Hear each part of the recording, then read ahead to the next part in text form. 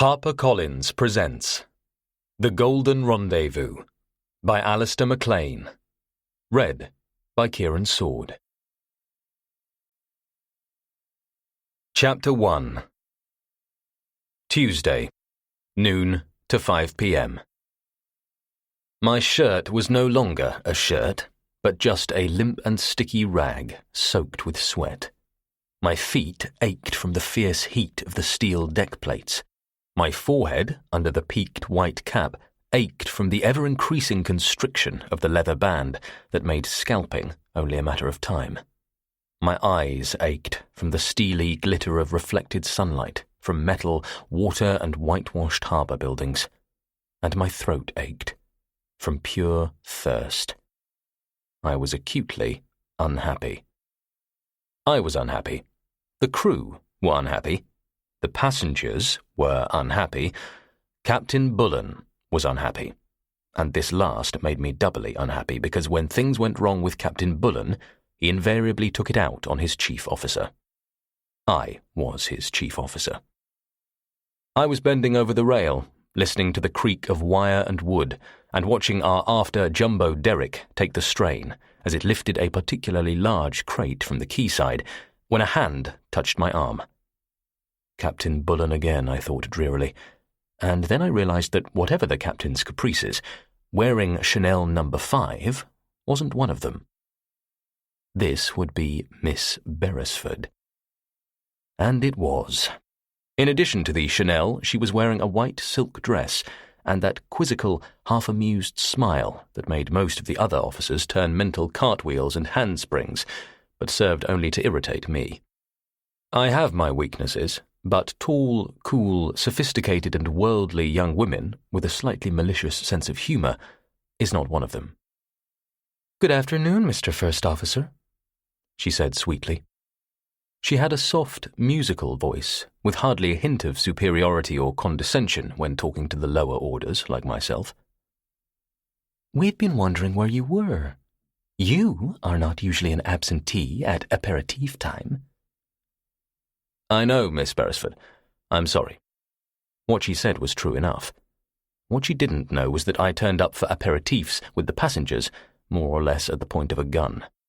Standing company orders stated that it was as much a part of the ship's officers' duties to entertain the passengers as to sail the ship, and as Captain Bullen loathed all passengers with a fierce and total loathing, he saw to it that most of the entertaining fell to me.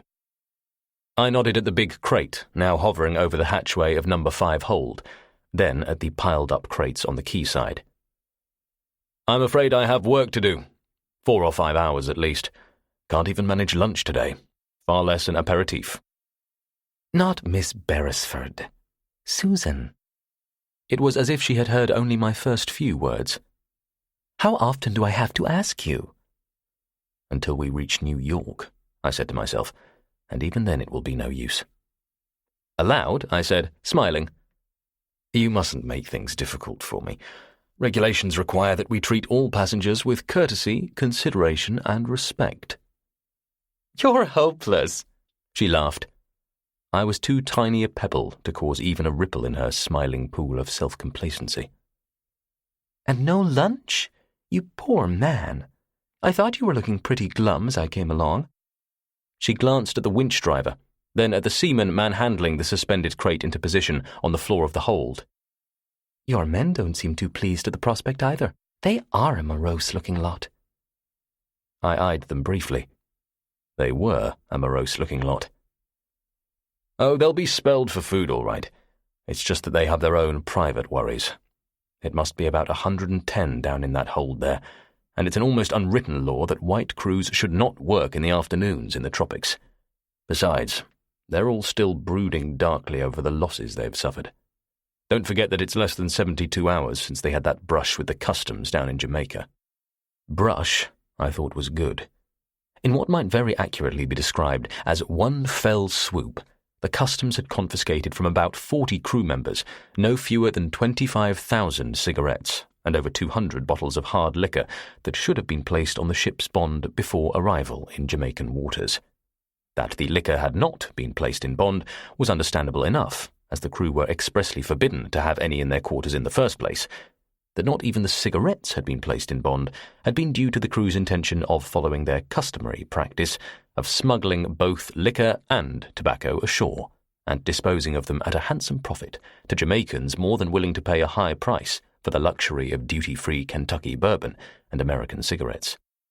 But then the crew had not been told that, for the first time in its 5 years' service on the West Indian run, the SS Campari was to be searched from stem to stern with a thorough ruthlessness that spared nothing that came in its path. A high and searching wind that swept the ship clean as a whistle. It had been a black day. And so was this. Even as Miss Beresford was patting me consolingly on the arm and murmuring a few farewell words of sympathy, which didn't go any too well with the twinkle in her eyes, I caught sight of Captain Bullen, perched on top of the companionway leading down from the main deck. Glowering would probably be the most apt term to describe the expression on his face. As he came down the companionway and past Miss Beresford, he made a heroic effort to twist his features into the semblance of a smile, and managed to hold it for all of 2 seconds until he had passed her by, then got back to his glowering again. For a man who is dressed in gleaming whites from top to toe, to give the impression of a black approaching thundercloud is no small feat, but Captain Bullen managed it without any trouble. He was a big man, 6'2" and very heavily built, with sandy hair and eyebrows, a smooth red face that no amount of sun could ever tan, and a clear blue eye that no amount of whiskey could ever dim. He looked at the quayside, the hold, and then at me, all with the same impartial disfavour. "Well, mister," he said heavily, "how's it going? Miss Beresford giving you a hand, eh?"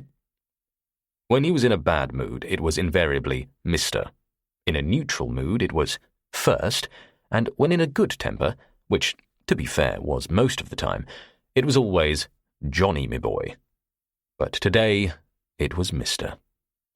I took my guard accordingly, and ignored the implied reproof of time-wasting. He would be gruffly apologetic the next day. He always was. "Not too bad, sir. Bit slow on the dockside." I nodded to where a group of men were struggling to attach chain slings to a crate that must have been at least 18 feet in length by 6 square. "I don't think the Carrassios stevedores are accustomed to handling such heavy lifts." He took a good look. "They couldn't handle a damned wheelbarrow," he snapped eventually. "Can you manage it by 6, mister?" 6 o'clock was an hour past the top of the tide, and we had to clear the harbour entrance sandbar by then, or wait another 10 hours. "I think so, sir." And then, to take his mind off his troubles, and also because I was curious, asked, "What are in those crates? Motor cars?" "Motor cars? Are you mad?" His cold blue eyes swept over the whitewashed jumble of the little town and the dark green of the steeply rising forested hills behind. "This lot couldn't build a rabbit hutch for export, far less a motor car. Machinery, so the bills of lading say. Dynamos, generators, refrigerating, air conditioning and refining machinery. For New York." "Do you mean to tell me," I said carefully, "that the Generalissimo, having successfully completed the confiscation of all the American sugar refining mills, is now dismantling them and selling the machinery back to the Americans? Barefaced theft like that?" "Petty larceny on the part of the individual is theft," Captain Bullen said morosely. "When governments engage in grand larceny, it's economics." The Generalissimo and his government must be pretty desperate for money. "What do you think?" Bullen growled. "No one knows how many were killed in the capital and a dozen other towns in Tuesday's hunger riots. Jamaican authorities reckon the number is in the hundreds. Since they turfed out most foreigners and closed down or confiscated nearly all foreign businesses, they haven't been able to earn a penny abroad. The coffers of the revolution are as empty as a drum. Man's completely desperate for money." He turned away and stood staring out over the harbour, big hands wide-spaced on the guardrail, his back ramrod stiff. I recognised the sign. After 3 years of sailing with him, it would have been impossible not to. There was something he wanted to say. There was some steam he wanted to blow off, and no better outlet than that tried and trusty relief valve, Chief Officer Carter. Only whenever he wished to blow off steam, it was a matter of personal pride with him never to bring the matter up himself. It was no great trick to guess what was troubling him, so I obliged. I said conversationally, "The cables we sent to London, sir. Any reply to them yet?" "Just 10 minutes ago." He turned round casually, as if the matter had already slipped his memory, but the slight purpling tinge in the red face betrayed him, and there was nothing casual about his voice when he went on. "Slapped me down, mister. That's what they did. Slapped me down. My own company. And the Ministry of Transport. Both of them. Told me to forget about it. Said my protests were completely out of order, warned me of the consequences of future lack of cooperation with the appropriate authorities, whatever the hell appropriate authorities might be. Me, my own company. 35 years I've sailed with the Blue Mail Line, and now... His fists clenched, and his voice choked into fuming silence. "So there was someone bringing very heavy pressure to bear after all," I murmured. "There was, mister. There was." The cold blue eyes were very cold indeed, and the big hands opened wide, then closed, tight, till the ivory showed. Bullen was a captain, but he was more than that. He was the Commodore of the Blue Mail Fleet, and even the board of directors walk softly when the fleet Commodore is around. At least, they don't treat him like an office boy. He went on softly. "If ever I get my hands on Dr. Slingsby Caroline, I'll break his bloody neck." Captain Bullen would have loved to get his hands on the oddly named Dr. Slingsby Caroline. Tens of thousands of police, government agents, and American servicemen engaged in the hunt for him would also have loved to get their hands on him. So would millions of ordinary citizens, if for no other reason than the excellent one that there was a reward of $50,000 for information leading to his capture. But the interest of Captain Bullen and the crew of the Campari was even more personal. The missing man was very much the root of all our troubles. Dr. Slingsby Caroline had vanished, appropriately enough, in South Carolina. He had worked at a U.S. government's very hush-hush weapons research establishment, south of the town of Columbia, an establishment concerned with the evolving, as had only become known in the past week or so, of some sort of small fission weapon for use by either fighter planes or mobile rocket launchers in local tactical nuclear wars.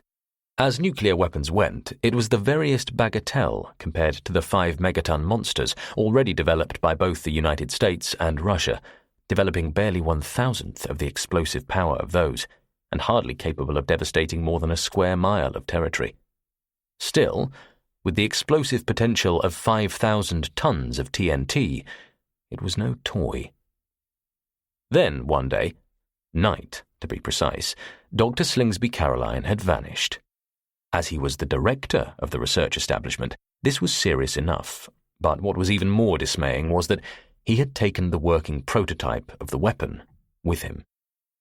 He had apparently been surprised by 2 of the night guards at the plant and had killed them both, presumably with a silenced weapon, since no one heard or suspected anything amiss. He had driven through the plant gates about 10 o'clock at night at the wheel of his own blue Chevrolet station wagon, the guards at the gate recognizing both the car and their own chief, and knowing that he habitually worked until a late hour, had waved him on without a second glance. And that was the last anyone had ever seen of Dr. Caroline, or the Twister, as the weapon, for some obscure reason, had been named.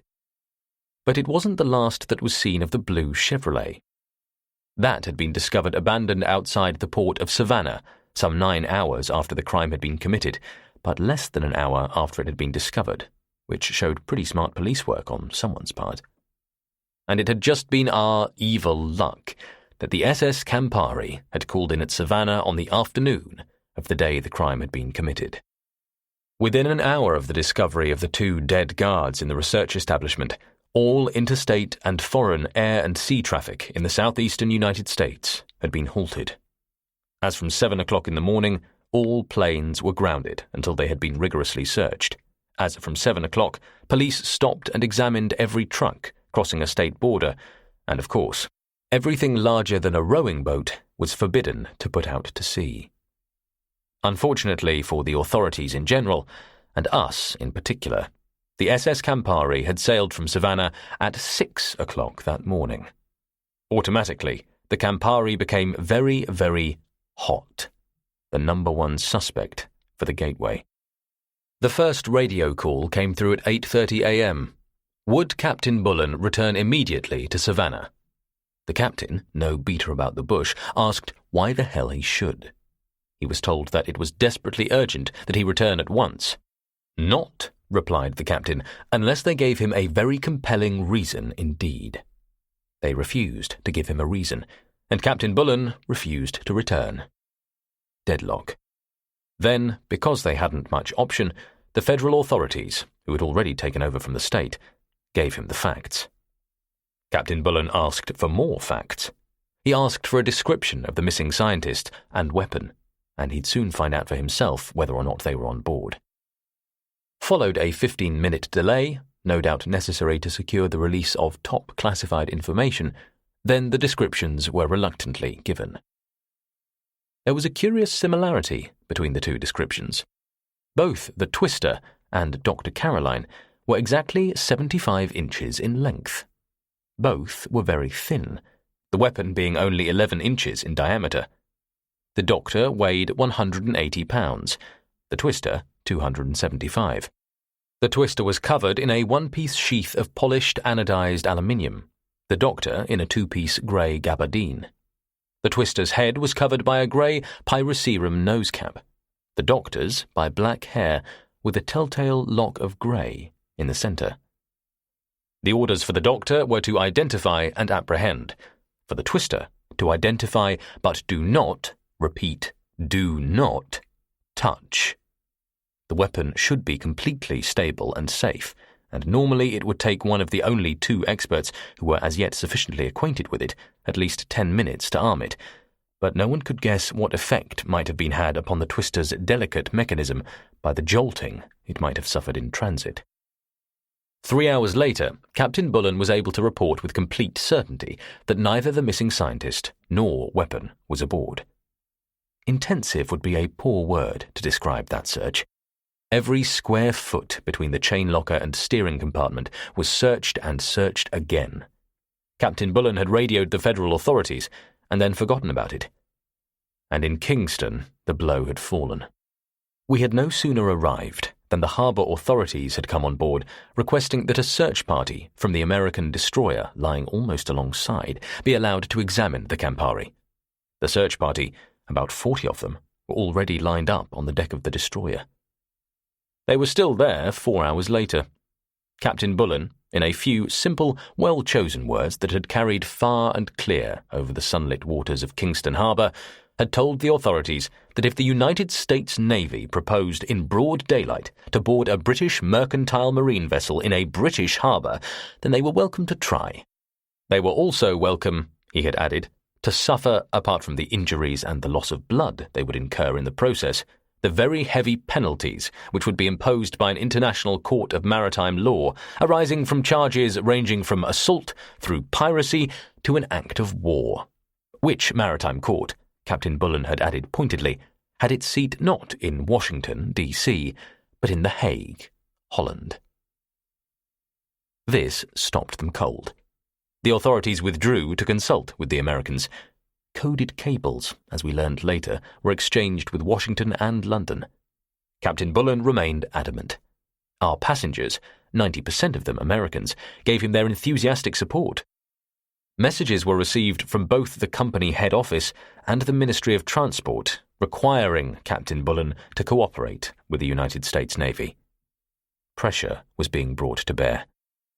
Bullen tore the messages up, seized the offer of the local Marconi agent to give the radio equipment an overdue check-up as a heaven-sent excuse to take the wireless officers off watch, and told the quartermaster at the gangway to accept no more messages.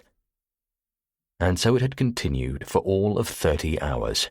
And, because troubles never come singly, it was on the morning following our arrival that the Harrisons and Curtises, Related families who occupied the forward 2 suites on A deck received cables with the shocking news that members of both families had been fatally involved in a car crash and left that afternoon. Black gloom hung heavy over the Campari.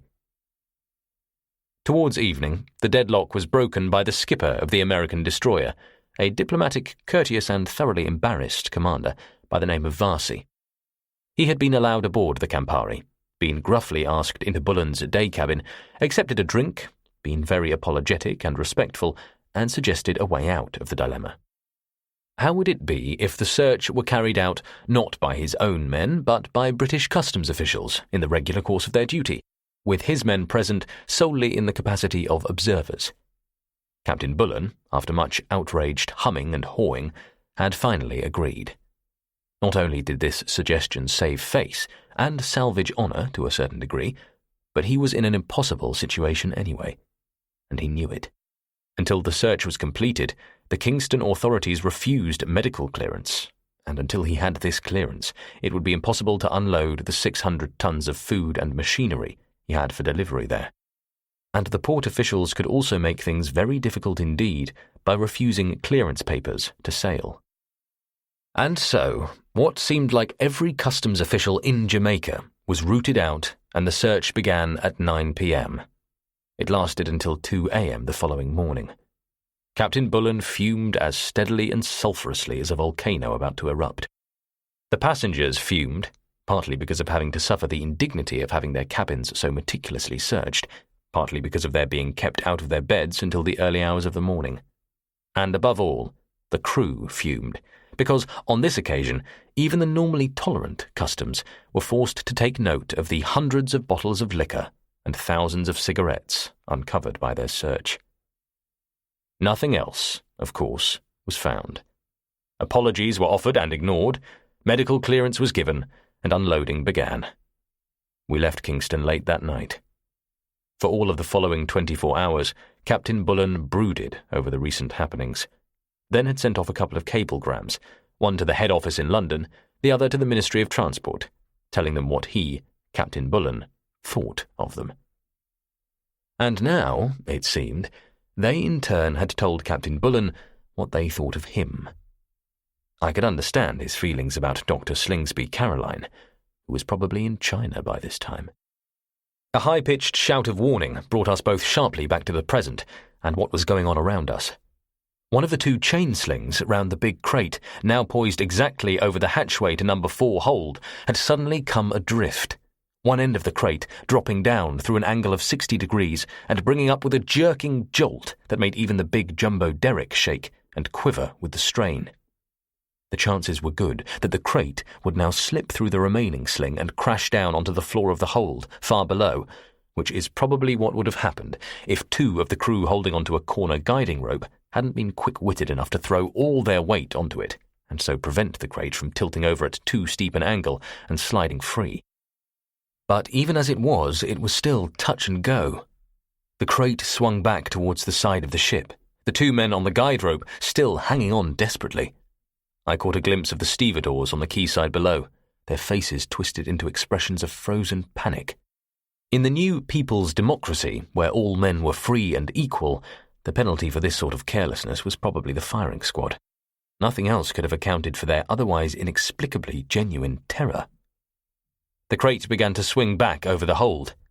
I yelled to the men beneath to run clear, and simultaneously gave the signal for emergency lowering.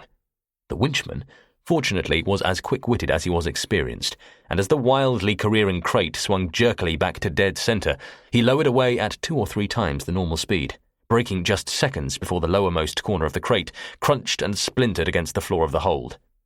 Moments later, the entire length of the crate was resting on the bottom. Captain Bullen fished a handkerchief from his drills, removed his gold-braided cap and slowly mopped his sandy hair and sweating brow.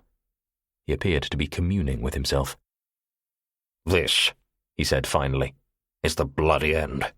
Captain Bullen in the doghouse, the crew sore as hell, the passengers hopping mad, 2 days behind schedule, searched by the Americans from truck to keelson like a contraband runner, now probably carrying contraband, No sign of our latest bunch of passengers.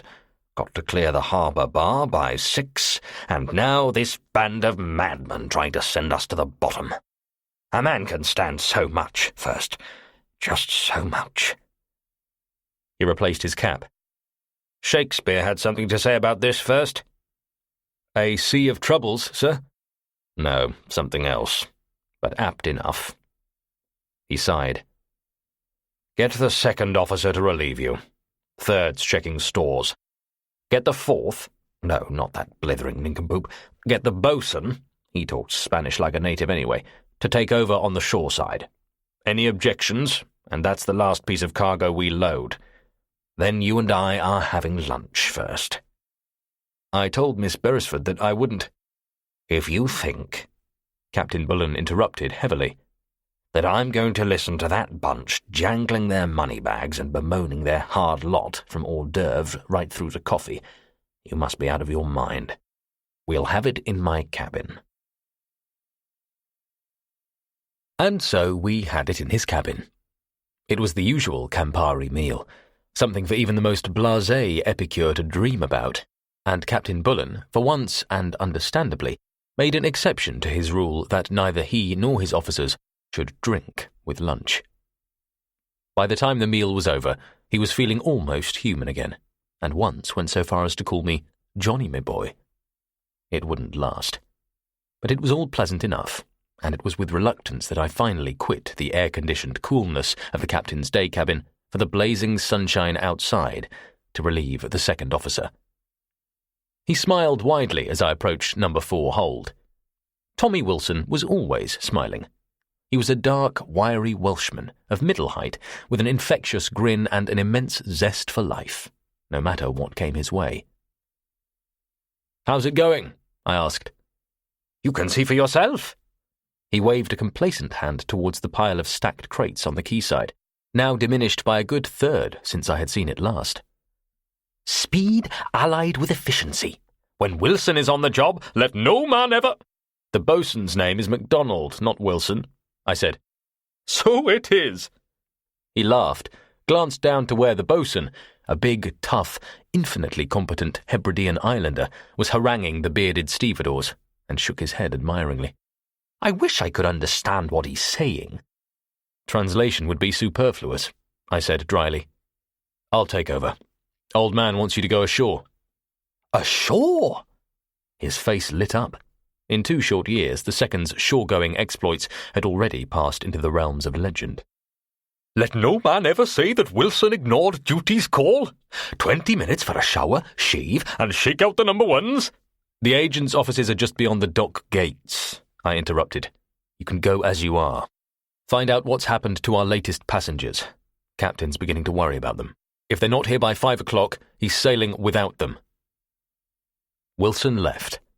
The sun started westering, but the heat stayed as it was. Thanks to MacDonald's competence and uninhibited command of the Spanish language, the cargo on the quayside steadily and rapidly diminished. Wilson returned to report no sign of our passengers. The agent had been very nervous indeed. They were important people, Signor, very, very important. One of them was the most important man in the whole province of Camafuegos. A jeep had already been dispatched westwards along the coast to look for them. It sometimes happened, the Signor understood, that a car spring would go, or a shock absorber snap. When Wilson had innocently inquired if this was because the revolutionary government had no money left to pay for the filling in of the enormous potholes in the roads, the agent had become even more nervous, and said indignantly that it was entirely the fault of the inferior metal those perfidious Americanos used in the construction of their vehicles. Wilson said he had left with the impression that Detroit had a special assembly line exclusively devoted to turning out deliberately inferior cars, destined solely for this particular corner of the Caribbean. Wilson went away. The cargo continued to move steadily into number 4 hold. About 4 o'clock in the afternoon, I heard the sound of the clashing of gears and the asthmatic wheezing of what sounded like a very elderly engine indeed. This, I thought, would be the passengers at last. But no, what clanked into view round the corner of the dock gate was a dilapidated truck with hardly a shred of paint left on the bodywork, white canvas showing on the tires, and the engine hood removed to reveal what looked, from my elevation, like a solid block of rust. One of the special Detroit jobs, probably. On its cracked and splintered platform, it carried 3 medium-sized crates, freshly boxed and metal-banded. Wrapped in a blue haze from the staccato backfiring of its exhaust, vibrating like a broken tuning fork, and rattling in every bolt in its superannuated chassis, the truck trundled heavily across the cobbles and pulled up not 5 paces from where MacDonald was standing.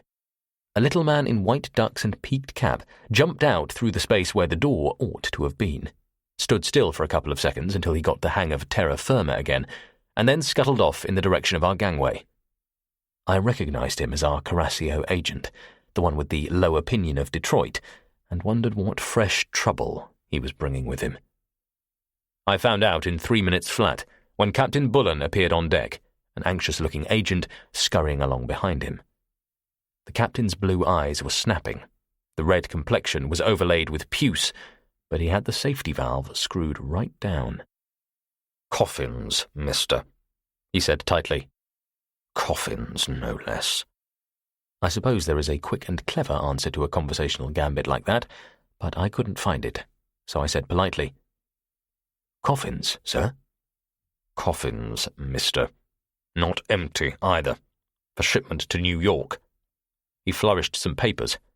Authorizations, shipping notes, everything in order, including a sealed request signed by no less than the ambassador. 3 of them. 2 British, 1 American subjects, killed in the hunger riots. "The crew won't like it, sir," I said, "especially the Goanese stewards. You know their superstitions and how—" "It will be all right, senor," the little man in white broke in hurriedly. Wilson had been right about the nervousness, but there was more to it than that. There was a strange overlay of anxiety that came close to despair. "We have arranged—" "Shut up," Captain Bullen said shortly. "No need for the crew to know, mister, or the passengers." You could see they were just a careless afterthought. "Coffins are boxed. That's them on the truck there." "Yes, sir. Killed in the riots. Last week."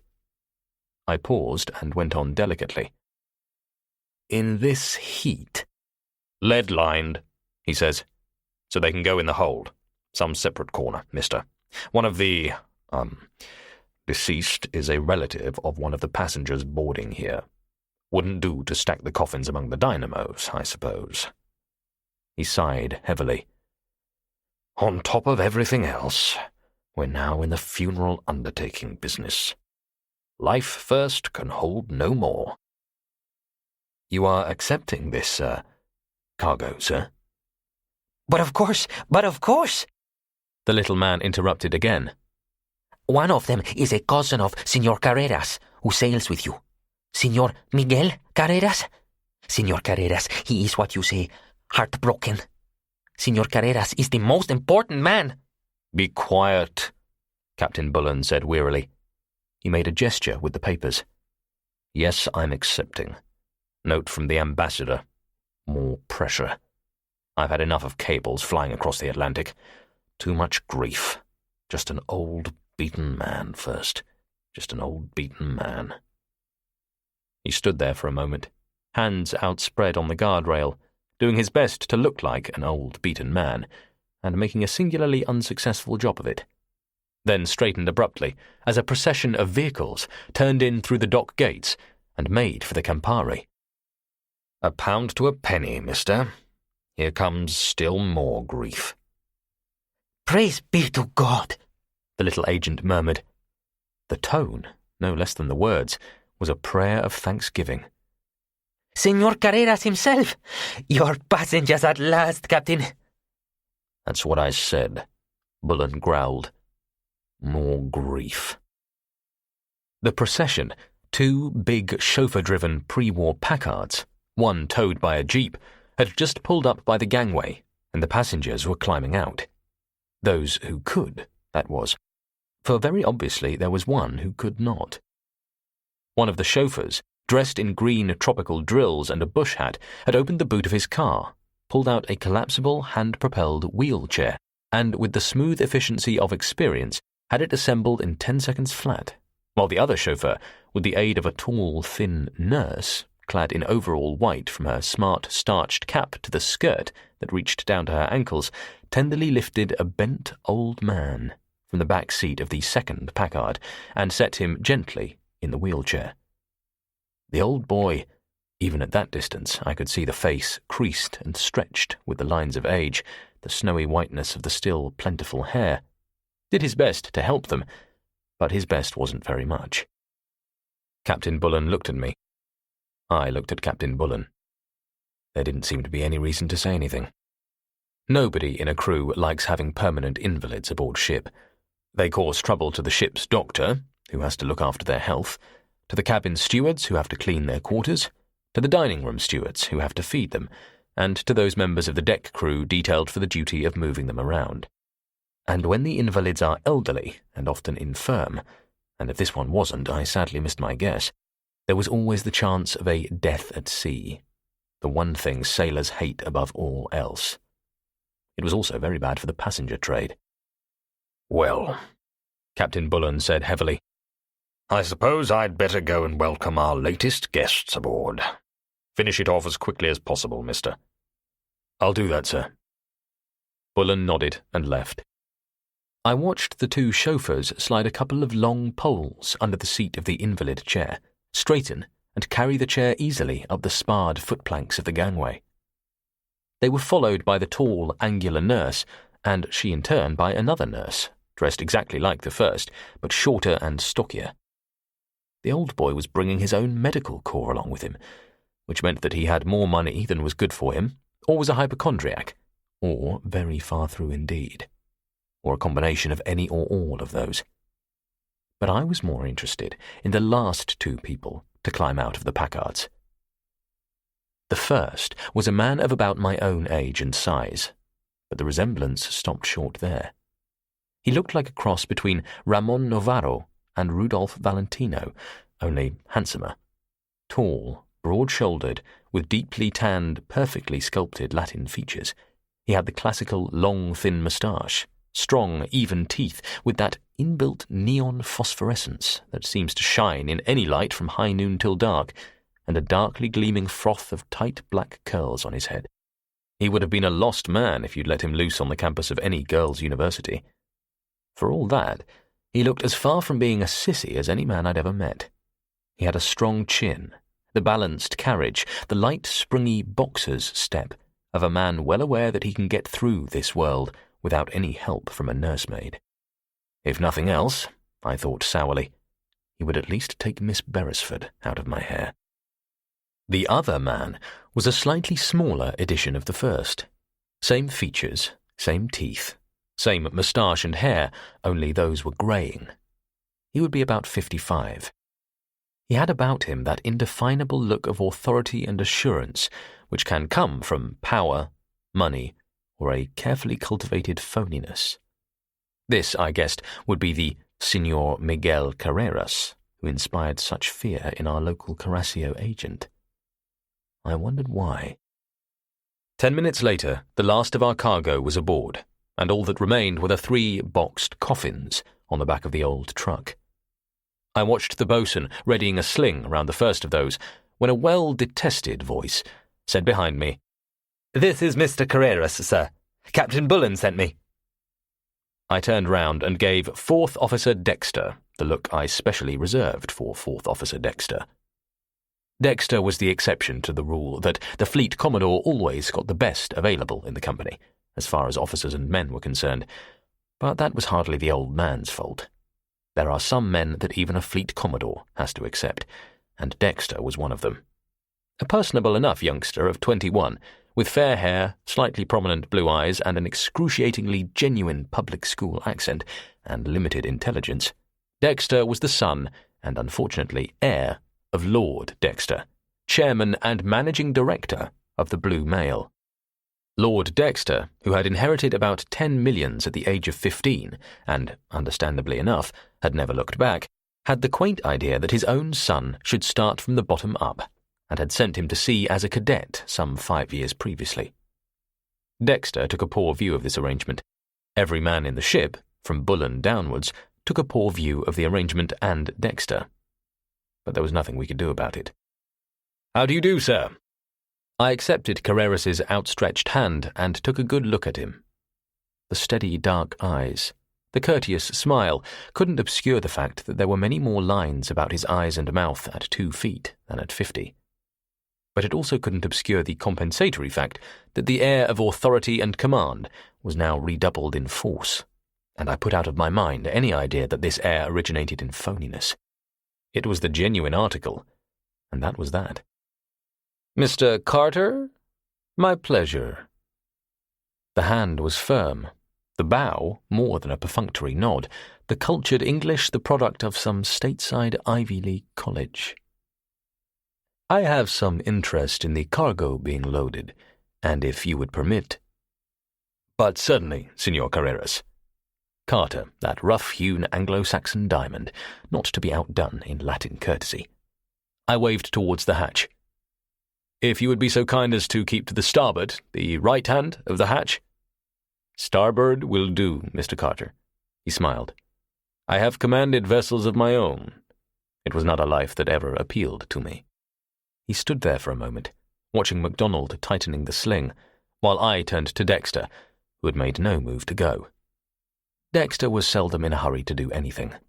He had a remarkably thick skin. "What are you on now, Fourth?" I inquired. "Assisting Mr. Cummings." That meant he was unemployed. Cummings, the purser, was an extraordinarily competent officer who never required help. He had only one fault, brought on by years of dealing with passengers. He was far too polite, especially to Dexter. I said, "Those charts we picked up in Kingston, you might get on with the corrections, will you?" Which meant that he would probably land us on a reef off the Great Bahamas in a couple of days' time. "But Mr. Cummings is expecting—" "The charts, Dexter." He looked at me for a long moment, his face slowly darkening, then spun on his heel and left. I let him go 3 paces, then said, not loudly, "Dexter." He stopped, then turned slowly. "The charts, Dexter." I repeated. He stood there for maybe 5 seconds, eyes locked on mine, then broke his gaze. "Aye, aye, sir." The accent on the "sir" was faint but unmistakable. He turned again and walked away, and now the flush was round the back of his neck, his back ramrod stiff. Little I cared. By the time he sat in the chairman's seat, I'd have long since quit. I watched him go, then turned to see Carreras looking at me with a slow, still speculation in the steady eyes. He was putting Chief Officer Carter in the balance and weighing him, but whatever figures he came up with, he kept to himself, for he turned away without any haste and made his way across to the starboard side of number 4 hold. As I turned, I noticed for the first time the very thin ribbon of black silk stitched across the left lapel of his grey tropical suit. It didn't seem to go any too well with the white rose he wore in his buttonhole, but maybe the two of them together were recognised as a sign of mourning in those parts. And it seemed very likely, for he stood there perfectly straight, almost at attention, his hands loosely by his sides as the 3 crated coffins were hoisted inboard. When the 3rd crate came swinging in over the rail, he removed his hat casually, as if to get the benefit of the light breeze that had just sprung up from the north, the direction of the open sea, and then, looking around him almost furtively, lifted his right hand under the cover of the hat held in his left, and made a quick abbreviated sign of the cross. Even in that heat, I could feel the cold cat's paw of a shiver brush lightly across my shoulders. I don't know why. Not even by the furthest stretch of imagination could I visualize that prosaic hatchway giving on number 4 hold as an open grave. One of my grandmothers was Scots. Maybe I was psychic or had the second sight, or whatever it was they called it up in the Highlands. Or maybe I had just lunched too well. Whatever might have upset me, it didn't seem to have upset Signor Carreras. He replaced his hat as the last of the crates touched lightly on the floor of the hold, stared down at it for a few seconds, then turned and made his way forward, lifting his hat again and giving me a clear, untroubled smile as he came by. For want of anything better to do, I smiled back at him. 5 minutes later, the ancient truck, the 2 Packards, the jeep and the last of the stevedores were gone, and MacDonald was busy supervising the placing of the battens on number 4 hold. By 5 o'clock, a whole hour before deadline, and exactly on the top of the tide, the SS Campari was steaming slowly over the bar to the north of the harbour, then west-northwest into the setting sun, carrying with it its cargo of crates and machinery and dead men, its fuming captain, disgruntled crew, and thoroughly outraged passengers. At 5 o'clock on that brilliant June evening, it was not what one might have called a happy ship. Chapter 2. Tuesday, 8 p.m. to 9:30 p.m. By 8 o'clock that night, cargo, crates and coffins were presumably just as they had been at 5 o'clock, but among the living cargo, the change for the better, from deep discontent to something closely approaching light-hearted satisfaction, was marked and profound. There were reasons for this, of course. In Captain Bullen's case, he twice called me Johnny, my boy, as he sent me down for dinner. It was because he was clear of what he was pleased to regard as the pestiferous port of Carrassio, because he was at sea again, because he was on his bridge again, and because he had thought up an excellent reason for sending me below, while he remained on the bridge, thus avoiding the social torture of having to dine with the passengers. In the crew's case, it was because the captain had seen fit, partly out of a sense of justice and partly to repay the head office for the indignities they had heaped on him, to award them all many more hours overtime pay than they were actually entitled to for their off-duty labours in the past 3 days. And in the case of the officers and passengers, it was simply because there are certain well-defined fundamental laws of human nature, and one of them was that it was impossible to be miserable for long aboard the SS Campari. As a vessel with no regular ports of call, with only very limited passenger accommodation and capacious cargo holds that were seldom far from full, the SS Campari could properly be classed as a tramp ship, and indeed was so classed in the Blue Mail's travel brochures. But as the brochures pointed out with a properly delicate restraint, in keeping with the presumably refined sensibilities of the extraordinarily well-heeled clientele it was addressing, the SS Campari was no ordinary tramp ship. Indeed, it was no ordinary ship in any sense at all. It was, as the brochure said, simply, quietly, without any pretentiousness, and in exactly those words, a medium-sized cargo vessel offering the most luxurious accommodation and finest cuisine of any ship in the world today. The only thing that prevented all the great passenger shipping companies from the Cunard White Star downwards from suing the Blue Mail for this preposterous statement was the fact that it was perfectly true. It was the chairman of the Blue Mail, Lord Dexter, who had obviously kept all his brains to himself and refrained from passing any on to his son, our current 4th officer, who had thought it up. It was, as all his competitors, who were now exerting themselves strenuously to get into the act, admitted, a stroke of pure genius. Lord Dexter concurred. It had started off simply enough in the early 50s, with an earlier Blue Mail vessel, the SS Brandywine. For some strange whimsy, explicable only on a psychoanalyst's couch, Lord Dexter himself, a rabid teetotaler, had elected to name his various ships after divers wines and other spirituous liquors.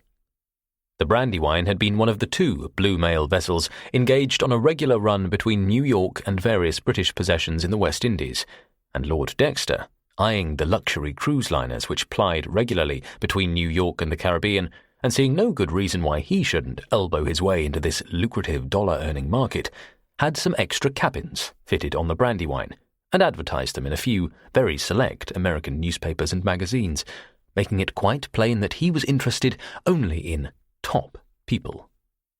Among the attractions offered had been a complete absence of bands, dances, concerts, fancy dress balls, swimming pools, tombola, deck games, sightseeing, and parties. Only a genius could have made such desirable and splendidly resounding virtues out of things he didn't have anyway.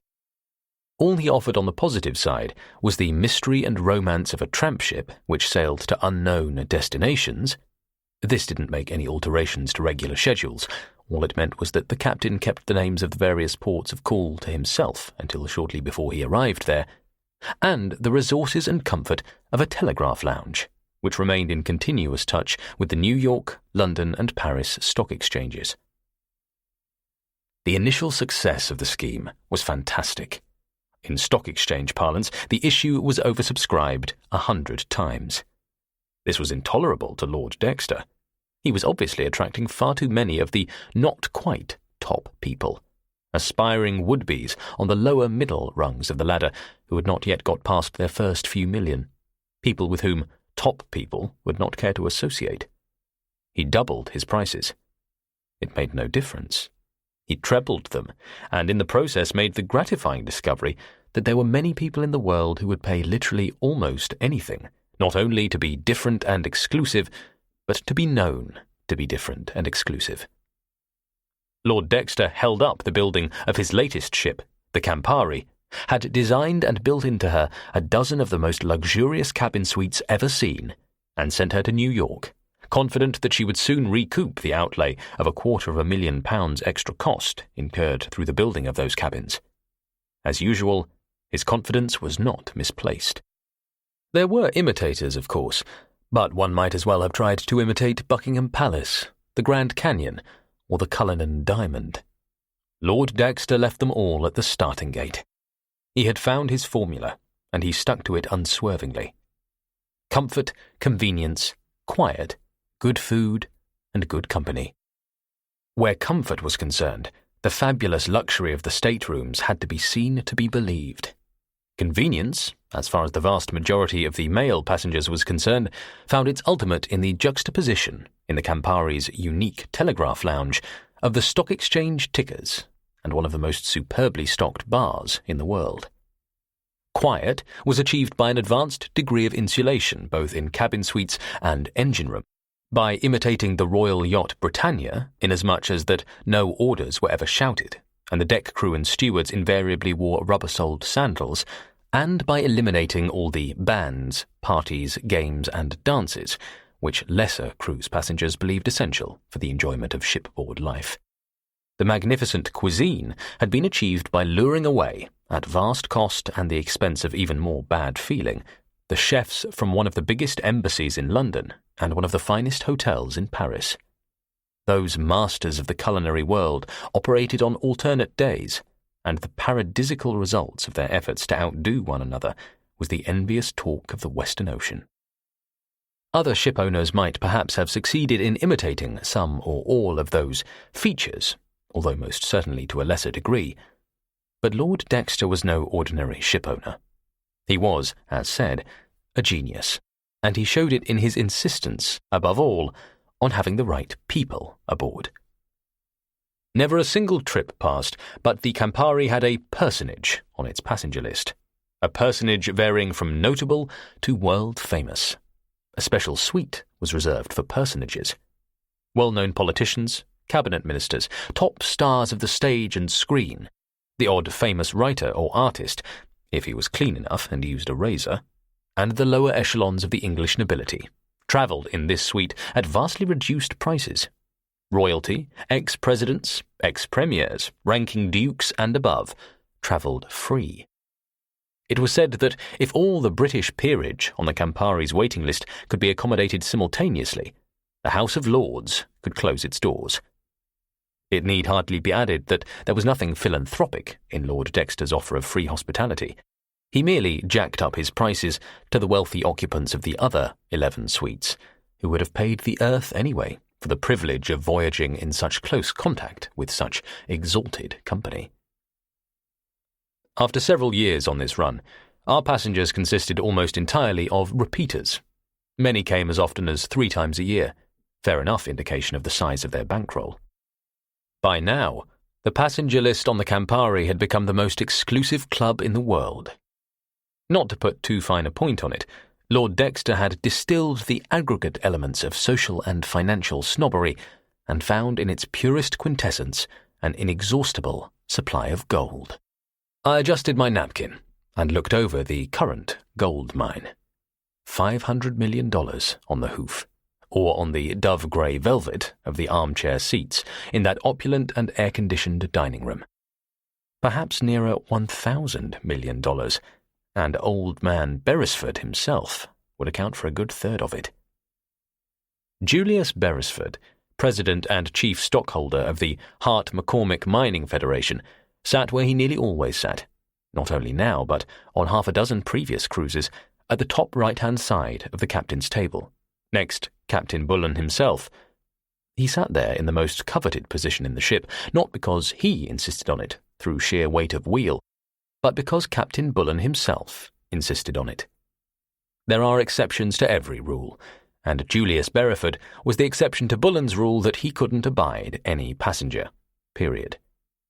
Beresford, a tall, thin, relaxed man with tufted black eyebrows, a horseshoe ring of greying hair fringed the sunburnt baldness of his head, and lively hazel eyes, twinkling in the lined brown leather of his face, came along only for the peace, comfort, and food. The company of the great left him cold, a fact vastly appreciated by Captain Bullen, who shared his sentiments exactly. Beresford, sitting diagonally across from my table, caught my eye. "Evening, Mr. Carter."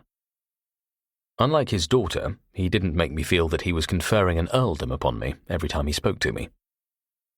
"Splendid to be at sea again, isn't it? And where's our captain tonight?"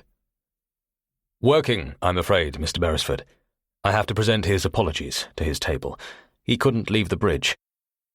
"On the bridge?" Mrs. Beresford, seated opposite her husband, twisted round to look at me. "I thought you were usually on watch at this hour, Mr. Carter." "I am." I smiled at her. Plump, bejewelled, overdressed, with dyed blonde hair but still beautiful at 50, Mrs. Beresford bubbled over with good humour and laughter and kindness. This was only her first trip, but Mrs. Beresford was already my favourite passenger. I went on. "But there are so many chains of islets, reefs and coral keys hereabouts that Captain Bullen prefers to see to the navigation himself." I didn't add, as I might have done, that had it been in the middle of the night and all the passengers safely in their beds, Captain Bullen would have been in his also, untroubled by any thoughts about his chief officer's competence. "But I thought a chief officer was fully qualified to run a ship." Miss Beresford, needling me again, sweet smiling, the momentarily innocent clear green eyes almost too big for the delicately tanned face. "In case anything went wrong with the captain, I mean. You must hold a master's certificate, mustn't you?" "I do. I also hold a driver's license, but you wouldn't catch me driving a bus in the rush hour in downtown Manhattan." Old man Beresford grinned. His wife smiled. Miss Beresford regarded me thoughtfully for a moment, then bent to examine her hors d'oeuvre, showing the gleaming auburn hair, cut in a bouffant style that looked as if it had been achieved with a garden rake and a pair of secateurs, but had probably cost a fortune. The man by her side wasn't going to let it go so easily, though. He laid down his fork, raised his thin, dark head until he had me more or less sighted along his aquiline nose, and said in his clear, high, drawling voice, "Oh, come now, chief officer. I don't think the comparison is very apt at all." The chief officer was to put me in my place. The Duke of Hartwell spent a great deal of his time aboard the Campari in putting people in their places, which was pretty ungrateful of him considering that he was getting it all for free. He had nothing against me personally. It was just that he was publicly lending Miss Beresford his support. Even the very considerable sums of money earned by inveigling the properly respectful lower classes into viewing his stately home at 2 and 6 a time were making only a slight dent on the crushing burden of death duties, whereas an alliance with Miss Beresford would solve his difficulties for ever and ever. Things were being complicated for the unfortunate Duke by the fact that though his intellect was bent on Miss Beresford, his attentions and eyes were for the most part on the extravagantly opulent charms and undeniable beauty of the platinum blonde and oft-divorced cinema actress who flanked him on the other side. "I don't suppose it is, sir," I acknowledged. Captain Bullen refused to address him as Your Grace, and I'd be damned if I'd do it either. "But the best I could think up on the spur of the moment." He nodded as though satisfied, and returned to attack his hors d'oeuvre. Old Beresford eyed him speculatively, Mrs. Beresford half-smilingly, Miss Harcourt, the cinema actress, admiringly, while Miss Beresford herself just kept on treating us to an uninterrupted view of the Auburn bouffon. The courses came and went. Antoine was on duty in the kitchen that night, and you could almost reach out and feel the blissful hush that descended on the company. Velvet-footed Goanese waiters moved soundlessly on the dark grey pile of the Persian carpet. Food appeared and vanished as if in a dream. An arm always appeared at the precisely correct moment with the precisely correct wine. But never for me. I drank soda water. It was in my contract. The coffee appeared. This was the moment when I had to earn my money. When Antoine was on duty and on top of his form, conversation was a desecration, and a hallowed hush of appreciation, an almost cathedral ecstasy, was the correct form. But about 40 minutes of this rapturous silence was about par for the course. It couldn't, and never did, go on. I never yet met a rich man, or woman for that matter, who didn't list talking, chiefly and preferably about themselves, as among their favourite occupations. And the prime target for their observations was invariably the officer who sat at the head of the table. I looked round ours and wondered who would start the ball rolling. Miss Harbride, her original Central European name was unpronounceable, thin, scrawny, 60-ish and tough as whalebone, who had made a fortune out of highly expensive and utterly worthless cosmetic preparations which she wisely refrained from using on herself. Mr. Greenstreet, her husband, a grey anonymity of a man with a grey sunken face, who had married her for heaven only knew what reason, for he was a very wealthy man in his own right. Tony Carreras, his father, Miguel Carreras. There should have been a sixth at my table, to replace the Curtis family of three who, along with the Harrisons, had been so hurriedly called home from Kingston. But the old man who had come aboard in his bath chair was apparently to have his meals served in his cabin during the voyage, with his nurses in attendance. 4 men and 1 woman. It made an ill-balanced table. Signor Miguel Carreras spoke first. "The Campari's prices, Mr. Carter, are quite atrocious," he said calmly. He puffed appreciatively at his cigar. "Robbery on the high seas would be a very fitting description. On the other hand, the cuisine is as claimed. You have a chef of divine gifts." "From all accounts, sir, divine is just about right. Experienced travellers who have stayed in the best hotels on both sides of the Atlantic maintain that Antoine has no equal in either Europe or America, except perhaps Enriquez." "Enriquez?" "Our alternate chef. He's on tomorrow." "Do I detect a certain immodesty, Mr. Carter, in advancing the claims of the Campari?" There was no offence meant, not with that smile. "I don't think so, sir. But the next 24 hours will speak for themselves, and Enriquez better than I can." "Touché." He smiled again and reached for the bottle of Remy Martin. The waiters vanished at coffee time. "And the prices?" "They're terrible," I agreed.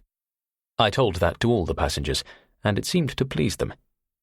"We offer what no other ship in the world offers, but the prices are still scandalous. At least a dozen people in this room at this very moment have told me that, and most of them are here for at least their 3rd trip." "You make your point, Mr. Carter." It was Tony Carreras speaking, and his voice was as one might have expected, slow, controlled, with a deep, resonant timbre. He looked at his father. "Remember the waiting list at the Blue Mail's offices?" "Indeed. We were pretty far down the list. And what a list. Half the millionaires in Central and South America. I suppose we may consider ourselves fortunate, Mr. Carter, in that we were the only ones able to accept at such short notice after the sudden departure of our predecessors in Jamaica. Can you give us any idea of our itinerary?" "That's supposed to be one of the attractions, sir. No set itinerary. Our schedule largely depends on the availability and destination of cargoes. One thing certain, we're going to New York.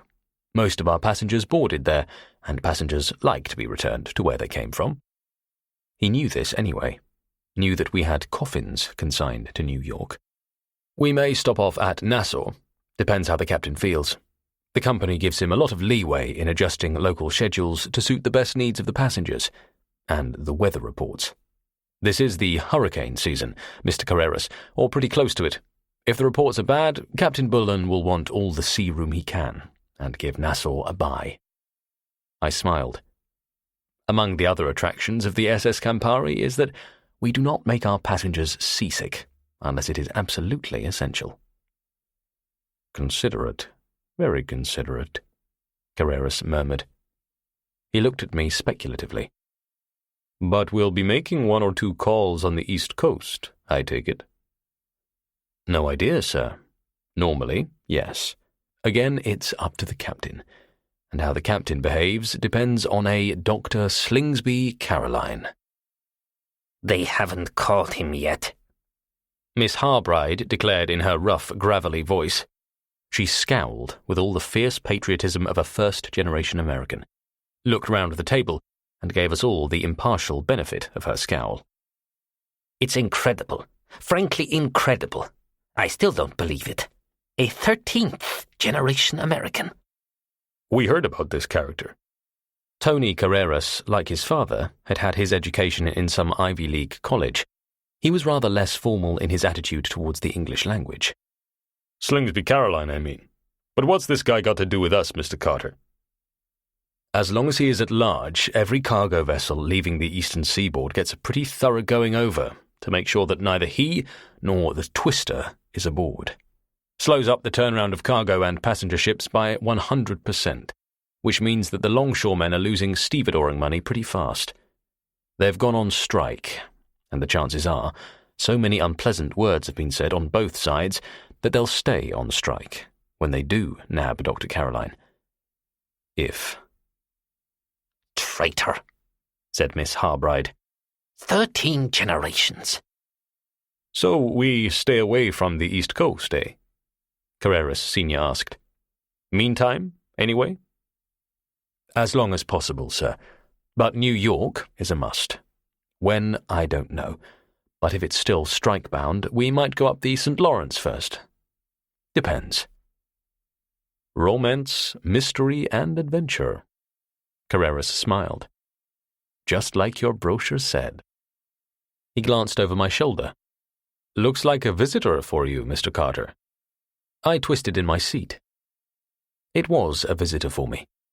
Rusty Williams, Rusty from his shock of flaming hair, was advancing towards me, whites immaculately pressed, uniform cap clasped stiffly under his left arm. Rusty was 16, our youngest cadet, desperately shy and very impressionable. "What is it, Rusty?" Age-old convention said that cadets should always be addressed by their surnames, but everyone called Rusty just that. It seemed impossible not to. "The captain's compliments, sir. Could he see you on the bridge, please, Mr. Carter?" "I'll be right up." Rusty turned to leave, and I caught the gleam in Susan Beresford's eye, a gleam that generally heralded some crack at my expense. This one, predictably, would be about my indispensability, about the distraught captain sending for his trusty servant when all was lost. And although I didn't think she was the sort of a girl to say it in front of a cadet, I wouldn't have wagered pennies on it. So I rose hastily to my feet, said, "Excuse me, Miss Harbride. Excuse me, gentlemen," and followed Rusty quickly out of the door into the starboard alleyway. He was waiting for me. "The captain is in his cabin, sir. He'd like to see you there." "What?" "You told me." "I know, sir. He told me to say that. Mr. Jamieson is on the bridge." George Jamieson was our third officer. "And Captain Bullen is in his cabin, with Mr. Cummings." I nodded and left. I remembered now that Cummings hadn't been at his accustomed table as I'd come out, although he'd certainly been there at the beginning of dinner. The captain's quarters were immediately below the bridge, and I was there in 10 seconds. I knocked on the polished teak door, heard a gruff voice, and went in. The Blue Mail certainly did its Commodore well. Even Captain Bullen, no admirer of the sybaritic life, had never been heard to complain of being pampered. He had a 3-room and bathroom suite, done in the best millionaire's taste, and his day cabin, in which I now was a pretty fair guide to the rest. Wine-red carpet that sunk beneath your feet, darkly crimson drapes, gleaming sycamore panelling, narrow oak beams overhead, oak and green leather for the chairs and settee. Captain Bullen looked up at me as I came in. He didn't have any of the signs of a man enjoying the comforts of home. "Something wrong, sir?" I asked. "Sit down." He waved to a chair and sighed. "There's something wrong, all right. Banana Legs Benson is missing. White reported it 10 minutes ago." Banana Legs Benson sounded like the name of a domesticated anthropoid, or, at best, like a professional wrestler on the small town circuits, but in fact it belonged to our very suave, polished, and highly accomplished head steward, Frederick Benson. Benson had the well-deserved reputation of being a very firm disciplinarian, and it was one of his disgruntled subordinates who, in the process of receiving a severe and merited dressing down, had noticed the negligible clearance between Benson's knees and rechristened him as soon as his back was turned. The name had stuck, chiefly because of its incongruity and utter unsuitability. White was the assistant chief steward. I said nothing. Bullen didn't appreciate anyone, especially his officers, indulging in double takes, exclamations, or fatuous repetition. Instead, I looked at the man seated across the table from the captain. Howard Cummings. Cummings, the purser, a small, plump, amiable, and infinitely shrewd Irishman, was, next to Bullen, the most important man on the ship. No one questioned that, though Cummings himself gave no sign that this was so. On a passenger ship, a good purser is worth his weight in gold, and Cummings was a pearl beyond any price. In his 3 years on the Campari, friction and trouble among, and complaints from, the passengers had been almost completely unknown. Howard Cummings was a genius in mediation, compromise, the soothing of ruffled feelings, and the handling of people in general. Captain Bullen would as soon have thought of cutting off his right hand as of trying to send Cummings off the ship. I looked at Cummings for 3 reasons. He knew everything that went on the Campari, from the secret takeover bids being planned in the telegraph lounge to the heart troubles of the youngest stoker in the boiler room. He was the man ultimately responsible for all the stewards aboard the ship. And finally, he was a close personal friend of Banana Legs. Cummings caught my look and shook his dark head. "Sorry, Johnny. I'm as much in the dark as you. I saw him shortly before dinner, about 10 to 8 it would have been, when I was having a noggin with the paying guests." Cummings's noggin came from a special whiskey bottle filled only with ginger ale. "We'd White up here just now. He says he saw Benson in cabin suite 6, fixing it for the night, about 8:20, half an hour ago. No, nearer 40 minutes now. He expected to see him shortly afterwards, because for every night for the past couple of years, whenever the weather was good, Benson and White have had a cigarette together on deck when the passengers were at dinner." "Regular time?" I interrupted. "Very. 8:30, near enough. Never later than 8:35. But not tonight. At 8:40, White went to look for him in his cabin. No sign of him there. Organised half a dozen stewards for a search, and still nothing doing. He sent for me, and I came to the captain." And the captain sent for me, I thought. Send for old trusty Carter when there's dirty work on hand. I looked at Bullen.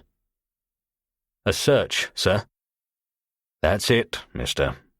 Damned nuisance. Just one damned thing after another. Quietly, if you can." "Of course, sir. Can I have Wilson, the boatswain, some stewards, and ABs?" "You can have Lord Dexter and his board of directors, just so long as you find Benson," Bullen grunted. "Yes, sir." I turned to Cummings. "Didn't suffer from any ill health, did he?" Liable to dizziness, faintness, heart attacks, that sort of thing? Flat feet was all. Cummings smiled.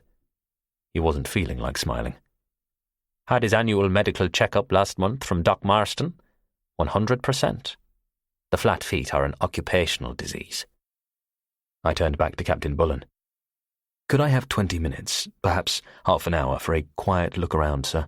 First, with Mr. Cummings. Your authority to look anywhere, sir. Within reason, of course. Everywhere, I insisted. Or I'm wasting my time. You know that, sir. My God! And it's only a couple of days since that Jamaican lot. Remember how our passengers reacted to the customs and American Navy going through their cabins? The board of directors are going to love this. He looked up wearily. I suppose you are referring to the passengers' quarters? We'll do it quietly, sir. 20 minutes, then. You'll find me on the bridge. Don't tramp on any toes, if you can help it. We left, dropped down to A deck, and made a right-left turn into the 100-foot central passageway between the cabin suites on A deck. There were only 6 of those suites, 3 on each side.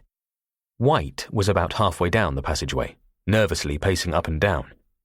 I beckoned to him, and he came walking quickly towards us, a thin, balding character with a permanently pained expression, who suffered from the twin disabilities of chronic dyspepsia and over-conscientiousness. "Got all the pass keys, White?" I asked. "Yes, sir." "Fine." I nodded to the first main door on my right, number 1 suite, on the port side. "Open it, will you?" He opened up. I brushed past him, followed by the purser. There was no need to switch on the lights. They were already on. Asking the Campari's passengers at the prices they were paying to remember to turn off the lights would have been a waste of breath and an insult. There were no bunks in the Campari's cabin suites. 4 posters, and massive 4 posters at that, with concealed and mechanically operated sideboards which could be quickly raised in bad weather. Such was the standard of modern weather reporting, the latitude allowed Captain Bullen in avoiding bad weather, and the efficiency of our Denny Brown stabilizers, that I don't think those sideboards had ever been used. Seasickness was not allowed aboard the Campari. The suite was composed of a sleeping cabin, an adjacent lounge and bathroom, and beyond the lounge, another cabin. All the plate glass windows faced out over the port side. We went through the cabins in a minute, looking beneath beds, examining cupboards, wardrobes, behind drapes, everywhere. Nothing. We left. Out in the passageway again, I nodded at the suite opposite. Number 2. "This one now," I said to White. "Sorry, sir. Can't do it. It's the old man and his nurses, sir. They had 3 special trays sent up to them. When now, let me see, yes, sir, about 6:15 tonight. And Mr. Carreras, the gentleman who came aboard today, he gave instructions that they were not to be disturbed till morning." White was enjoying this. "Very strict instructions, sir." Carreras? I looked at the purser. What's he got to do with this, Mr. Cummings? "You haven't heard?" "No, I don't suppose so. Seems like Mr. Carreras, the father, is the senior partner in one of the biggest law firms in the country, Cerdan and Carreras. Mr. Cerdan, founder of the firm, is the old gentleman in the cabin here. Seems he's been a semi-paralyzed cripple, but a pretty tough old cripple, for the past 8 years. His son and wife, Cerdan Jr., being the next senior partner to Carreras, have had him on their hands all that time, and I believe the old boy has been a handful and a half. I understood Carreras offered to take him along primarily to give Cerdan Jr. and his wife a break. Carreras naturally feels responsible for him, so I suppose that's why he left his orders with Benson." "Doesn't sound like a man at death's door to me," I said. "Nobody's wanting to kill him off, just to ask him a few questions. Or the nurses." White opened his mouth to protest again, but I pushed roughly past him and knocked on the door. No answer. I waited all of 30 seconds, then knocked again, loudly. White, beside me, was stiff with outrage and disapproval. I ignored him and was lifting my hand to put some real weight on the wood when I heard a movement, and suddenly the door opened inwards. It was the shorter of the 2 nurses, the plump one, who had answered the door. She had an old-fashioned pull-string linen cap over her head and was clutching with one hand a light woolen wrap that left only the toes of her mules showing. The cabin behind her was only dimly lit, but I could see it held a couple of beds, one of which was rumpled. The free hand with which she rubbed her eyes told the rest of the story. "My sincere apologies, miss," I said. "I had no idea you were in bed. I'm the chief officer of this ship, and this is Mr. Cummings, the purser. Our chief steward is missing, and we were wondering if you may have seen or heard anything that might help us." Missing? She clutched the wrap more tightly. You mean he's just disappeared? "Let's say we can't find him. Can you help us at all?" I don't know. I've been asleep. You see, she explained, we take it in 3-hour turns to be by old Mr. Serdan's bed. It is essential that he is watched all the time. I was trying to get in some little sleep before my turn came to relieve Miss Werner. "I'm sorry," I repeated. "You can't tell us anything, then?" I'm afraid not. "Perhaps your friend Miss Werner can." Miss Werner? She blinked at me. But Mr. Serdan is not to be... "Please, this might be very serious." Very well. Like all competent nurses, she knew how far she could go and when to make up her mind. But I must ask you to be very quiet and not to disturb Mr. Serdan in any way at all. She didn't say anything about the possibility of Mr. Serdan disturbing us, but she might have warned us. As we passed through the open door of his cabin, he was sitting up in bed, a book on the blankets before him, with a bright overhead bead light illuminating a crimson-tasseled nightcap and throwing his face into deep shadow. But a shadow not quite deep enough to hide the hostile gleam under bar-straight tufted eyebrows. The hostile gleam, it seemed to me, was as much a permanent feature of his face as the large beak of a nose that jutted out over a straggling white moustache. The nurse who led the way made to introduce us, but Serdan waved her to silence with a peremptory hand. Imperious, I thought, was the word for the old boy, not to mention bad-tempered and downright ill-mannered. "I hope you can explain this damnable outrage, sir." His voice was glacial enough to make a polar bear shiver. "Bursting into my private stateroom without so much as a by your leave?" He switched his gimlet eyes to Cummings. You there. You had your orders, damn it. Strictest privacy, absolutely. Explain yourself, sir." I cannot tell you how sorry I am, Mr. Serdan, Cummings said smoothly. Only the most unusual circumstances. Rubbish! Whatever this old coot was living for, it couldn't have been with the object of outliving his friends. He'd lost his last friend before he'd left the nursery. Amanda, get the captain on the phone, at once. The tall, thin nurse, sitting on the high-backed chair by the bedside, made to gather up her knitting, an all but finished pale blue cardigan, lying on her knees, but I gestured to her to remain where she was. "No need to tell the captain, Miss Werner. He knows all about it. He sent us here. We have only one very small request to make of you and Mr. Serdan." "And I have only one very small request to make of you, sir." His voice cracked into a falsetto. Excitement, or anger, or age, or all three of them. "Get the hell out of here!"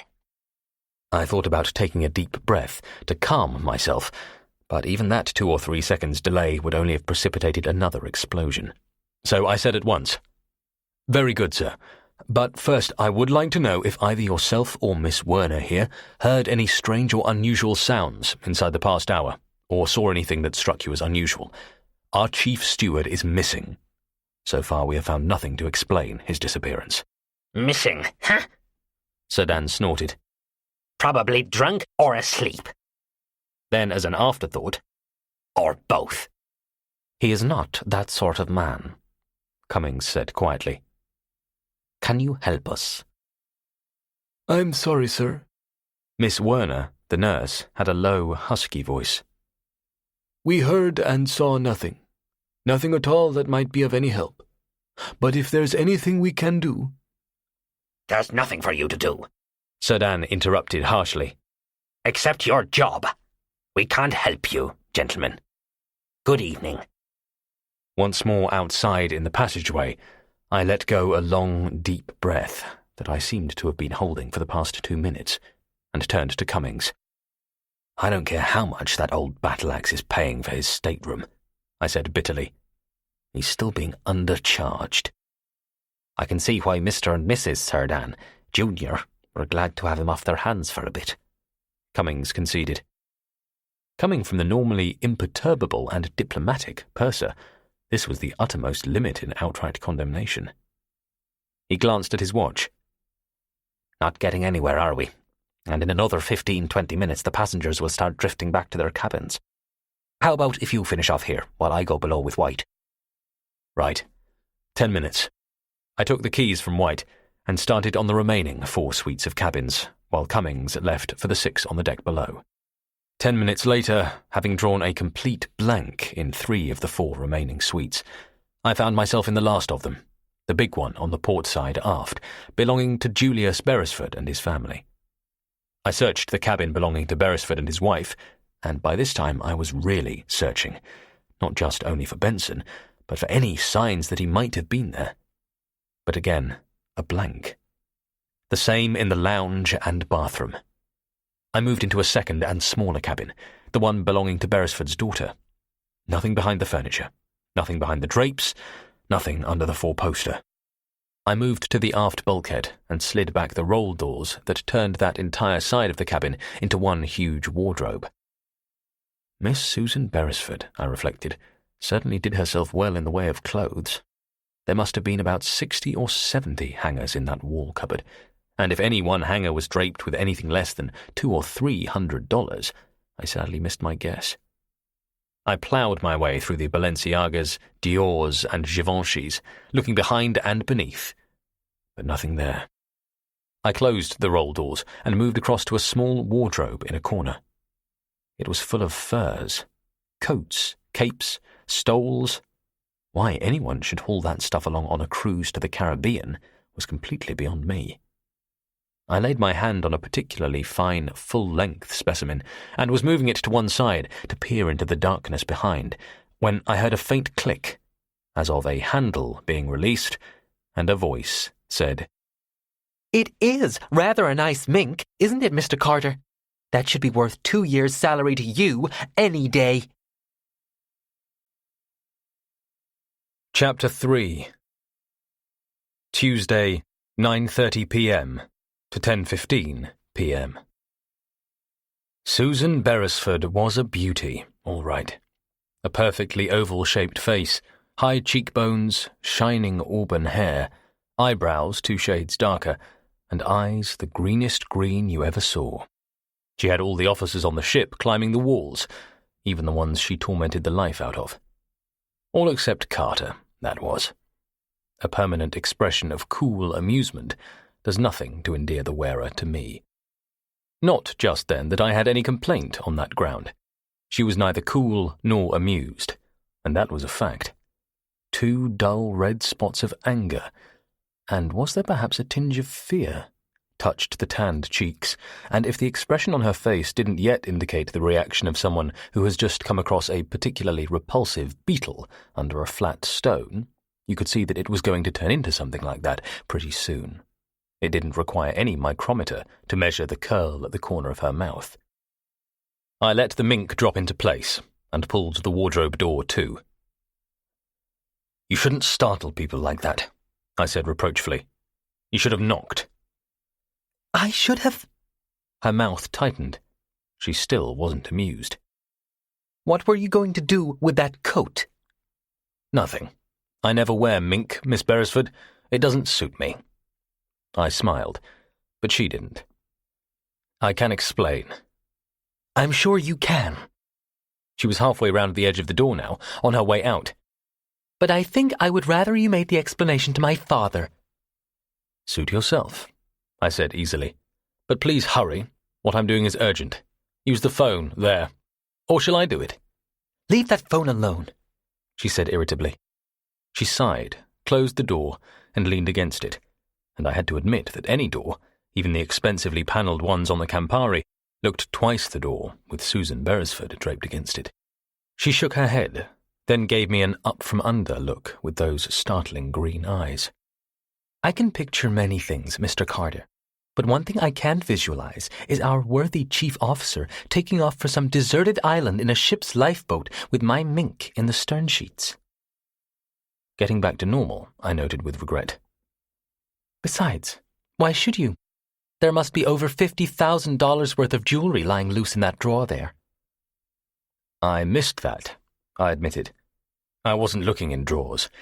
I am looking for a man who is sick or unconscious or worse, and Benson wouldn't fit into any drawer I've ever seen. Benson? Our head steward? That nice man? She came a couple of steps towards me, and I was obscurely pleased to see the quick concern in her eyes. He's missing?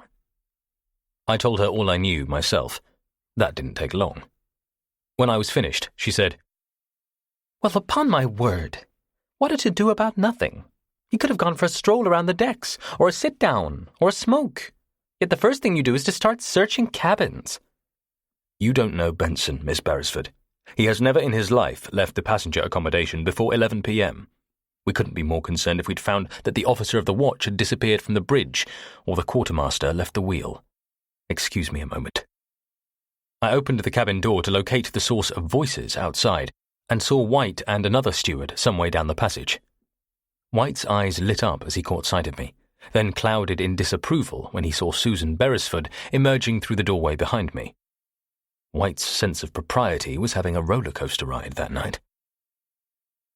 I was wondering where you were, sir, he said reprovingly. Mr. Cummings sent me up. No luck down below, I'm afraid, sir.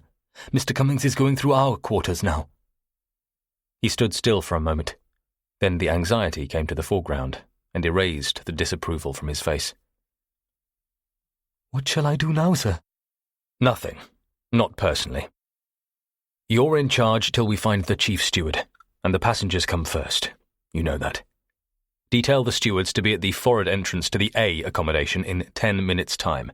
One to search the officers' quarters forward, another for the officers' quarters aft, the third for the galleys, pantries, storerooms. But wait till I give the word. Miss Beresford, I'd like to use your phone, please. I didn't wait for permission. I lifted the phone, got the exchange, and had them put me through to the boatswain's cabin, and found I was lucky. He was at home. MacDonald, first mate here. Sorry to call you out, Archie, but there's trouble. Benson's missing. The chief steward, sir. There was something infinitely reassuring about that deep, slow voice that had never lost a fraction of its lilting West Highland intonation in 20 years at sea, in the complete lack of surprise or excitement in the tone. MacDonald was never surprised or excited about anything. He was more than my strong right arm. He was, deckside, the most important person on the ship, and the most indispensable. You'll have searched the passengers' and stewards' quarters, then? Yes. Nothing doing. Take some men, on or off watch, doesn't matter. Move along the main decks. Lots of the crew usually up there at this time of night. See if any of them saw Benson, or saw or heard anything unusual. Maybe he's sick. Maybe he fell and hurt himself.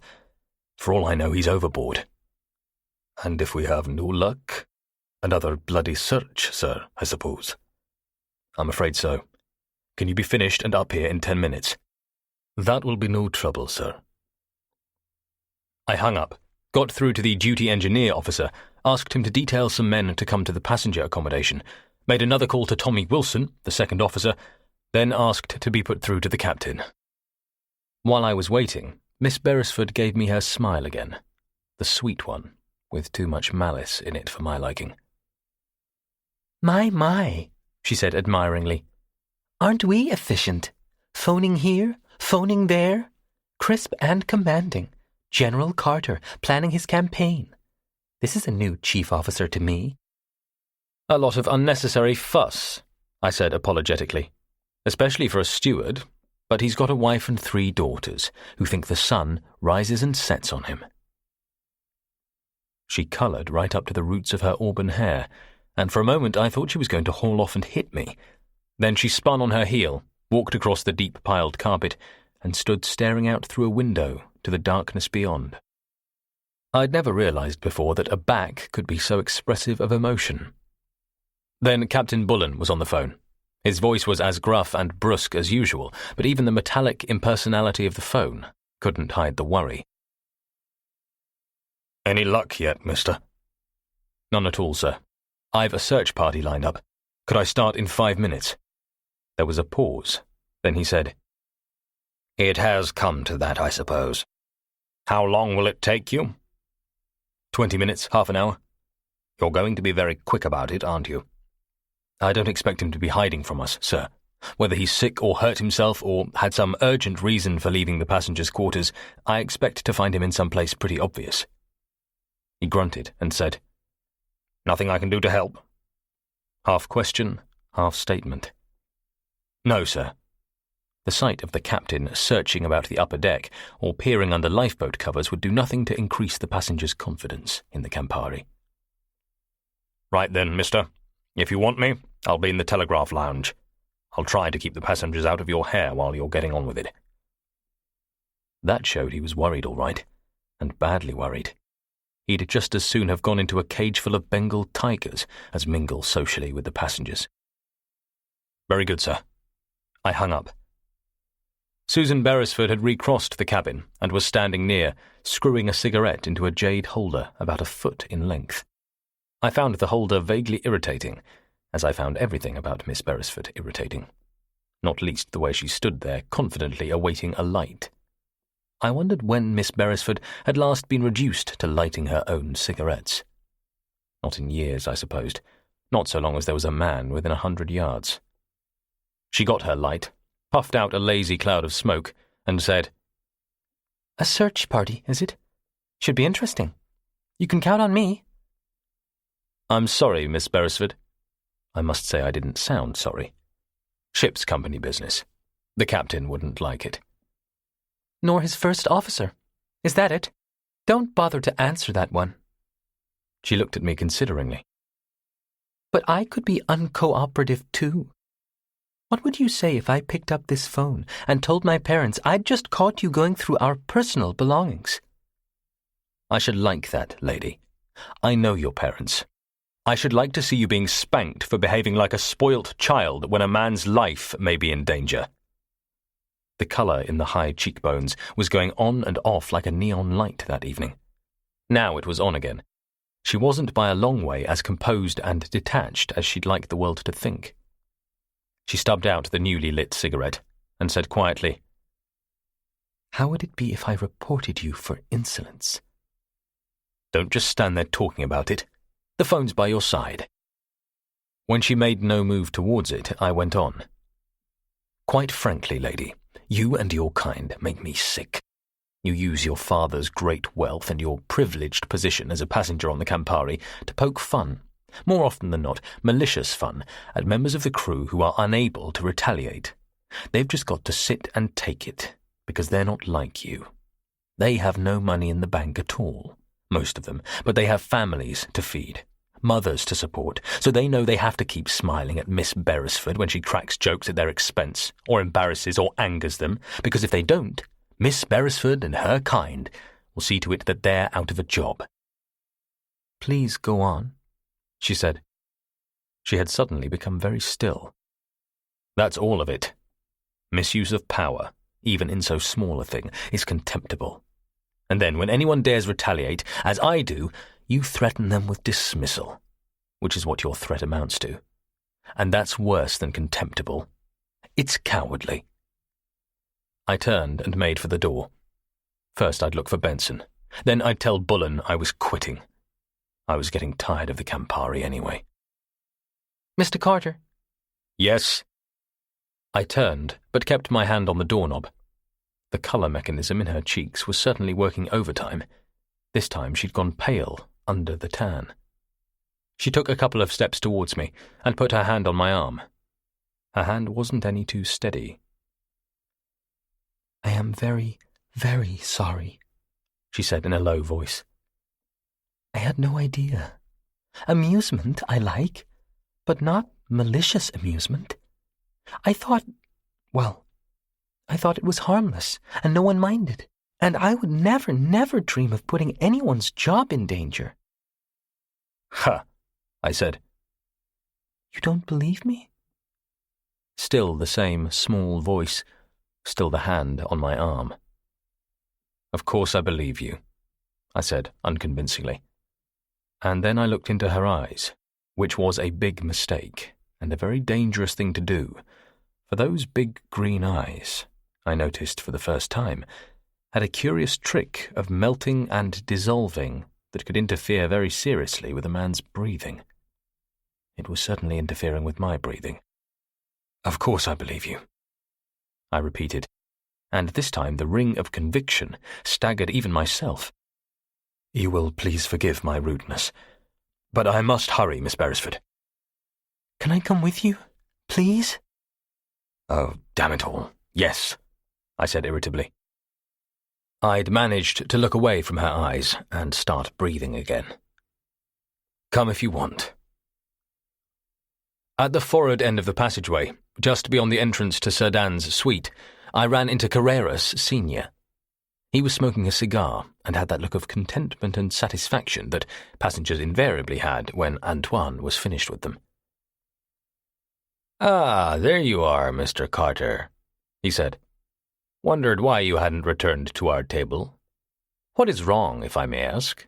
There must be at least a dozen of the crew gathered outside the accommodation entrance.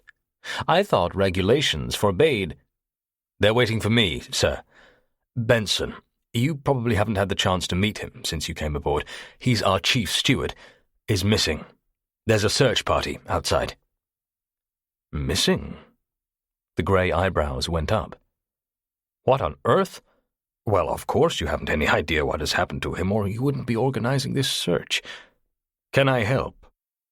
I hesitated, thought of Miss Beresford, who had already elbowed her way in, realized I'd now no way of stopping any or all of the passengers from getting into the act if they wanted to, and said, "Thank you, Mr. Carreras. You don't look like a man who would miss very much."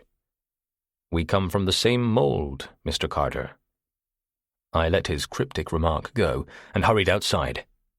A cloudless night, with the sky crowded with the usual impossible number of stars, a soft, warm wind blowing out of the south, a moderate cross-swell running, but no match for our Denny Brown stabilizers that could knock 25 degrees off a 30-degree roll without half trying. A black shape detached itself from a nearby shadowed bulkhead, and Archie MacDonald, the boatswain, came towards me. For all his solid 15-stone bulk, he was as light on his feet as a dancer. "Any luck, boatswain?" I asked. "No one saw anything. No one heard anything. And there were at least a dozen folk on deck tonight, between 8 and 9. "Mr. Wilson there? Ah, there. Mr. Wilson, take the engine room staff and 3 ABs, main deck and below. You should know where to look by this time," I added bitterly. "MacDonald, you and I will do the upper decks. Port side you, starboard side me. 2 seamen and a cadet. Half an hour, then back here." I sent one man to examine the boat positions. Why Benson should have wished to get into a boat I couldn't even imagine, except that lifeboats have always a queer attraction for those who wished to hide, although why he should wish to hide I couldn't guess either, and another to scour the top superstructure abaft the bridge. I started going through the various cabins on the boat deck, chart house, flag and radar cabins, and had Mr. Carreras to help me. Rusty, our youngest apprentice, went aft to work his way forward, accompanied by Miss Beresford, who had probably guessed, and rightly, that I was in no mood for her company.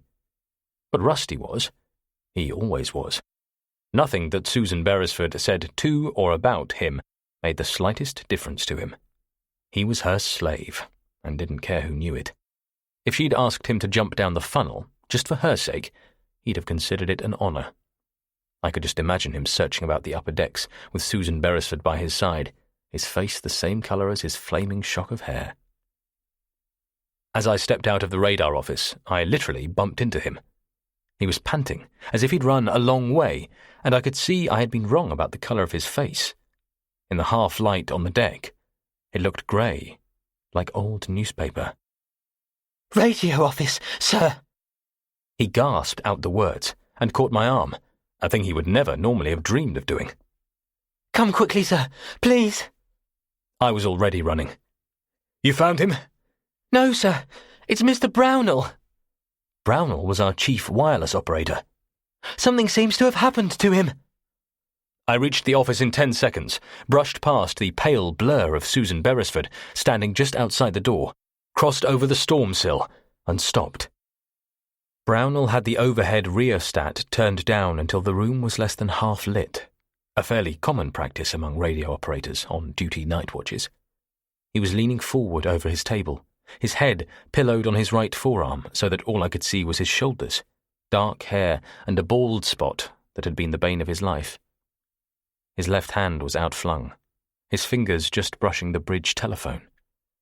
The transmitting key was sending continuously. I eased the right forearm forward a couple of inches. The transmitting stopped. I felt for the pulse in the outstretched left wrist. I felt for the pulse in the side of the neck. I turned to Susan Beresford, still standing in the doorway, and said, "Do you have a mirror?" She nodded wordlessly, fumbled in her bag and handed over a compact, opened, the mirror showing. I turned up the rheostat till the radio cabin was harsh with light, moved Brownell's head slightly, held the mirror near mouth and nostrils for maybe 10 seconds, took it away, glanced at it, and then handed it back. "Something's happened to him, all right," I said. My voice was steady, unnaturally so. "He's dead. Or I think he's dead. Rusty, get Dr. Marston right away. He's usually in the telegraph lounge this time of night. Tell the captain, if he's there. Not a word to anyone else about this." Rusty disappeared, and another figure appeared to take his place beside Susan Beresford in the doorway. Carreras. He stopped, 1 foot over the storm sill, and said, "My God, Benson." "No, Brownell, wireless officer. I think he's dead." On the off chance that Bullen hadn't yet gone down to the lounge, I reached for the bulkhead phone, labelled Captain's Cabin, and waited for an answer, staring down at the dead man sprawled across the table.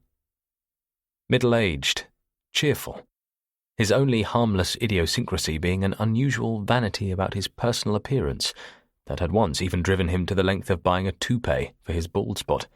Public shipboard opinion had forced him to discard it.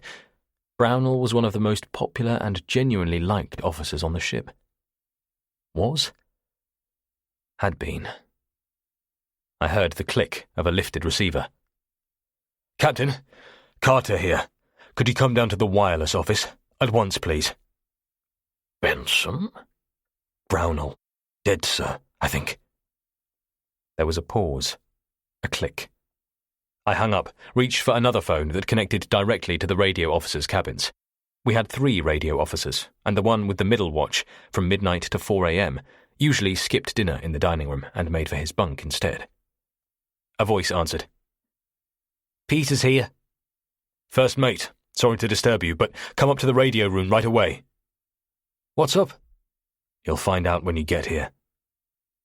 The overhead light seemed far too bright for a room with a dead man in it. I turned down the rheostat, and the white glare was replaced by a deep yellow glow. Rusty's face appeared in the doorway. He didn't seem so pale anymore, but maybe the subdued light was just being kind to him. "Surgeon's coming, sir." His breathing was quicker than ever. "Just picking up his bag in the dispensary." "Thanks. Go and fetch the bosun, will you? And no need to kill yourself running, Rusty. There's no great hurry now." He left, and Susan Beresford said in a low voice, "What's wrong? What happened to him?" "You shouldn't be here, Miss Beresford." "What happened to him?" she repeated. "That's for the ship's surgeon to say. Looks to me as if he just died where he sat. Heart attack, coronary thrombosis, something like that." She shivered, made no reply. Dead men were no new thing to me, but the faint, icy prickling on the back of my neck and spine made me feel like shivering myself. The warm trade wind seemed cooler, much cooler, than it had a few minutes ago. Dr. Marston appeared. No running, No haste, even, with Dr. Marston. A slow, measured man with a slow, measured stride. A magnificent mane of white hair, clipped white moustache, a singularly smooth and unlined complexion for a man getting so far on in years. Steady, clear, keen blue eyes with a peculiarly penetrating property. Here, you knew instinctively, was a doctor who you could trust implicitly. Which only went to show that your instinct should be taken away from you and locked up in some safe place where it couldn't do you any harm. Admittedly, even to look at him made you feel better, and that was all right as far as it went. But to go further, to put your life into his hands, say, was a very different and a dicey proposition altogether, for there was an even chance that he wouldn't get it back again. Those piercing eyes had not lighted on the Lancet or made any attempt to follow the latest medical developments since quite a few years prior to the Second World War. But they didn't have to. He and Lord Dexter had gone through prep school, public school and university together, and his job was secure as long as he could lift a stethoscope. And to be fair to him, when it came to treating wealthy and hypochondriacal old ladies, he had no equal on the 7 seas. "Well, John?" he boomed. With the exception of Captain Bullen, he addressed every officer on the ship by his first name, exactly as a public school headmaster would have addressed one of his more promising pupils, but a pupil that needed watching all the same. "What's the trouble? Beau Brownell taken a turn?" "Worse than that, I'm afraid, Doctor. Dead." "Good Lord! Brownell? Dead? Let me see. A little more light, if you please, John." He dumped his bag on the table, fished out his stethoscope, sounded Brownell here and there, took his pulse, and then straightened with a sigh. "In the midst of life, John, and not recently either. Temperature's high in here, but I should say he's been gone well over an hour." I could see the dark bulk of Captain Bullen in the doorway now, waiting, listening, saying nothing. "Heart attack, Doctor," I ventured. After all, he wasn't all that incompetent, just a quarter-century out of date. Let me see, he repeated. He turned Brownell's head and looked closely at it. He had to look closely. He was unaware that everyone in the ship knew that, piercing blue eyes or not, he was as short-sighted as a dodo, and refused to wear glasses. "Ah, look at this. The tongue, the lips, the eyes, above all the complexion. No doubt about it at all. Cerebral hemorrhage. Massive. And at his age. How old, John?" 47, 8, thereabouts. 47. Just 47. He shook his head. "Gets them younger every day. The stress of modern living." "And that outstretched hand, Doctor?" I asked. "Reaching for the phone. You think—" "Just confirms my diagnosis, alas. Felt it coming on, tried to call for help, but it was too sudden, too massive. Poor old Beau Brownell." He turned, caught sight of Bullen looming in the doorway. "Ah, there you are, Captain. A bad business, a bad business." "A bad business," Bullen agreed heavily. "Miss Beresford, you have no right to be here. You're cold and shivering. Go to your cabin at once."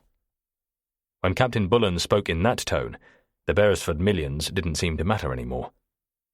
"Dr. Marston will bring you a sedative later." "And perhaps Mr. Carreras will be so kind—" I began. "Certainly," Carreras agreed at once. "I will be honored to see the young lady to her cabin." He bowed slightly, offered her his arm. She seemed more than glad to take it, and they disappeared. 5 minutes later, all was back to normal in the radio cabin. Peters had taken the dead man's place. Dr. Marston had returned to his favourite occupation of mingling socially and drinking steadily with our millionaires. The captain had given me his instructions. I'd passed them on to the boatswain, and Brownell, canvas-wrapped, had been taken forward to the carpenter's store. I stayed in the wireless office for a few minutes, talking to a very shaken Peters. and looked casually at the latest radio message that had come through. All radio messages were written down in duplicate as received, the original for the bridge and the carbon for the daily spiked file. I lifted the topmost message from the file, but it was nothing very important, just a warning of deteriorating weather far to the southeast of Cuba, which might or might not build up into a hurricane. Routine, and too far away to bother us. I lifted the blank message pad that lay by Peter's elbow. "May I have this?" "Help yourself." He was still too upset even to be curious as to why I wanted it. "Plenty more where that came from." I left him, walked up and down the deck outside for some time, then made my way to the captain's cabin, where I'd been told to report when I was through.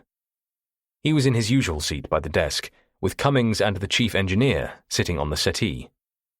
The presence of McElroy, a short, stout Tynesider with the facial expression and hairstyle of Friar Tuck, meant a very worried captain and a council of war. McElroy's brilliance wasn't confined to reciprocating engines. That plump, laughter-creased face concealed a brain that was probably the shrewdest on the Campari, and that included Mr. Julius Beresford, who must have been very shrewd indeed to make his $300 million, or whatever it was. "Sit down, mister. Sit down," Bullen growled. The mister didn't mean I was in his black books, just another sign that he was worried. "No signs of Benson yet?" "No sign at all." "What a bloody trip." Bullen pushed across a tray with whiskey and glasses on it, unaccustomedly open-handed liberality, but it was just another sign of his worry. "Help yourself, mister." "Thank you, sir." I helped myself lavishly. The chance didn't come often, and went on. "What are we going to do about Brownell?" "What the devil do you mean, what are we going to do about Brownell? He's got no folks to notify, no consent to get about anything. Head office has been informed. Burial at sea at dawn, before our passengers are up and about. Mustn't spoil their blasted trip, I suppose." "Wouldn't it be better to take him to Nassau, sir?" "Nassau?" He stared at me over the rim of his glass, then lowered it carefully to the table. "Just because a man has died, you don't have to go off your blasted rocker, do you?" "Nassau or some other British territory. Or Miami. Someplace where we can get competent authorities, police authorities, to investigate things." "What things, Johnny?" McElroy asked. He had his head cocked to one side like a fat and well-stuffed owl. "Yes, what things?" Bullen's tone was quite different from McElroy's. "Just because the search party hasn't turned up, Benson, yet, you—" "I've called off the search party, sir." Bullen pushed back his chair till his hands rested on the table at the full stretch of his arms. "You've called off the search party," he said softly. "Who the hell gave you authority to do anything of the kind?" "No one, sir, but I—" "Why did you do it, Johnny?" McElroy again, very quietly. "Because we'll never see Benson again. Not alive, that is. Benson's dead. Benson's been killed." No one said anything, not for all of 10 seconds. The sound of the cool air rushing through the louvers in the overhead trunking seemed abnormally loud. The captain said harshly, "Killed? Benson killed? Are you all right, mister? What do you mean, killed?" "Murdered, is what I mean." "Murdered? Murdered?" McElroy shifted uneasily in his chair. "Have you seen him? Have you any proof? How can you say he was murdered?" "I haven't seen him, and I haven't any proof. Not a scrap of evidence." I caught a glimpse of the purser sitting there, his hands twisting together and his eyes staring at me. And I remembered that Benson had been his best friend for close on 20 years. "But I have proof that Brownell was murdered tonight, and I can tie the two together." There was an even longer silence. "You're mad," Bullen said at length, with harsh conviction. "So now Brownell's been murdered too. You're mad, mister. Off your bloody trolley. You heard what Dr. Marston said? Massive cerebral hemorrhage. But of course, he's only a doctor of 40 years standing. He wouldn't know. How about giving me a chance, sir? I interrupted. My voice sounded as harsh as his own. I know he's a doctor. I also know he hasn't very good eyes. But I have. I saw what he missed. I saw a dark smudge on the back of Brownell's uniform collar, and when has anybody on this ship ever seen a mark on any shirt that Brownell ever wore? They didn't call him Beau Brownell for nothing. Somebody had hit him with something heavy and with tremendous force on the back of the neck. There was also a faint discoloration under the left ear. I could see it as he lay there. When the boatswain and I got him down to the carpenter's store, we examined him together. There was a corresponding slight bruise under his right ear, and traces of sand under his collar. Someone sandbagged him, and then, when he was unconscious, compressed the carotid arteries until he died. Go and see for yourselves. Not me, McElroy murmured. You could see that even his normally monolithic composure had been shaken. Not me, I believe it. Absolutely. It would be too easy to disprove it. I believe it all right, but I still can't accept it. But damn it all, Chief. Bullen's fists were clenched. The doctor said that... I'm no medical man, McElroy interrupted. But I should imagine the symptoms are pretty much the same in both cases. Can hardly blame old Marston. Bullen ignored him, gave me the full benefit of his Commodore's stare. Look, mister, he said slowly. You've changed your tune, haven't you? When I was there, you agreed with Dr. Marston. You even put forward the heart failure idea. You showed no signs. Miss Beresford and Mr. Carreras were there, I interrupted. I didn't want them to start getting wrong ideas. If word got around the ship, and it would have been bound to, that we suspected murder, then whoever was responsible might have felt themselves forced to act again, and act quickly to forestall any action we might take. I don't know what they might do, but on the form to date, it would have been something damned unpleasant. Miss Beresford? Mr. Carreras? Bullen had stopped clenching his hands, but you could see that it wouldn't take much to make him start up again.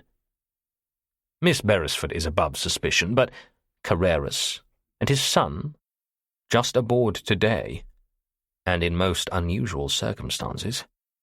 It just might tie up. It doesn't. I checked. Carreras Sr. and Jr. had both been in either the telegraph lounge or the dining room for almost 2 hours before we found Brownell. They're completely in the clear. Besides being too obvious, McElroy agreed. I think, Captain, it's time we took our hats off to Mr. Carter here. He's been getting around and using his head, while all we've been doing is twiddling our thumbs. Benson, Captain Bullen said. He didn't show any signs of taking off his hat. How about Benson? How does he tie up? This way. I slid the empty telegraph book across the table. I checked the last message that was received and went to the bridge. Routine weather report.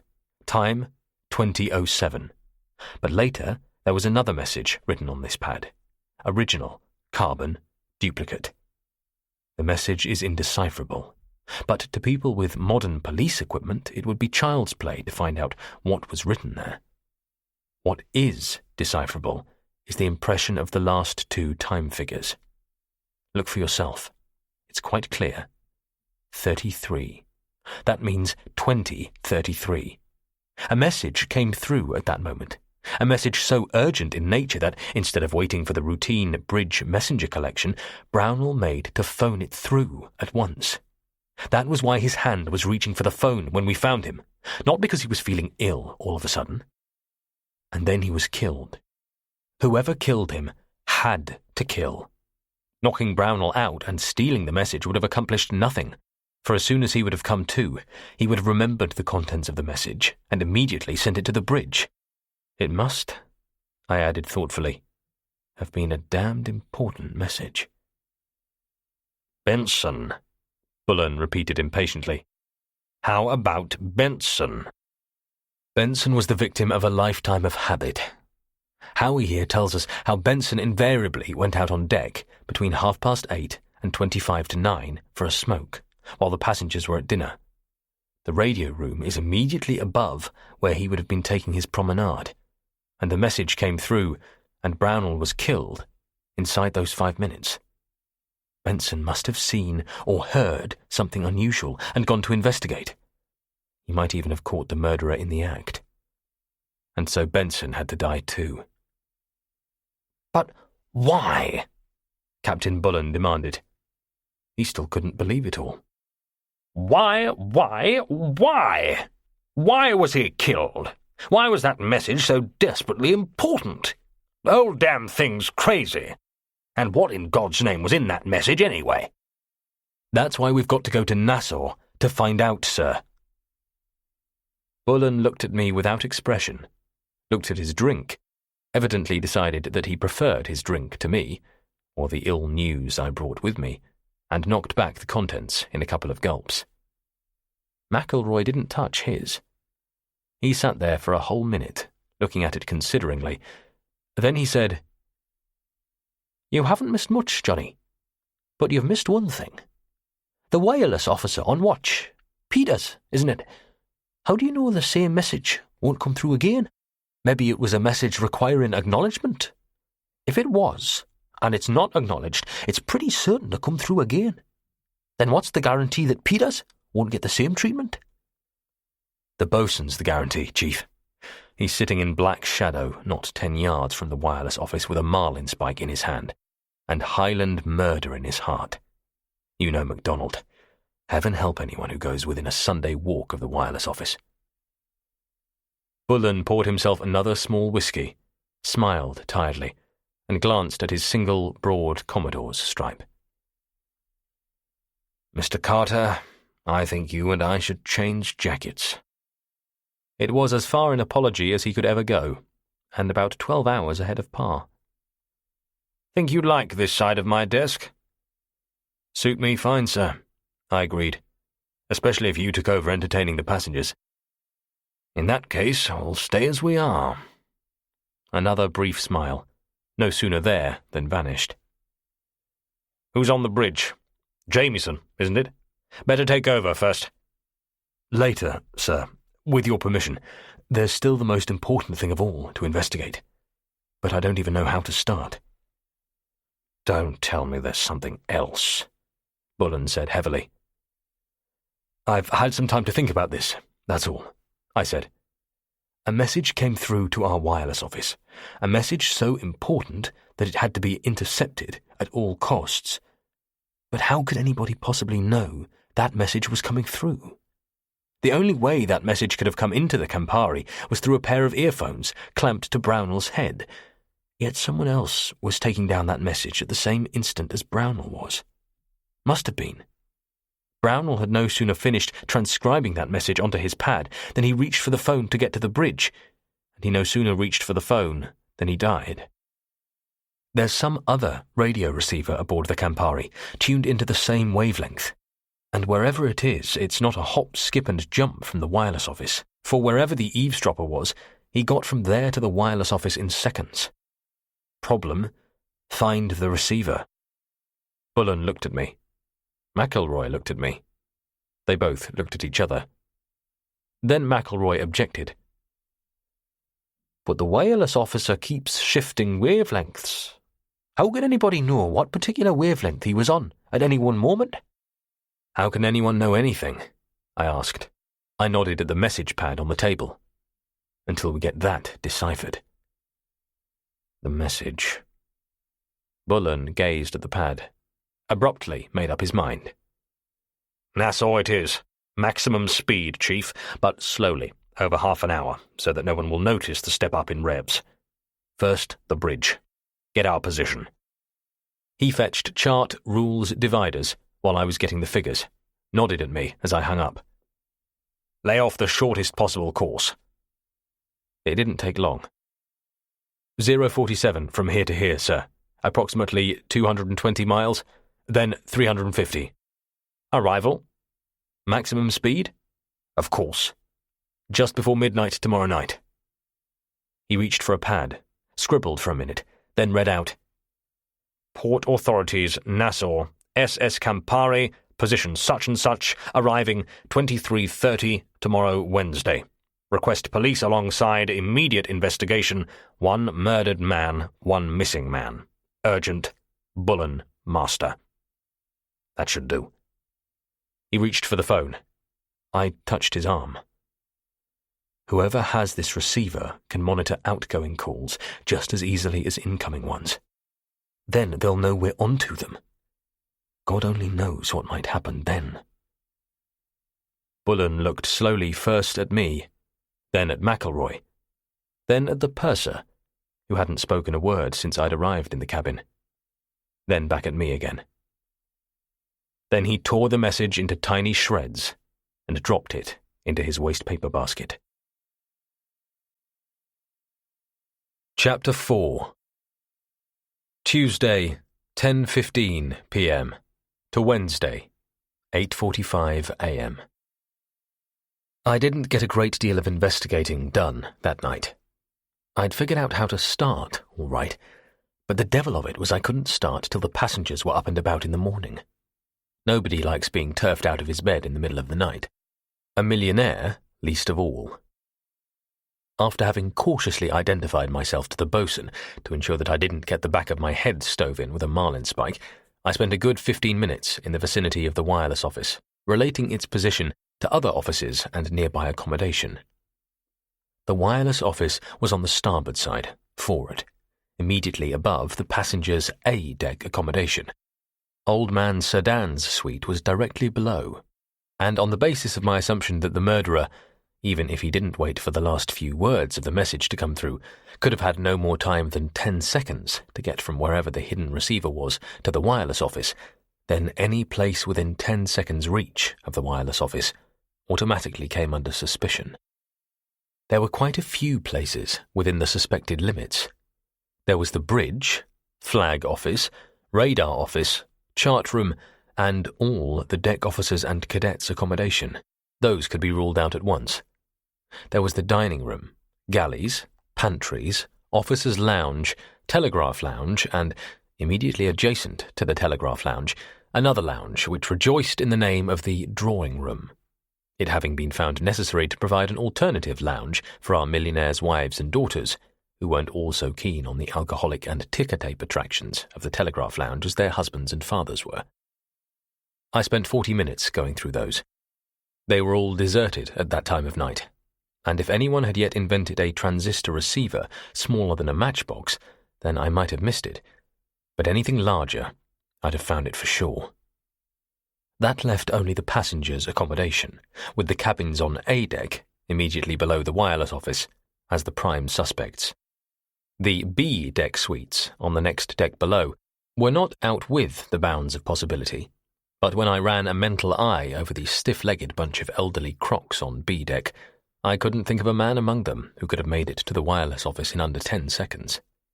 And it certainly hadn't been a woman, because whoever had killed Brownell had not only laid out Benson, but removed him from sight, and Benson weighed 180 pounds if he weighed an ounce. So, A or B decks. Both of them would have to go through the sieve tomorrow. I prayed for good weather, to tempt our passengers out onto the sun decks, to give the stewards, in the course of making up beds and cleaning out the cabins, the chance to carry out a thorough search. The customs in Jamaica, of course, had already done this, but they had been looking for a mechanism over 6 feet in length, not a radio, which, in those days of miniaturization, could easily have been hidden in, say, one of those hefty jewel boxes, which were the run-of-the-mill among our millionaires' wives. We were running almost due northeast now, under the same indigo sky ablaze with stars, the Campari rolling gently as it sliced along the line of the long, slow swell. We'd taken almost half an hour to make an 80-degree change of course so that no night-owl passenger abroad on deck could see the changing direction of our wake. Not that those precautions were going to be of any use if any of our passengers had the faintest idea of stellar navigation, or, come to that, the very elementary ability to locate the pole star. I was walking slowly up the boat deck, port side, when I saw Captain Bullen approaching. He lifted his arm, motioned me into the deep shadow cast by one of the ship's lifeboats. "Thought I would find you here, or hereabouts," he said softly. He reached under his jacket and pressed something cold and hard into my hand. "I believe you know how to use one of those." Starlight glinted dully off the blued metal in my hand. A Colt automatic, one of the 3 kept on a locked chain in a glass cabinet in the captain's sleeping cabin.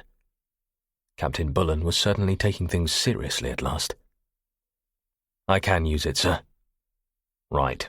Stick it in your belt or wherever you stick those damn things.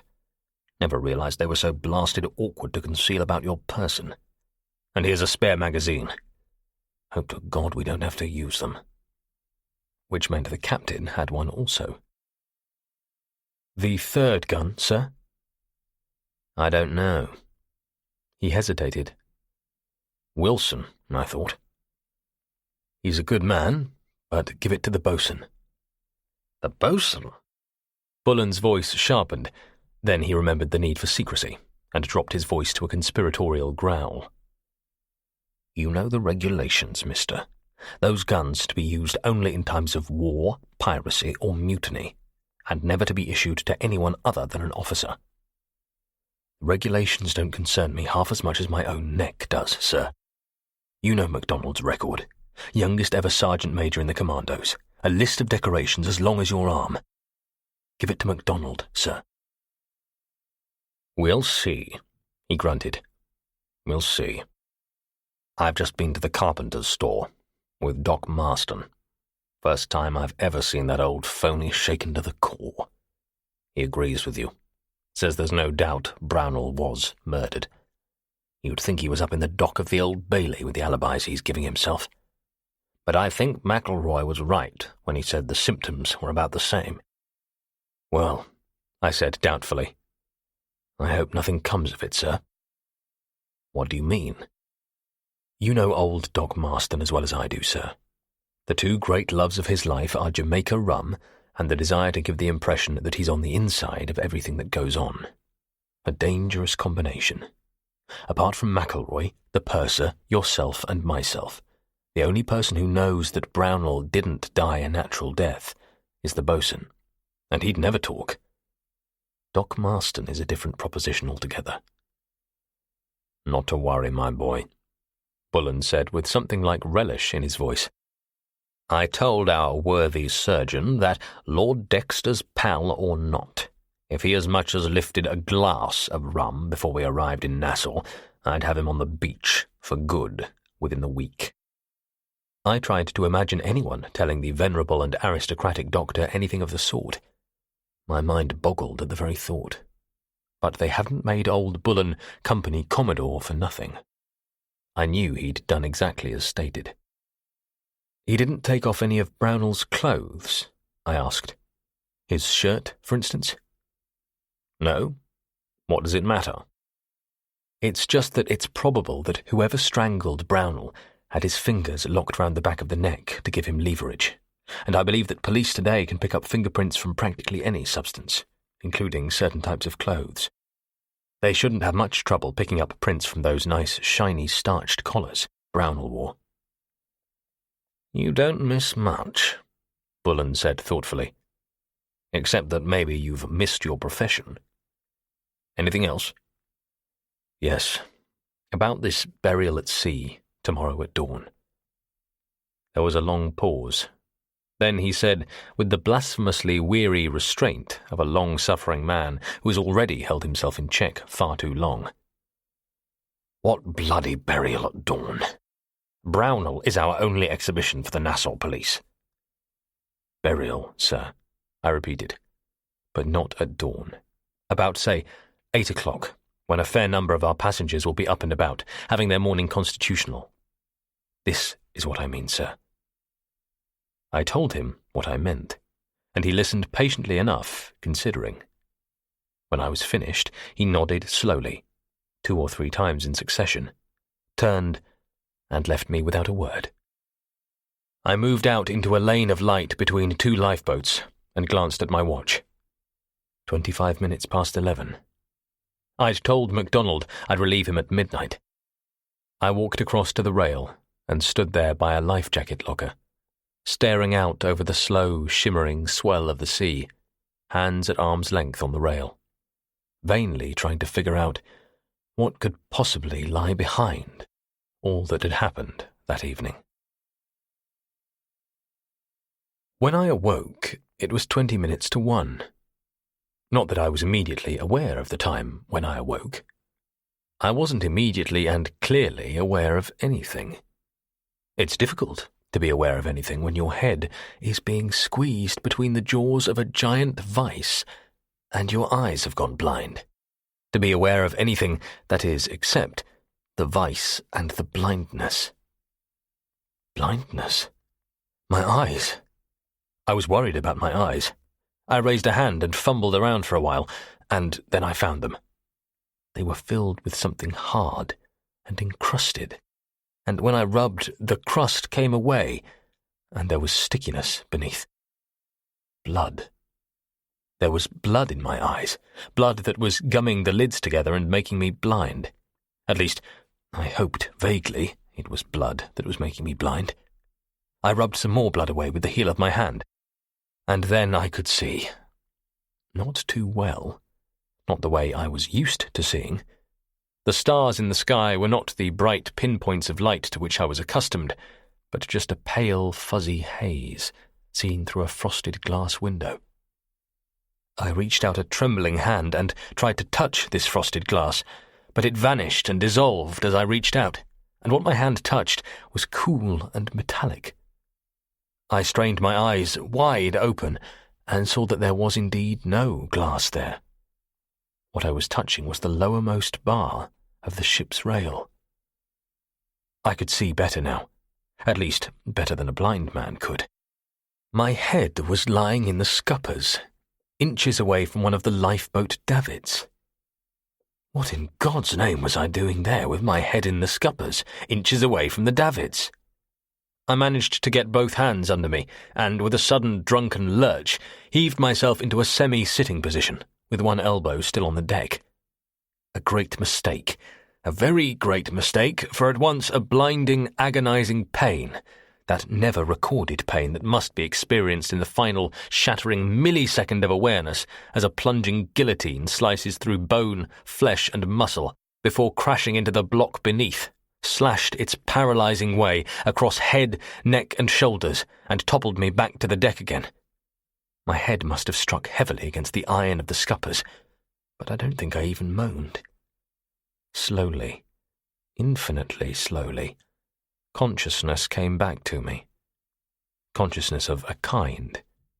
Where clarity and awareness and speed of recovery were concerned, I was a man chained hand and foot, surfacing from the bottom of a sea of molasses. Something, I dimly realized, was touching my face, my eyes, my mouth, something cold and moist and sweet. Water. Someone was sponging my face with water, gently trying to mop the blood from my eyes. I made to turn my head to see who it was, and then I vaguely remembered what had happened last time I moved my head. I raised my right hand instead and touched someone's wrist. "Take it easy, sir. You just take it easy." The man with the sponge must have had a long arm. He was at least 2 miles away. But I recognized the voice for all that.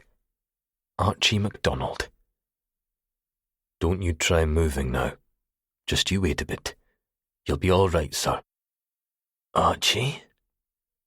We were a real disembodied pair, I thought fuzzily. I was at least a couple of miles away too. I only hoped we were a couple of miles away in the same direction. "Is that you, Archie?" God knows I didn't doubt it. I just wanted the reassurance of hearing him say so. "It's myself, sir. Just you leave everything to me." It was the boatswain, all right. He couldn't have used that sentence more than 5,000 times in the years I'd known him. Just you lie still. I had no intention of doing anything else.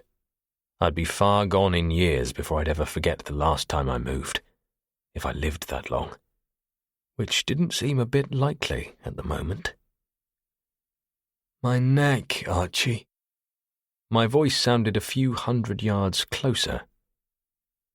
I think it's broken. Aye, I'm sure it feels that way, sir, but I'm thinking myself maybe it's not as bad as all that. We'll see.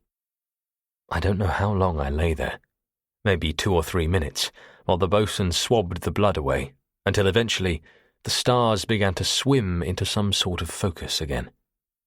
Then he slid one arm under my shoulders and under my head and began to lift me, inch by inch, into a sitting position. I waited for the guillotine to fall again, but it didn't. This time it was more like a butcher's meat chopper, but a pretty blunt chopper. Several times in a few seconds, the Campari spun round 360 degrees on its keel, then settled down on course again. 047, I seemed to recall. And this time I didn't lose consciousness. What time is it, Archie? A stupid question to ask, but I wasn't at my very best. And my voice, I was glad to hear, was at last practically next door to me. He turned my left wrist. 12:45, your watch says, sir. I think you must have been lying there a good hour. You were in the shadow of the boat, and no one would have seen you if they had passed by this way. I moved my head an experimental inch and winced at the pain of it. 2 inches and it would fall off. What the hell happened to me, Archie? Some kind of turn or other? I don't remember. Some kind of turn? His voice was soft and cold. I felt his fingers touch the back of my neck. Our friend with the sandbag has been taking a walk again, sir. One of those days, he added thoughtfully. I'm going to catch him at it. Sandbag? I struggled to my feet, but I'd never have made it without the boatswain. The wireless office. Peters! It's young Mr. Jenkins that's on now, sir. He's all right. You said you'd relieve me for the middle watch, and when 12:20 came, I knew something was wrong. So I just went straight into the wireless office and phoned Captain Bullen. The captain? Who else could I phone, sir? Who else indeed? Apart from myself, the captain was the only deck officer who really knew what had happened, who knew where the boatswain was concealed, and why MacDonald had his arm around me now, still half supporting me, leading me forward to the cross passage that led to the wireless office. He came at once. He's there now talking to Mr. Jenkins. Worried stiff. Thinks the same thing might have happened to you as to Benson. He gave me a present before I came looking for you. He made a movement, and I could see the barrel of a pistol that was all but engulfed in his huge hand.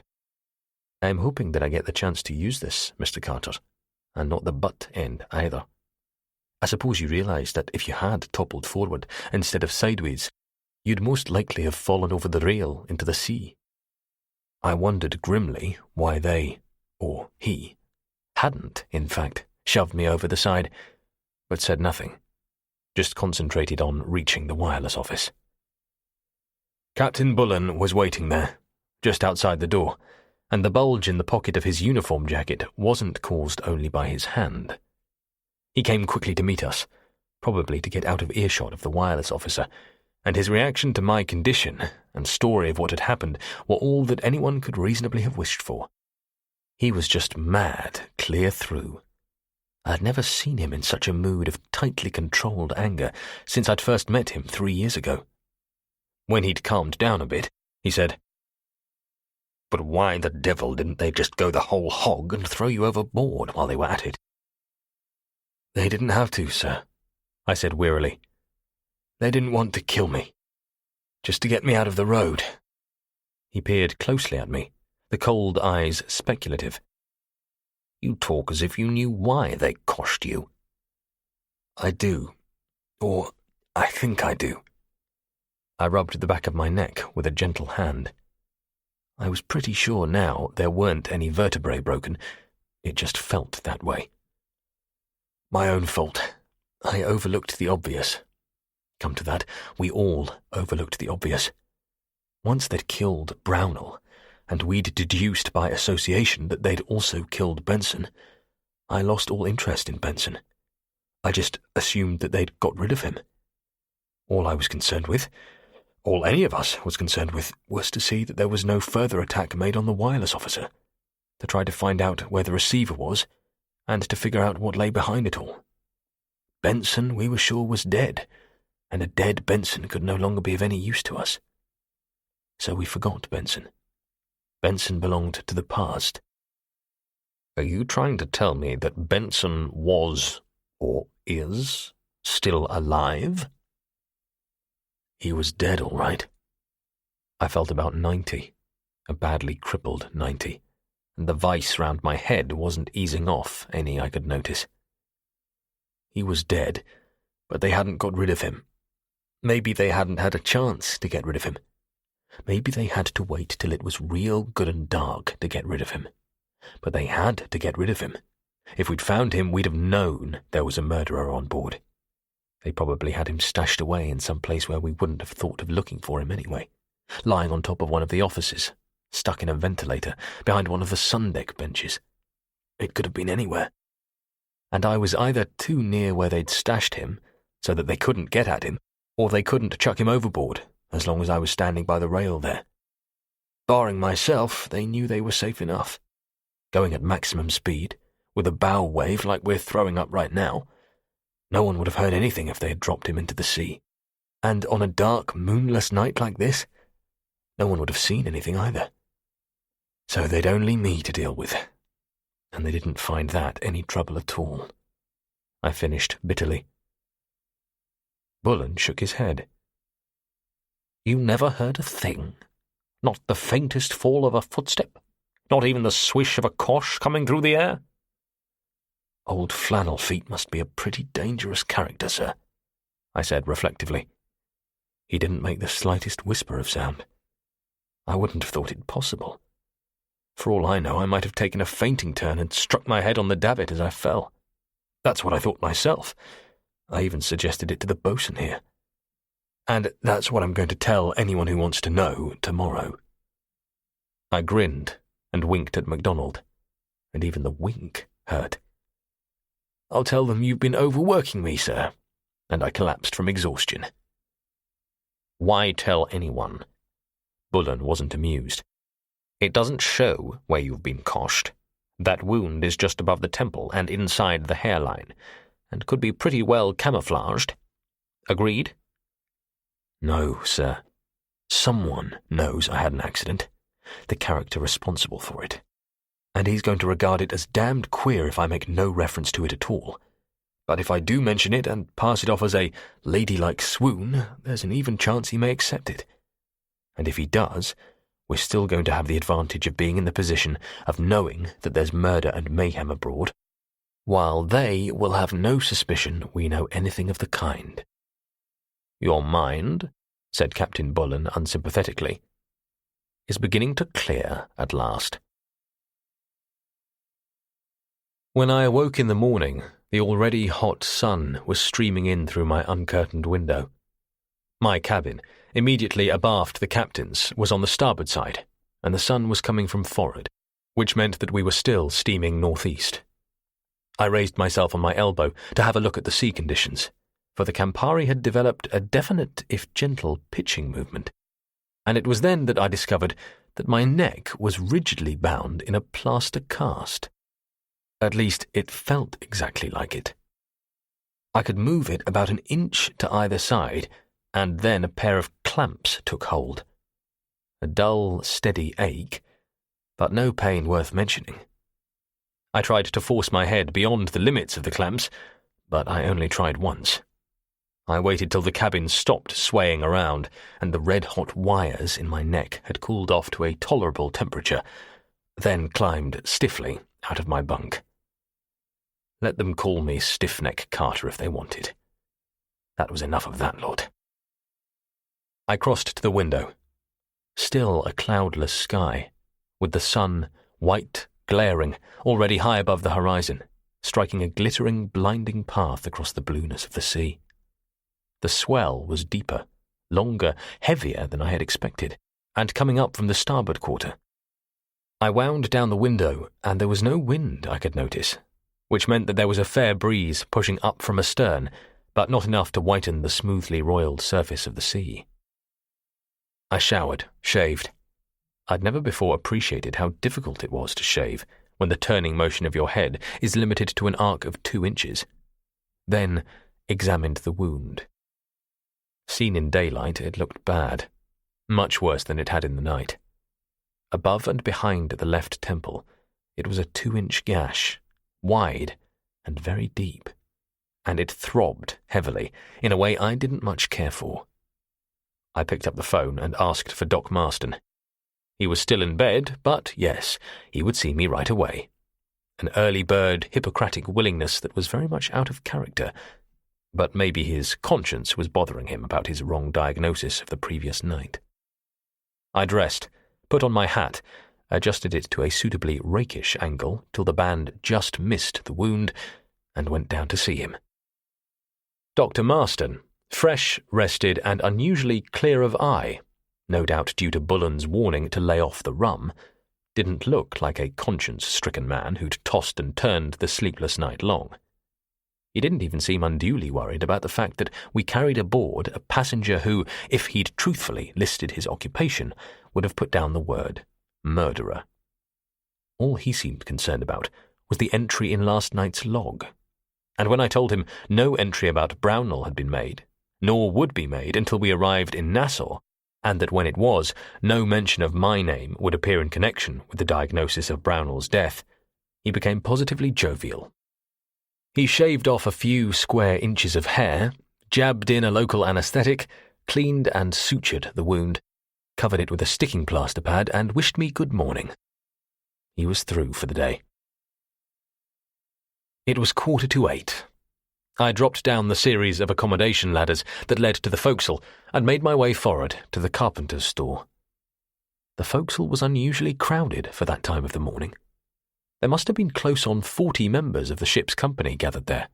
Deck staff, engine room staff, cooks and stewards, all waiting to pay their last respects to Brownell. Nor were these all the spectators. I looked up and saw that the promenade deck, which curved right round the forward superstructure of the Campari, was dotted with passengers, 11 or 12 in all. Not many, but they represented close on the total male passenger complement aboard. I could see no women there, with the exception of old Sir Dan and possibly 1 or 2 others. Bad news travelled fast, and even for millionaires, the chance of seeing a burial at sea didn't come along too often. Right in the middle of them was the Duke of Hartwell, looking nautical as anything in his carefully adjusted Royal Yachting Club cap, silk scarf, and brass-buttoned navy doeskin jacket. I skirted number 1 hold, and thought grimly that there might indeed be something in the old superstitions. The dead cried out for company, the old salts said, and the dead men loaded only yesterday afternoon, and now lying in the bottom of number 4 hold, hadn't been slow to get their company. 2 others gone in the space of a few hours, near as a toucher 3, only I'd fallen sideways instead of toppling over the rail. I felt those ice-cold fingers on the back of my neck again, and shivered. Then passed into the comparative gloom of the carpenter's store, right up in the forepeak. Everything was ready. The bier, a hastily nailed-together platform of boards, 7 feet by 2, lay on the deck, and the red ensign, tied to 2 corners of the handles at the top of the bier, but free at the other end, covered the canvas-swathed mound beneath. Only the boatswain and carpenter were there. To look at MacDonald, you would never have guessed that he hadn't slept the previous night. He had volunteered to remain on guard outside the wireless office until dawn. It had also been his idea that, though the chances of any trouble in daylight were remote, 2 men should be detailed for holystoning the deck outside the wireless office after breakfast for the entire day, if necessary.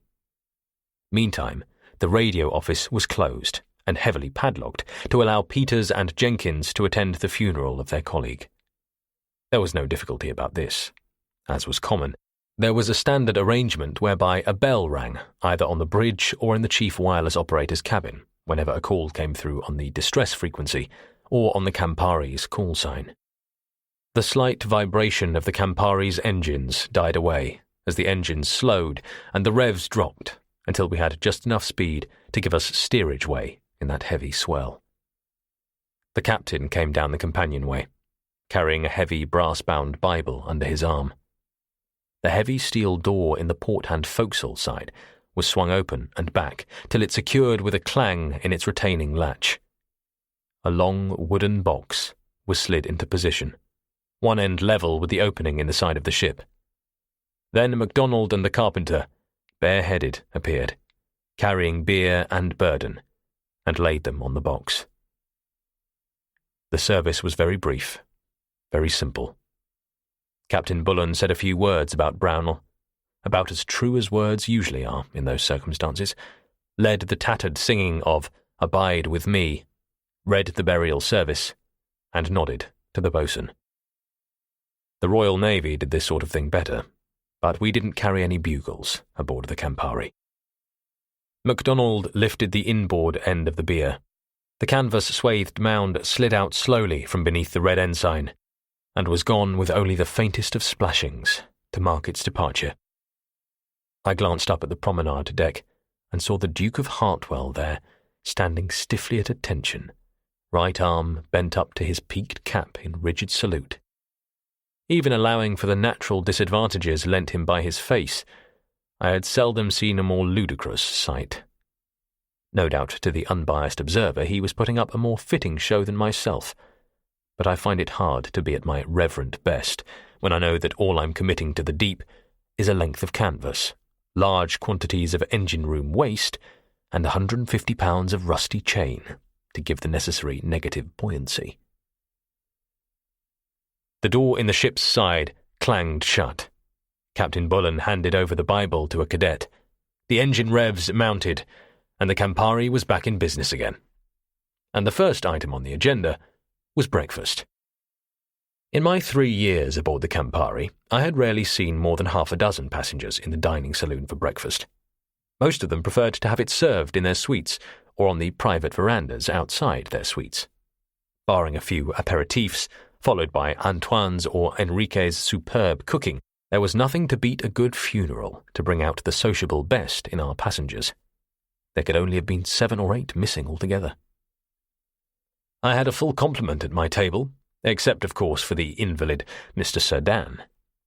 I should have been on watch, but the captain had decided that, as there was a very able quartermaster on the wheel and no land within 70 miles, young Dexter, who usually stood the watch with me, could stand it alone for the length of breakfast. No sooner had I pulled in my chair than Miss Harbride fixed her beady eyes on me. "What on earth's happened to you, young man?" she demanded. To tell you the truth, Miss Harbride, I don't really know myself.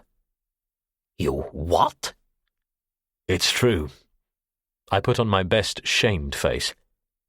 I was standing up on the boat deck last night, and the next thing I knew, I was lying in the scuppers with my head cut. I must have struck it against the davit when I fell. I had my story all prepared. Dr. Marston thinks it was a combination of sunstroke. I was loading cargo most of the day yesterday, and I can assure you that the sun was very hot, and the fact that, owing to our troubles in Kingston and the delay caused by it, I haven't had very much sleep in the past 3 days. I must say, things do keep happening aboard the Campari, Miguel Carreras said. His face was grave. 1 man dead from a heart attack or whatever it was, another missing. They haven't found our chief steward yet, have they? I'm afraid not, sir. And now you get yourself banged up. Let's sincerely hope that's the end of it. Troubles always happen in threes, sir.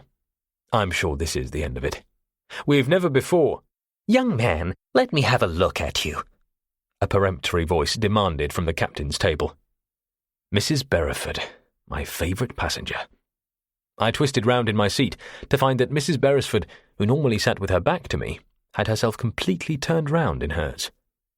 Beyond her, the Duke of Hartwell, unlike the previous night, was having no trouble at all in devoting his entire attention to Susan Beresford, the usual counter-attraction on his right, in the best traditions of the theatrical world, rarely rose before noon.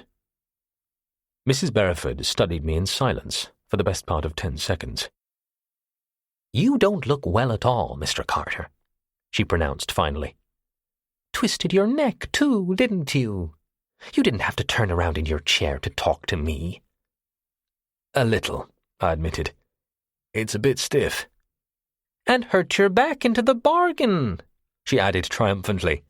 "I can tell from the peculiar way you sit." "It hardly hurts at all," I said bravely.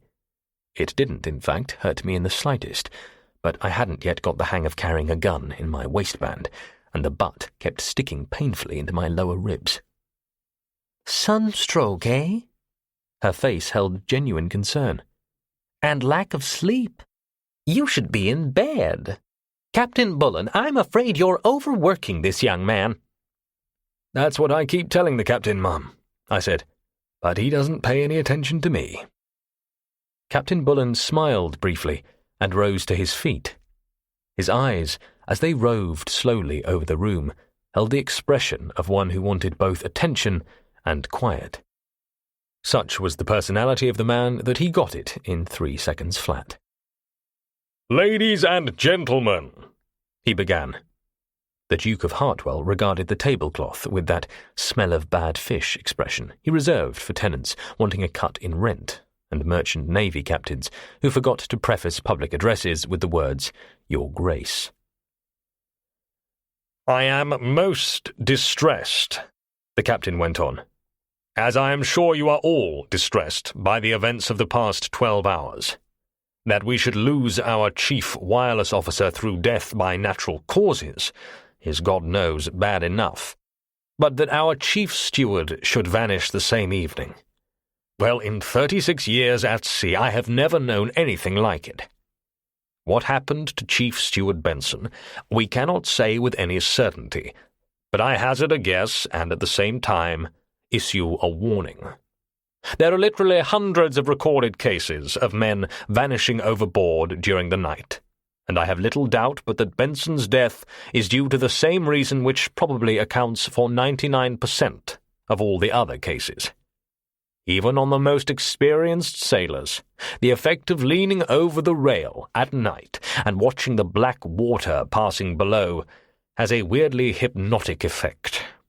I think it's something akin to the vertigo that affects a great number of people who are convinced that if they go near, say, the parapet of a high building, some strange force will make them topple over, no matter what their conscious minds may say.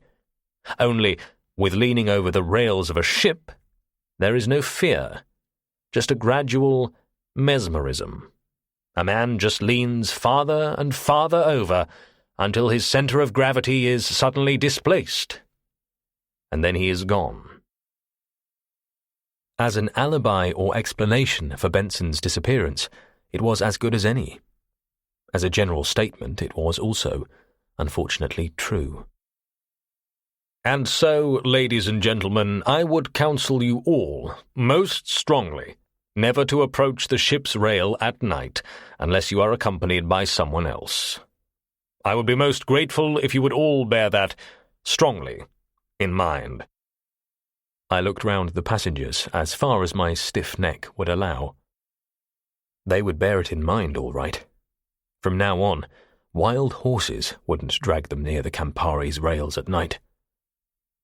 But, Bullen went on emphatically, it will help neither of those unfortunate men, and only do ourselves a great disservice if we allow ourselves to brood over those things. I cannot ask you to dismiss those deaths from your minds at once, but I can ask you not to dwell on them.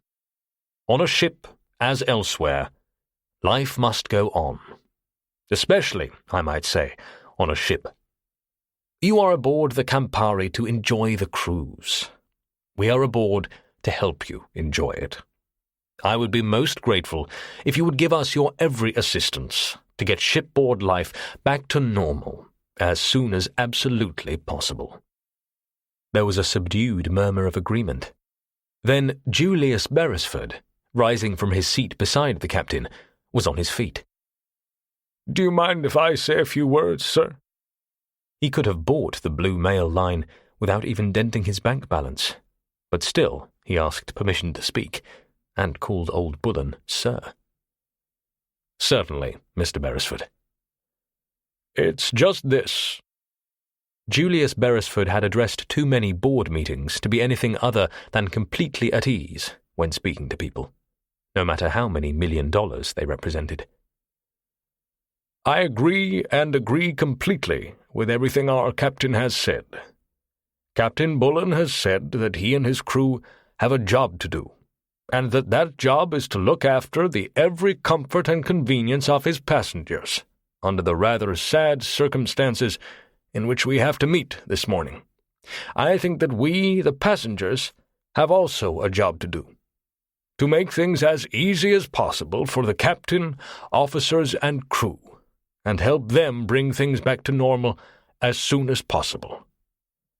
I'd like to start the ball rolling by asking you all to be my guests for a brief period this evening. Today, ladies and gentlemen, my wife celebrates her birthday." He smiled down at Mrs. Beresford. "She forgets exactly which one. I cannot invite you to a birthday dinner, for what could I offer you as a special meal that Antoine and Enriquez do not give us every night of the week? But Mrs. Beresford and I should be grateful if you would be our guests at a cocktail party this evening, 7:45, in the drawing room. Thank you." I looked round the table. Miguel Carreras was nodding slightly, as if in grave acceptance and appreciation of Beresford's underlying motives. Miss Harbride was beaming with pleasure. She doted on the Beresfords, not for their money, but for the fact that they were one of the very oldest American families, with goodness only knew how many generations behind them. Mr. Greenstreet, her husband, studied the tablecloth in his usual intent fashion, and Tony Carreras, more impossibly handsome than ever, leaned back in his chair and regarded Julius Beresford with a slightly amused, speculative interest. Or maybe it was Susan Beresford he was looking at. I was more certain than ever that there was something wrong with Tony Carreras's eyes. It was almost impossible to tell in what direction they were looking. He caught my glance and smiled. "You'll be there, Mr. Carter?" He had that relaxed, easygoing manner that comes from having a bank account bursting at the seams, but none of the usual hint of condescension. Tony Carreras I could get to like. "Briefly, only, I'm afraid. I have to go on watch at 8 o'clock this evening." I smiled. "If you're still at it at midnight, I'll join you." Like hell I'd join them. At midnight I'd be showing the Nassau police over the ship. "And I'm afraid you'll have to excuse me now. I have to relieve the officer of the watch." I made my excuses and left. On the deck, I almost bumped into a sandy-haired young seaman, Whitehead, who usually shared my watches on the bridge in his capacity as engine-room telegraphist, lookout, bridge messenger, and coffee-maker. "What are you doing here?" I asked sharply. With young Dexter on watch, I wanted as many sharp eyes and quick minds as possible around him. Whitehead had both. "You know you're not to leave the bridge in my absence." "Sorry, sir, but Ferguson sent me." Ferguson was the quartermaster on the forenoon watch. "We've missed the last 2 course alterations, and he's getting pretty worried about it." We were bringing round 3 degrees to the north every 15 minutes to get on a north by west course, but slowly, so as not to excite anyone. "Why come and bother me about it?" I said irritably. "Fourth Officer Dexter is perfectly capable of handling these matters." He wasn't, but one of the drawbacks of being a fellow officer of Dexter was that you were forced to lie like fury to maintain an outward appearance of solidarity. "Yes, sir, but he's not there, Mr. Carter. He left the bridge about 20 minutes ago, and he hasn't come back yet."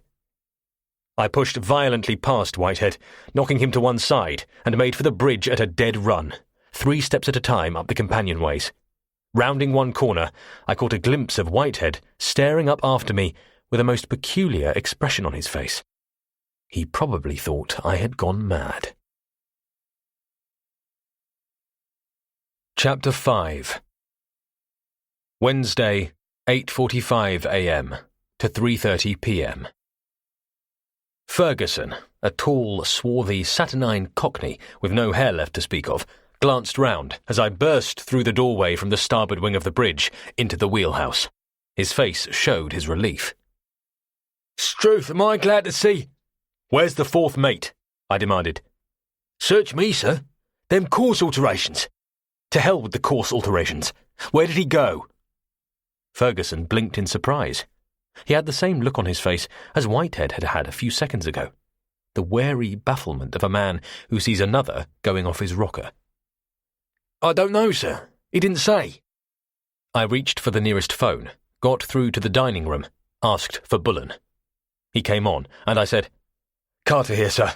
Could you come up to the bridge straight away?"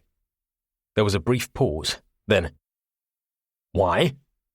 "Dexter's missing, sir. He had the watch, but he left the bridge 20 minutes ago." Left the bridge. Bullen's voice held no inflection, but only because he made it that way. Lord Dexter's son or not, young Dexter was finished on the Campari unless he could explain this one away. "Looked for him yet?" "He could be anywhere." "That's what I'm afraid of, sir." The phone clicked, and I hung up. Young Whitehead, still looking apprehensive, had just arrived in the cabin. I said, "You'll find the third mate in his cabin. My compliments to him. Ask him if he'll take over the bridge for a few minutes. Ferguson?" "Sir?" The voice was still wary. "Mr. Dexter said nothing at all when he left?" "Yes, sir. I heard him say something like, 'Wait a minute, what the hell's going on here?' or something like that. I can't be sure. Then he said, 'Keep her as she is, back in a jiffy.' And then he was off." "That was all?" "That was all, sir." "Where was he standing at the time?" "On the starboard wing, sir, just outside the door." "And he went down that side?" "Yes, sir." "Where was Whitehead at the time?" "Out on the port wing, sir." Ferguson's expression and tone showed beyond all doubt that he was vis-à-vis with a loony, but he was playing it cool all the same. "Didn't cross to see where Mr. Dexter had gone?" "No, sir." He hesitated. "Well, not right away. But I thought it a bit funny, so I asked him to have a look. He couldn't see anything." "Damn. How long after Mr. Dexter left before he took this look?" "A minute. Maybe closer on 2. Couldn't be sure, sir." "But whatever Mr. Dexter saw, it was aft?" "Yes, sir." I moved out onto the wing bridge and looked aft. There was no one to be seen on any of the 2 decks below. The crew had long finished washing down decks, and the passengers were still at breakfast. Nobody there. Nothing of any interest at all to be seen. Even the wireless office was deserted, its door closed and locked. I could see the brass padlock clearly, gleaming and glittering in the morning sun as the Campari pitched slowly, gently through the ever-lengthening swell. The wireless office. I stood there perfectly rigid for all of 3 seconds, a candidate, in Ferguson's eyes, for a straitjacket if ever there had been one, then took off down the companionway the same way as I had come up, 3 steps at a time. Only a smart piece of braking on my part and a surprisingly nimble bit of dodging on the captain's prevented a head-on collision at the foot of the companionway. Bullen put into words the thought that was obviously gaining currency around the bridge. "Have you gone off your bloody rocker, mister?" "The wireless office, sir," I said quickly. "Come on." I was there in a few seconds, Bullen close behind. I tried the padlock, a heavy-duty double-action Yale, but it was securely locked. It was then I noticed a key sticking out from the bottom of the padlock. I twisted it, first one way, then the other, but it was jammed fast. I tried to pull it out and had the same lack of success. I became aware that Bullen was breathing heavily over my shoulder. "What the devil's the matter, mister? What's got into you all of a sudden?" "One moment, sir." I'd caught sight of Whitehead making his way up to the bridge and beckoned him across. Get the bosun. Tell him to bring a pair of pliers. Yes, sir. I'll get the pliers. I said, tell the bosun to bring them, I said savagely. Then ask Mr. Peters for the key to this door. Hurry. He hurried. You could see he was glad to escape. Bullen said, Look here, mister. Dexter left the bridge because he saw something funny going on. So Ferguson said, Where else but here, sir? Why here? Why not? Look at that. I took the padlock in my hand. That bent key. And everything that's happened has happened because of here. The window? No good. I've looked. I led him round the corner to the single square of plate glass. Night curtains are still drawn. Couldn't we smash the damn thing in? What's the point? It's too late now. Bullen looked at me queerly, but said nothing. Half a minute passed in silence. Bullen was getting more worried every second. I wasn't. I was as worried as could be already. Jamieson appeared, on his way to the bridge, caught sight of us, made to come towards us, then carried on as Bullen waved him away. And then the bosun was there, carrying a pair of heavy insulated pliers in his hand. Open this damned door, Bullen said curtly. MacDonald tried to remove the key with his fingers, failed, and brought the pliers into use. With the first tug of the pliers, the key in the lock snapped cleanly in half. Well, Bullen said heavily, that helps. MacDonald looked at him, at me, then back at the broken key, still held in the jaws of the pliers. I didn't even twist it, sir, he said quietly. And if that's a Yale key, he added with an air of faint distaste, then I'm an Englishman. He handed the key over for inspection. The break showed the grey, rough, porous composition of some base metal. Homemade, and not very well made at that, either. Bullen pocketed the broken key. Can you get the other bit out? No, sir. Completely jammed. He fished in his overalls, produced a hacksaw. Maybe this, sir. Good man. It took MacDonald 3 minutes' hard work. The hasp, unlike the padlock, was made of tempered steel, and then the hacksaw was through. He slid out the padlock, then glanced inquiringly at the captain. Coming with us, Bullen said. There was sweat on his brow. See that nobody comes near. He pushed open the door and passed inside. I was on his heels. We'd found Dexter, all right. And we'd found him too late. He had that bundle of old clothes look, that completely relaxed, huddled shapelessness that only the dead can achieve. Face down, outflung on the courtesine flooring. He hardly left standing room for Bullen and myself. Shall I get the doctor, sir? It was MacDonald speaking. He was standing astride the storm sill, and the knuckles of the hand holding the door shone bonily through the tautened skin. It's too late for a doctor now, bosun, Bullen said stonily. Then his composure broke, and he burst out violently. My God, mister, where's it all going to end? He's dead. You can see he's dead. What's behind? What murderous fiend? Why did they kill him, mister? Why did they have to kill him? Damn it to hell, why did the fiends have to kill him? He was only a kid. What real harm did young Dexter ever do anybody? It said much for Bullen at the moment that the thought never even occurred to him that the dead man was the son of the chairman and managing director of the Blue Mail line. That thought would come later. He died for the same reason that Benson died, I said. He saw too much. I kneeled beside him, examined the back and sides of his neck. No marks there at all. I looked up and said, Can I turn him over, sir? It can't do any harm now. Bullen's normally ruddy face had lost some colour, and the lips were clamped in a thin, hard line. I heaved and pulled for a few seconds, and managed to get Dexter more or less turned over, half on his shoulders and half on his back. I didn't waste any time checking his breathing or his pulse. When you've been shot 3 times through the middle of the body, the breathing and the pulse are things of the past. And Dexter's white uniform shirt, with the 3 small, powder-blackened, blood-tinged holes just beneath the breastbone, showed indeed that he had been shot 3 times. The area covering those holes could have been blotted out by a playing card. Somebody had made very sure indeed. I rose to my feet, looked from the captain to the boatswain, then said to Bullen, "We can't pass this off as a heart attack, sir." "They shot him 3 times," Bullen said matter-of-factly. "We're up against someone in the maniac class, sir." I stared down at Dexter, unable to look away from the face, racked and twisted by his last conscious moment of life, that fleeting moment of tearing agony that had opened the door to death. Any one of those bullets would have killed him, but whoever killed him 3 times.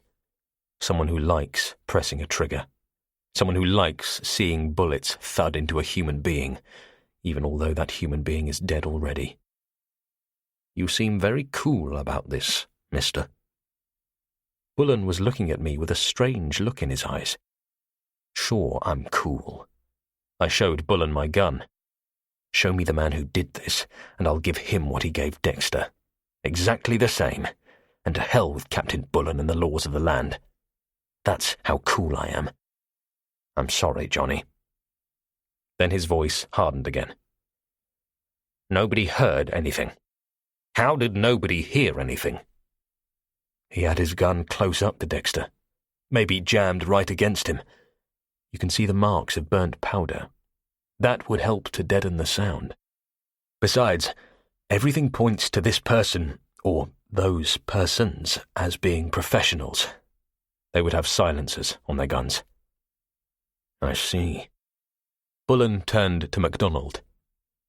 "Could you get Peters here, bosun? At once." "Aye, aye, sir." MacDonald turned to leave, and I said quickly, "Sir, a word before MacDonald goes." "What is it?" His voice was hard, impatient. "You're going to send a message?" "Too right, I'm going to send a message. I'm going to ask for a couple of fast patrol boats to be sent out to meet us. At the speed those gas turbine jobs can go, they'll be alongside before noon. And when I tell them I've had 3 men murdered in 12 hours, they'll come running. I've had enough of playing it smart first. This fake burial to lull their suspicions this morning, to make them think we'd got rid of the only evidence of murder against them. See where it's got us. Another murdered man." "It's no use, sir. It's too late now." "What do you mean?" "He didn't even bother to replace the lid after he left, sir." I nodded towards the big transmitter-receiver, with its metal lid slightly askew, the securing screws loose. Maybe he was in a hurry to get away. Maybe he just knew there was no point in securing it anyway. We were bound to find it out sooner or later, and sooner rather than later. I lifted the lid and stood to one side to let Bullen look also. Nothing was ever surer than that no one would ever use that transmitter again. It was littered inside with torn wire, bent metal, smashed condensers and valves. Someone had used a hammer. There was no guesswork about that. The hammer was still lying among the tangled, splintered wreckage that was all that was left of the once complicated innards of the transmitter. I replaced the lid. "There's an emergency set," Bullen said hoarsely. "In the cupboard under the table there. The one with the petrol generator. He'll have missed that." But the murderer hadn't missed it. He wasn't the type to miss anything. And he certainly hadn't missed with that hammer. If anything, he'd done an even more thorough job on the emergency set than on the main set. And, just for good measure, he'd smashed up the armature of the petrol generator. "Our friend must have been listening in on his receiver again," MacDonald put in quietly. "So he came out either to stop the message or smash up the sets, so that no more messages could go through. He was lucky. Had he been a bit later and the radio officer back on watch, my men would have been wholly stalling the decks outside, and there would have been nothing he would be able to do. I don't associate luck with this killer in any way, I said. He's too damned efficient for that. I don't think any more messages which might have worried him had come through, but he was afraid they might. He knew both Peters and Jennings were off watch at the burial, and he probably checked that the wireless office was locked, so he waited till the coast was clear, came out on deck, unlocked the office and went inside.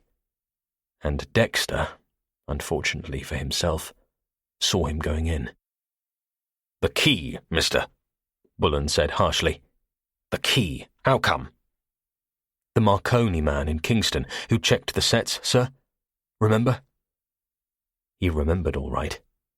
The Marconi man had telephoned the ship asking if servicing facilities were required, and Bullen had seized on it as a heaven-sent opportunity to close down the radio office and refuse to accept any more embarrassing and infuriating messages from London and New York. He spent about 4 hours here. Time to do anything. If he was a Marconi man, I'm the Queen of the May. He had a nice big impressive toolkit with him, but the only tool he used, if you could call it that, was a stick of wax, heated to the right temperature to take an impression of the Yale. Even if he had managed to pinch the Yale and return it unseen, it would have been impossible for him to cut a new one. Those special Yales are far too complicated, and my guess is that that was all he did while he was there. And my guess was completely wrong.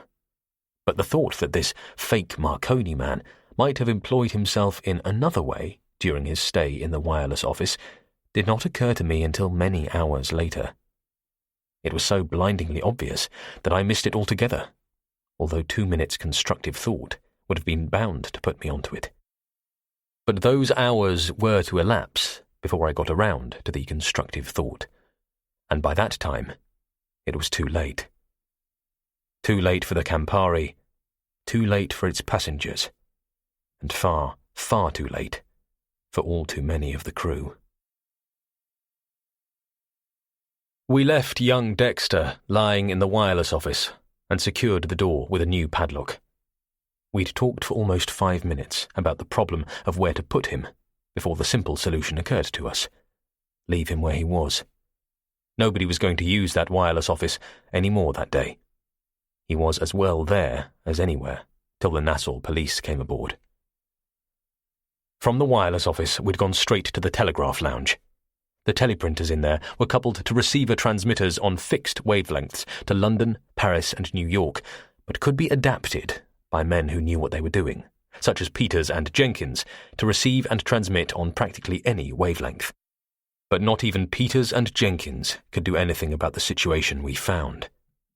There were 2 big transmitters in the telegraph lounge, cleverly designed to look like cocktail cabinets, and both had received the same treatment as the sets in the wireless office. The exteriors intact, the interiors smashed beyond repair. Somebody had been very busy during the night. The wireless office must have been the last item on the list. I looked at Bullen. "With your permission, sir, MacDonald and I will go and have a look at the lifeboats. We might as well waste our time that way as in any other." He knew what I meant all right, and nodded. Captain Bullen was beginning to look slightly hunted. He was the ablest, the most competent master in the Blue Mail, but nothing in his long training and experience had ever been designed to cope with a situation like this. And so MacDonald and I duly wasted our time. There were 3 lifeboats equipped with hand-cranked transmitters for emergency use if the Campari sank or had otherwise to be abandoned. Or they had been equipped with them. But not anymore. The transmitters were gone. No need to waste time or make a racket smashing up sets when all you have to do is to drop them over the side. Our murderous friend hadn't missed a single trick. When we got back to the captain's cabin, where we had been told to report, there was something in the atmosphere that I didn't like at all. They say you can smell fear. I don't know about that, but you can sense it. And you could certainly sense it in that cabin at 9 o'clock that morning. The fear, the atmosphere of trapped helplessness, the sense of being completely at the mercy of unknown and infinitely powerful and ruthless forces, made for an atmosphere of nervously brittle tension that I could almost reach out and touch. McElroy and Cummings were there with the captain, and so too was our second mate, Tommy Wilson. He had to be told. The stage had been reached now where every officer would have to be told, so Bullen said, in the interests of their own safety and self-defence. I wasn't so sure. Bullen looked up as we came through the door. His face was grim and still, a thinly opaque mask for the consuming worry that lay beneath. Well? I shook my head, took a seat. MacDonald remained standing, but Bullen gestured him irritably to a chair. He said to no one in particular, I suppose that accounts for all the transmitters on the ship. As far as we know, yes. I went on.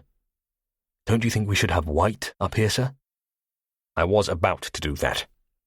He reached for the phone, spoke for a moment, hung up, then said roughly, Well, mister, you were the man with the bright ideas last night. Got any this morning? Just to repeat the words makes them sound harsh and unpleasant, but they were curiously empty of any offence. Bullen didn't know which way to turn, and he was grasping at straws. None. All we know is that Dexter was killed at 8:26 this morning, give or take a minute. No question about that. And that at that moment most of our passengers were at breakfast. No question about that either. The only passengers not at breakfast were Miss Harcourt, Mr. Sedan and his 2 nurses, Mr. and Mrs. Piper from Miami, and that couple from Venezuela, old Hornos and his wife and their daughter. Our only suspects, and none of them makes any sense. And all of those were at dinner last night when Brownell and Benson were killed, McElroy said thoughtfully.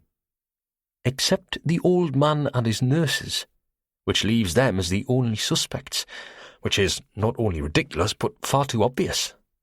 I think we've already had plenty of proof that whatever the people behind all this are guilty of, being obvious is not one of them. Unless, of course, he added slowly, some of the passengers are working in collusion with each other. Or with the crew, Tommy Wilson murmured. What? Old Bullen gave him the full benefit of his Commodore's stare. What did you say? I said the crew, Wilson repeated clearly. If old Bullen was trying to frighten Tommy Wilson, he was wasting his time. And by the crew, I also include the officers. I agree, sir, that I heard, or knew, of those murders for the first time only a few minutes ago, and I admit I haven't had time to sort out my thoughts. On the other hand, I haven't had a chance to become so involved as all the rest of you are. With all respect, I'm not so deeply lost in the wood that I can't see the trees. You all seem to be convinced that it must be one or more of the passengers responsible. Our chief officer here seems to have set this bee firmly in all your bonnets. But if a passenger were in cahoots with one of the crew, then it's quite possible that that member of the crew was detailed to hang around in the vicinity of the wireless office and start laying about him when necessary. You said the chief officer was responsible for planting this idea in our minds, Bullen said slowly. What do you mean by that? No more than I said, sir. I only... Then the implications of the captain's question struck him. Good God, sir! Mr. Carter! Do you think I'm crazy? No one thinks you're crazy, McElroy put in soothingly. Our chief engineer had always regarded Wilson as a bit of a mental bantamweight, but you could see him slowly revising his opinion. The crew, Tommy. What makes you suspect the crew? Elimination, motive, and opportunity, Wilson said promptly. We seem to have more or less eliminated the passengers, all with alibis, and the motive. What are the usual motives? He asked of no one in particular. Revenge, jealousy, gain, said McElroy. Those 3. There you are then. Take revenge and jealousy. Is it conceivable that any of our passengers should have their knives so deeply in Brownell, Benson and Dexter as to want to kill them all? Ridiculous. Gain? What could that bunch of bloated plutocrats want with any more lucre? He looked round slowly. And what officer or man aboard the Campari couldn't do with a little more lucre? I could, for one. Opportunity, Tommy. McElroy prompted him gently. Opportunity, you said. I don't have to go into that, Wilson said. Engineer and deck crews could be eliminated at once.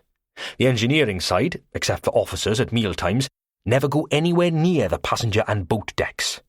The boatswain's men here are only allowed there in the morning watch for washing down decks.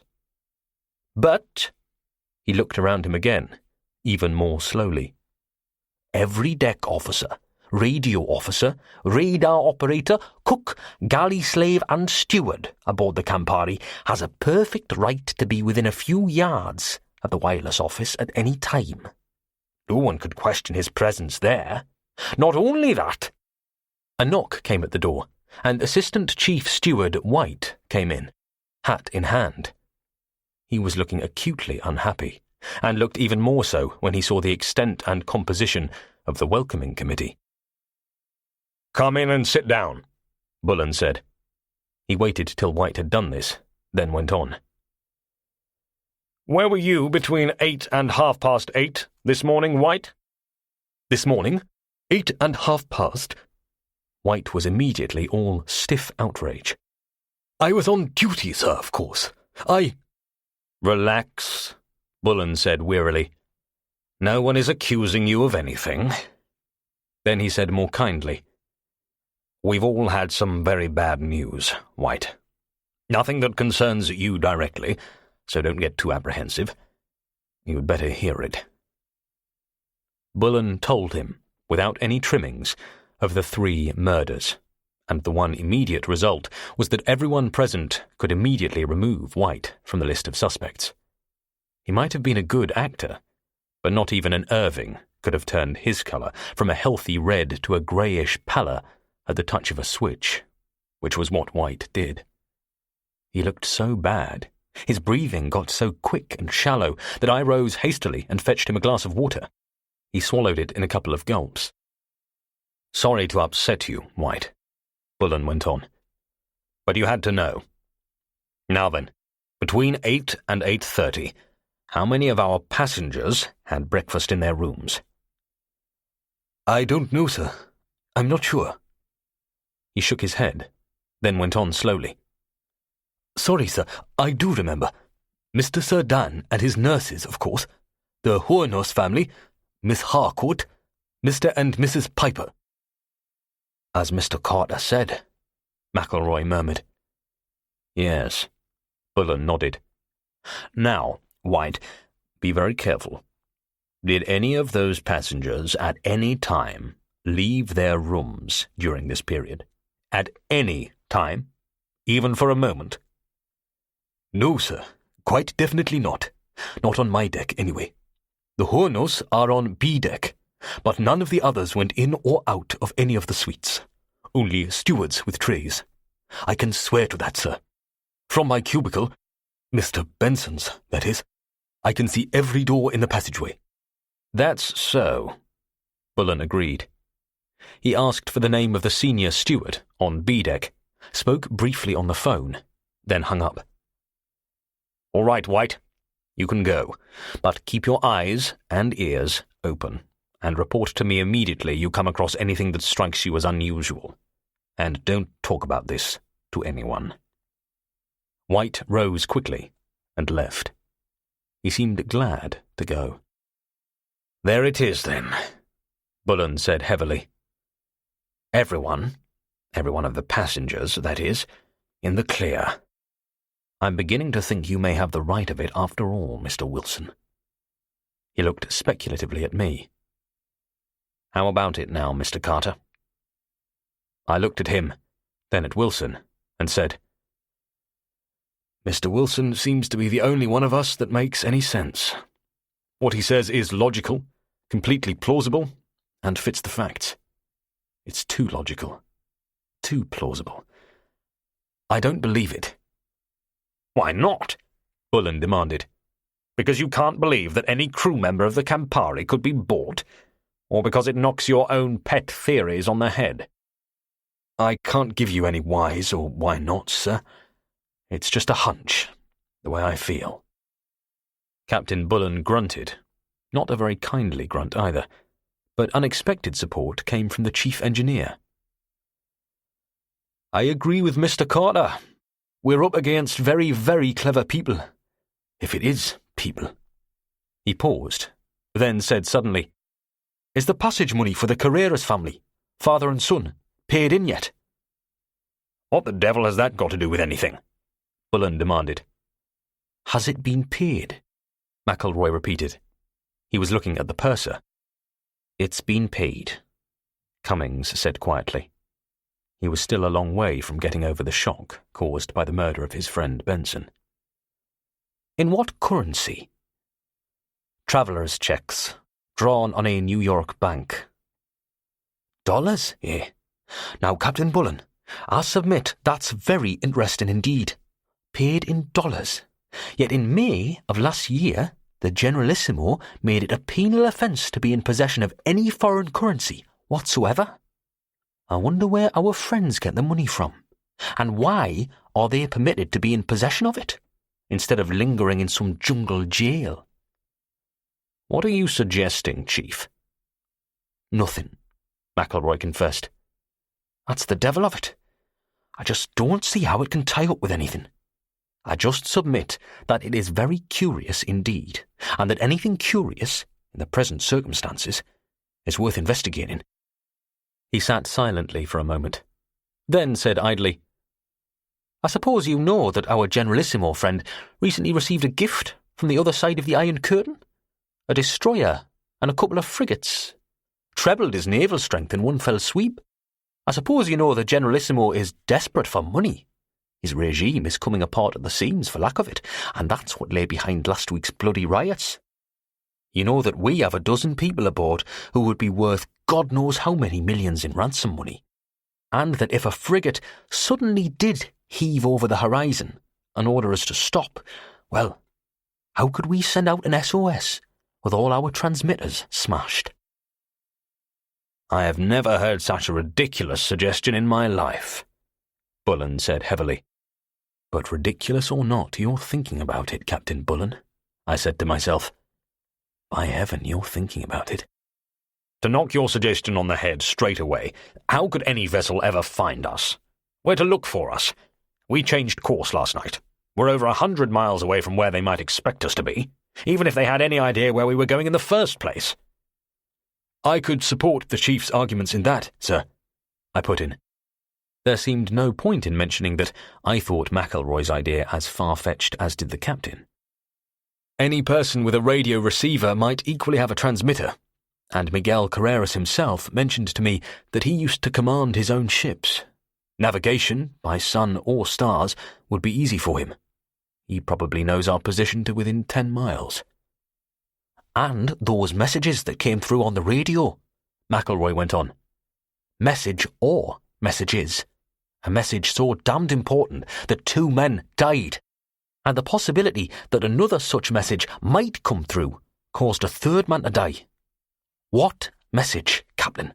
What so tremendously important message? Warnings.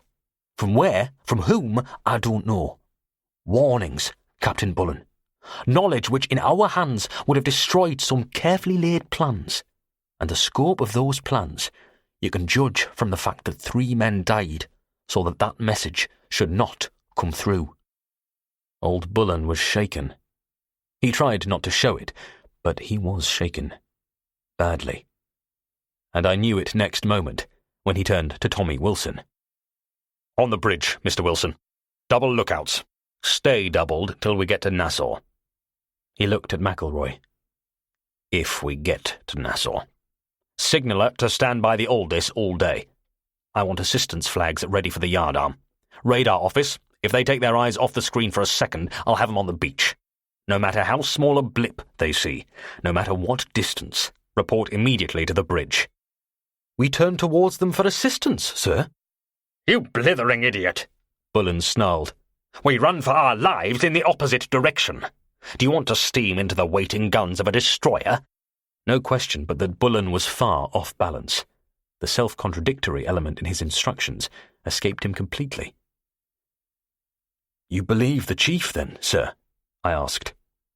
"I don't know what to believe," Bullen growled. "I'm just taking no chances."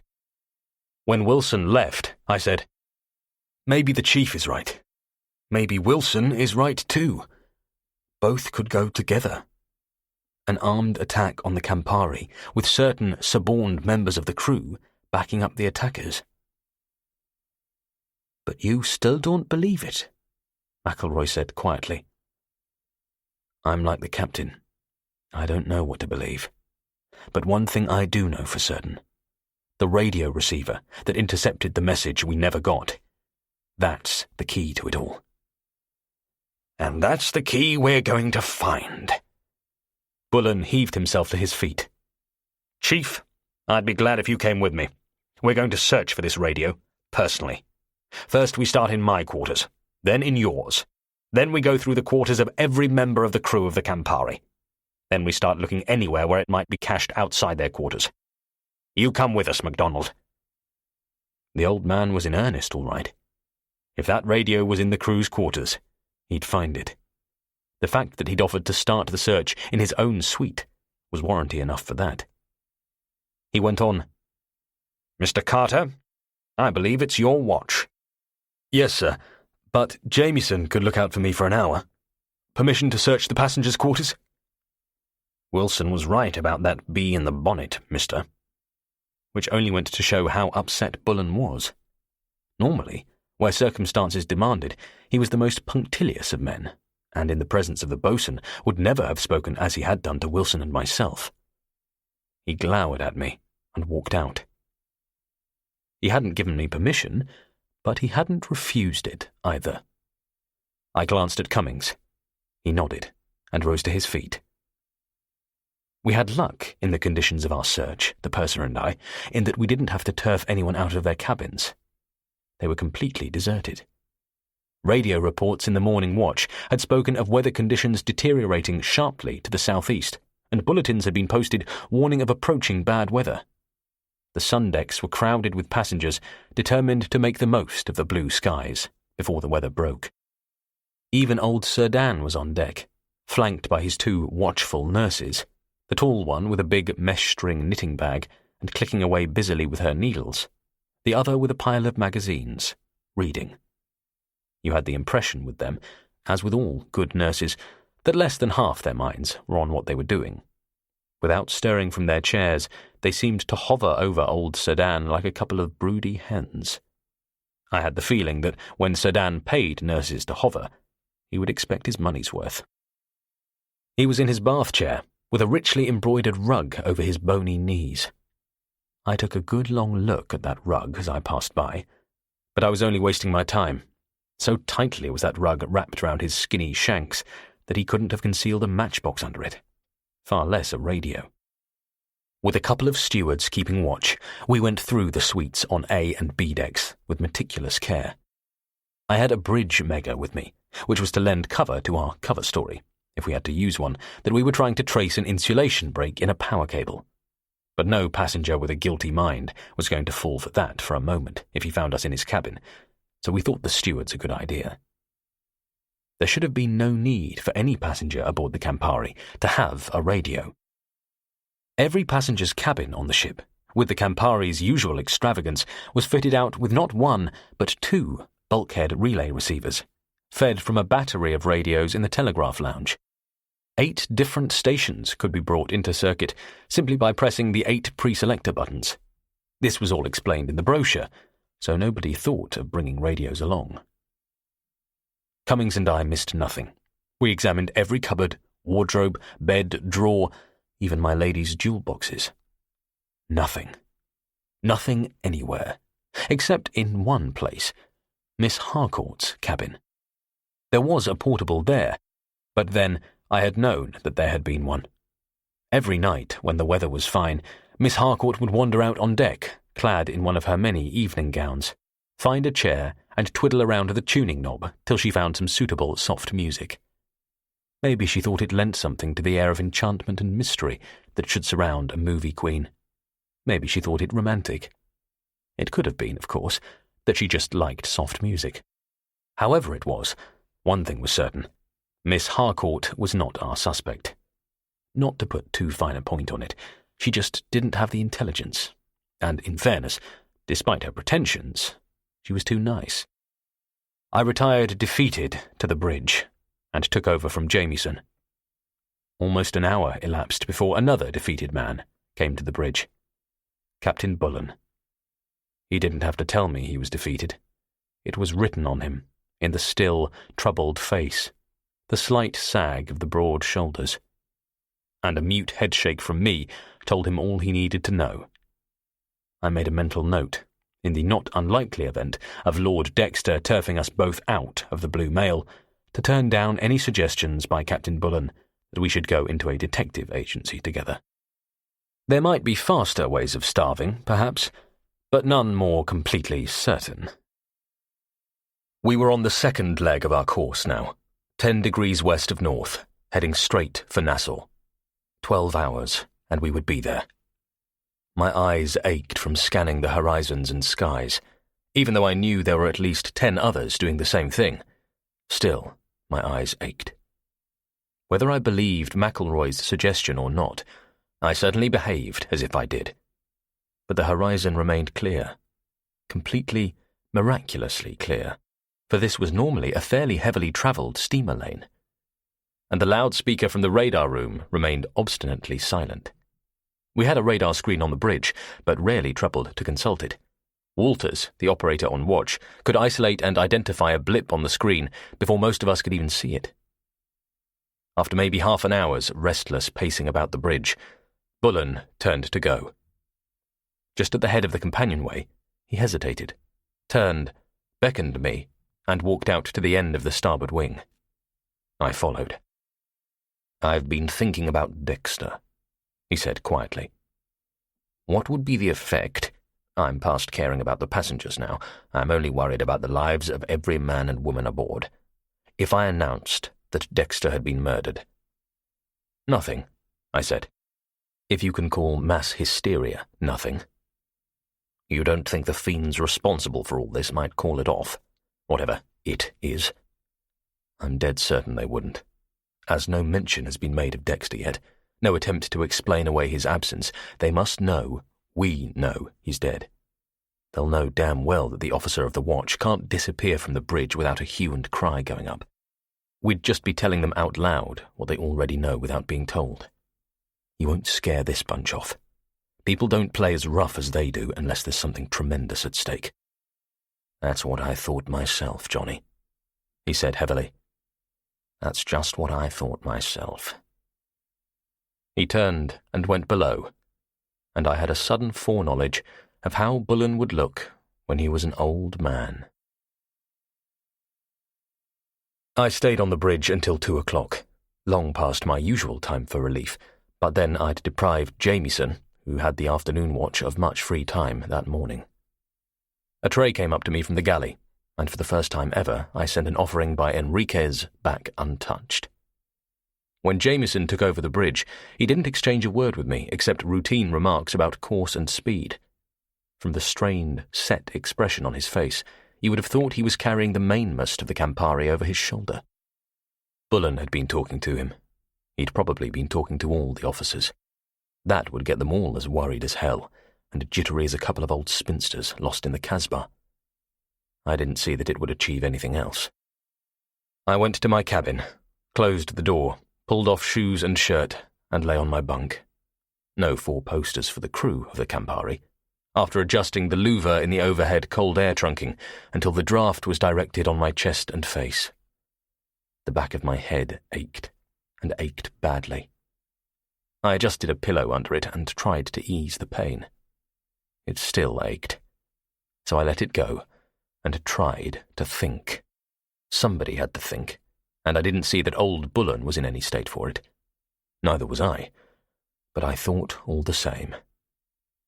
I would have bet my last cent that the enemy, I couldn't think of them as anything else by this time, knew our course, destination, and time of arrival almost as well as we did ourselves, and I knew they couldn't afford to let us arrive in Nassau that night, not, at least, until they had accomplished what they had set out to accomplish, whatever that might be. Somebody had to think. Time was terribly short. By 3 o'clock, I'd got nowhere. I'd worried all round the problem, as a terrier worries an old slipper. I'd examined it from every angle. I'd put forward a dozen different solutions, all equally improbable, and turned up around a dozen suspects, all equally impossible. My thinking was getting me nowhere. I sat up, careful of my stiff neck, fished a bottle of whiskey from a cupboard, poured a drink, watered it, knocked it back, and then, because it was illegal, helped myself to another. I placed this second on the table by my bunk and lay down again. The whiskey did it. I'll always swear the whiskey did it. As a mental lubricant for rusted-up brains, it has no parallel. After 5 more minutes of lying on my back, staring sightlessly up at the cold air trunking above my head, I suddenly had it. I had it suddenly, completely, and all in a moment, and I knew beyond doubt that I had it right. The radio. The receiver on which the message to the wireless office had been intercepted. There had been no radio. God, only a blind man like myself could have missed it. Of course there had been no radio. But there had been something else again. I sat bolt upright with a jerk, Archimedes coming out of his bath, and yelped with pain as a hot blade skewered through the back of my neck. Are you subject to those attacks often, or do you always carry on like this when you are alone? A solicitor's voice inquired from the doorway. Susan Beresford, dressed in a square-necked white silk dress, was standing in the entrance, her expression half amused, half apprehensive. So complete had been my concentration that I'd never even heard the door open. Miss Beresford. I rubbed my aching neck with my right hand. What are you doing here? You know passengers are not allowed in the officers' quarters. No. I understand my father has been up here several times in the past few trips, talking to you. Your father is not young, female, and unmarried. Phooey. She stepped into the cabin and closed the door behind her. All at once, the smile was no longer on her face. Will you talk to me, Mr. Carter? Any time, I said courteously, but not here. My voice trailed away. I was changing my mind even as I spoke. You see, you're the only person I can talk to, she said. Yes. A beautiful girl alone in my cabin and plainly anxious to speak to me, and I wasn't even listening to her. I was figuring out something. It did involve Susan Beresford, but only incidentally. Oh, do pay attention, she said angrily. All right, I said resignedly. I'm paying. You're paying what? She demanded. Attention. I reached for my whiskey glass. Cheers. I thought you were forbidden alcohol on duty. I am. What do you want? I want to know why no one will talk to me. She lifted a hand as I made to speak. Please don't be facetious. I'm worried. Something's terribly wrong, isn't it? You know I always talk more to the officers than any of the other passengers. I passed up the pleasure of loosing off a couple of telling shafts. And now nobody will talk to me. Daddy says I'm imagining it. I'm not. I know I'm not. They won't talk. And not because of me, I know. They're all dead scared about something. Going about with tight faces and not looking at anyone, but looking at them all the time. Something is wrong, isn't it? Terribly, terribly wrong. And 4th Officer Dexter, he's missing, isn't he? What would be wrong, Miss Beresford? Please. This was something for the books. Susan Beresford pleading with me. She walked across the cabin. With the size of the accommodation old Dexter saw fit to provide for his chief officers, that didn't require any more than a couple of steps, and stood in front of me. Tell me the truth. 3 men are missing in 24 hours. Don't tell me that's coincidence. And all the officers looking as if they're going to be shot at dawn? Don't you think it's strange you're the only person who seems to have noticed anything unusual? How about all the other passengers? The other passengers? The tone of her voice didn't say a great deal for the other passengers. How can they notice anything with all the women either in bed for their afternoon sleep, or at the hairdresser's, or in the massage room, and all the men sitting around in the telegraph lounge like mourners at a funeral just because the stock exchange machines have broken down? And that's another thing. Why have those machines broken down? And why is the radio office closed? And why is the Campari going so fast? I went right aft just now to listen to the engines, and I know we've never gone so fast before. She didn't miss much, and that was a fact. I said, "Why come to me?" Daddy suggested it. She hesitated, then half smiled. He said I was imagining things, and that for a person suffering from delusions and a hyperactive imagination, he could recommend nothing better than a visit to Chief Officer Carter, who doesn't know the meaning of either.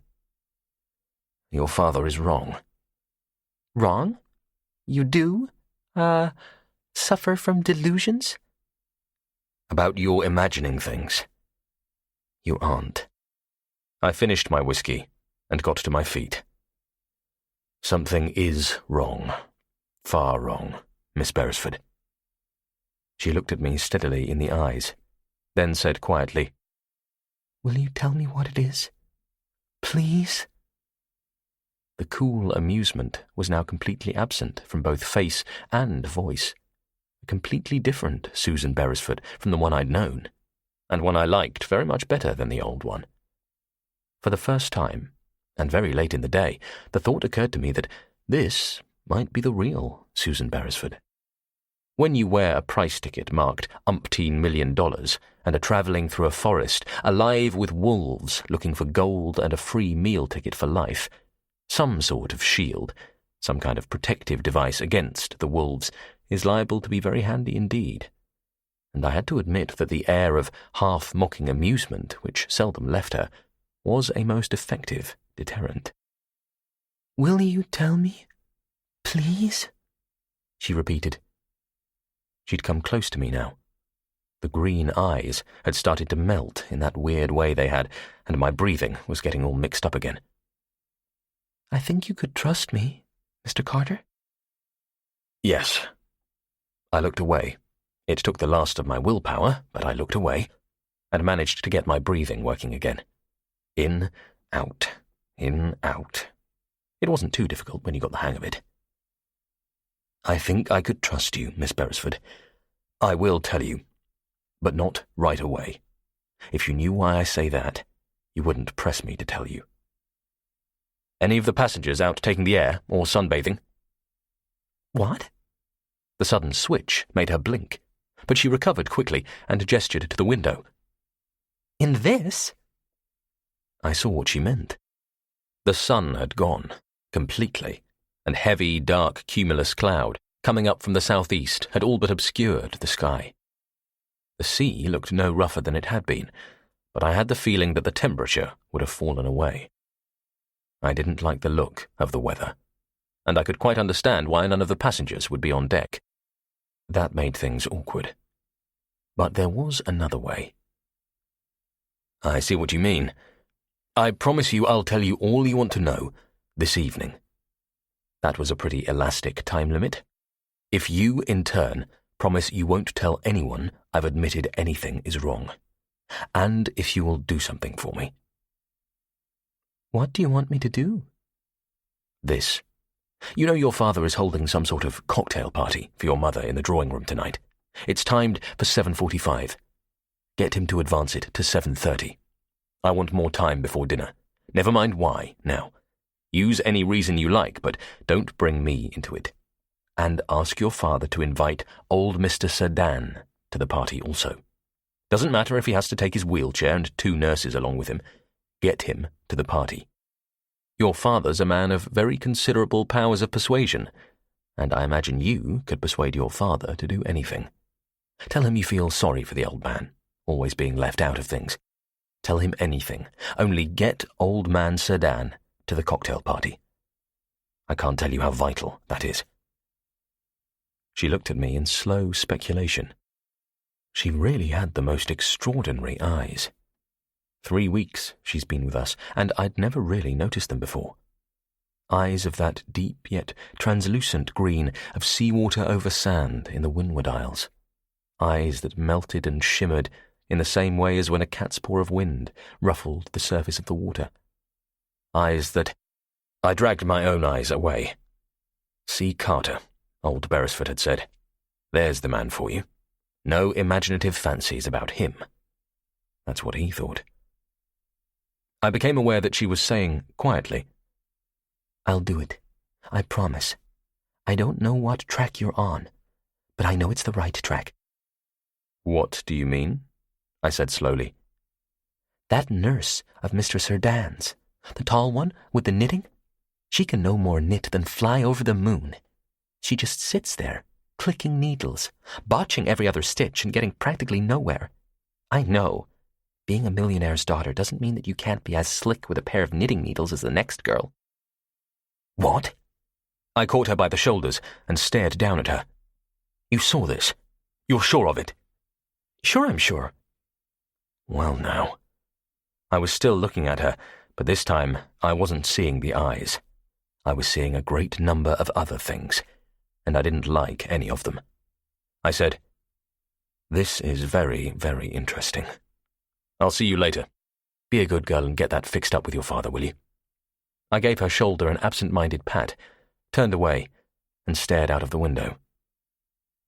After a few seconds, I became aware that she hadn't yet gone. She'd the door opened, one hand on the handle, and was looking at me with a peculiar expression on her face. "You wouldn't like to give me a toffee apple to suck?" If you can imagine a voice both sweet and bitter at the same moment, then that is how hers was. "Or a ribbon for my pigtails?" With that, she banged the door and was gone. The door didn't splinter in any way, but that was only because it was made of steel.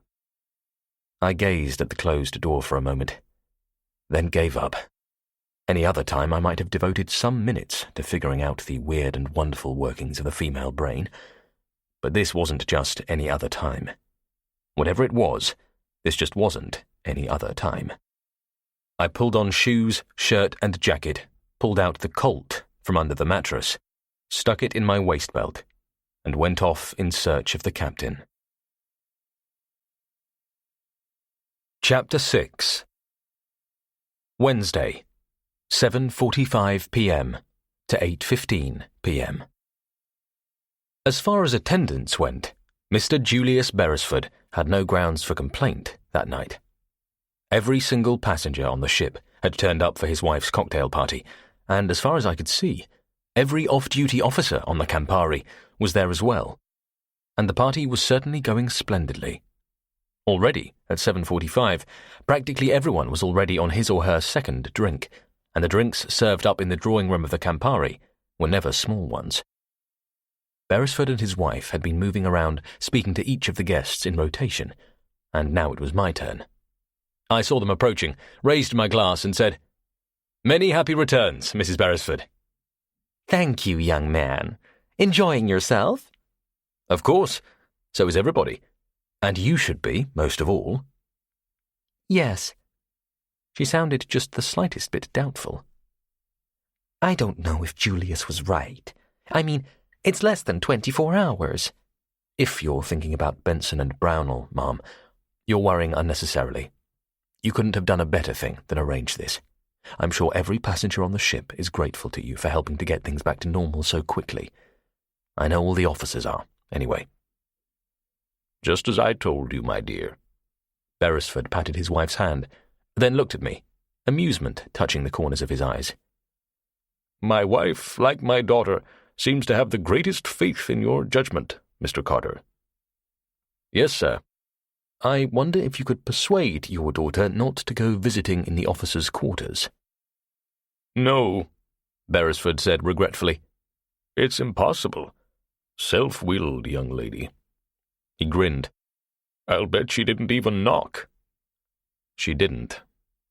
I looked across the room to where Miss Beresford was giving Tony Carreras the full benefit of her eyes over the rim of a martini glass. They certainly made a striking couple. She had, with respect, some bee in her bonnet about something being wrong aboard the Campari. I think the unfortunate happenings last night must have upset her. Naturally. And you managed to remove this, bee? I think so, sir. There was a slight pause. Then Mrs. Beresford said impatiently, Julius, we're just beating about the bush. Oh, now, Mary, I don't think... Rubbish, she said briskly. Young man, do you know one of the principal reasons I came along on this trip? Apart, she smiled, from the food. Because my husband asked me to. Because he wanted a second opinion. On you. Julius, as you know, has made several trips on your ship. He has, as the saying goes, had an eye on you for a job in his organization. My husband, I may say, has made his fortune not so much by working himself as by picking the right men to work for him. He's never made a mistake yet. I don't think he's making a mistake now. And you have another very special recommendation. Yes, Ma'am, I said politely. You're the only young man of our acquaintance who doesn't turn himself into a carpet to be trampled upon as soon as our daughter appears in sight. A very important qualification, believe me. Would you like to work for me, Mr. Carter? Beresford asked bluntly. I think I would, sir. Well, Mrs. Beresford looked at her husband. That's settled. Will you? Julius Beresford interrupted. No, sir. Why not? Because your interests are in steel and oil. I know only the sea and ships. They don't mix. I have no qualifications to work for you, and at my present age I'd be too long in acquiring them. And I couldn't accept a job for which I'd no qualifications. Even at double the money? Or 3 times? I'm grateful for the offer, sir. Believe me, I do appreciate it. But there's more to it than money. Ah, well. The Beresfords looked at each other. They didn't seem too disturbed over my refusal. There was no reason why they should. We asked a question, we got an answer. Fair enough. He changed the subject. What do you think of my feat in getting the old man here tonight? I think it was very thoughtful of you. I glanced across the room to the spot near the door where old Sir Dan, sherry glass in hand, was sitting in his wheelchair, with his nurses on a settee by his side. They, too, had sherry glasses. The old boy seemed to be talking animatedly to the captain. He must lead a very shut-in life. Much difficulty in persuading him? None at all. He was delighted to come. I filed away this piece of information. My one encounter with Sir Dan had left me with the impression that the only thing that would delight him about such an invitation would be the opportunity to give a surly refusal. If you'll excuse us, Mr. Carter, hosts' duties to their guests, you know. Certainly, sir. I stood to one side, but Mrs. Beresford planted herself in front of me and smiled quizzically. Mr. Carter, she said firmly, you're a very stiff-necked young man. And please don't for a moment imagine that I'm referring to your accident of last night. They moved off. I watched them go, thinking all sorts of thoughts, then crossed to the hinged flap that led to the rear of the bar. Whenever I approached that flap, I felt it was not a glass I should have in my hand, but a machete to help me hack my way through the jungle of flowers, potted shrubs, cacti, and festoons of creepers and hanging plants that transformed the place into the most unlikely-looking bar you'd ever seen. The interior designer responsible had gone into rhapsodies over it, but it was all right for him. He didn't have to live with it. All he had to do was to retire nightly to his semi-detached in South London, where his wife would have had him out the door if he'd tried on any such nonsense at home. But the passengers seemed to like it. I made it to the back of the bar without getting scratched too much, and said to the barman, "How's it going, Louis?" "Very well, sir," Louis said stiffly. His bald pate was gleaming with sweat, and his hairline moustache twitching nervously. There were irregularities going on, and Louis didn't like irregularities. Then he thawed a bit and said, "They seem to be drinking a fair bit more than usual tonight, sir." "Not half as much as they will be later on." I moved to the crystal-laden shelves, from which I could see under the back of the bar, and said, "You don't look very comfortable to me." "By God, and I'm not." And indeed, there wasn't much room for the boatswain to wedge his bulk between the raised deck and the underside of the bar. His knees were up to his chin, but at least he was completely invisible to anyone on the other side of the counter. "Stiff as hell, sir. Never be able to move when the time comes." "And the smell of all that liquor driving you round the bend," I said sympathetically. I wasn't as cool as I sounded. I had to keep wiping the palms of my hands on the sides of my jacket, but try as I would, I couldn't seem to get them properly dry. I moved over to the counter again. "A double whiskey, Louis. A large double whiskey." Louis poured the drink and handed it across without a word. I raised it to my lips, lowered it below counter level, and a large hand closed gratefully around it. I said quietly, as if speaking to Louis, "If the captain notices the smell afterwards, you can claim it was that careless devil Louis that spilt it over you. I'm taking a walk now, Archie. If everything's okay, I'll be back in 5 minutes." "And if not? If you're wrong?" "Heaven help me. The old man will feed me to the sharks." I made my way out from behind the bar and sauntered slowly towards the door. I saw Bullen trying to catch my eye, but I ignored him. He was the world's worst actor. I smiled at Susan Beresford and Tony Carreras, nodded civilly enough to old Sir Dan, bowed slightly to the two nurses. The thin one, I noticed, had returned to her knitting, and she seemed to me to be doing all right, and reached the doorway. Once outside, I dropped all pretense of sauntering. I reached the entrance to the passengers' accommodation on A deck in 10 seconds. Halfway down the long central passageway, White was sitting in his cubicle.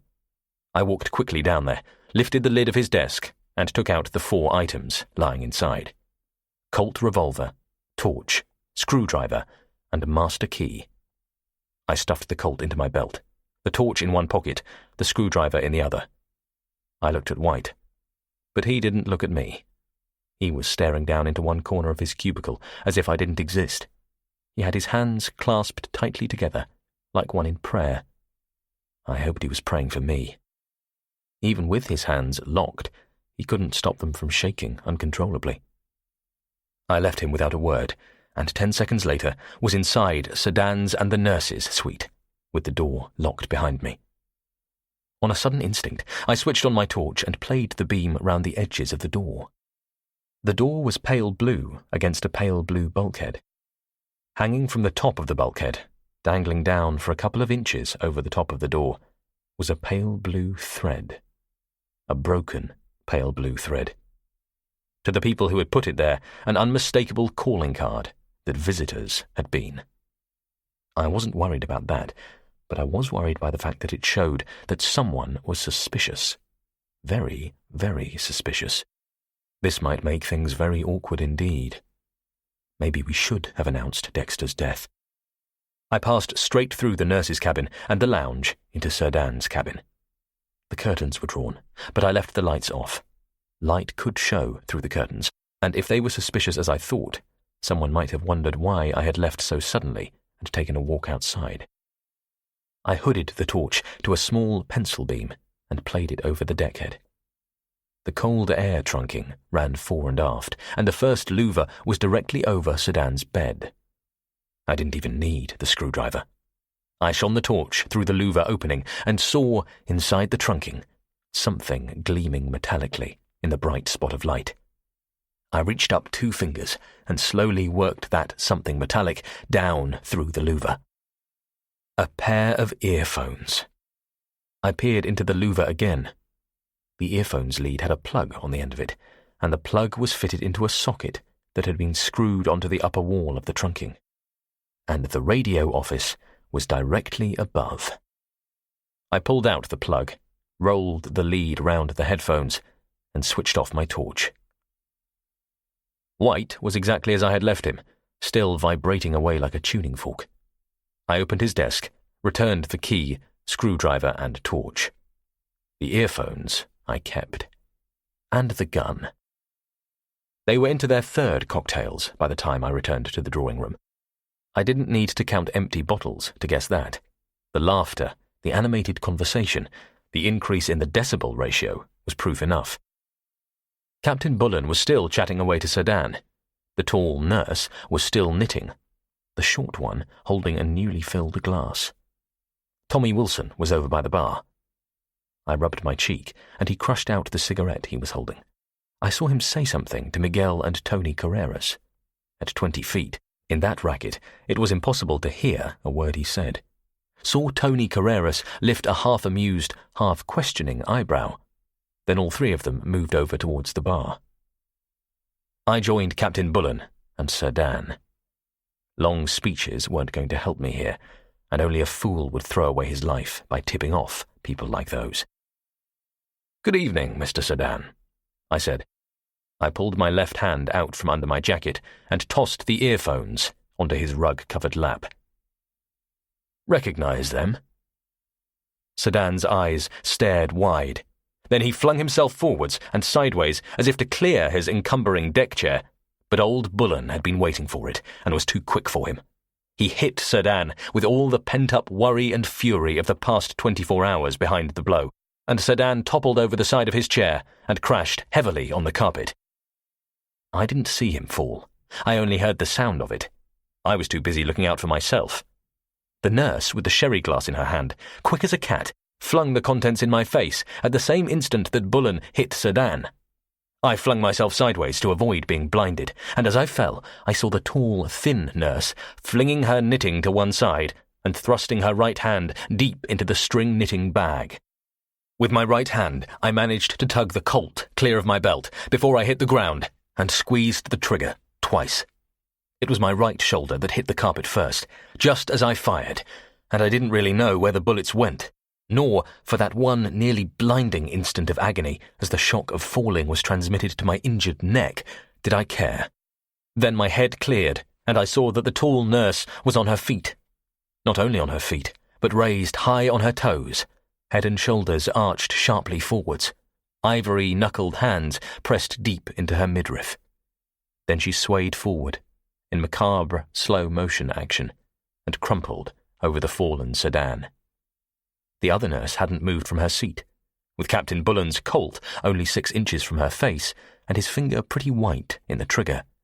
She wasn't likely to, either. The reverberations of my heavy Colt, painful and deafening in their intensity in that confined metal-walled space, faded away into a silence that was deathly in more ways than one. And through the silence came a soft Highland voice saying gently, "If either of you move, I will kill you." Carreras Senior and Junior, who must have had their backs to the bar, were now turned round halfway towards it, staring at the gun in MacDonald's hand. Miguel Carreras's face was unrecognizable. His expression changed from that of a smooth, urbane and highly prosperous businessman into something very ugly indeed. His right hand, as he had whirled round, had come to rest on the bar near a cut-glass decanter. Archie MacDonald wasn't wearing any of his medals that night, and Carreras had no means of knowing the long and blood-stained record the boatswain had behind him, or he would never have tried to hurl that decanter at MacDonald's head. Carreras's reactions were so fast, the movement so unexpected, that against another man he might have made it. Against MacDonald, he didn't even manage to get the decanter off the counter, and a split second later was staring down at the shattered, bloody mass that had been his hand. For the second time in a few seconds, the crashing roar of a heavy gun, this time intermingled with the tinkle of smashed and flying glass, died away, and again MacDonald's voice came, almost regretfully. "I should have killed you, but I like reading about those murder trials. We're saving you for the hangman, Mr. Carreras. I was climbing back to my feet when someone screamed, a harsh, ugly sound that drilled through the room. Another woman took it up, a sustained shriek like an express, whistle wide open, heading for a level crossing, and the stage seemed all set for mass hysteria. "Stop that damned screaming!" I snarled. "Do you hear? Stop it at once! It's all over now!" The screaming stopped. Silence, again. A weird, unnatural silence that was almost as bad as the racket that had gone before. And then Beresford was coming towards me, a bit unsteadily, his lips forming words that didn't come, his face white. I couldn't blame him. In his well-ordered and wealth-cushioned world, the entertainments offered his guests couldn't often have ended up with bodies strewn all over the floor. "You've killed her, Carter," he said at length. His voice was harsh and strained. "You've killed her. I saw it. We all saw it. A defenseless woman." He stared at me, and if he had any thought of offering me a job again, I couldn't see it in his face. "You murdered her." "Woman, my foot," I said savagely. I bent down, yanked off the nurse's hat, then ruthlessly ripped away a glued wig to show a black, close-cropped crew cut. Attractive, isn't it? The very latest from Paris. And defenseless. I grabbed her bag, turned it upside down, emptied the contents on the carpet, stooped, and came up with what had originally been a full-length, double-barreled shotgun. The barrels had been sawn off until there was no more than 6 inches of them left, the wooden stock removed, and a roughly made pistol-type grip fitted in its place. "Ever seen one of those before, Mr. Beresford? Native product of your own country, I believe. A whippet, or some such name? Fires lead shot, and from the range our nurse friend here intended to use it, it would have blown a hole clear through my middle. Defenseless." I turned to where Bullen was standing, his gun still trained on the other nurse. "Is that character armed, sir?" "We'll soon find out," Bullen said grimly. "You carrying a gun, my friend?" The nurse swore at him, 2 words in basic Anglo-Saxon, in a low, snarling voice. Bullen gave him no warning. He swept up the Colt and struck the barrel heavily across the man's face and temple. He staggered and swayed, out on his feet. I caught him, held him with one hand, while with the other I ripped the dress down the front, pulled out a snub-nosed automatic from a felt holster under the left arm, then let him go. He swayed some more, collapsed on the settee, then rolled to the floor. Is all this necessary?" Beresford's voice was still hoarse and strained. "Stand back, everyone," Bullen said authoritatively. "Keep well over to the windows and clear of those 2 men. Our 2 Carreras' friends. They are highly dangerous and might try to jump in among you for cover. MacDonald, that was splendidly done. But next time, shoot to kill. That's an order. I accept full responsibility. Dr. Marston, bring the necessary equipment, please, and attend to Carreras' hand." He waited till Marston had left, then turned to Beresford with a wry smile. "Sorry to ruin your party, Mr. Beresford, and all this, I assure you, is highly necessary." But the violence, the killing." "They murdered 3 of my men in the past 24 hours. "They what?" Benson, Brownell, and 4th Officer Dexter. Murdered them. Brownell was strangled. Benson was strangled or shot.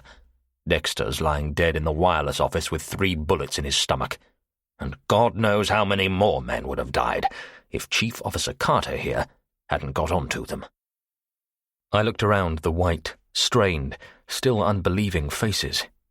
There was no real understanding there yet of what the captain was saying. The shock, the fear, the near hysteria left no room for thought in their minds.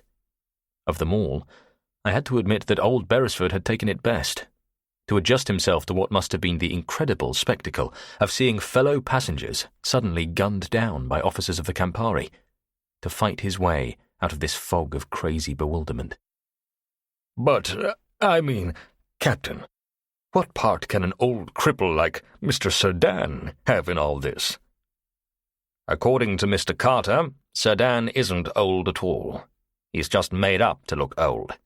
And also, according to Mr. Carter, if Sedan is a cripple, paralyzed from the waist down as he is supposed to be, then you're going to witness a modern miracle of healing just as soon as he recovers consciousness. For all we know, Sedan is very probably the leader of this bunch of murderers. We don't know. But what in God's name is behind it all? Beresford demanded. That's just what we are about to find out, Bullen said tightly. He glanced at Carreras, father and son. Come here, you two. They came, MacDonald and Tommy Wilson following. Carreras Sr. had a handkerchief wrapped round his shattered hand, trying, not very successfully, to stem the flow of blood, and the eyes that caught mine were wicked with hate. Tony Carreras, on the other hand, seemed calmly unconcerned, even slightly amused. I made a mental note to keep a very close eye indeed on Tony Carreras. He was too calm and relaxed by half. They halted a few feet away. Bullen said, Mr. Wilson? Sir? That sawn-off shotgun belonging to our late friend here. Pick it up. Wilson picked it up. Do you think you could use it? And don't point the damned thing at me, he added hastily. I think so, sir. Sedan and that so-called nurse, a sharp eye on them. If they come to try anything... Bullen left the sentence unfinished. Mr. Carter, Carreras and his son may be armed. Yes, sir. I moved round behind Tony Carreras, careful to keep out of the line of fire of both Bullen and MacDonald, caught his jacket by the collar and jerked it savagely down over shoulders and arms till it reached the level of his elbows. You seem to have done this sort of thing before, Mr. Carter, Tony Carreras said easily. He was a cool customer, all right. Too damned cool for my liking. Television, I explained. He was carrying a gun, under the left shoulder. He was wearing a specially made shirt, with a couple of hemmed slips front and back on the left-hand side, so that the chest strap for the holster was concealed under the shirt. Tony Carreras was very thorough in his preparations. I went over his clothes, but he'd only the one gun. I went through the same routine with Miguel Carreras. He wasn't anywhere near as affable as his son, but maybe his hand was hurting him. He wasn't carrying any gun. And maybe that made Miguel Carreras the boss. Maybe he didn't have to carry any gun. Maybe he was in a position to order other people to do his killing for him.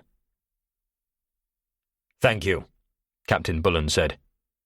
Mr. Carreras, we will be in Nassau in a few hours' time. The police will be aboard by midnight. Do you wish to make a statement now, or would you rather make it to the police? My hand is broken. Miguel Carreras's voice was a harsh whisper. The forefinger is smashed. It will have to be amputated. Someone is going to pay for this. I take it that is your answer, Bullen said calmly. Very well. Bosun, 4 heaving lines, if you please. I want those men trussed like turkeys. Aye, aye, sir. The bosun took one step forward, then stood stock still. Through the open doorway had come a flat, staccato burst of sound, the unmistakable chattering of a machine gun. It seemed to come from almost directly above, from the bridge. And then, all the lights went out. I think I was the first person to move. I think I was the only person to move. I took a long step forward, hooked my left arm round Tony Carreras's neck, rammed the Colt into the small of his back, and said softly, "Don't even think of trying anything, Carreras." And then there was silence again. It seemed to go on and on and on, but it probably didn't last more than a few seconds altogether. A woman screamed, a brief choking sound that died away into a moan, and then there was silence once more. A silence that ended abruptly with a violent crashing, splintering and tinkling as heavy, solid metallic objects, operating in almost perfect unison, smashed in the plate glass windows that gave to the deck outside At the same instant, there came a sharp, echoing crash of metal against metal as the door was kicked wide open to smash back against the bulkhead. "Drop your guns, all of you!" Miguel Carreras called in a high, clear voice. "Drop them now, unless you want a massacre." The lights came on. Vaguely outlined against the 4 smashed windows of the drawing room, I could see the blurs of 4 indistinct heads and shoulders and arms. The blurs I didn't care about. It was what they held in their arms that worried me. The wicked-looking snouts and cylindrical magazines of 4 submachine guns. A 5th man, dressed in jungle green and wearing a green beret on his head, stood in the doorway, a similar automatic carbine cradled in his hands. I could see what Carreras meant by dropping our guns. It seemed an excellent idea to me. We had about as much chance as the last ice cream at a children's party. I was already starting to loosen my grip on the gun when, incredulously, I saw Captain Bullen jerk up his Colt on the armed man in the doorway. It was criminal, suicidal folly. Either he was acting completely instinctively, without any thought at all, or the bitter chagrin, the killing disappointment after having thought that he had held all the cards in his hands, had been too much for him. I might have known, I thought briefly and wildly. He'd been far too calm and self-controlled. The safety valve screwed down on the bursting boiler. I tried to shout out a warning, but it was too late. It was far too late. I shoved Tony Carreras violently aside and tried to reach Bullen, to strike down his gun hand, but I was still far too late. A lifetime too late. The heavy Colt was roaring and bucking in Bullen's hand, and the man in the doorway, to whom the ridiculous idea of resistance must have been the very last thought in his head, let the machine gun slide slowly out of his lifeless hands and toppled backwards, out of sight. The man outside the window nearest the door had his machine gun lined up on the captain. Bullen in that second was the biggest fool in the world, a crazy, suicidal maniac, but even so, I couldn't let him be gunned down where he stood. I don't know where my first bullet went, but the second must have struck the machine gun. I saw it jerk violently, as if struck by a giant hand, and then came a continuous, cacophonous drumfire of deafening sound as a third man squeezed the trigger of his machine gun, and kept on squeezing it. Something with the power and weight of a plunging pile driver smashed into my left thigh, hurling me back against the bar. My head struck the heavy brass rail at the foot of the counter, and the sound of the drumfire died away. The stink of drifting cordite and the silence of the grave. Even before consciousness came fully back to me, even before I opened my eyes, I was aware of those, of the cordite and the unearthly stillness. I opened my eyes slowly, pushed myself shakily up till I was sitting with my back more or less straight against the bar, and shook my head to try to clear it. I had, understandably enough, forgotten about my stiff neck. The sharp stab of pain did more to clear my head than anything else could have done. The first thing I was aware of was the passengers.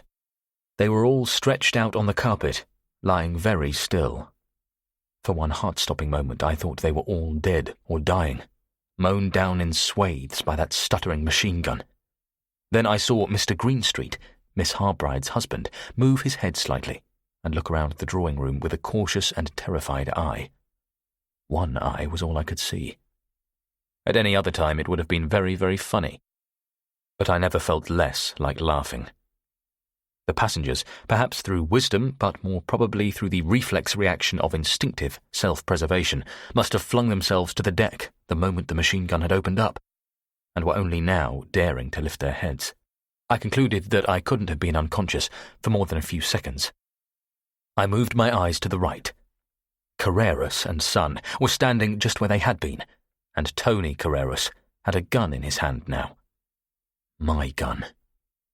Beyond them, a huddled group lay sprawling or sitting on the floor.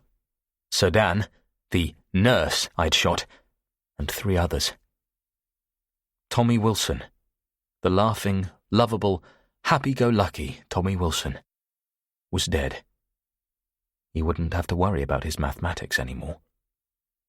It didn't need old Doc Marston and his short-sighted peering to tell me that Wilson was dead. He was lying on his back, and it looked to me as if half his chest had been shot away. He must have taken the main brunt of that concentrated burst of machine gun fire, and Tommy hadn't even lifted his gun. Archie MacDonald was stretched out on his side, close to Wilson. He seemed to me to be very still. Far, far too still. I couldn't see the front of his body, for he was turned away from me. For all I knew, machine gun slugs had torn the life out of him as they had out of Tommy Wilson. But I could see blood all over his face and neck, slowly soaking into the carpet. Captain Bullen was the one who was sitting. He wasn't dead anyway, but I wouldn't have bet a brass farthing on his chances of staying alive. He was fully conscious, his mouth warped and dragged into an unnatural smile, his face white and twisted with pain. From shoulder almost to the waist, his right side was soaked in blood, so soaked that I couldn't see where the bullets had gone home. But I could see bright red bubbles flecking the twisted lips, which meant that he had been shot through the lung. I looked at the three of them again. Bullen, MacDonald, Wilson. 3 better men it would have been hard to find. 3 better shipmates impossible to find. They had wanted none of this blood and agony and death. All they had wanted was the chance to do their jobs in peace and quiet, as best they could. Hard-working, companionable, and infinitely decent men. They had sought no violence, thought no violence. So now, they lay there, dead and dying. MacDonald and Bullen, with their wives and families, Tommy Wilson with his fiancée in England, and a girl in every port in America, and the Caribbean. I looked at them, and I felt no sadness, or sorrow, or anger, or shock. I just felt cold and detached, and strangely uninvolved in it all. I looked from them to the Carreras family and Sir Dan, and I made myself a promise, and it was well for me that neither Carreras heard my promise, or knew of its irrevocable finality, for they were clever, calculating men, and they would have shot me dead as I lay there. I wasn't feeling any pain at all, but I remembered about the pile driver that had hurled me back against the bar. I looked down at my leg, and from mid-thigh to well below the knee, the trousers were so saturated with blood that there was no trace of white left. The carpet all around my leg was soaked in it. That carpet, I remembered vaguely, had cost over £10,000, and it was certainly taking a terrific beating that night. Lord Dexter would have been furious. I looked at my leg again and fingered the soggy material. 3 distinct tears, which meant I had been shot 3 times. I supposed the pain would come later. A great deal of blood. Far too much blood. I wondered if an artery had been torn. "Ladies and gentlemen," it was Carreras speaking, and although his hand had been giving him hell, there was no sign of it in his face. The fury, the malevolence I had so recently seen, was only a memory. He was back on balance again, urbane, commanding, in complete control of the situation. "I regret all this. Regret it extremely." He waved his left hand in the direction of Bullen and Wilson, MacDonald, and myself. "All so unnecessary, so terribly unnecessary. Brought upon Captain Bullen and his men by Captain Bullen's reckless folly." Most of the passengers were on their feet now, and I could see Susan Beresford standing behind her father, staring down at me as if she weren't seeing too well. Eyes abnormally large in the pale face. "I regret, too, the distress you have been caused, and to you, Mr. and Mrs. Beresford, I tender my apologies for the ruin of your night's entertainment. Your kindness has been ill rewarded." "For God's sake, cut out the fancy speeches," I interrupted. My voice didn't sound like mine at all. A harsh, strained croak. A bullfrog with laryngitis. "Get the doctor for Captain Bullen." He's been shot through the lung." He looked at me speculatively, then at Bullen, then back at me. "A certain indestructible quality about you, Mr. Carter," he said thoughtfully. He bent over and peered at my blood-stained leg. "Shot 3 times. Your leg must be pretty badly smashed, yet you can observe so tiny a detail as a fleck of blood on Captain Bullen's mouth. You are incapacitated, and I am glad. Had your captain, officers, and crew composed exclusively of men like yourself, I would never have come within 1,000 miles of the Campari. As for the doctor, he will be here soon. He is tending a man on the bridge." "Jamieson? Our 3rd officer?" "Mr. Jamieson is beyond all help," he said curtly. Like Captain Bullen, he fancied himself as a man in a heroic mold. Like Captain Bullen, he has paid the price for his stupidity. The man at the wheel was struck in the arm by a stray bullet. He turned to face the passengers. "You need have no further worry about your personal safety. The Campari is now completely in my hands and will remain so. However, you form no part of my plans and will be transferred in 2 or 3 days to another vessel. Meanwhile, you will all eat, live, and sleep in this room. I cannot spare individual guards for each stateroom. Mattresses and blankets will be brought to you. If you cooperate, you can exist in reasonable comfort. You certainly have no more to fear." "What is the meaning of this damnable outrage, Carreras?" There was a shake in Beresford's voice. "Those desperados, those killers, what of them? Who are they? Where in the name of God did they come from? What do you intend to do? You're mad, man. Completely mad. Surely you know that you can't expect to get off with this." You may use that thought for consolation. "Ah, Doctor, there you are." He held out his right hand, swathed in its blood-stained handkerchief. "Have a look at this, will you?" "Damn you and your hand," Dr. Marston said bitterly. The old boy was trembling. The sight of the dead and dying must have hit him hard, but he was hopping mad for all that. "There are other more seriously injured men here. I must—" "You may as well realize that I, and I alone, give the orders from now on," Carreras interrupted. "My hand, at once. Ah, Juan." This to a tall, thin, swarthy man who had just entered, a rolled-up chart under his arm. "Give that to Mr. Carter here. That's him, yes. Mr. Carter, Captain Bullen said, and I have been aware of it for many hours, that we are heading for Nassau and are due there in less than 4 hours. Lay off a course to take us well clear of Nassau, to the east, then out midway between the Great Abaco and Eleuthera Islands, and so approximately north-northwest into the North Atlantic. My own navigation has become rather rusty, I fear. Mark in the approximate times for course changes." I took the chart, pencil, parallel rulers and dividers, and laid the chart on my knee. Carreras said consideringly, "What? No, do your own damned navigation?" Or words to that effect? "What's the point?" I said wearily. "You wouldn't hesitate to line up all the passengers and shoot them one by one if I didn't cooperate." It's a pleasure to deal with a man who sees and accepts the inevitable. Carreras smiled. "But you greatly overestimate my ruthlessness.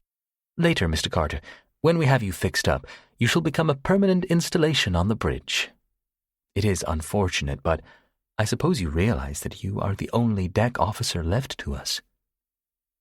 "You'll have to get some other installation on the bridge," I said bitterly. "My thigh bone is smashed." "What?" He looked at me narrowly. "I can feel it grating."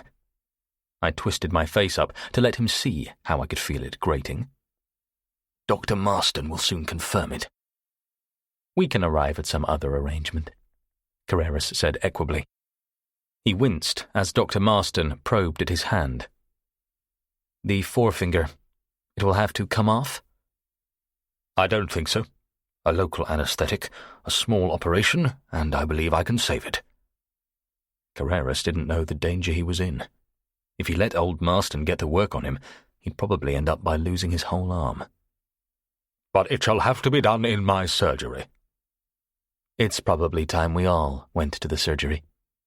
Tony, check engine room, radar room. All men off duty.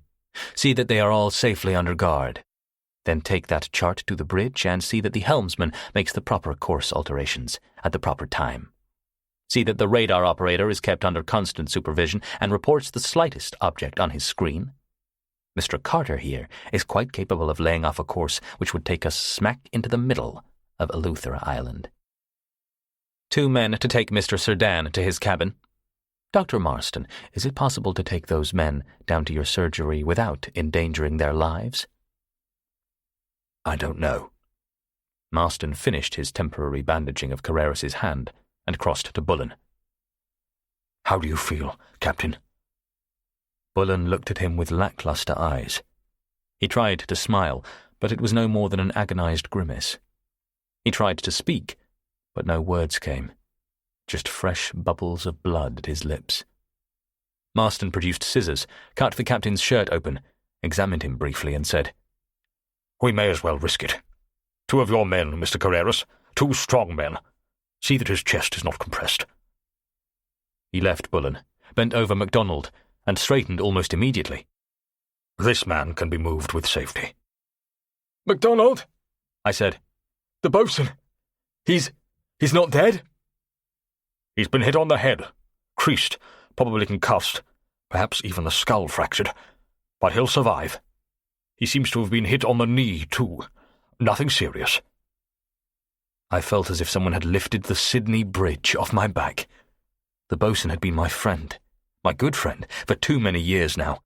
And besides, with Archie MacDonald by me, all things were possible. And Mr. Carter? Carreras queried. Don't touch my leg, I yelled. Not until I get an anaesthetic. He is probably right, Marston murmured. He peered closely. Not much blood now. You've been lucky, John. If the main artery had been severed, well, you'd have been gone. He looked at Carreras, his face doubtful. He could be moved, I think, but with a fractured thigh bone, the pain will be excruciating. Mr. Carter is very tough, Carreras said unsympathetically. It wasn't his thigh bone. He'd been a good Samaritan for a whole minute now, and the strain had proved too much for him. Mr. Carter will survive. Chapter 7. Wednesday, 8:30 p.m. to Thursday, 10:30 a.m. I survived all right, but no credit for that was due to the handling I received on the way down to the sick bay. The sick bay was on the port side, 2 decks below the drawing room. On the second companionway, one of the men who were carrying me slipped and fell, and I was aware of nothing more until I woke up in bed. Like every other compartment on the Campari, the sick bay was fitted out regardless of cost. A large room, 20 feet by 16, it had the usual wall-to-wall Persian carpeting and pastel walls, decorated with murals depicting water skiing, skin diving, swimming and other such sporting activities symbolic of fitness and good health, craftily designed to encourage to get on their feet and out of there with all possible speed any patient unfortunate enough to be confined to any of the 3 beds. The beds themselves, with their heads close up to the windows in the ship's side, struck a jarring note. They were just plain standard iron hospital beds, the only concession to taste being that they were painted in the same pastel tints as the bulkheads. In the far corner of the room, remote from the door, was old Marston's consulting desk, with a couple of chairs. Farther along the inner bulkhead, nearer the door, was a flat-topped couch that could be raised for examinations, or, if need be, the carrying out of minor operations. Between couch and desk, a door led to 2 smaller compartments, a dispensary and a dentist's surgery. I knew that because I had recently spent 3/4 of an hour in that dentist's chair, with Marston attending to a broken tooth. The memory of the experience would stay with me the rest of my days. The 3 beds were occupied. Captain Bullen was in the one nearest the door, the boatswain next to him, and myself in the corner, opposite Marston's desk, all of us lying on rubber sheets placed over the beds. Marston was bent over the middle bed, examining the boatswain's knee. Beside him, holding a metal tray with bowls, sponges, instruments, and bottles containing some unidentifiable liquids, was Susan Beresford. She looked very pale. I wondered vaguely what she was doing here. Seated on the couch was a young man, badly in need of a shave. He was wearing green trousers, a green, sweat-stained epauletted shirt, and a green beret. He had his eyes half closed against the smoke spiralling up from the cigarette stuck in the corner of his mouth, and carried an automatic carbine in his hand. I wondered how many men, with how many automatic carbines, were posted all over the Campari. Detailing a man to guard 3 broken-down crocs like MacDonald, Bullen, and myself showed that Carreras had plenty of men to spare, or was excessively cautious, or maybe both. "What are you doing here, Miss Beresford?" I asked. She looked up, startled, and the instruments rattled metallically on the tray in her hands. "Oh, I am glad," she said. She sounded almost as if she meant it. How do you feel?" "The way I look. Why are you here?" "Because I needed her." Doc Marston straightened slowly and rubbed his back. "Dealing with wounds like these, well, I must have a helper. Nurses, John, are usually young and female, and there are only 2 on the Campari in that category, Miss Beresford and Miss Harcourt." "I don't see any signs of Miss Harcourt." I tried to visualize the glamorous young actress in the real-life role of Florence Nightingale, but my imagination was in no shape to cope with absurdities like that. I couldn't even see her playing it on the screen. "She was here," he said curtly. "She fainted."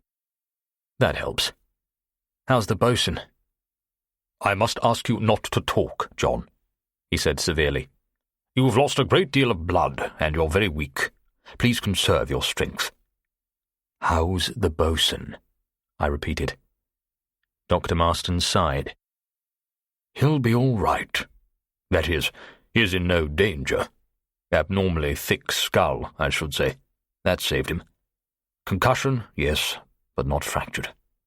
I think. Hard to say without an X-ray. Respiration, pulse, temperature, blood pressure. None of them shows any signs pointing to extensive brain injury. It's his leg I'm worried about." "His leg?" "Patella, kneecap to you, completely shattered, beyond repair. Tendons sliced, tibia fractured, leg sawn in half. Must have been hit several times. The damned murderers." "Amputation? You don't think—" "No amputation." He shook his head irritably. "I've removed all the broken pieces I can find. Bones will either have to be fused, so shortening the leg, or a metal plate. Too soon to say. But this I can say. He'll never bend that knee again." "You're telling me he's crippled? For life?" "I'm sorry. I know you're very friendly." "So he's finished with the sea?" "I'm sorry," Marston repeated. Medical incompetence apart, he was really a pretty decent old duffer. "Your turn now, John." "Yes." I wasn't looking forward to my turn. I looked at the guard. "Hey, you! Yes, you! Where's Carreras?" "Signor Carreras." The young man dropped his cigarette on the Persian carpet and ground it out with his heel. Lord Dexter would have gone off his rocker. "It is not my business to know where Signor Carreras is." That settled that. He spoke English. I couldn't have cared less at that moment where Carreras was. Marston had his big scissors out and was preparing to slit up my trouser leg. Captain Bullen?" I asked. "What chance?" "I don't know. He's unconscious now." He hesitated. He was wounded twice. One bullet passed clean through below the shoulder, tearing the pectoral muscle.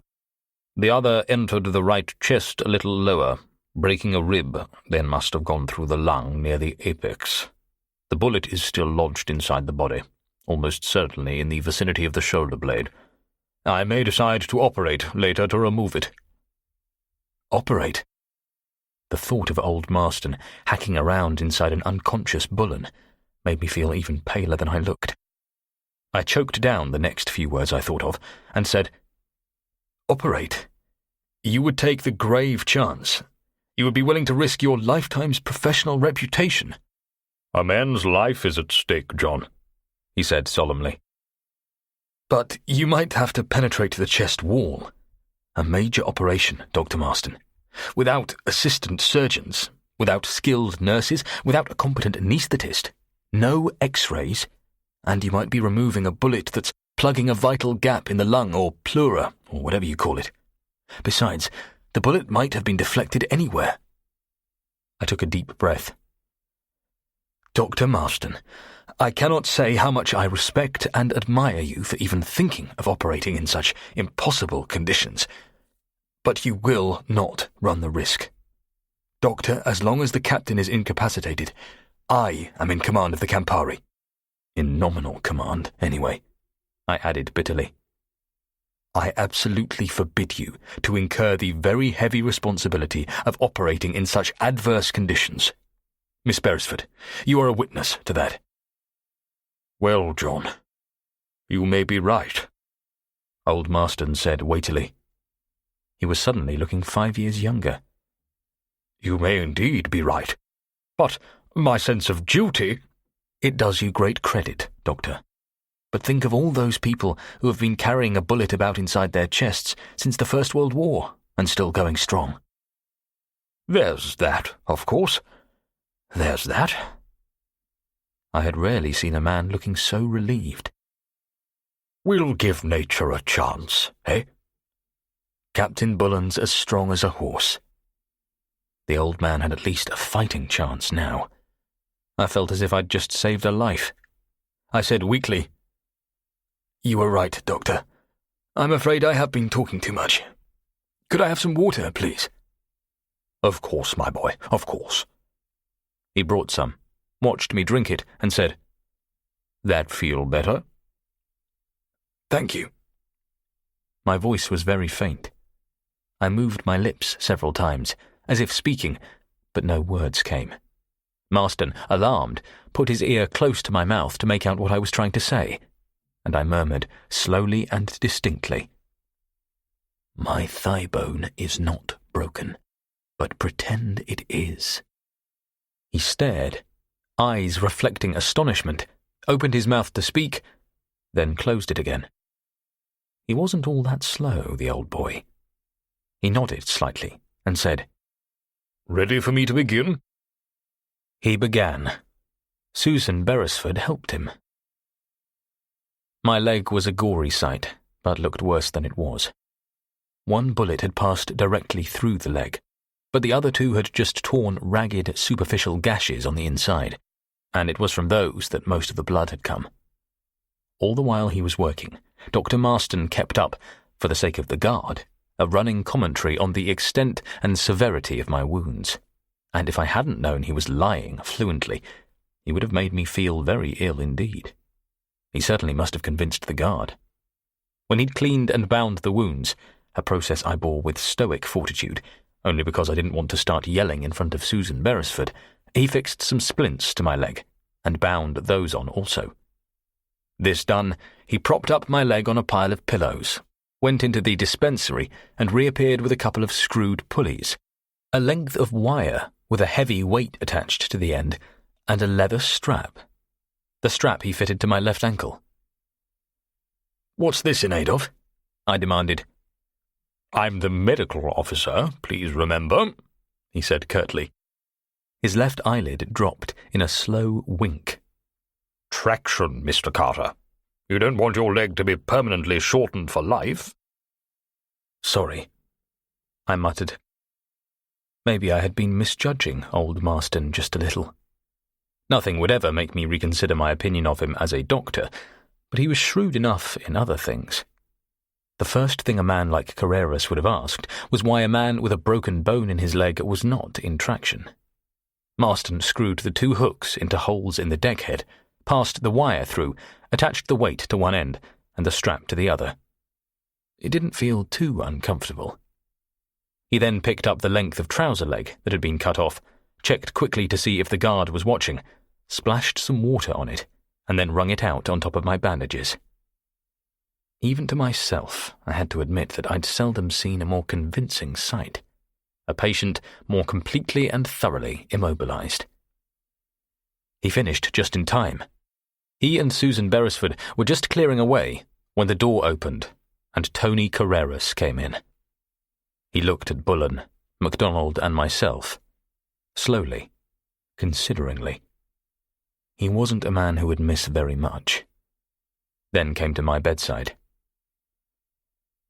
"Good evening, Carter," he said pleasantly. "How are you feeling?" "Where's that murderous parent of yours?" I asked. "Murderous parent? You do my father an injustice. Asleep at the moment, as it happens. His hand was giving him great pain after Marston had finished with it." I wasn't surprised at that. "So he was given a sleeping draught. The good ship Campari is all buttoned up for the night, and Captain Tony Carreras in charge. You may all sleep easy. You'll be interested to hear that we've just picked up Nassau on the radar scope, port 40, or some such nautical term. So you weren't playing any funny tricks with that course, after all." I grunted and turned my head away. Carreras walked across to Marston. "How are they, Doctor?" "How do you expect them to be after your thugs have riddled them with bullets?" Marston demanded bitterly. "Captain Bullen may live or die. I don't know. MacDonald, the boatswain, will live, but he'll be a stiff-legged cripple for life. The chief officer has a compound fracture of the femur, the thigh bone, completely shattered. If we don't get him to hospital in a couple of days, he also will be crippled for life. As it is, he'll never be able to walk properly again." "I am genuinely sorry," Tony Carreras said. He actually sounded as if he meant it. Killing and crippling good men is an unforgivable waste. Well, almost unforgivable. Some things justify it. "Your humanity does you credit," I sneered from my pillow. "We are humane men," he said. "You've proved that all right." I twisted to look at him. "But you could still show a little consideration for a very sick man."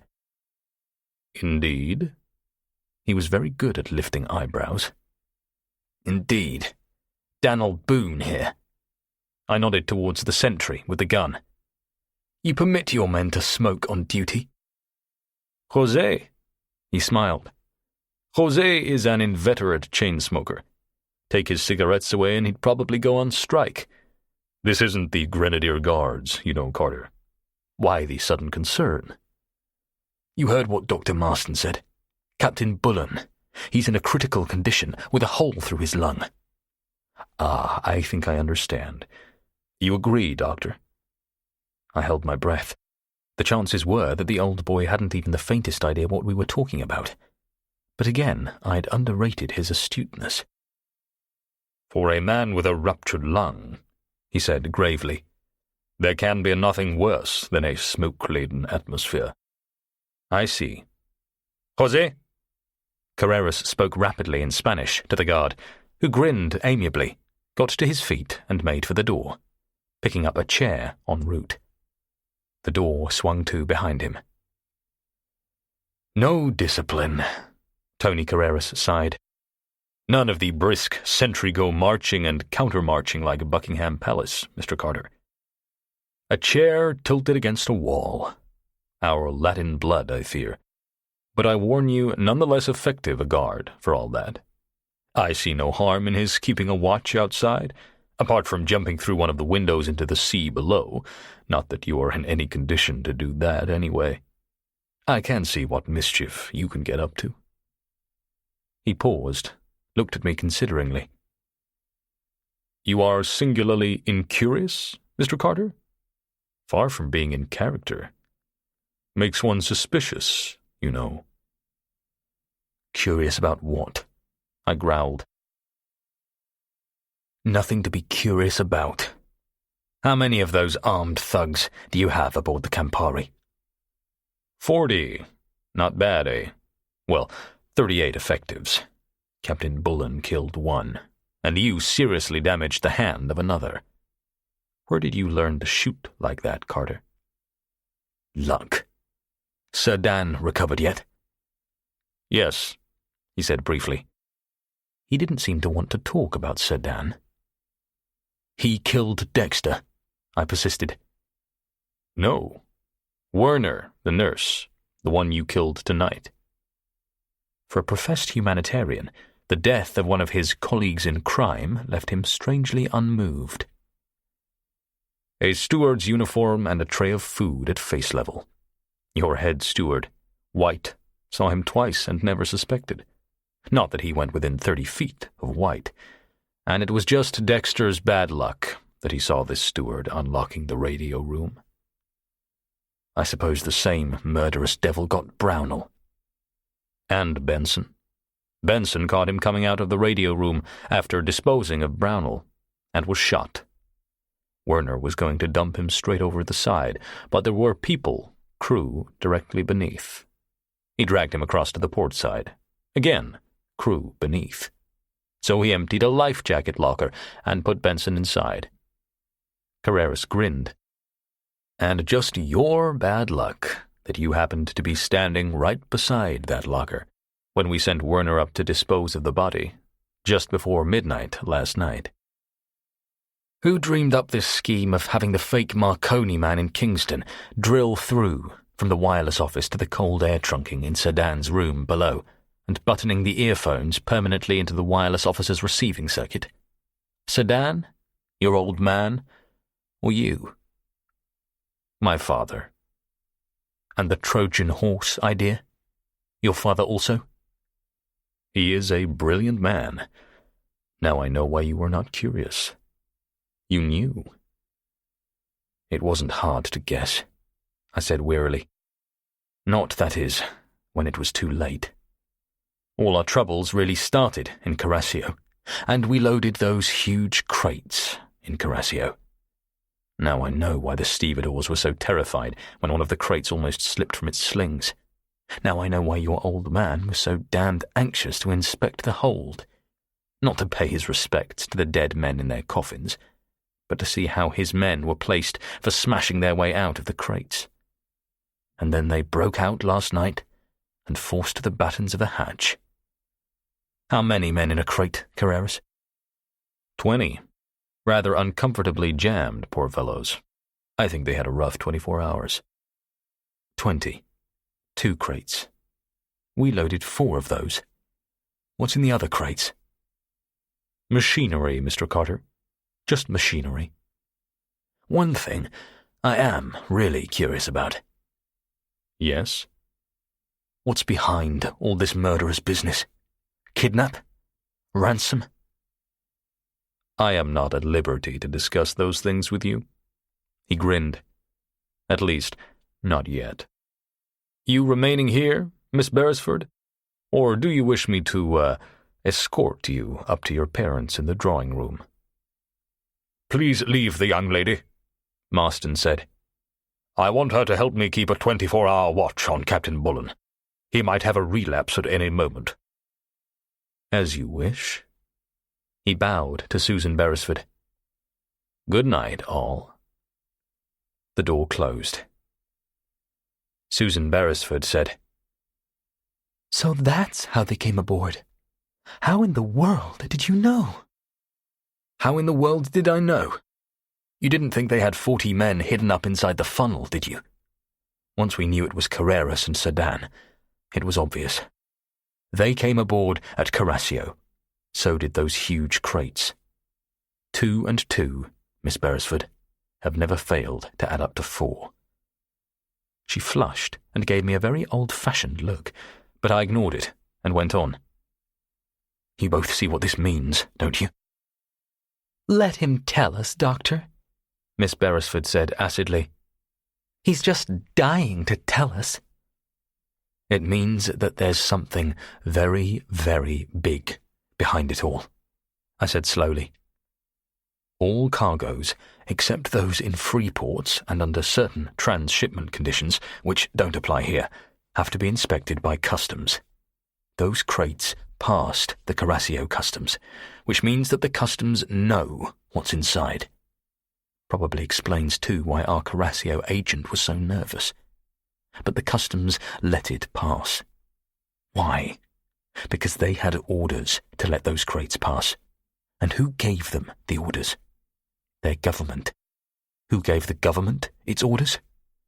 Who but the Generalissimo? After all, he is the government. The Generalissimo, I went on thoughtfully, is directly behind all this.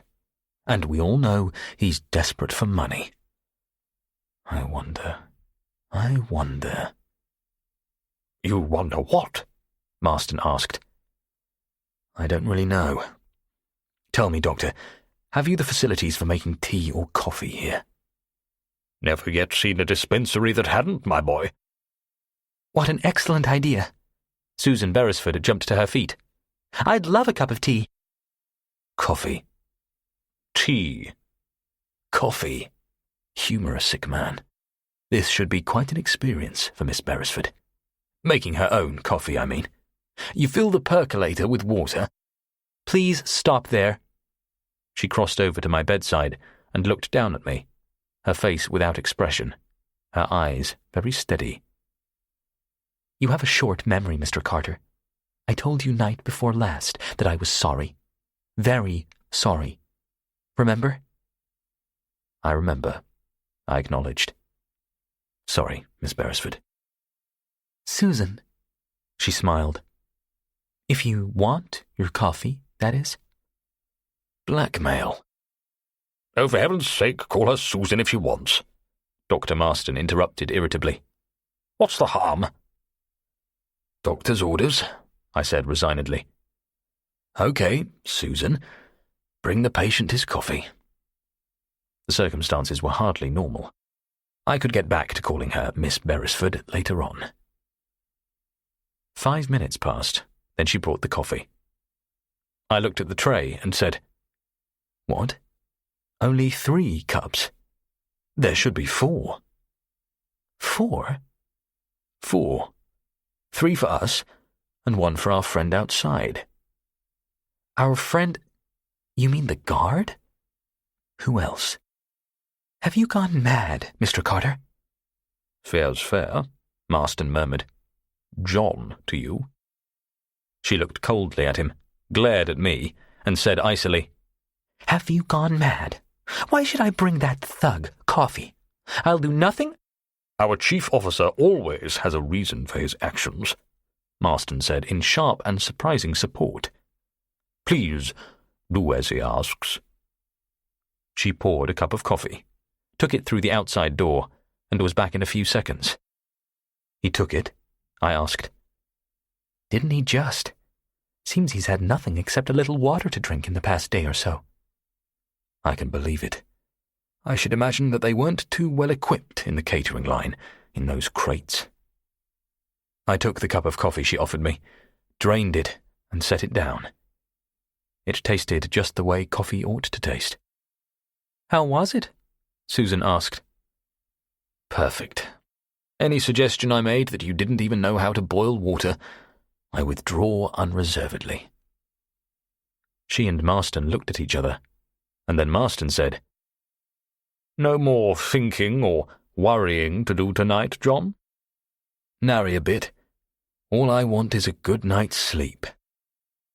And that's why I put a pretty powerful sedative in your coffee. He looked at me consideringly. Coffee has a remarkable quality of disguising other flavours, hasn't it? I knew what he meant, and he knew I knew what he meant. I said, Dr. Marston, I do believe I have been guilty of underestimating you very considerably." "I believe you have, John," he said jovially. "I believe you have indeed." I became drowsily aware that my left leg was hurting. Not badly, but badly enough to wake me up. Someone was pulling it, giving it a strong, steady tug every few seconds, letting go, then tugging it again. And he kept on talking all the time he was doing it. I wished that someone, whoever he was, would give it up, the tugging and the talking. Didn't he know I was a sick man? I opened my eyes. The first thing I saw was the clock on the opposite bulkhead.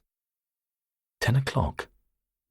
10 o'clock in the morning, for broad daylight was coming in through uncurtained windows. Dr. Marston had been right about the sedative. Powerful was hardly the word for it. Someone was talking, sure enough. Old Bullen, babbling away incoherently in a drugged and troubled sleep, but there was no one tugging at my leg. It was the traction weight, suspended from the ceiling, that was doing the tugging. The Campari, in spite of her stabilizers, was rolling through a 10 to 15 degree arc, which meant that there must be a pretty heavy and steep beam sea or swell running. Whenever the ship came to the end of a roll, the suspended pulley, reaching the limit of its pendulum swing, would give a pronounced jerk. A few seconds later, another jerk. Now that I was fully awake, it was more painful than I had at first thought. Even if I had had a genuinely fractured femur, that sort of thing wouldn't be doing me any good at all. I looked around to see Dr. Marston and to ask him to remove it. But the first person who caught my eye was not Dr. Marston, but Miguel Carreras. He was standing near the top of my bed. Maybe he had been shaking me awake. He was newly shaven, looked fresh and rested, had his neatly bandaged right hand in a sling, and carried some charts under his arm. He gave me a slight smile. "Good morning, Mr. Carter. How do you feel now?" I ignored him. Susan Beresford was sitting at the doctor's desk. She looked pretty tired to me, and there were dark smudges under her green eyes. I said, "Susan, where's Dr. Marston?" "Susan," Carreras murmured. "How swiftly contiguity breeds familiarity." I ignored him again. Susan said, "In the dispensary, asleep. He's been up most of the night." "Wake him, will you? Tell him I want this damned weight off. It's tearing my leg in two." She went into the dispensary, and Carreras said, "Your attention, Mr. Carter, if you please." "When I get that weight off," I said surlily. "Not before." Dr. Marston appeared, rubbing the sleep from his eyes, and started to remove the weight without a word. "Captain Bullen and the boatswain?" I asked. "How are they?" "The captain's holding his own, just." The old boy looked tired, and sounded tired. "The boatswain's recovering fast. Both of them came to early this morning. I gave them sedatives. The longer they sleep, the better." I nodded, waited till he had lifted me to a sitting position and adjusted my leg, then said curtly, "What do you want, Carreras?" He unrolled a chart and spread it over my knees. "A little navigational assistance. Cross-checking, shall we call it? You will cooperate?" "I'll cooperate." "What?" Susan Beresford crossed from the desk and stared down at me. You're going to help this man?" "You heard me, didn't you? What do you want me to be? A hero?" I nodded at my leg. "Look where being heroic's got me." "I wouldn't have believed it." Patches of colour flared in the pale cheeks. "You going to help this monster, this murderer?" "If I don't," I said wearily, "he'll like as not start on you. Maybe break a finger at a time, or yank out a tooth at a time with Dr. Marston's forceps, and without anaesthetic. I'm not saying he'd like doing it, but he'd do it. I'm not afraid of Mr. Carreras, she said defiantly. But she was paler than ever. Then it's time you were, I said curtly. Well, Carreras? You have sailed the North Atlantic, Mr. Carter. Between Europe and America, I mean. Many times. Good. He jabbed the chart. A vessel leaving the Clyde and sailing for Norfolk, Virginia. I wish you to sketch the course it would take. Any reference books you wish I can have fetched. I don't require any. I took his pencil. North about round Ireland, so. A slightly flattened great circle route along the westbound summer lane, so. To this point, well southeast of Newfoundland. The northward curve looks strange, but that's only because of the projection of the chart. It is the shortest route. I believe you. And then? Shortly after that, the course diverges from the main westbound New York lane, approximately here, and comes into Norfolk more or less from the east-northeast. I twisted my head around to try to see out the surgery door. What's all that racket? Where's it coming from? Sounds like riveting guns or pneumatic chisels to me. Later, he said irritably. He unrolled another chart, and the irritation vanished from his face. Splendid, Carter, splendid.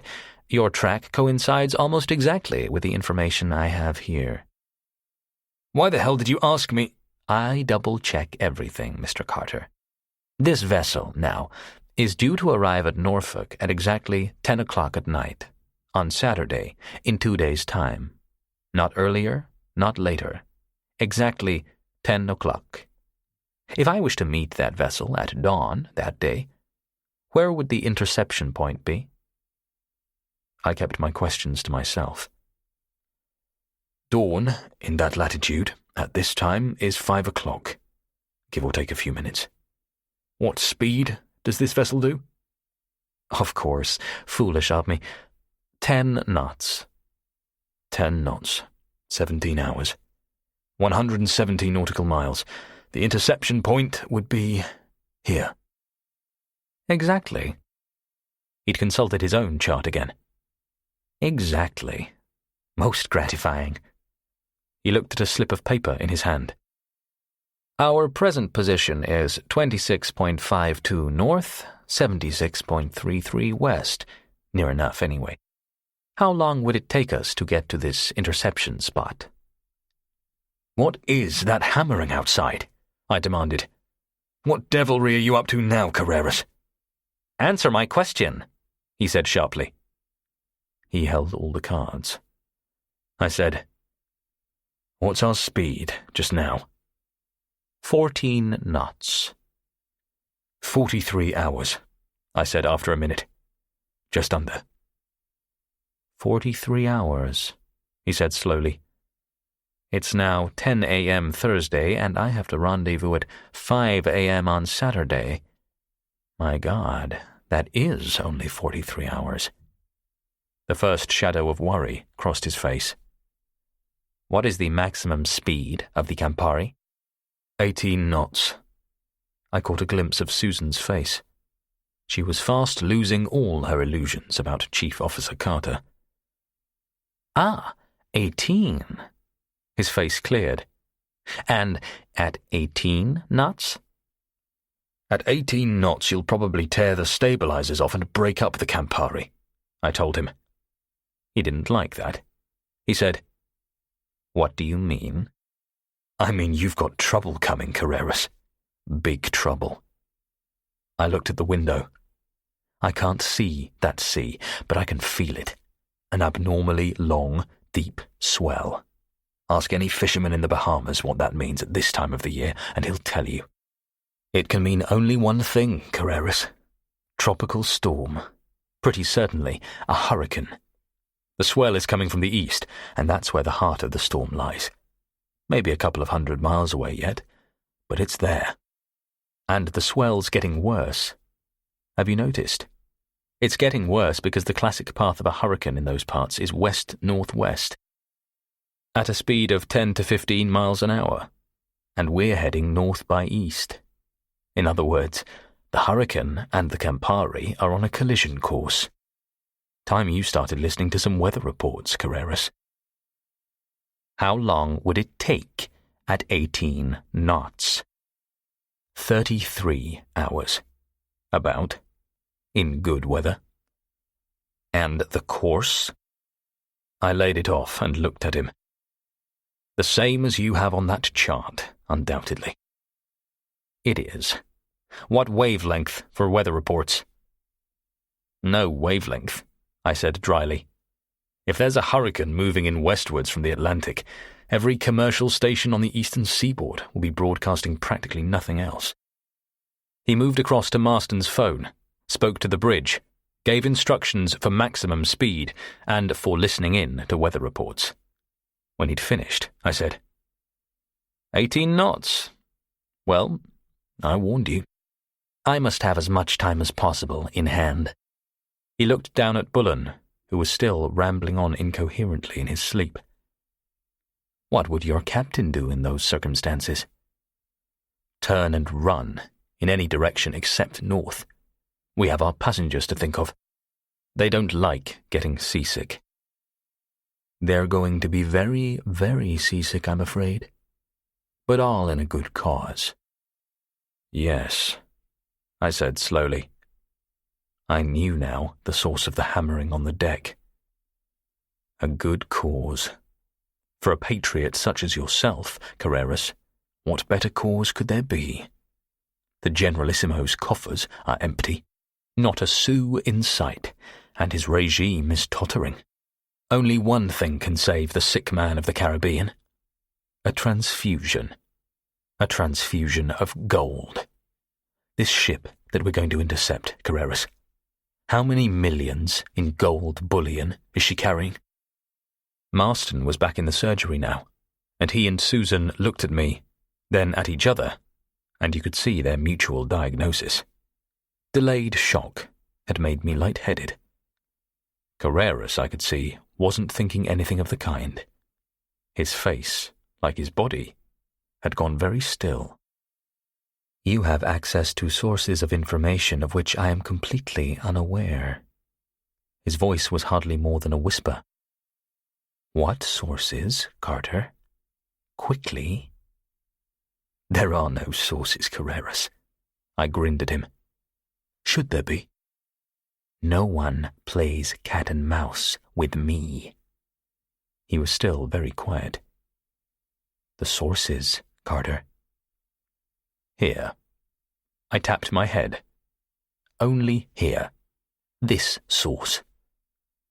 He regarded me for some seconds in cold silence, then nodded fractionally. I knew it the first time I saw you. There is a quality about you. A champion boxer looks a champion boxer even in repose. A dangerous man cannot look anything else but dangerous, even in the most domestic situations, the most harmless surroundings. You have that quality. I have trained myself to recognize such things. Hear that? I said to Susan. You never even suspected it, eh? Thought I was just like everybody else, didn't you? You are even more astute than I thought, Mr. Carter, Carreras murmured. If adding 2 and 2 to make an obvious 4 is what you call being astute, then sure, I'm astute. My God, if I were astute, I wouldn't be lying here now with a shattered leg. An occasional reminder of my helplessness would do no harm. The Generalissimo needing cash. I should have worked it out long ago. Yes? Yes. Shall I tell you why Brownell, our radio officer, was killed? I should be interested. Because you had intercepted a message from the Harrisons and Curtises, the 2 families recalled by cable from Kingston. This message said that the cables had been a hoax, and if we knew it had been a hoax, we would have started looking very closely at Messrs. Carreras and Sedan, the people who had taken their places. The point is that the cables they had received came through your capital city, Carreras, which argues post office connivance, and by inference, government knowledge. The government owns the post office. Secondly, there is a long waiting list in your country for berths on the Campari. You were near the bottom, but were mysteriously jumped to the top. You said you were the only people who could take immediate advantage of the availability of the 2 suddenly vacant suites. Poppycock. Somebody in authority, in great authority, said, Carreras and Sedan, go to the top. And no one squawked. I wonder why. Thirdly, although there is a waiting list, none of the people on it are your nationals, Carreras. They are not permitted to travel on foreign-going vessels, and, in addition, find themselves immediately in prison if caught in possession of foreign currency. But you were permitted to travel, and you paid in US dollars. You're still with me? He nodded. We had to take the chance of paying in dollars. Fourthly, the customs closed their eyes to those crates with your men aboard, and those crates with the cannons. That shows— Cannons? Marston interrupted. He was looking almost completely dazed. Cannons? The noise you can hear outside, Carreras said equably. Mr. Carter will explain by and by. I wish, he went on almost with regret, that we were on the same side of the fence. You would have made an incomparable lieutenant, Mr. Carter. You could have named your own price. That's just about what Mr. Beresford said to me yesterday. I agreed. Everybody's offering me jobs these days. The timing of the offers could have been improved. Do you mean to tell me, Susan said, that Daddy offered— Don't panic, I said. He changed his mind. So, Carreras, there we have it. Government connivance on all sides. And what do the government want? Money. Completely desperate. Paid $350 million to Iron Curtain countries in the past year or two, for arms. Trouble was, the Generalissimo never had $350 million in the first place. Now, nobody will buy his sugar. Trade's practically non-existent. So, how does an honest man raise money? Easy. He steals it. Insulting personal remarks we can dispense with. Suit yourself. Maybe armed robbery and piracy on the high seas sounds more moral than stealing. I wouldn't know. Anyway, what does he steal? Bonds, stocks, shares, convertible drafts, currency? Not on your life. He only wants something that can never be traced back to him. And the only stuff he can get in sufficient quantity is gold. Your leader, Mr. Carreras, I finished thoughtfully, must have a very extensive spy network, both in Britain and America. If one is prepared to lay out sufficient capital on an affair such as this, he said indifferently, a large spy system is unnecessary. I even have the complete loading plans of the bullion vessel in my cabin. Most men have their price, Mr. Carter. I wish someone would try me some day, I said. Well, there you are. The American government has made no secret recently of its great success in recovering a large proportion of its gold reserves, which went to Europe in the past few years. That bullion has to be transported, and part of it, I'll bet my boots, is in this ship we're intercepting. The fact that it is not due to arrive in Norfolk until after dark is interesting enough in itself. What is even more interesting is that Norfolk, in this case, almost certainly means the Hampton Roads Naval Operating Base, where the ship can be unloaded with the maximum security. And Norfolk, I would say, is the point that offers the shortest overland route to Fort Knox, where the gold will eventually be stored. How much gold, Carreras? $150 million, he said calmly. You have missed very little, and nothing of importance. $150 million. I mentally examined this sum from several different angles, but there didn't seem to be any comment to meet the case. So I asked, why did you pick on the Campari? I thought you would have guessed that, too, In point of fact, we had 3 other ships under active consideration as well. All ships on the New York Caribbean run. We have been studying the movements of all 4 ships for some time. Yours suited best. You cut things pretty fine, didn't you? If we had been a couple of days later in arriving at Carrasio. There has been a naval vessel, a frigate, standing by and ready to intercept you on a peaceful pretext ever since you left Savannah. I was aboard, but it wasn't necessary. So that explained the vessel we had seen on our radar screens at night after leaving Savannah. Not an American warship, as we had thought, but the Generalissimo's. This way was much easier, much more satisfactory. And of course, I said, you couldn't have used the frigate for this job. Hasn't the cruising range, hopeless in bad weather, no derricks for heavy transshipment lifts, and conspicuous, far too conspicuous. But the Campari, who's going to miss the Campari if she's only a few days late in arriving at her destination?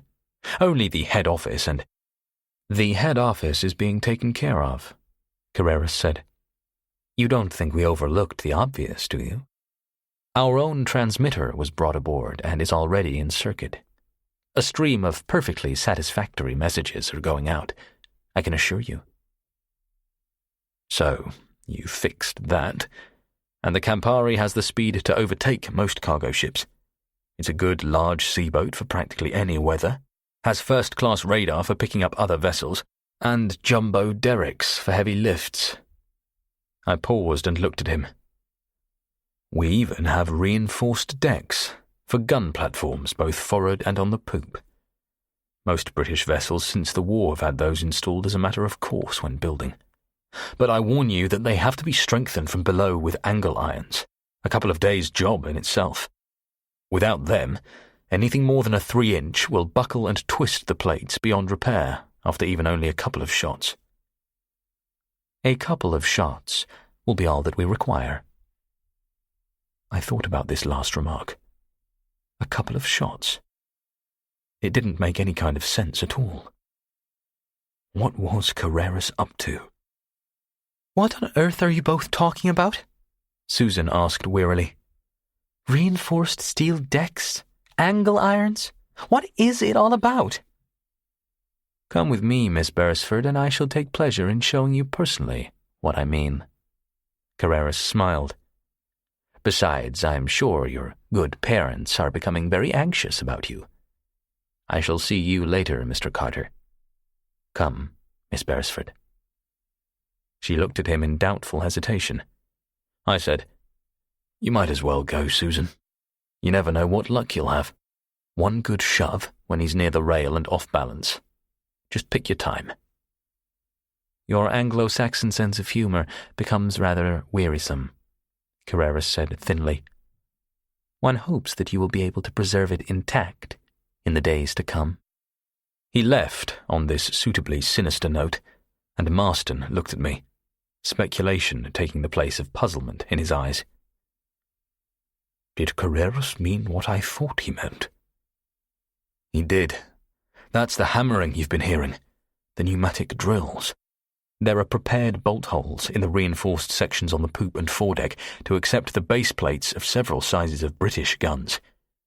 Carreras's guns probably come from the other side of the Iron Curtain, and he has to drill new holes. He's actually going to fit naval guns? He had them in a couple of these crates, almost certainly stripped down into sections, ready for quick assembly. Don't have to be anything very big. Can't be. It's a dockyard job to fit anything of any size. But it will be big enough to stop this ship.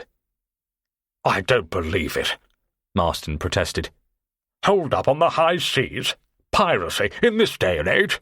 It's ridiculous. It's impossible. You tell that to Carreras. He hasn't a moment's doubt but that it's very, very possible. Neither have I. Can you tell me what's going to stop him? But we've got to stop him, John. We must stop him. Why? Good God, why? Let a man like that get away with heaven only knows how many £1 million? Is that what you're worried about? Of course, Marston snapped. So would anyone be. You're right, of course, Doctor. I agreed. I'm not at my best today. What I could have said was that if he thought about it a bit more, he would become 10 times as worried as he was, and not about the money. About half as worried as I was. And I was worried to death and frightened. Badly frightened. Carreras was clever, all right, but perhaps a shade less so than he imagined. He made the mistake of letting himself get too involved in conversation, and when a man gets too involved and has anything to hide, he makes the further mistake of either talking too much or not talking enough. Carreras had made the mistake on both counts. But why should he worry about whether he talked too much or not? He couldn't lose. Not now. Breakfast came. I didn't feel much like eating, but I ate all the same. I had lost far too much blood, and whatever little strength I could recover, I was going to need that night. I felt even less like sleep, but for all that, I asked Marston for a sedative, and he gave it to me. I was going to need all the sleep I could get too. I wouldn't get much that coming night. The last sensation I recalled as I dozed off was in my mouth, a queer, unnatural dryness, the kind of dryness that usually comes with overmastering fear. But it wasn't fear, I told myself. It wasn't really fear, just the effect of the sleeping draught. That's what I told myself. Chapter 8. Thursday, 4 p.m. to 10 p.m. It was late afternoon when I awoke, around 4 o'clock. Still a good 4 hours short of sunset, but already the surgery lights were on, and the sky outside, dark, almost, as night. Driving, slanting rain was sheeting down torrentially from the black, lowering clouds, and even through closed doors and windows, I could hear the high, thin sound, part whine, part whistle, of a gale-force wind, howling through the struts and standing rigging. The Campari was taking a hammering. She was still going fast, far, far too fast for the weather conditions, and was smashing her way through heavy rolling seas, bearing down on her starboard bow. That they weren't mountainous waves, or waves of even an unusual size for a tropical storm, I was quite sure. It was the fact that the Campari was battering her way at high speed through quartering seas that seemed to be almost tearing her apart. She was corkscrewing viciously, a movement that applies the maximum possible strain on a ship's hull. With metronomic regularity, the Campari was crashing starboard bow first into a rising sea, lifting bows and rolling over to port as she climbed up the wave, hesitating, then pitching violently forward and rolling over to starboard as she slid down the far shoulder of the vanishing wave to thud with a teeth-rattling, jolting violence into the shoulder of the next sea. A shaking, shuddering collision that made the Campari vibrate for seconds on end in every plate and rivet throughout her entire length. No doubt but that the Clyde yard that had built her well, but they wouldn't have constructed her on the assumption that she was going to fall into the hands of maniacs. Even steel can come apart. "Dr. Marston," I said, "try to get Carreras on that phone." "Hello, awake?" He shook his head. "I've been on to him myself an hour ago. He's on the bridge, and he says he's going to stay there all night if need be. And he won't reduce speed any further. He's taken her down to 15 knots already, he says." The man's mad. Thank God for the stabilizers. If it weren't for them, we'd be turning somersaults. "Can they stand up to this sort of thing indefinitely?" "I should think it highly unlikely. The captain and bosun, how are they?" "The captain's still asleep, still delirious, but breathing easier. Our friend Mr. MacDonald, you can ask for yourself." I twisted in my bed. The bosun was indeed awake, grinning at me. Marston said, "Seeing you're both awake, do you mind if I have a kip down in the dispensary for an hour? I could do with it." He looked as if he could too, pale and exhausted. "We'll call you if anything goes wrong." I watched him go, then said to MacDonald, "You like your sleep, don't you?" Just naturally idle, Mr. Carter. He smiled. I was wanting to get up, but the doctor wasn't keen. Surprised? You know your kneecap is smashed, and it'll be weeks before you can walk properly again. He'd never walk properly again. Aye, it's inconvenient. Dr. Marston has been talking to me about this fellow Carreras and his plans. The man's daft. He's all that, but daft or not, what's to stop him? The weather, perhaps. It's pretty nasty outside. The weather won't stop him. He's got one of those fantastic one-track minds. But I might have a small try at it myself. You! MacDonald had raised his voice, now lowered it to a murmur. You? With a smashed thigh bone? How in the... It's not broken. I told him of the deception.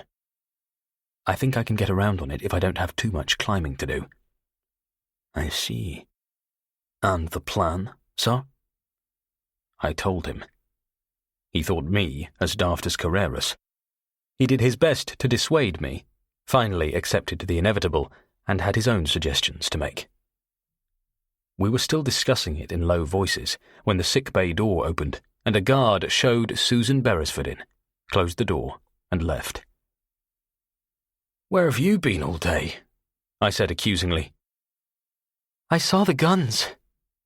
She was pale and tired, and seemed to have forgotten that she had been angry with me for cooperating with Carreras. "He's got a big one mounted on the poop and a smaller one on the forecastle, covered with tarpaulins now. The rest of the day I spent with Mummy and Daddy and the others." "And how are our passengers?" I inquired. "Hopping mad at being shanghaied, or do they regard it as yet another of the attractions of the Campari, a splendid adventure thrown in at no extra charge that they can talk about to the end of their days? I'm sure most of them must be pretty relieved that Carreras is not holding them all to ransom." "Most of them are not caring one way or another," she said. "They're so seasick they couldn't care if they lived or died. I feel a bit the same way myself, I can tell you." "You'll get used to it," I said callously. "You'll all get used to it. I want you to do something for me." "Yes, John?" The dutiful murmur in the voice, which was really tiredness, the use of the first name, had me glancing sharply across at the boatswain, but he was busy examining a part of the deckhead that was completely devoid of anything to examine. "Get permission to go to your cabin. Say you're going for blankets, that you felt too cold here last night. Your father's dinner suit. Slip it between the blankets. Not the tropical one, the dark one. For heaven's sake, see you're not observed. Have you any dark-coloured dresses?" "Dark-coloured dresses?" She frowned. "Why?" "For Pete's sake," I said in low-voiced exasperation. I could hear the murmur of voices outside. "Answer me." "A black cocktail dress." "Bring it also." She looked at me steadily. "Would you mind telling me—" The door opened, and Tony Carreras came in, balancing easily on the swaying, dipping deck. He carried a rain-spattered chart under his arm. "Evening, all." He spoke cheerfully enough, but for all that he looked rather pale. "Carter, a small job from my father. Course positions of the Fort Ticonderoga at 8 a.m., noon, and 4 p.m. today. Plot them, and see if the Ticonderoga is still on its predicted course." "Fort Ticonderoga being the name of the ship we have to intercept." "What else?" But the positions," I said stupidly. "The course positions of... How the devil do you know? Don't tell me the Ticonderoga is actually sending you her positions. Are the radio operators on that ship?" "My father thinks of everything," Tony Carreras said calmly. "Literally everything. I told you he was a brilliant man. You know we're going to ask the Ticonderoga to stand and deliver. Do you think we want it sending out SOSs when we fire a warning shot across its bows?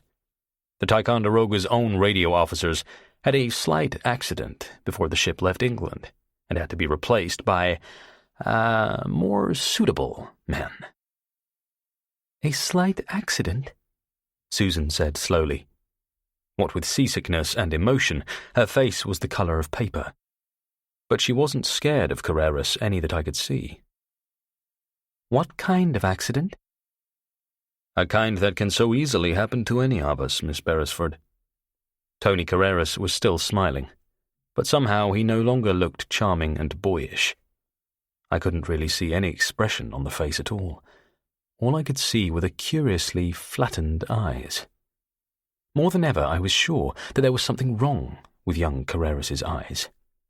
And more than ever, I was sure that the wrongness lay not in the eyes alone, but was symptomatic and indicative of a wrongness that lay much deeper than the eyes. Nothing serious, I assure you. Meaning that they hadn't been killed more than once. One of the replacements is not only a radio man, but an expert navigator. We saw no reason why we should not take advantage of this fact to keep us informed as to the exact position of the Ticonderoga. Every hour on the hour. Your father leaves nothing to chance, I admitted, except that he seems to be depending on me as the expert navigator on this ship.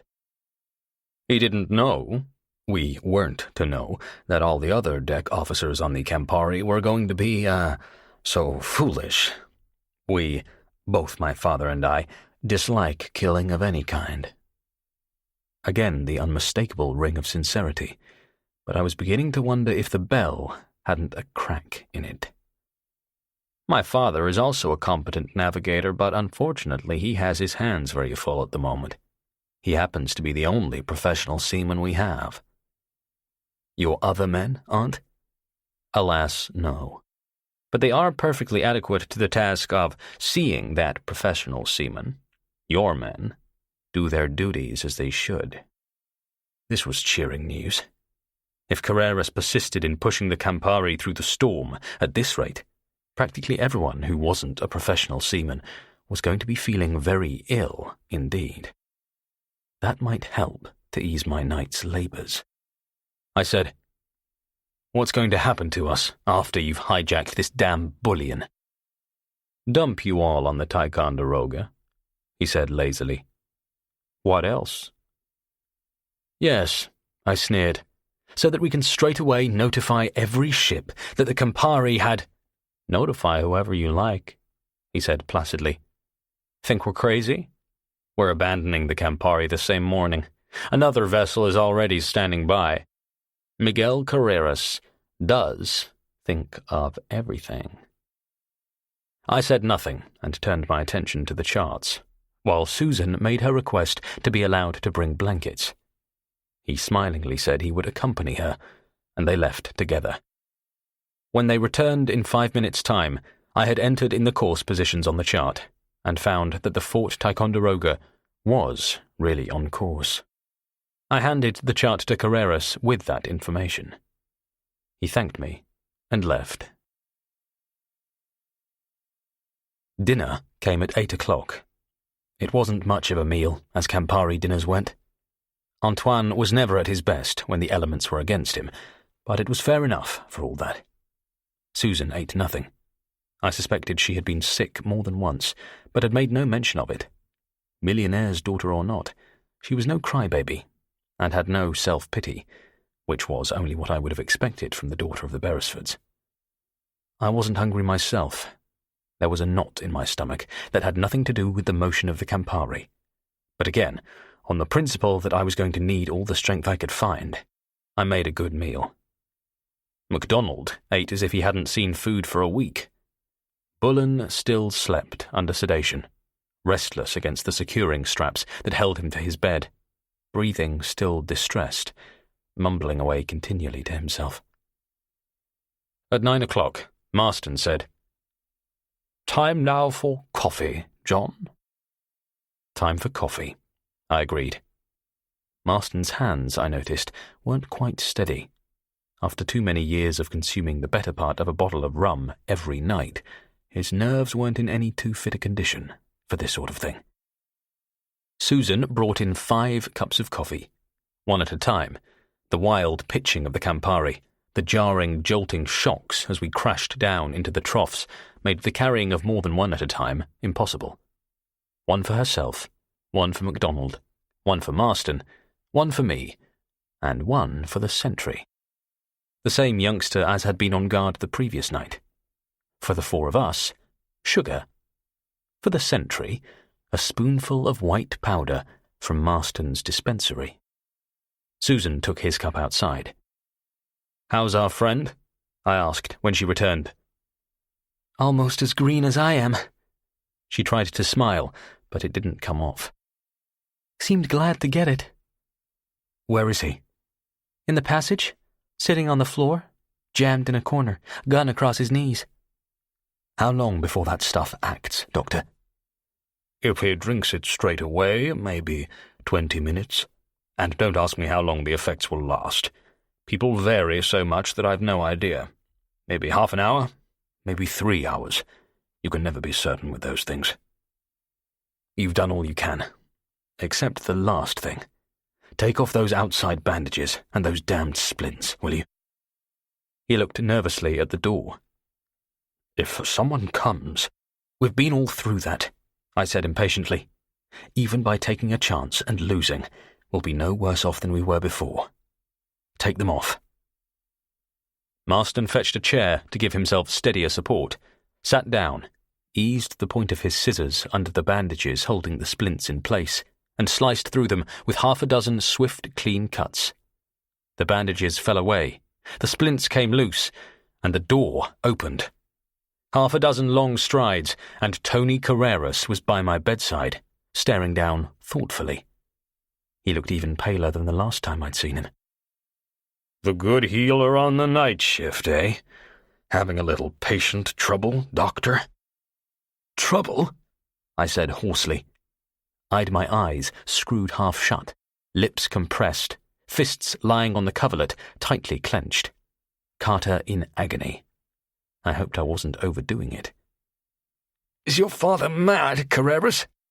I closed my eyes completely and stifled, nearly, a moan as the Campari lurched forward and down into an abnormally deep trough with a shuddering, jarring impact that all but threw Carreras off his feet. Even through closed doors, even above the eldritch howl of the wind and the lash of the gale-driven rain, the sound of the impact was like gunfire, and not distant gunfire at that. "Does he want to kill us all? Why in God's name can't he slow down?" "Mr. Carter is in very great pain," Doc Marston said quietly. Whatever his faults as a doctor, he was fast at catching on. And when you looked into those steady, wise blue eyes beneath the magnificent mane of white hair, it was impossible not to believe him. "Agony would be a better word. He has, as you know, a compound fracture of the femur." With delicate fingers, he touched the blood-stained bandages that had been concealed by the splints so that Carreras could see just how compound it was. "Every time the ship moves violently, the broken ends of the bone grind together. You can imagine what it's like. No, I doubt if you can. I am trying to rearrange and tighten the splints so as to immobilize the leg completely. Difficult job for one man in those conditions. Care to give me a hand?" In 1 second flat, I revised my estimate of Marston's shrewdness. No doubt he'd just been trying to allay any suspicions that Carreras might have had, but he couldn't have thought up a worse way. Not, that is, if Carreras offered his help. For the chances were that if he did delay to help, he'd find the sentry snoring in the passageway outside when he left. "Sorry." Beethoven never sounded half as sweet as the music of that single word from Carreras. "Can't wait. Captain Carreras making his rounds and all that? That's what Miss Beresford is here for anyway. Failing all else, just shoot him full of morphia." 5 seconds later, he was gone. Marston raised an eyebrow. "Less affable than of yore, John, you would say? A shade lacking in sympathy, he so often professes." "He's worried," I said. "He's also a little frightened, and perhaps, heaven be praised, even more than a little seasick. But still very tough for all that. Susan, go collect the sentry's cup and see if friend Carreras has really gone." She was back in 15 seconds. "He's gone. The coast is clear." I swung my legs over the side of the bed, and stood up. A moment later I had fallen heavily to the floor, my head just missing the iron foot of MacDonald's bed.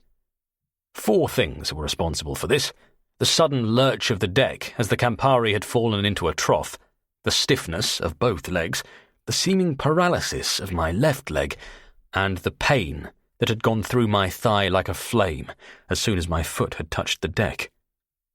Hands gripping the bosun's bed, I dragged myself to my feet and tried again. Marston had me by the right arm, and I needed all the support I could get. I made it to my own bed and sat down heavily. MacDonald's face was expressionless.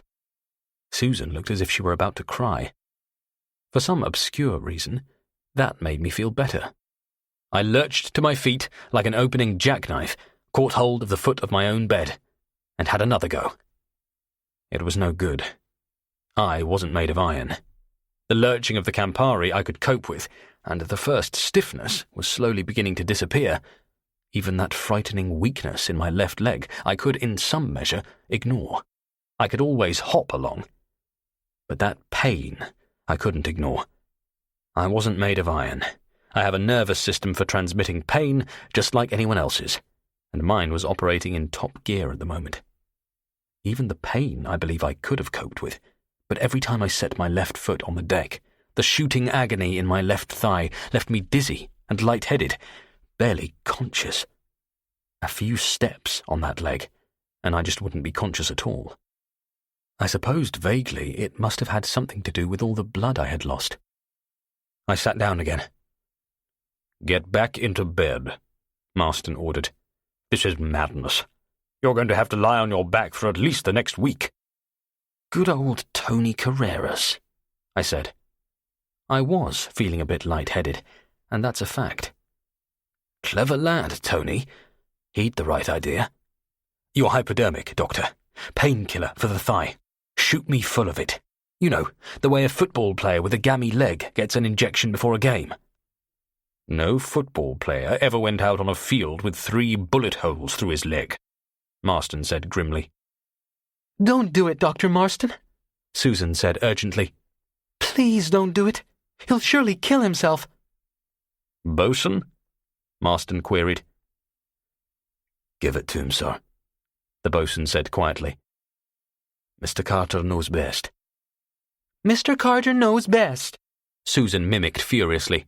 She crossed to the bosun and stared down at him. "It's easy for you to lie there and say he knows best. You don't have to go out there and get killed, to be shot down or die from the loss of blood." "Not me, miss." The bosun smiled up at her.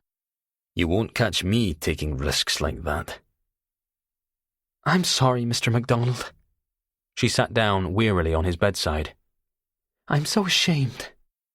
I know that if your leg wasn't smashed up, but look at him. He can't even stand, far less walk. He'll kill himself, I tell you, kill himself." "Perhaps he will. But then he will only be anticipating by about 2 days, Miss Beresford," MacDonald said quietly.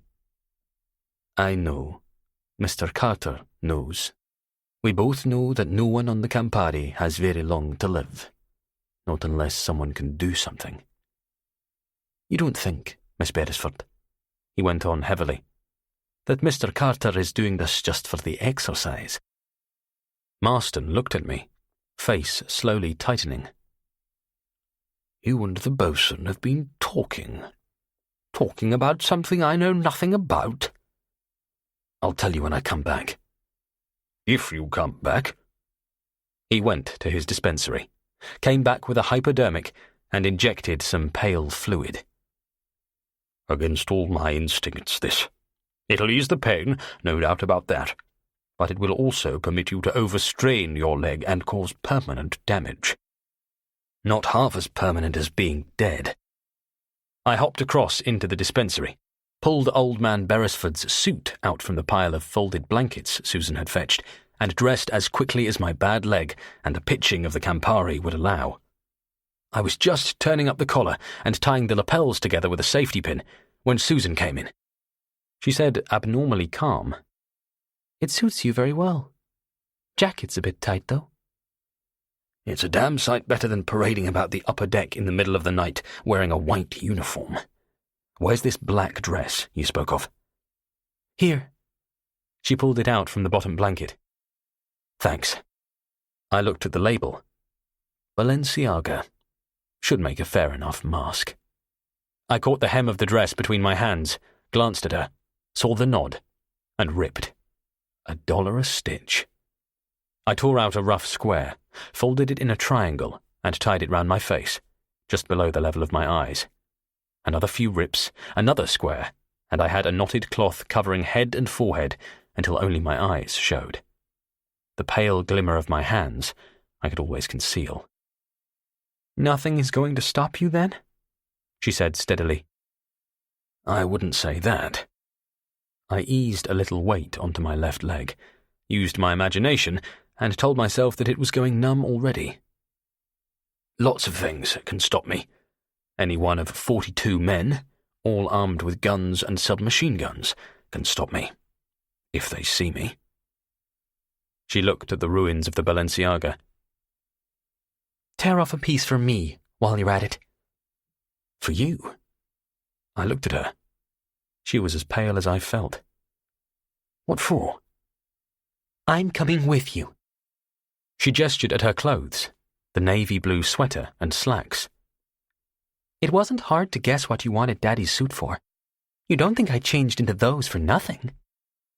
"I don't suppose so." I tore off another piece of cloth. "Here you are." "Well?" She stood there with the cloth in her hand. "Well, just like that, eh?" "It's what you wanted, isn't it?" She gave me a slow, old-fashioned up from under, shook her head, and tied on the cloth. I hobbled to the sick bay, Susan following. "Where's Miss Beresford going?" Marston demanded sharply. "Why is she wearing that hood?" "She's coming with me," I said. "So she says." "Going with you? And you'd let her?" He was horrified. "She'll get herself killed." "It's likely enough," I agreed. Something, probably the anaesthetic, was having a strange effect on my head. I felt enormously detached and very calm. But as the bosun says, what's a couple of days early? I need another pair of eyes, somebody who can move quickly and lightly to reconnoitre. Above all, a lookout. Let's have one of your torches, Doctor. "I object. I strongly protest against—" "Get him the torch," Susan interrupted. He stared at her, hesitated, sighed, and turned away. MacDonald beckoned me. "Sorry I can't be with you, sir, but this is the next best thing." He pressed a seaman's knife into my hand, wide-hinged blade on one side, shackle-locking marlinspike on the other. The marlin came to a needle point. "If you have to use it, hit upwards with the spike, the blade under in your hand. Take your word for it any time." I hefted the knife, saw Susan staring at it, her green eyes wide. You would use that thing?" "Stay behind if you like. The torch, Dr. Marston." I pocketed the flash, kept the knife in my hand, and passed through the surgery door. I didn't let it swing behind me. I knew Susan would be there. The sentry, sitting wedged into a corner of the passage, was asleep. His automatic carbine was across his knees. It was an awful temptation, but I let it go. A sleeping sentry would call for a few curses and kicks, but a sleeping sentry without his gun would start an all-out search of the ship. It took me 2 minutes to climb up 2 companionways to the level of A deck. Nice, wide, flat companionways, but it took me 2 minutes. My left leg was very stiff, very weak, and didn't respond at all to auto-suggestion when I kept telling myself it was getting less painful by the minute. Besides, the Campari was pitching so violently now that it would have been a full-time job for a fit person to climb upwards without being flung off. Pitching. The Campari was pitching, but with a now even more exaggerated corkscrew motion. Great sheets of flying water breaking over the bows and being hurled back against the superstructure. At some hundreds of miles from the centre of a hurricane, and I didn't need any barometers or weather forecasts to tell me what was in the offing, it is the outspreading swell that indicates the direction of the centre. But closer in, and we were getting far too close for comfort, it is the wind direction that locates the centre. We were heading roughly 20 degrees east of north, and the wind blowing from dead ahead. That meant the hurricane was roughly to the east of us, with a little southing, still keeping pace with us, travelling roughly northwest, a more northerly course than was usual, and the Campari and the hurricane were on more of a collision course than ever. The strength of the wind I estimated at force 8 or 9 on the old Beaufort scale. That made the centre of the storm less than 100 miles away. If Carreras kept on his present course, at his present speed, everybody's troubles, his as well as ours, would soon be over. At the top of the second companionway, I stood still for a few moments to steady myself, took Susan's arm for support, then lurched aft in the direction of the drawing room, 20 feet away. I'd hardly started lurching when I stopped. Something was wrong. Even in my fuzzy state, it didn't take long to find out what was wrong. On a normal night at sea, the Campari was like an illuminating Christmas tree. Tonight, every deck light was off. Another example of Carreras taking no chances, although this was an unnecessary and exaggerated example. Sure, he didn't want anyone to see him, but in a black gale like this, no one would have seen him anyway, even had any vessel been heading on the same course, which was hardly possible unless its master had taken leave of his senses. But it suited me well enough. We staggered on, making no attempt to be silent. With the shriek of the wind, the thunderous drumming of the torrential rain, and the repeated pistol-shot explosions as the rearing Campari's bows kept smashing into the heavy rolling combers ahead, no one could have heard us a couple of feet away. The smashed windows of the drawing room had been roughly boarded up. Careful not to cut a jugular or put an eye out on one of the jagged splinters of glass, I pressed my face close to the boards and peered through one of the cracks. The curtains were drawn inside, but with the gale whistling through the gaps between the boards, they were blowing and flapping wildly almost all the time. 1 minute there, and I'd seen all I wanted to see, and it didn't help me at all. The passengers were all herded together at one end of the room, most of them huddled down on close-packed mattresses, a few sitting with their backs to the bulkhead. A more miserably seasick collection of millionaires I had never seen in my life. Their complexions ranged from a faintly greenish shade to a dead white pallor. They were suffering all right. In the corner I saw some stewards, cooks and engineer officers, including McElroy, with Cummings beside him. Seaman's branch apart, it looked as if every off-duty man was imprisoned there with the passengers. Carreras was economizing on his guards. I could see only 2 of them, hard-faced, unshaven characters with a Tommy gun apiece. For a moment I had the idea of bursting in the door and rushing them, but only for a moment. Armed with only a clasp knife, and with a top speed of about that of a fairly active tortoise, I wouldn't have got a yard. 2 minutes later, we were outside the wireless office. No one had challenged us. No one had seen us.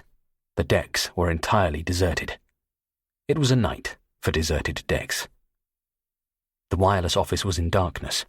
I pressed one ear to the metal of the door, closed a hand over the other ear to shut out the clamour of the storm, and listened as hard as I could. Nothing. I placed a gentle hand on the knob, turned and pushed. The door didn't budge a fraction of an inch. I eased my hand off that doorknob with all the wary caution and thistledown delicacy of a man withdrawing the Koh-i-Noor from a basket of sleeping cobras. "What's the matter?" Susan asked. That was as far as she got before my hand closed over her mouth, not gently. We were 15 feet away from that door before I took my hand away. "What is it? What is it?" Her low whisper had a shake in it. She didn't know whether to be scared or angry, or both. The door was locked. "Why shouldn't it be? Why should they keep watch?" That door is locked by a padlock, from the outside. We put a new one on there yesterday morning.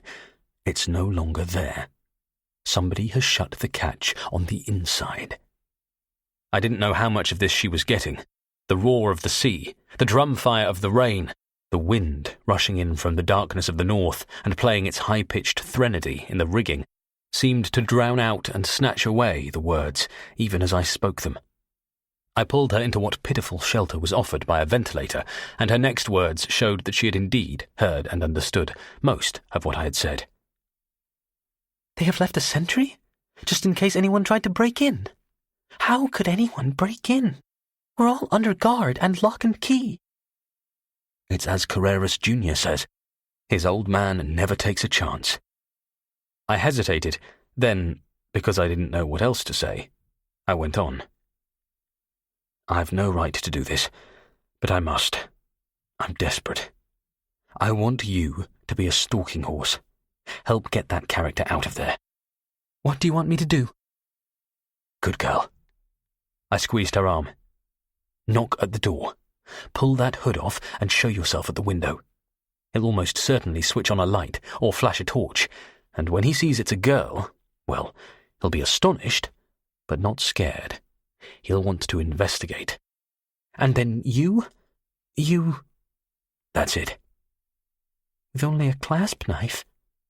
The tremor in the voice was unmistakable. You're very sure of yourself. I'm not sure at all, but if we don't make a move until we're certain of success, we might as well jump over the side now. Ready? What are you going to do, once you get inside? She was scared and stalling. Not that I was happy myself. Send an SOS on the distress frequency. Warn every vessel within listening range that the Campari has been seized by force and is intending to intercept a bullion-carrying vessel at such and such a spot. Within a few hours, everyone in North America will know the situation. That'll get action, all right. Yes. A long pause. That'll get action. The first action it will get is that Carreras will discover that his guard is missing. And where had you thought of hiding him? In the Atlantic. She shivered briefly, then said obliquely, I think perhaps Carreras knows you better than I do. The guard's missing. They'll know it must be one of the crew responsible. They'll soon find out that the only guard keeping an eye on the crew who wasn't awake all the time is the boy outside the sick bay. She was silent for a moment, then went on so softly that I could hardly hear her above the storm. I can just see Carreras ripping those bandages off your leg and finding out that your thigh is not broken. You know what will happen then? It doesn't matter. It matters to me. She said the words calmly, matter-of-factly, as if they were of no particular significance. Another thing. You said everybody would know the setup within a few hours. The 2 radio operators Carreras has planted on the Ticonderoga will know immediately. They will immediately radio the news back to the Campari, to Carreras. After I'm finished in the wireless office, no one will ever be able to send or receive on that set again. All right, so you'll smash it up. That itself would be enough to let Carreras know what you've done. And you can't smash up every radio receiver on the Campari. You can't, for instance, get near the ones in the drawing room. Everybody will know, you say. That means that the Generalissimo and his government will know also. And then all the stations on the island will do nothing but keep up a non-stop broadcast of news. Carreras is bound to hear it. I said nothing. I thought vaguely that I must have lost a great deal of blood. Her mind was working about 10 times as quickly and clearly as mine. Not that that made her very smart. She went on. You and the bosun seem very sure that Carreras won't let us, the passengers and crew, live.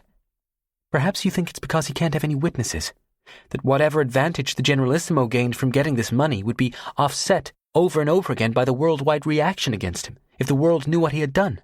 Perhaps... Reaction? I said. Reaction?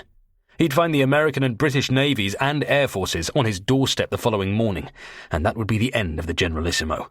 Not even Russia would raise a hand to help him. They wouldn't as much as rattle a rocket. Of course he can't afford to let anyone know. He'd be finished. In fact, he couldn't even afford to let anyone know he'd made the attempt. So, as soon as Carreras picks up the news of your SOS, He gets rid of all the witnesses. Permanently. Shears off. Transships to this other vessel that's waiting. And that's that. I stood there saying nothing. My mind felt dull and heavy and tired. My body even more so. I tried to tell myself it was just the drug Marston had pumped into me, but it wasn't that. I knew it wasn't that. The sense of defeat is the most powerful opiate of all. I said, hardly knowing what I was saying. Well, at least we would have saved the gold. The gold? You had to be a multimillionaire's daughter before you could put all that scorn into your voice when he mentioned the word gold. Who cares a fig for all the gold in the world? What's gold compared to your life and my life, my mother's and father's, and the lives of everyone on the Campari? How much money did Carrera say the Fort Ticonderoga was carrying? You heard him. $150 million. $150 million? Daddy could raise that in a week and still have as much again left. Lucky Daddy, I muttered. Light-headed. That's what I was getting. What did you say?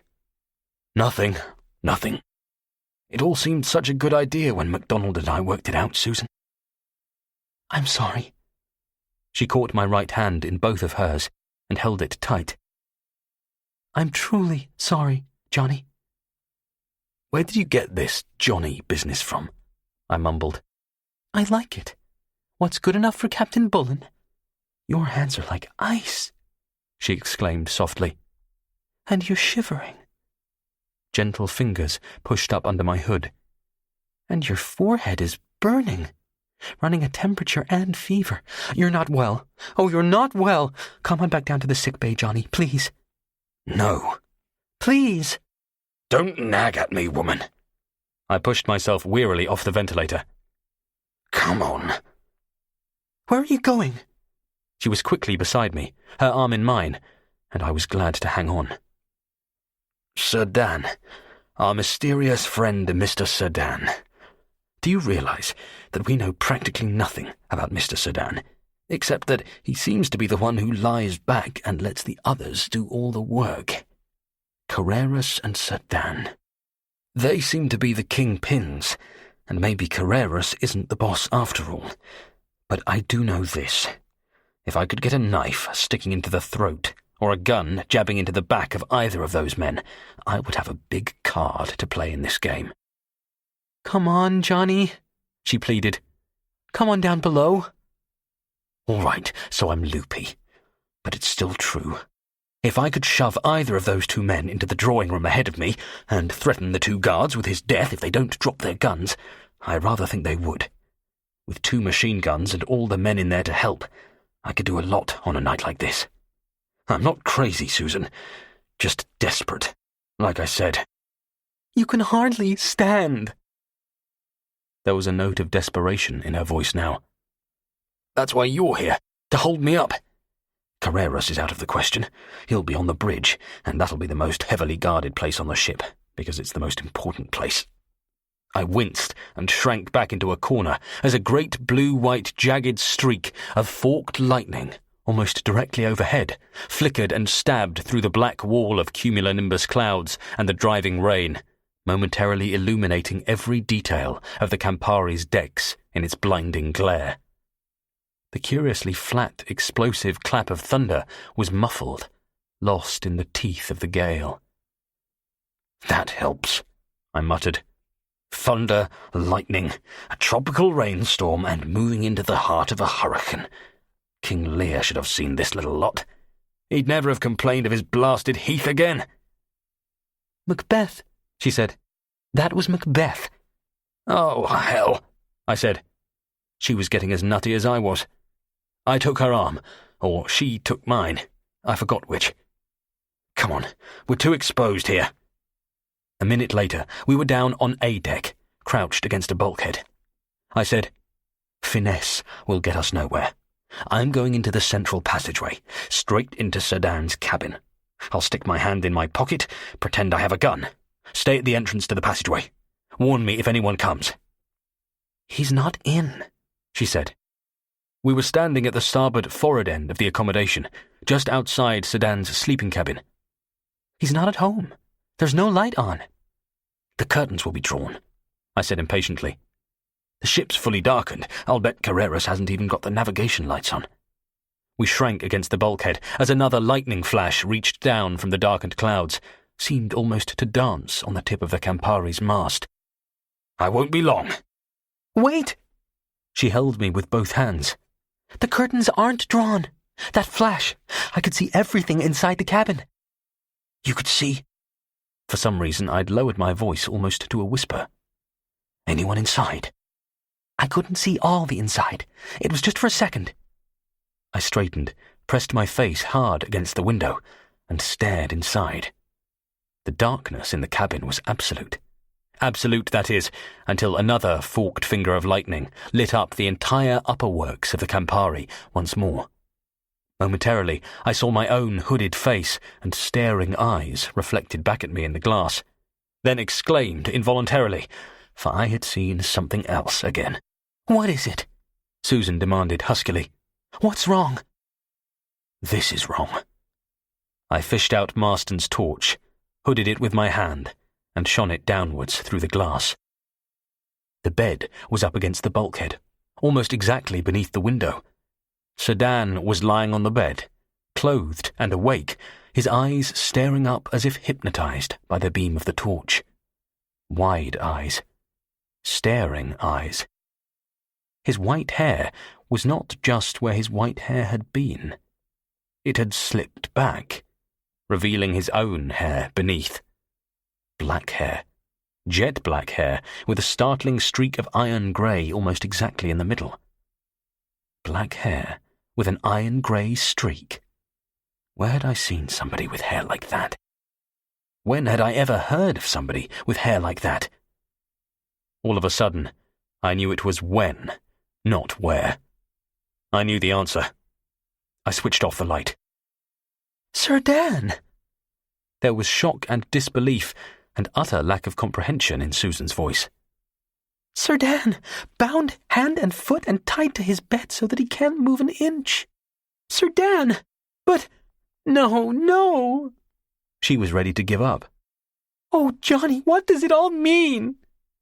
I know what it all means. No question now but that I knew what it all meant, and I wished to heaven I didn't. I'd only thought I'd been afraid before. The time I had only been guessing. But the time for guessing was past. Oh my God, it was past. I knew the truth now, and the truth was worse than I had ever dreamed. I fought down the rising panic and said steadily through dry lips, "Have you ever robbed a grave, Susan?"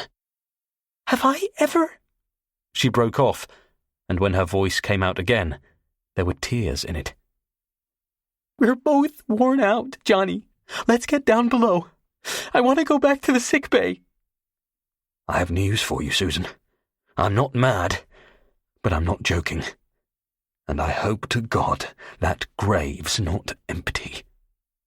I caught her arm to lead her away, and as I did, the lightning flashed again, and her eyes were wild and full of fear. I wondered what mine looked like to her. Chapter 9. Thursday, 10 p.m. to midnight.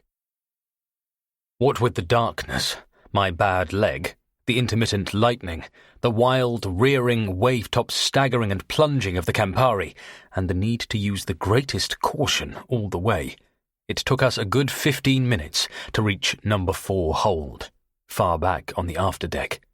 And when we got there, pulled back the tarpaulin, loosened a couple of battens, and peered down into the near Stygian depths of the hold, I wasn't at all sure that I was glad we had come.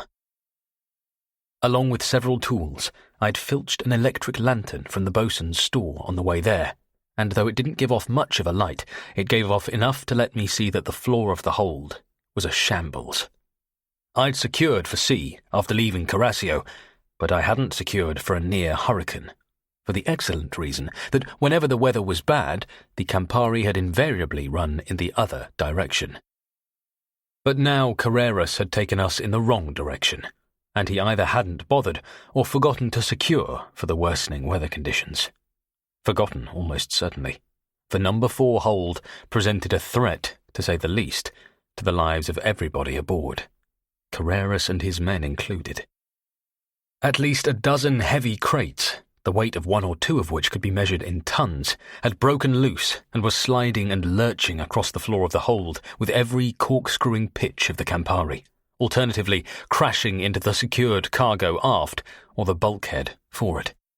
My guess was that this wasn't doing the forward bulkhead any good, and just let the motion of the Campari change from pitching to rolling, especially as we neared the centre of the hurricane, and the massive deadweights of those sliding crates would begin to assault the sides of the ship. Buckled plates, torn rivets, and a leak that couldn't be repaired would only be a matter of time. To make matters worse, Carreras's men hadn't bothered to remove the broken, splintered sides of the wooden crates in which they and the guns had been slung aboard. They, too, were sliding about the floor with every movement of the ship, being continually smashed and becoming progressively smaller in size as they were crushed between the sliding crates and bulkheads, pillars and fixed cargo. Not the least frightening part of it was the din, the almost continuous goose-pimpling metallic screech as iron-banded cases slid over steel decks, a high-pitched, grating scream that set your teeth on edge, a scream that invariably ended, predictably yet always unexpectedly, in a jarring crash that shook the entire hold as the crates brought up against something solid. And every sound in that echoing, reverberating, emptily cavernous hold was magnified 10 times. All in all, the floor of that hold wasn't the place I would have chosen for an afternoon nap. I gave the electric lantern to Susan, after shining it on a vertical steel ladder tapering down into the depths of the hold. "Down you go," I said. "For heaven's sake, hang on to that ladder. There's a baffle about 3 feet high at the bottom of it. Get behind it. You should be safe there." I watched her climb slowly down, manoeuvred 2 of the battens back into place over my head, no easy job with one hand, and left them like that. Maybe they would be jarred loose. They might even fall down into the hold. It was a chance I had to take. They could only be secured from above, and the covering tarpaulin could also only be secured from above. There was nothing I could do about that either. If anyone was crazy enough to be out on deck that night, especially as Carreras had no lifelines rigged, the chances were, in that blinding storm, that they wouldn't even notice the flapping corner of the tarpaulin. Or, if they did, they would only either pass it by or at the most secure it. If someone was curious enough to go to the length of pushing back a batten, well, there was no point in worrying about that. I went down the hatch slowly, awkwardly, painfully. Marston had a higher opinion of his anaesthetics than I had, and joined Susan on the floor behind the baffle. At this level, the noise was redoubled, the sight of those head-high behemoths of crates charging across the hold more terrifying than ever. Susan said, "The coffins, where are they?" All I had told her was that I wanted to examine some coffins. I couldn't bring myself to tell her what we might find in them. "They're boxed, in wooden crates, on the other side of the hold." "The other side?" She twisted her head, lined up the lantern, and looked at the sliding wreckage and crates, screeching and tearing their way across the floor. "The other side? We would be killed before we got halfway there." "Like enough, but I can't see anything else for it." "Hold on a minute, will you?" "You? With your leg? You can't even hobble. Oh no." Before I could stop her, she was over the baffle and half running, half staggering across the hold, tripping and stumbling as the ship lurched and her feet caught on broken planks of wood, but always managing to regain balance, to stop suddenly, or dodge nimbly as a crate slid her away. She was agile, I had to admit, and quick on her feet. But she was exhausted with seasickness, with bracing herself for the past hours against the constant violent lurching of the Campari. She'd never make it. But make it she did, and I could see her on the other side, flashing her torch around. My admiration for her spirit was equalled only by my exasperation at her actions. What was she going to do with those boxed coffins when she found them? Carry them back across the floor, one under each arm? But they weren't there. For after she had looked everywhere, she shook her head. And then she was coming back, and I was shouting out a warning, but the warning stuck in my throat and was only a whisper, and she wouldn't have heard it anyway. A plunging, careening crate, propelled by a sudden vicious lurch as the Campari plunged headlong into an exceptional trough, caught her back and shoulder and pitched her to the floor, pushing her along before its massive weight as if it were imbued with an almost human or inhuman quality of evil and malignance, and determined to crush the life out of her against the forward bulkhead. And then, in the last second before she would have died, the Campari straightened. The crate screeched to a halt less than a yard from the bulkhead, and Susan was lying there, between crate and bulkhead, very still. I must have been at least 15 feet away from her, but I have no recollection of covering the distance from the baffle to where she lay and then back again. But I must have done, for suddenly we were there, in the place of safety, and she was clinging to me as if I were the last hope left in the world. "Susan!" My voice was hoarse, a voice belonging to someone else altogether. "Susan, are you hurt?" She clung even closer. By some miracle, she still held the lantern clutched in her right hand. It was round the back of my neck somewhere, but the reflected beam from the ship's side gave off enough light to see by. Her mask had been torn off. Her face was scratched and bleeding, her hair a bedraggled mess, her clothes soaked, and her heart going like a captive bird's.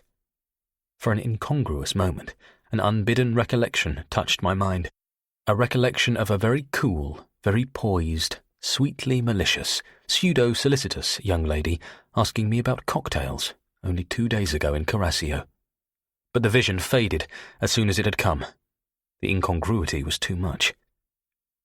"Susan," I said urgently, "are you—" "I'm not hurt." She gave a long, tremendous sigh that was more shudder than sigh. "I was just too scared to move." She eased her grip a trifle, looked at me with green eyes, enormous in the pallor of her face, then buried her face in my shoulder. I thought she was going to choke me. It didn't last long, fortunately. I felt the grip slowly easing, saw the beam of the lantern shifting, and she was saying in an abnormally matter-of-fact voice, "There they are." I turned round, and there, not 10 feet away, they were indeed. 3 coffins. Carreras had already removed the cases, and securely stowed between baffle and bulkhead, and padded with tarpaulins so that they could come to no harm. As Tony Carreras kept on repeating, his old man didn't miss much. Dark, shiny coffins with black braided ropes and brass handles. One of them had an inlet plaque on the lid, copper or brass. I couldn't be sure. "That saves me some trouble." My voice was almost back to normal. I took the hammer and chisel I'd borrowed from the bosun's store and let them drop. "This screwdriver will be all I need. We'll find 2 of those with what's normally inside them. Give me the lantern and stay there. I'll be as quick as I can." "You'll be quicker if I hold the lantern." Her voice matched my own in steadiness, but the pulse in her throat was going like a trip hammer. "Hurry, please." I was in no way to argue. I caught the foot of the nearest coffin and pulled it towards me so that I could have room to work. It was jammed. I slid my hand under the end to lift it, and suddenly my finger found a hole in the bottom of the coffin. And then another. And a third. A lead-lined coffin with holes bored in the bottom of it. That was curious, to say the least. When I'd moved it far enough out, I started on the screws. They were brass and very heavy, but so was the screwdriver I'd taken from MacDonald's store. And at the back of my mind was the thought that if the knockout drops Dr. Marston had provided for the sentry were in any way ineffective as the anaesthetic he had given me, then the sentry would be waking up any minute now, if he hadn't already come to. I had that coffin lid off in no time at all. Beneath the lid was not the satin shroud or silks I would have expected, but a filthy old blanket. In the Generalissimo's country, perhaps, their customs with coffins were different from ours. I pulled off the blanket and found I was right. Their customs were, on occasion, different. The corpse, in this case, consisted of blocks of amatol. Each block was clearly marked with the word, so there was no mistake about it. A primer, a small case of detonators, and a compact square box with wires leading from it. A timing device, probably. Susan was peering over my shoulder. "What's amatol?" "High explosive. Enough here to blow the Campari apart." She asked nothing else. I replaced the blanket, screwed on the lid, and started on the next coffin. This, too, had holes in the underside, probably to prevent the explosive sweating. I removed the lid, looked at the contents, and replaced the lid. Number 2 was a duplicate of number 1. And then I started on the third one, the one with the plaque. This would be the one. The plaque was heart-shaped and read with impressive simplicity, "Richard Hoskins, Senator." Just that. Senator of what, I didn't know. But impressive. Impressive enough to ensure its reverent transportation to the United States. I removed the lid with care, gentleness, and as much respectful reverence as if Richard Hoskins actually were inside, which I knew he wasn't. Whatever lay inside was covered with a rug. I lifted the rug gingerly. Susan brought the lantern nearer, and there it lay, cushioned in blankets and cotton wool. A polished aluminium cylinder, 75 inches in length, 11 inches in diameter, with a whitish pyroserum nose cap. Just lying there was something frightening about it, something unutterably evil. But perhaps that was just because of what was in my own mind. "What is it?"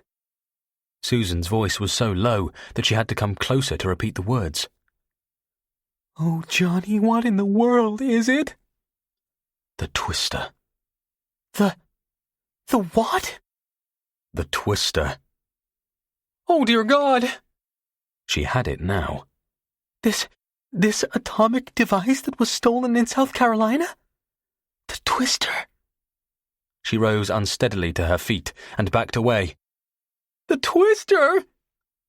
"It won't bite you," I said.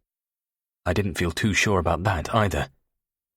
"The equivalent of 5,000 tons of TNT, guaranteed to blast any ship on Earth into smithereens, if not actually vapories. And that's just what Carreras intends to do." I don't understand." Maybe she was referring to the actual hearing of the words. Our talk was continually being punctuated by the screeching of metal and the sounds of wood being crushed and snapped, or to the meaning of what I was saying.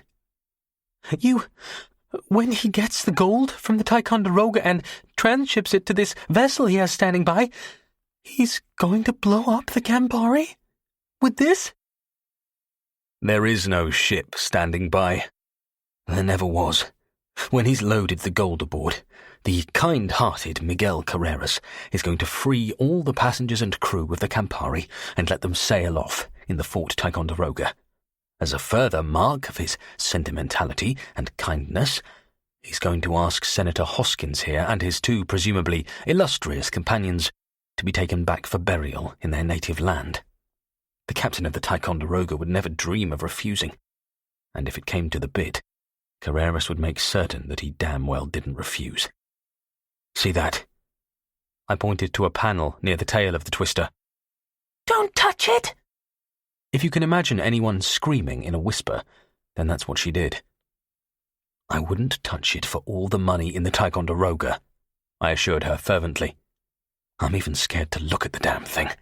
Anyway, that panel is almost certainly a timing device, which will be pre-set before the coffin is transshipped. We sail merrily on our way, hell-bent for Norfolk, the Army, Navy, Air Force, FBI, and what have you, for Carrera's radio stooges aboard the Ticonderoga will make good and certain that the radios will be smashed and will have no means of sending a message. Half an hour after leaving the Campari. An hour at least, I should think. Even Carreras wouldn't want to be within miles of an atomic device going up. Well, it would be quite a bang." "He'll never do it. Never."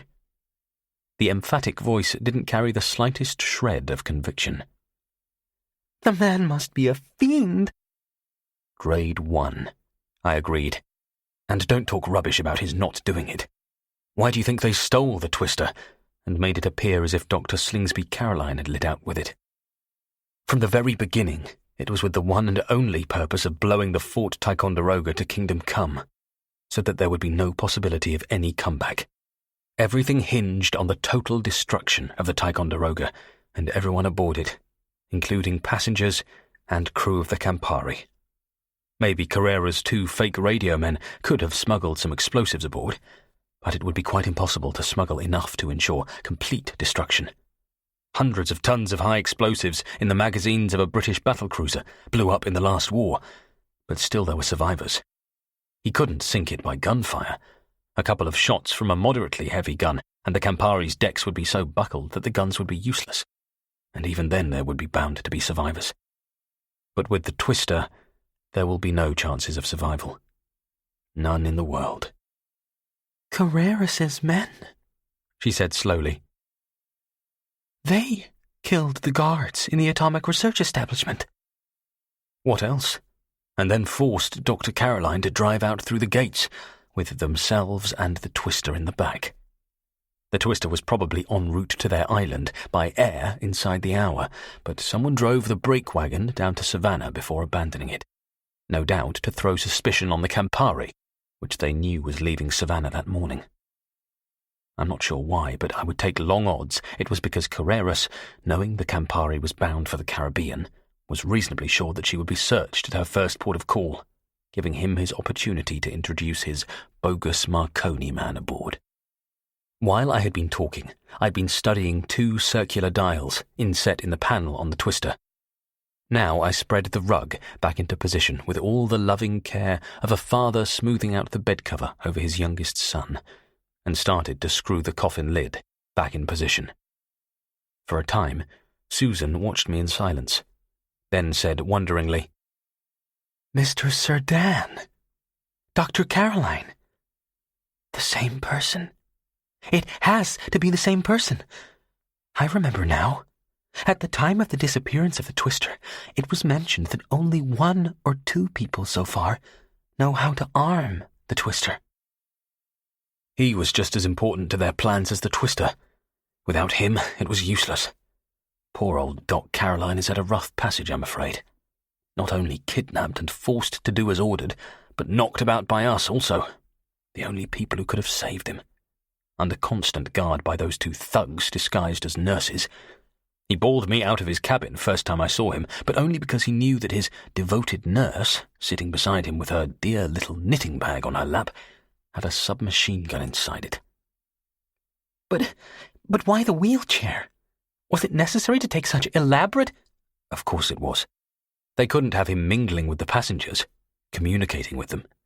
It helped conceal his unusual height, and it also gave them a perfect reason to keep a non-stop radio watch on incoming messages. He came to your father's cocktail party because he was told to. The coup was planned for that evening, and it suited Carreras to have his 2 armed nurses there to help in the takeover. Poor old Caroline. That dive he tried to make from his wheelchair when I showed him the earphones wasn't made with the intention of getting at me at all. He was trying to get at the nurse with the submachine gun. But Captain Bullen didn't know that, so he laid him out. I tightened the last of the screws and said, Don't breathe a word of this back in the sick bay. The old man talks non-stop in his sleep. Or anywhere else. Not even to your parents. Come on. That sentry may come to any minute. You're going to leave that thing here? She stared at me in disbelief. You must get rid of it. You must. How? Carry it up a vertical ladder over my shoulder? That thing weighs about 350 pounds altogether, including the coffin. And what happens if I do get rid of it? Carreras finds out within hours. Whether or not he finds out or guesses who took it doesn't matter. What does matter is that he'll know he can no longer depend on the twister to get rid of all the inconvenient witnesses on the Campari. What then? My guess is that not one member of the crew or passengers will have more than a few hours to live. He would have to kill us then. No question of transshipping us to the Ticonderoga. As for the Ticonderoga, He would have to board it, kill all the crew, and open the seacocks. That might take hours, and would inconvenience him dangerously, might wreck all his plans. But he would have to do it. The point is that getting rid of the Twister is not going to save any lives at all. All it would accomplish is the certain death of all of us. "What are we going to do?" Her voice was strained and shaky, her face a pale blur in the reflected light. "Oh, Johnny, what are we going to do?" "I'm going back to bed. Heaven only knew I felt like it. Then I'll waste my time trying to figure out how to save Dr. Caroline." "Dr. Caroline? I don't see... Why Dr. Caroline?" "Because he's number one for the high jump, as things stand, long before the rest of us. Because he's the man who's going to arm the Twister," I said patiently. "Do you think they'll transfer him to the Ticonderoga and let him acquaint the captain with the fact that the coffin he's taking back to the States contains not Senator Hoskins, but an armed and ticking atom bomb?" "Where's it all going to end?" There was panic, open panic in her voice now, a near hysteria. "I can't believe it. I can't believe it. It's like some dark nightmare." She had her hands twisted in my lapels, her face buried in my jacket. Well, anyway, her old man's jacket. And her voice was muffled. "Oh, Johnny, where's it all going to end?" "A touching scene. A most touching scene," a mocking voice said from close behind me. "It all ends here and now. This moment." I whirled round, or at least I tried to whirl round, but I couldn't even do that properly. What with disengaging Susan's grip, the weakness of my leg, and the lurching of the ship, the sudden turn threw me completely off balance, and I stumbled and fell against the ship's side. A powerful light switched on, blinding me, and in black silhouette against the light, I could see the snub barrel of an automatic. "On your feet, Carter." There was no mistaking the voice. Tony Carreras's. No longer pleasant and affable, but cold, hard, vicious. The real Tony Carreras at last.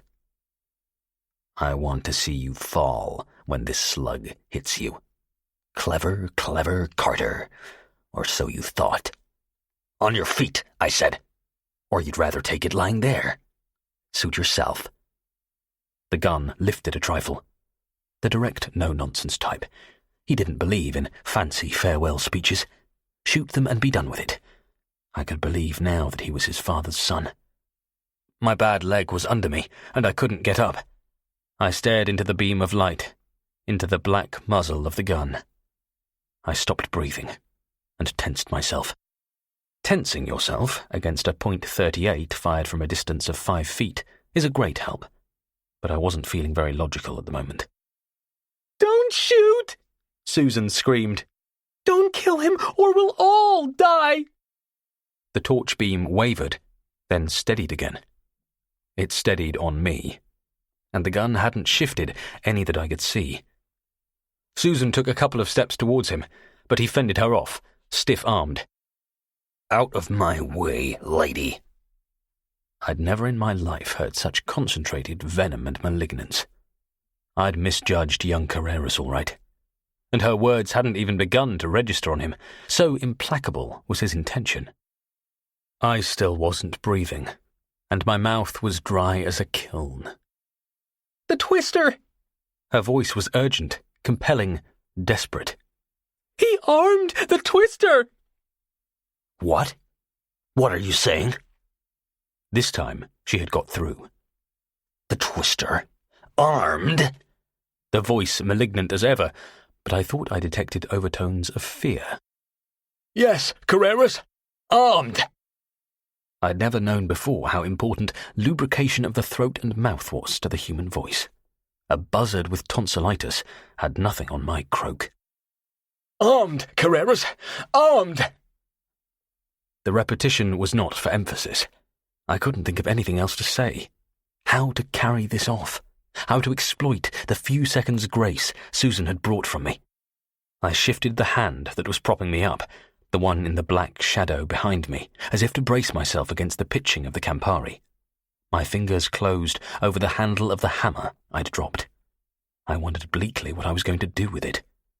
The torch and gun were steady as ever. "You're lying, Carter."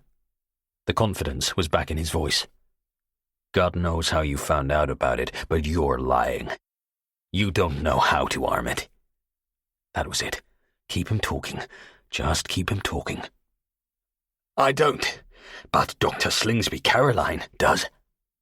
That shook him. Literally. The torch wavered, but it didn't waver enough. "How do you know about Dr. Caroline?" he demanded hoarsely. His voice was almost a shout. "How do you—" "I was speaking to him tonight," I said calmly. "Speaking with him? But there's a key to arm this. The only key to arm it, and my father has it." "Dr. Caroline has a spare, in his tobacco pouch. You never thought to look, did you, Carreras?" I sneered. "You're lying," he repeated mechanically. Then, more strongly, "Lying, I say, Carter. I saw you tonight. I saw you leave the sick bay. My God, do you think I was so stupid as to not get suspicious when I saw the sentry drinking coffee given him by kind-hearted Carter, locked it up, followed you to the radio office, and then down to Caroline's cabin? But you never went inside, Carter. I lost you then for a few minutes, I admit, but you never went inside." "Why didn't you stop us earlier?" "Because I wanted to find out what you were up to. I found it." "So he's the person we thought we saw," I said to Susan. The conviction in my voice astonished even myself. "You poor fool. We noticed something in the shadows and left in a hurry. But we went back, Carreras. Oh, yes, we went back. To Dr. Caroline. And we didn't waste any time talking to him either. We had a far smarter idea than that. Miss Beresford wasn't quite accurate. I didn't arm the twister. Dr. Caroline himself did that." I smiled and shifted my eyes from the beam of the torch to a spot behind and to the right of Carreras. "Tell him, Doctor." Carreras half-turned, cursed viciously, swung back. His mind was fast, his reactions faster. He'd hardly even begun to fall for the old gag. All he allowed us was a second of time, and in that brief moment I hadn't even got past tightening my grip on the hammer. And now he was going to kill me. But he couldn't get his gun lined up. Susan had been waiting for the chance. She sensed I'd been building up towards the chance. She dropped her lantern and flung herself forward, even as Carreras started to turn, and she had only about 3 feet to go. Now she was clinging desperately to his gun arm, all her weight on it, forcing it down towards the floor. I twisted myself convulsively forward, and that 2-pound hammer came arching over my shoulder and flew straight for Carreras's face, with all the power, all the hatred and viciousness that was in me. He saw it coming. His left hand, still gripping the torch, was raised high to smash down on the unprotected nape of Susan's neck. He jerked his head sideways, flung out his left arm in instinctive reaction. The hammer caught him just below the left elbow with tremendous force. His torch went flying through the air, and the hold was plunged into absolute darkness. Where the hammer went, I don't know. A heavy crate screeched and rumbled across the floor just at that moment, and I never heard it land. The crate ground to a standstill. In the sudden momentary silence, I could hear the sound of struggling, of heavy breathing. I was slow in getting to my feet. My left leg was practically useless, but maybe it only seemed slow to me. Fear, when it is strong enough, has the curious effect of slowing up time. And I was afraid. I was afraid for Susan. Carreras, except as the source of menace to her, didn't exist for me at that moment. Only Susan. He was a big man, a powerful man. He could break her neck with a single wrench, kill her with a single blow. I heard her cry out, a cry of shock or fear. A moment's silence, a heavy, soft thump as of falling bodies, a scream of agony from Susan, and then that silence again. They weren't there. When I reached the spot where they had been struggling, they weren't there. For a second I stood still in that impenetrable darkness, bewildered. Then my hand touched the top of the 3-foot baffle, and I had it. In their wrestling on that crazily careening deck, they'd staggered against the baffle and toppled over onto the floor of the hold. I was over that baffle before I had time to think, before I knew what I was doing. The boatswain's knife was in my hand, the needle-pointed marlinspike open, the locking shackle closed. I stumbled as the weight came on my left leg, fell to my knees, touched someone's head and hair. Long hair. Susan. I moved away and had just reached my feet again when he came at me. He came at me. He didn't back away, try to keep out of my reach in that darkness. He came at me. That meant he'd lost his gun. We fell to the floor together, clawing, clubbing, kicking. Once, twice, half a dozen times he caught me on the chest, the side of the body, with sledgehammer short-arm jabs that threatened to break my ribs. But I didn't really feel them. He was a strong man, tremendously strong, but even with all his great strength, even had his left arm not been paralyzed and useless, he would have found no escape that night. I grunted with the numbing shock of it, and Carreras shrieked out in agony as the hilt of MacDonald's knife jarred solidly home against his breastbone.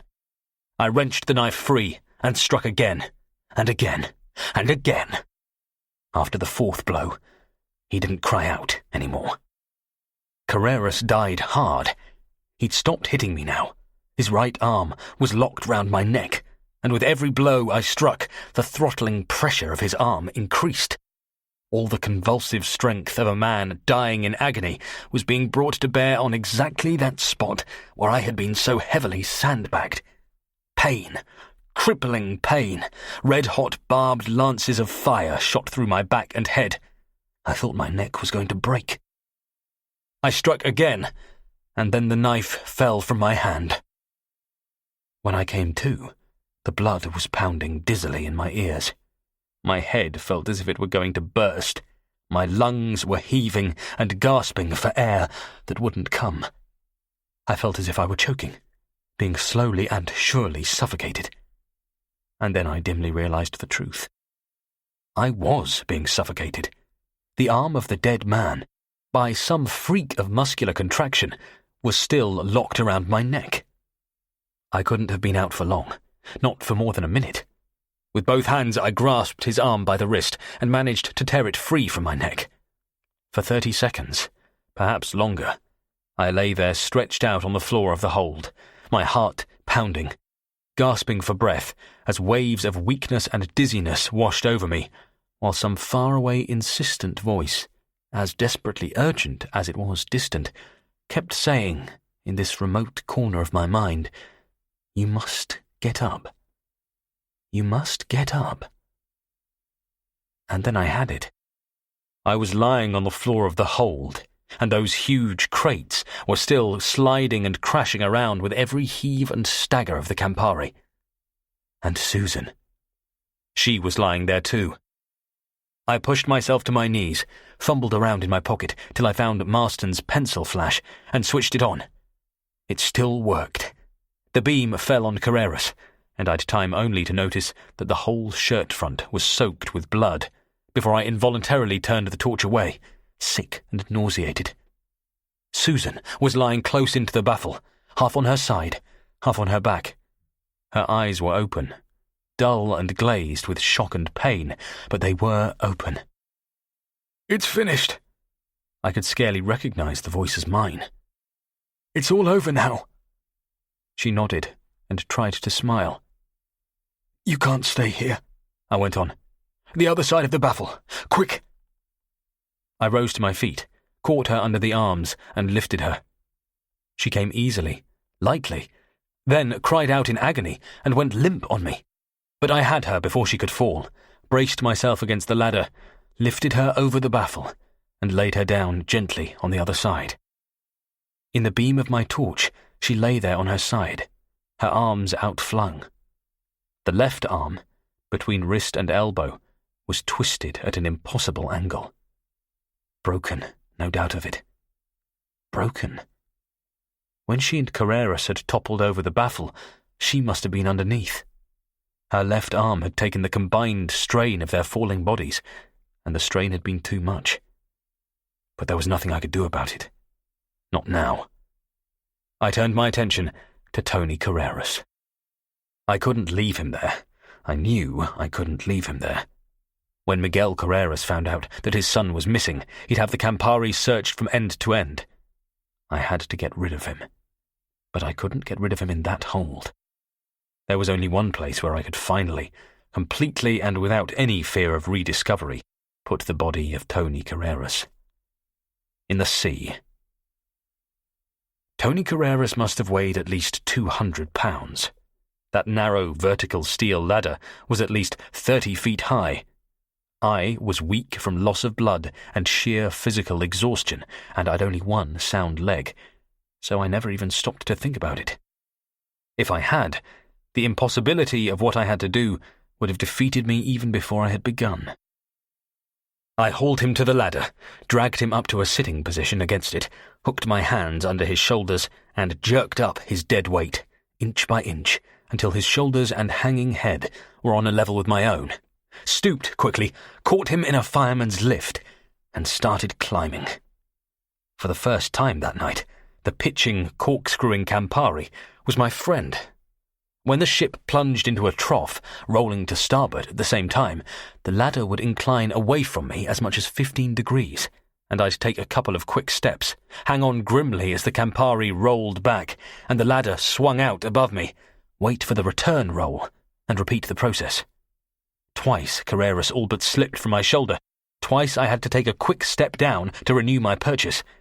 I hardly used my left leg at all. My right leg and both arms took all the strain. Above all, my shoulders took the strain. I felt at times as if the muscles would tear, but it wasn't any worse than the pain in my leg, so I kept on going. I kept on till I reached the top. Another 6 rungs, and I would have had to let him drop, for I don't think I could ever have made it. I heaved him over the hatch combing, followed, sank down on deck, and waited till my pulse rate dropped down to the low hundreds. After the stench of oil and the close stuffiness of that hold, the driving gale-born rain felt and tasted wonderful. I cupped the torch in my hand. Not that there was more than a very remote chance of anyone being around at that hour, in that weather, and went through his pockets till I found a key tagged sick bay. Then I caught him by the collar and started for the side of the ship. A minute later, I was down in the bottom of the hold again. I found Tony Carreras's gun, stuck it in my pocket, and looked at Susan. She was still unconscious, which was the best way to be if I had to carry her up that ladder. And I had. With a broken arm, she couldn't have made it alone, and if I waited till she regained consciousness, she would be in agony all the way, and she wouldn't have remained conscious long. After coping with Carreras's dead weight, the task of getting Susan Beresford up on deck seemed almost easy. I laid her carefully on the rain-washed decks, replaced the battens, and tied the tarpaulin back in place. I was just finishing when I sensed, rather than heard her, stir. "Don't move," I said quickly. On the upper deck again, I had to raise my voice to a shout to make myself heard against the bedlam of the storm. "Your forearm's broken." "Yes." Matter of fact. Far too matter of fact. "Tony Carreras? Did you leave?" "That's all over. I told you that was all over." "Where is he?" "Overboard." "Overboard?" The tremor was back in her voice now, and I liked it much better than the abnormal calmness. "How did he—" "I stabbed him. God knows how many times," I said wearily. "Do you think he got up all by himself, climbed the ladder and jumped? Sorry, Susan. I shouldn't— Well, I'm not quite my normal, I guess. Come on. Time old Doc Marston saw that arm." I made her cradle the broken forearm in her right hand, helped her to her feet, and caught her by her good arm to help steady her on that heaving deck. The blind leading the blind. When we reached the forward break of the well deck, I made her sit in the comparative shelter there while I went into the boatswain's store. It took me only a few seconds to find out what I wanted. 2 coils of nylon rope, which I stuck into a canvas bag, and a short length of thicker manila. I closed the door, left the bag beside Susan, and staggered across the sliding, treacherous decks to the port side and tied the manila to one of the guardrail stanchions. I considered knotting the rope, then decided against it. MacDonald, whose idea this was, had been confident that no one, in this wild weather, would notice so small a thing as a knot round the base of a stanchion, and even if it were noticed, Carreras' men would not be seamen enough to investigate and pull it in. But anyone peering over the side and seeing the knots might have become very curious indeed. I made the knot round that stanchion very secure indeed, for there was going to depend on it the life of someone who mattered very much to me. Myself. 10 minutes later, we were back outside the sick bay. I need not have worried about the sentry.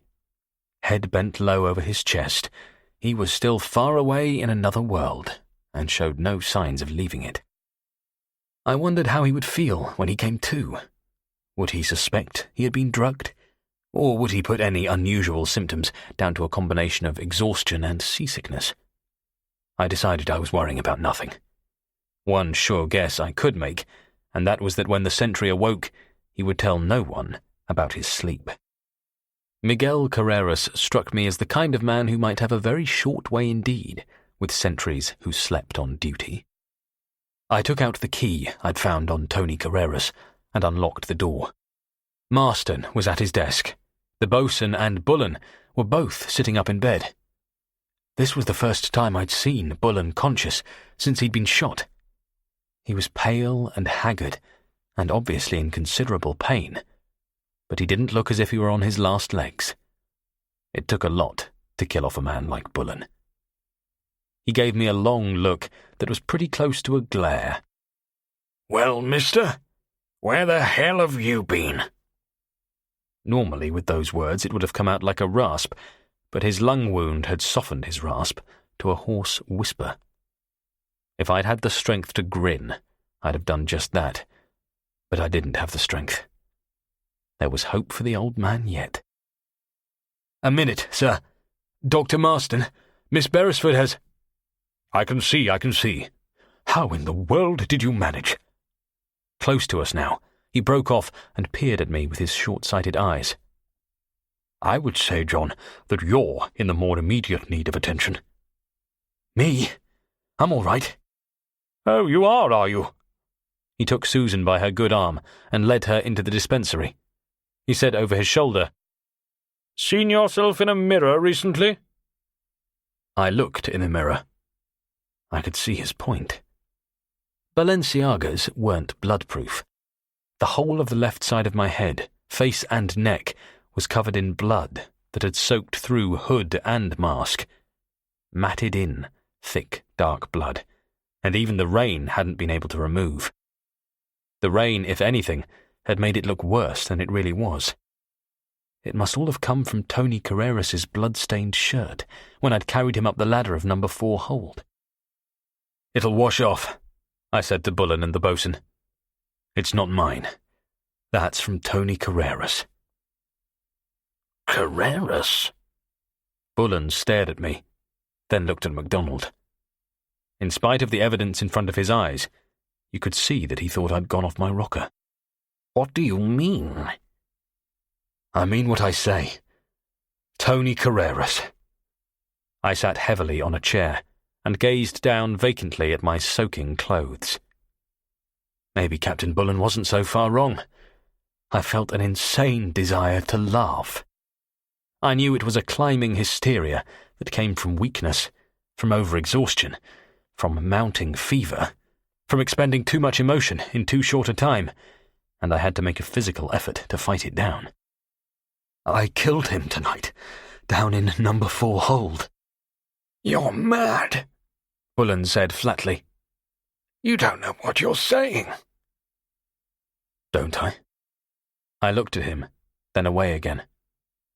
"Ask Susan Beresford." "Mr. Carter's telling the truth, sir," MacDonald said quietly. "My knife, sir. Did you bring it back?" I nodded, rose wearily, hobbled across to MacDonald's bed, and handed him the knife. I'd had no chance to clean it.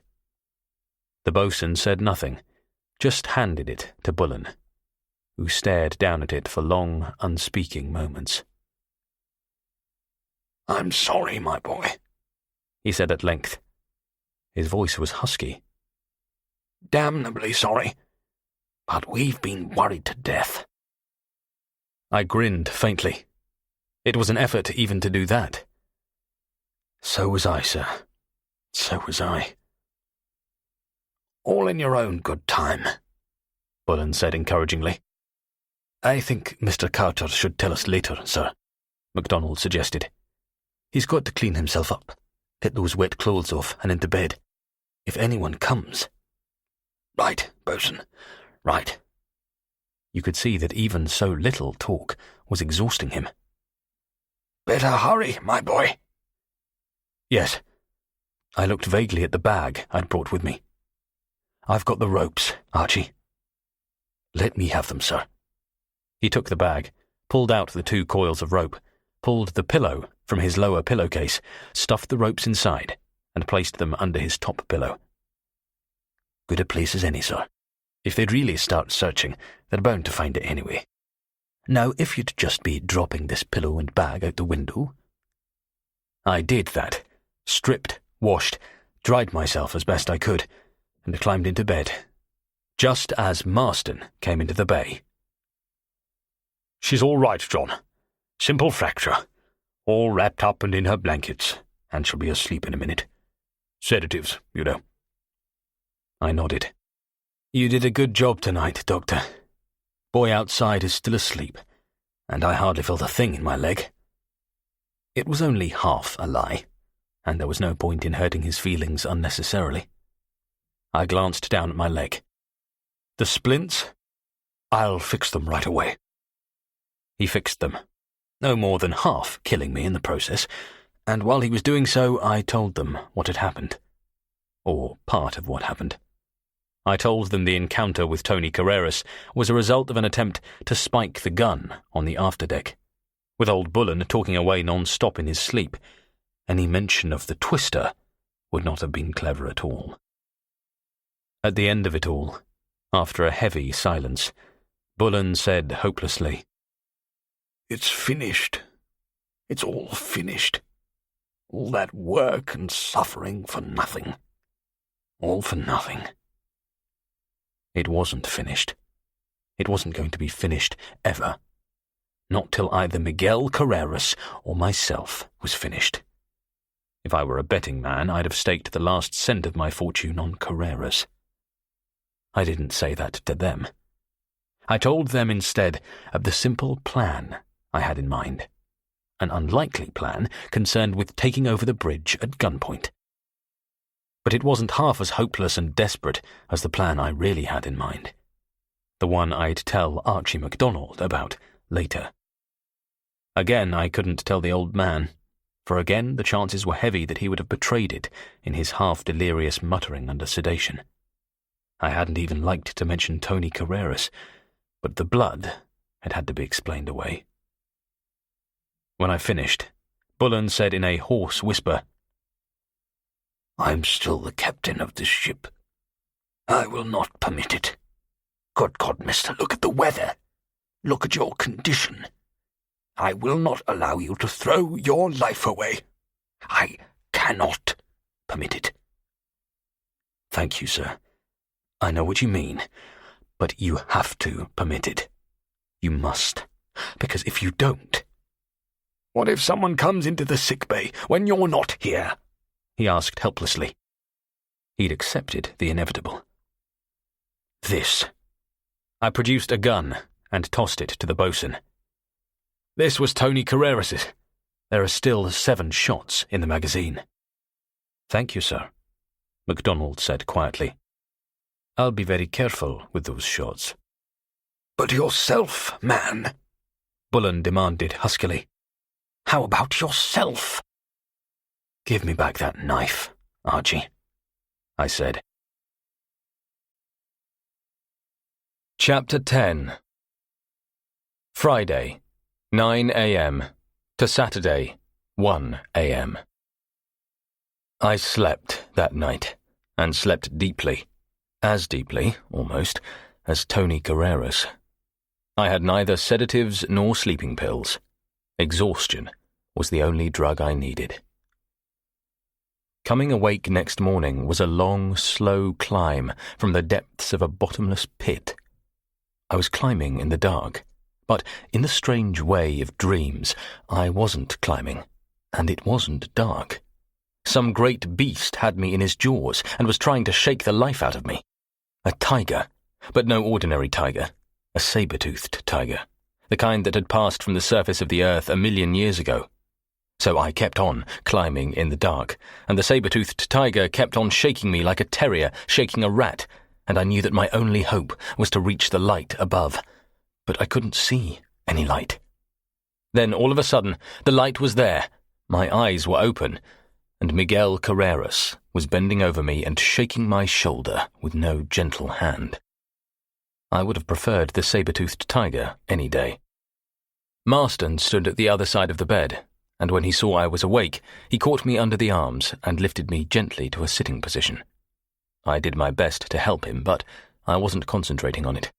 I was concentrating on the lip-biting and eye-closing, so that Carreras couldn't miss how far through I was. Marston was protesting. "He shouldn't be moved, Mr. Carreras. He really shouldn't be moved.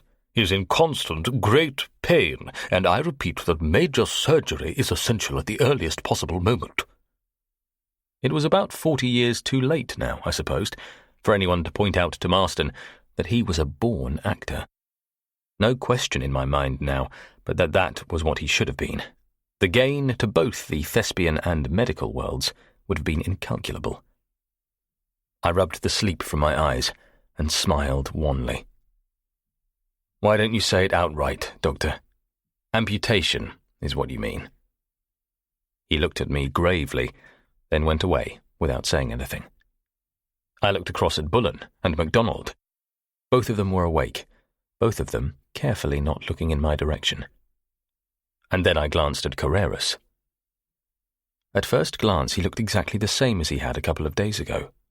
At first glance, that was. A second and closer inspection showed the difference. A slight pallor under the tan, a reddening of the eyes, a tightening of the face that had not been there before. He had a chart under his left arm, a slip of paper in his left hand.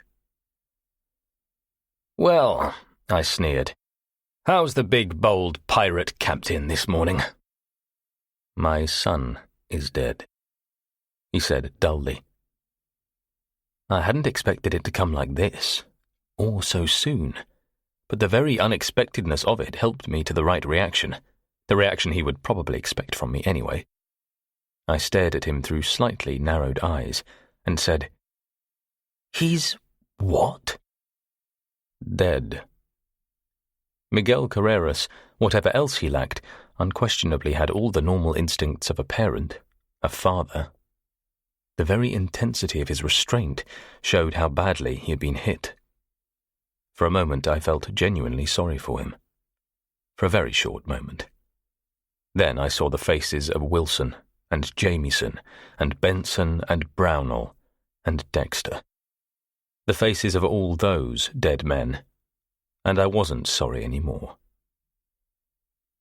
"Dead?" I repeated. Stocked puzzlement, but not too much shock. It wouldn't be expected of me. "Your son? Dead? How can he be dead? What did he die of?"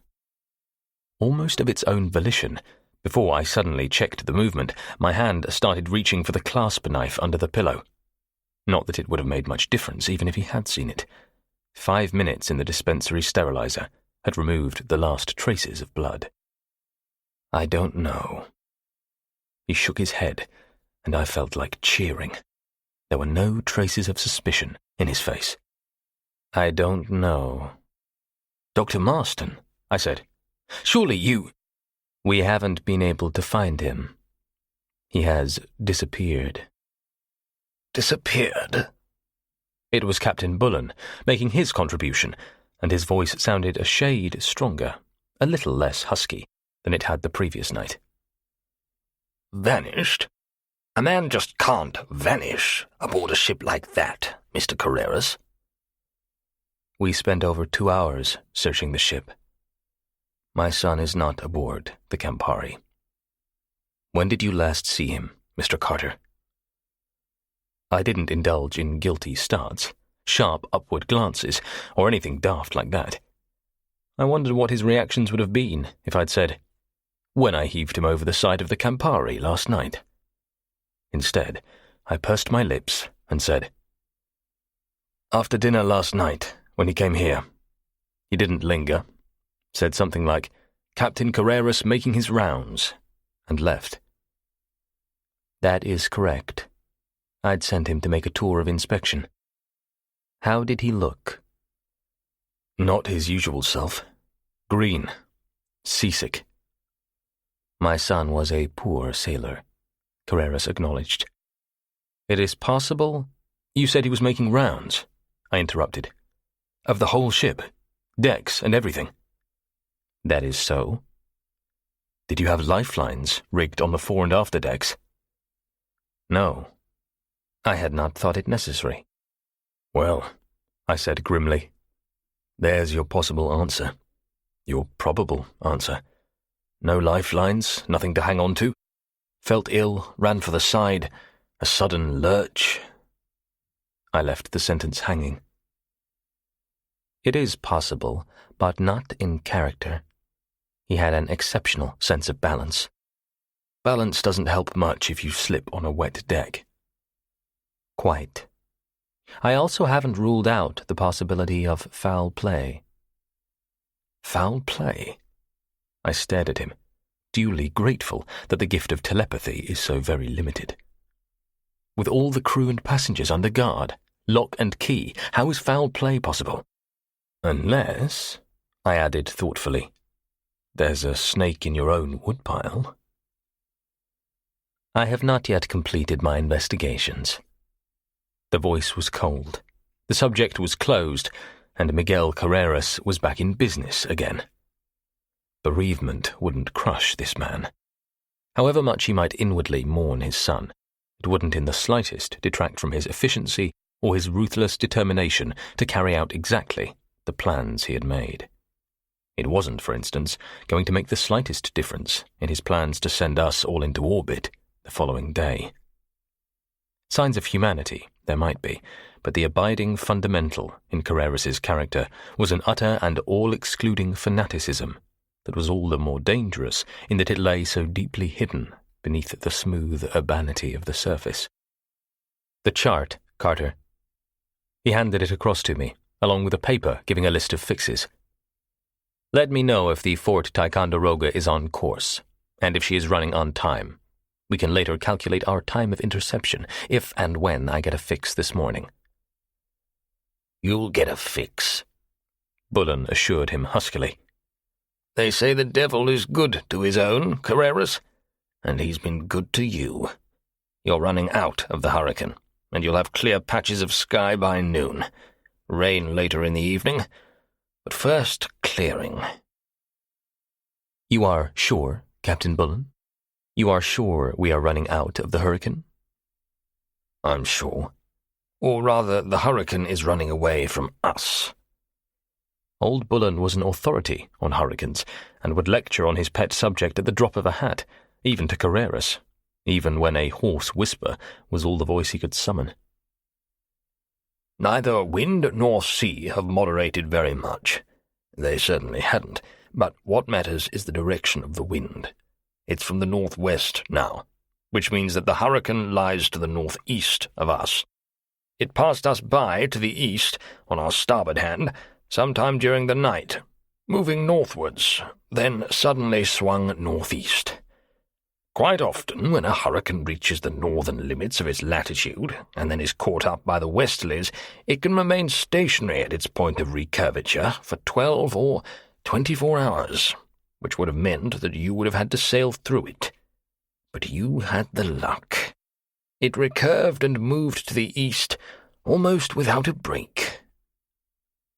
Bullen lay back, close to exhaustion. Even so little had been too much for him. You can tell all this just lying in your bed there? Carreras demanded. Bullen gave him the Commodore's look he would have given any cadet who dared question his knowledge, and ignored him. The weather is going to moderate, Carreras persisted. That's obvious, isn't it? Carreras nodded slowly. Making his rendezvous in time and being able to transship the gold had been his two great worries, and now both of those were gone. He turned abruptly, walked out of the sickbay. Bullen cleared his throat and said formally, in his strained whisper, "Congratulations, Mr. Carter. You are the most fluent liar I've ever known." MacDonald just grinned. The forenoon, the afternoon, came and went. The sun duly appeared, as Bullen had prophesied, and later disappeared, also as he had prophesied. The sea moderated, although not much. Not enough, I guessed, to alleviate the sufferings of our passengers, and the wind stayed where it was, out of the northwest. Bullen, under sedation, slept nearly all day, once again relapsing into his incoherent mumblings. None of them, I was relieved to note, were about Tony Carreras, while MacDonald and I talked or slept. But we didn't sleep before I told him what I hoped to do that night, when and if I managed to get loose on the upper deck. Susan I hardly saw that day. She made her appearance after breakfast, with her arm in plaster and in a sling. There was no danger of this arousing any suspicion. Even in a mind like Carreras's, the story was to be that she had gone to sleep in a chair, been flung out of it during the storm, and sprained her wrist. Such accidents were so commonplace in heavy weather that no one would think to raise an eyebrow. About 10 o'clock in the morning, she asked to be allowed to join her parents in the drawing room, and stayed there all day. 15 minutes after noon, Carreras appeared again. If his investigations into possible foul play connected with his son's death had made any progress, he made no mention of it. He did not even refer to the disappearance again. He had the inevitable chart, 2 of them this time, with him, and the noon position of the Campari. Seemingly he'd managed to take a good fix from the sun. Our position, our speed, their position, their speed, and our respective course. Do we intercept at the point marked X? I suppose you've already worked it out for yourself? I have. We don't intercept, I said after a few minutes. At our present speed, we should arrive at your rendezvous in between 11 and 11.5 hours. Say midnight. 5 hours ahead of schedule. Thank you, Mr. Carter. My own conclusion exactly. The 5-hour wait for the Ticonderoga won't take long in passing. I felt a queer sensation in my middle. The phrase about a person's heart sinking may not be physiologically accurate, but it described the feeling perfectly. This would ruin everything, completely destroy what little chance my plan ever had of succeeding. But I knew the consternation did not show in my face. Planning on arriving there at midnight and hanging around till the fly walks into your parlour? I shrugged. Well, you're the man who's making the decisions. What do you mean by that? He asked sharply. Nothing much, I said indifferently. It's just that I would have thought that you would want your crew at the maximum stage of efficiency for transshipping the gold when we meet the Fort Ticonderoga. So? So there's still going to be a heavy sea running in 12 hours' time. When we stop at the rendezvous, the Campari is going to lie in the trough of the seas and, in the elegant phrase of our times, roll her guts out. I don't know how many of that crowd of landlubbers you have along with you were seasick last night, but I'll bet there will be twice as many tonight. And don't think our stabilizers are going to save you. They depend upon the factor of the ship's speed for their effect. A well-taken point, he agreed calmly. I shall reduce speed, aim at being there about 4 a.m. He looked at me with sudden speculation. Remarkably cooperative, full of helpful suggestions. Curiously out of the estimate I had formed of your character. Which only goes to show how wrong your estimate is, my friend. Common sense and self-interest explain it. I want to get into a proper hospital as soon as possible.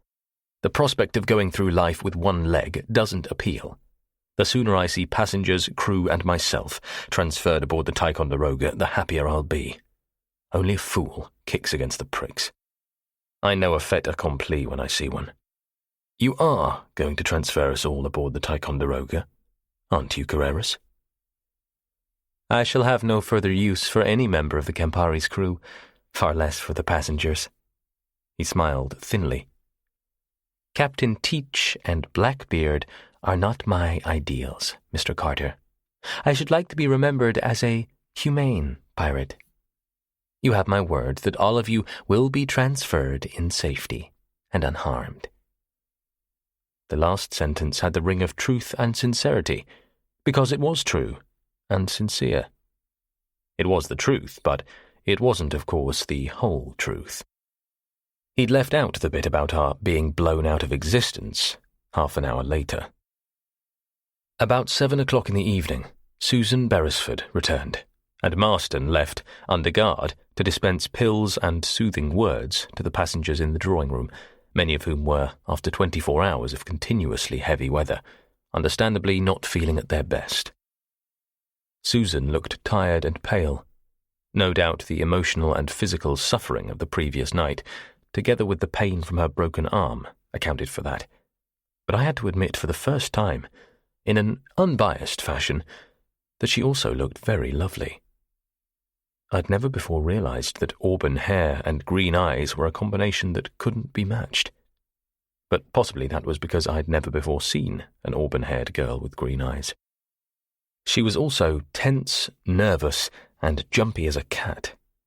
Unlike old Doc Marston and myself, she'd never have made it in the method school. She came softly to my bedside. Bullen was still under sedation, and MacDonald either asleep or dozing, and sat down on a chair. After I'd asked her how she was and how the passengers were, and she'd asked me how I was, and I'd told her, and she hadn't believed me, she said suddenly, "Johnny, if everything goes all right, will you get another ship?" "I don't follow." "Well," she said impatiently, "if the Campari's blown up and we get away, or if we're saved some other way, will you—" "I see. I suppose I would. Blue Mail has plenty of ships, and I'm supposed to be the senior chief officer." "You'll like that? Getting back to sea again?" This was a crazy conversation, but she was only whistling in the dark. I said, "I don't think I'll be back to sea again, somehow." "Giving in?" "Giving up. A different thing altogether. I don't want to spend the rest of my life catering to the whims of wealthy passengers. I don't include the Beresford family, father, mother, or daughter." She smiled at this, going into this weird routine of melting the green in her eyes, the kind of smile that could have a very serious effect on the constitution of a sick man like myself, so I looked away and went on. "I'm a pretty fair mechanic, and I've a bit of cash put away. There's a very nice flourishing little garage down in Kent that I can take over any time I want. And Archie MacDonald there is an outstanding mechanic. We'd make a pretty fair team, I think." "Have you asked him yet?" "What chance have I had?" I said irritably. "I've only just thought about it." "You're pretty good friends, aren't you?" "Good enough. What's that got to do with anything?" "Nothing. Just nothing. Funny, that's all. There's the bosun. He'll never walk properly again. Nobody will want him at sea anymore. He's probably got no qualifications for any decent job on land, especially with that leg. And all of a sudden, Chief Officer Carter gets tired of the sea and decides—" "It's not that way at all," I interrupted. "I'm not very clever, but you don't have to worry about him anyway. Daddy told me this afternoon that he's got a good job for him." "Oh?" I took a chance and looked at her eyes again. "What kind of job?" "A storeman." "A storeman? I know I sounded disappointed, but I'd have sounded 10 times as disappointed if I'd been able to take all this seriously, if I'd been able to share her belief that there was a future. Well, it's kind of him. Nothing wrong with a storeman. But I just don't see Archie MacDonald as one. That's all. Especially not in America. Will you listen? She asked sweetly. A touch of the Miss Beresford that was. I'm listening. You've heard that Daddy's building a big refinery in the west of Scotland? Storage tanks. Own port to take goodness knows how many tankers? I've heard. Well, that's the place. Stores for the oil port and the refinery. Millions and millions of dollars of stores, Daddy says, with goodness knows how many men to look after them. And your friend in charge. And with a dream house attached. That is a different proposition altogether. I think it sounds wonderful, Susan. Just wonderful. It's terribly kind of you. Not me, she protested. Daddy! Look at me. Say that without blushing. She looked at me. She blushed. With those green eyes, the effect was devastating. I thought about my constitution again, and looked away. And then I heard her saying, Daddy wants you to be the manager of the new oil port. So then you and the bosun would be in business together after all, wouldn't you? I turned slowly and stared at her. I said slowly, Was that the job he meant when he asked me if I'd like to work for him? Of course. And you didn't even give him a chance to tell you. Do you think he'd given up? He hadn't really started. You don't know my father, and you can't claim I'd anything to do with it either. I didn't believe her. I said, I can't tell you how grateful I am. It's a terrific chance, I know and admit. If you see your father again this evening, thank him very much indeed from me. Her eyes were shining. I'd never seen a girl's eyes shining for me before. Not in this way. Then you'll... And tell him no. And tell him? It's a foolish thing to have pride, perhaps, but I've still got a little left. I hadn't meant my voice to sound so harsh. It just came out that way. Whatever job I'll get one I found for myself, not one bought for me by a girl. As a thumbs down on a genuine offer, I reflected bitterly, the refusal could have been more graciously phrased. She looked at me, her face suddenly very still, said, "Oh, Johnny," in a curiously muffled voice, turned and buried her face half on the pillow, half on the sheets, her shoulders heaving, sobbing as if her heart would break. I didn't feel good at all. I could have walked under a 5-barred gate without opening it. I reached out and touched her head awkwardly and said, "I'm terribly sorry, Susan, but just because I turned down—" It's not that.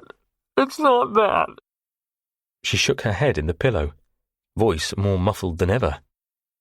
It was all make-believe. No, not that. Everything I said was true.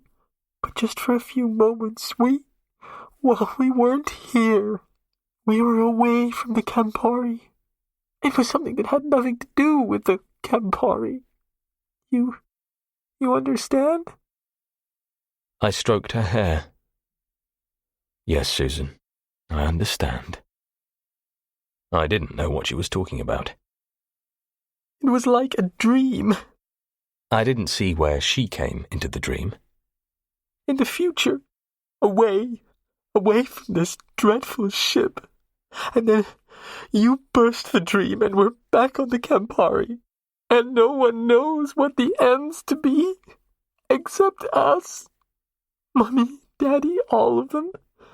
Carreras has them believing their lives will be spared. She sobbed again, then said, between sobs, "Oh, my dear, we're just kidding ourselves. It's all over. Everything's over. 40 armed men, and they're prowling all over the ship. I saw them. Double guards everywhere. There are 2 outside this door, and every door locked. There's no hope. There's no hope. Mommy, Daddy, you, me, all of us. This time tomorrow, it will all be over. Miracles don't happen anymore. It's not all over, Susan. I'd never make a salesman, I thought drearily. If I met a man dying of thirst in the Sahara, I couldn't have convinced him that water was good for him. It's never all over. But that didn't sound any better than my first attempt. I heard the creak of springs and saw MacDonald propped up on one elbow, thick black eyebrows raised in puzzlement and concern. The sound of her crying must have awakened him. "It's all right, Archie," I said. "Just a bit upset, that's all." "I'm sorry." She straightened herself and turned her tear-stained face in the bosun's direction. Her breath was coming in the quick, short, indrawn gasps that are the aftermath of crying. "I'm terribly sorry I woke you up, but there is no hope, is there, Mr. MacDonald?" "Archie will do for me," the bosun said gravely. "Well, Archie," she tried to smile at him through her tears, "I'm just a terrible coward." "And you spending all day with your parents and never once being able to tell them what you knew. What kind of cowardice do you call that, miss?" MacDonald said reproachfully. "You're not answering me," she said in tearful accusation. "I am a West Highlander, Miss Beresford," MacDonald said slowly. "I have the gift of my ancestors, a black gift at times that I'd rather be without. But I have it. I can see what comes tomorrow, or the day after tomorrow. Not often, but at times I can. You cannot will the second sight to come, but come it does. I have seen what is to come many times in the past few years, and Mr. Carter there will tell you that I have never once been wrong." This was the first I had ever heard of it. He was as fluent a liar as myself. "Everything is going to turn out well." "Do you think so? Do you really think so?" There was hope in her voice now, hope in her eyes. That slow, measured speech of MacDonald's, the rock-like steadiness of the dark eyes in that sun-weathered face, bespoke a confidence, a certainty, an unshakable belief that was most impressive. There, now, I thought, was a man who would have made a great salesman. "I don't think, Miss Beresford." Again, the grave smile. "I know. Our troubles are almost at their end. Do what I do. Put your last cent on Mr. Carter here." He even had me convinced. I, too, knew that everything was going to turn out just fine. Until I remembered who he was depending on. Me. I gave Susan a handkerchief and said, "Go and tell Archie about that job." "You're not going to trust your life to that thing?" There was horror in Susan's face, panic in her voice, as she watched me tie a bowline round my waist. "Why, it's no thicker than my little finger." I could hardly blame her. The thin, three-stranded rope, no bigger than an ordinary clothesline, was hardly calculated to inspire confidence in anyone. It didn't inspire much in me, even although I did know its properties. "It's nylon, miss," MacDonald explained soothingly. "The very rope mountaineers use in the Himalayas, and you don't think they'd trust their lives to anything they weren't dead sure of. You could hang a big motor car on the end of this, and it still wouldn't break." Susan gave him her, "It's all right for you to talk, it's not your life that's depending on it" look, bit her lip, and said nothing. The time was exactly midnight. If I'd read the clock dial settings on the twister properly, 6 hours was the maximum delayed action that could be obtained. Assuming Carreras rendezvoused exactly on time at 5 a.m., it would be at least another hour before he could get clear. So the twister wouldn't be armed until after midnight. Everything was ready. The sick bay door had been cautiously locked on the inside with the key I'd taken from Tony Carreras, so that neither of the two guards could burst in unexpectedly in the middle of things. And even if they did get suspicious and force an entrance, MacDonald had a gun. MacDonald himself was now sitting at the top of my bed, beside the window. Marston and I had half carried him there from his own bed. His left leg was quite useless. Like myself, he'd been given an injection by Doc Marston to deaden the pain, mine being twice as powerful as the previous night's dose. But then MacDonald was not going to be called upon to use his leg that night, only his arms and shoulders. And there was nothing wrong with MacDonald's arms and shoulders. They were the strongest on the Campari. I had the feeling I was going to need all their strength that night. Only MacDonald knew the purpose I had in mind that night. Only MacDonald knew that I intended returning the way I went. The others believed in my suicidal plan for an attack on the bridge, believed if I were successful I would be returning via the sickbay door. But they didn't believe I would return at all. The atmosphere was less than festive. Bullen was awake now, lying flat on his back, his face silent and grim. I was dressed in the same dinner suit as I'd worn the previous night. It was still damp, still crusted with blood. I'd no shoes on. The clasp knife was in one pocket, oilskin-wrapped torch in the other, the mask round my face, hood over my head. My leg ached. I felt as a man feels after a long bout of flu, and the fever still burned in my blood. But I was as ready as I ever was going to be. "Lights," I said to Marston. A switch clicked, and the sick bay was dark as the tomb. I drew back the curtains, pulled open the window, and secured it on the latch. I stuck my head outside. It was raining steadily, heavily, a cold, driving rain out of the northwest, slanting straight in through the window onto the bed. The sky was black, with no star above. The Campari still pitched a little, rolled a little, but it was nothing as compared with the previous night. She was doing about 12 knots. I twisted my neck and peered upwards. No one there. I leaned out as far as possible and looked fore and aft. If there was a light showing on the Campari that night, I couldn't see it. I came inside, stooped, picked up a coil of nylon rope, checked that it was the one secured to the top of the iron bedstead, and flung it out into the rain and the darkness. I made a last check of the rope knotted round my waist. This was the one the boatswain held in his hands, and said, "I'm off." As a farewell speech, it could perhaps have been improved upon, but it was all I could think of at the time. Captain Bullen said, "Good luck, my boy." He'd have said an awful lot more if he knew what I really had in mind. Marston said something I couldn't catch. Susan said nothing at all. I wriggled my way through the window, favouring my wounded leg, and then was fully outside, suspended from the sill by my elbows.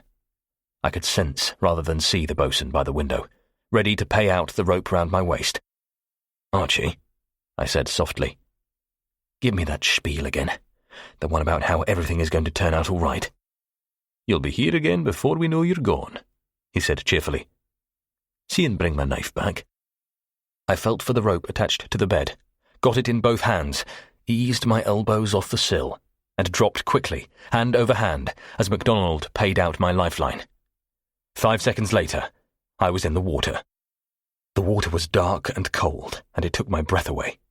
After the warmth of the sickbay, the shock of the almost immediate transition, the abrupt drop in temperature, was literally paralyzing. Momentarily, involuntarily, I lost my grip on the rope, panicked when I realized what had happened, floundered about desperately, and caught it again. The boatswain was doing a good job above. The sudden increase in weight as I'd lost my lifeline must have had him halfway out of the window. But the cold wasn't the worst. If you can survive the initial shock, you can tolerate the cold to a limited degree, accustomed but not reconciled. What you can't tolerate What you can't become accustomed to is the involuntary swallowing of large mouthfuls of salt water every few seconds. And that was what was happening to me.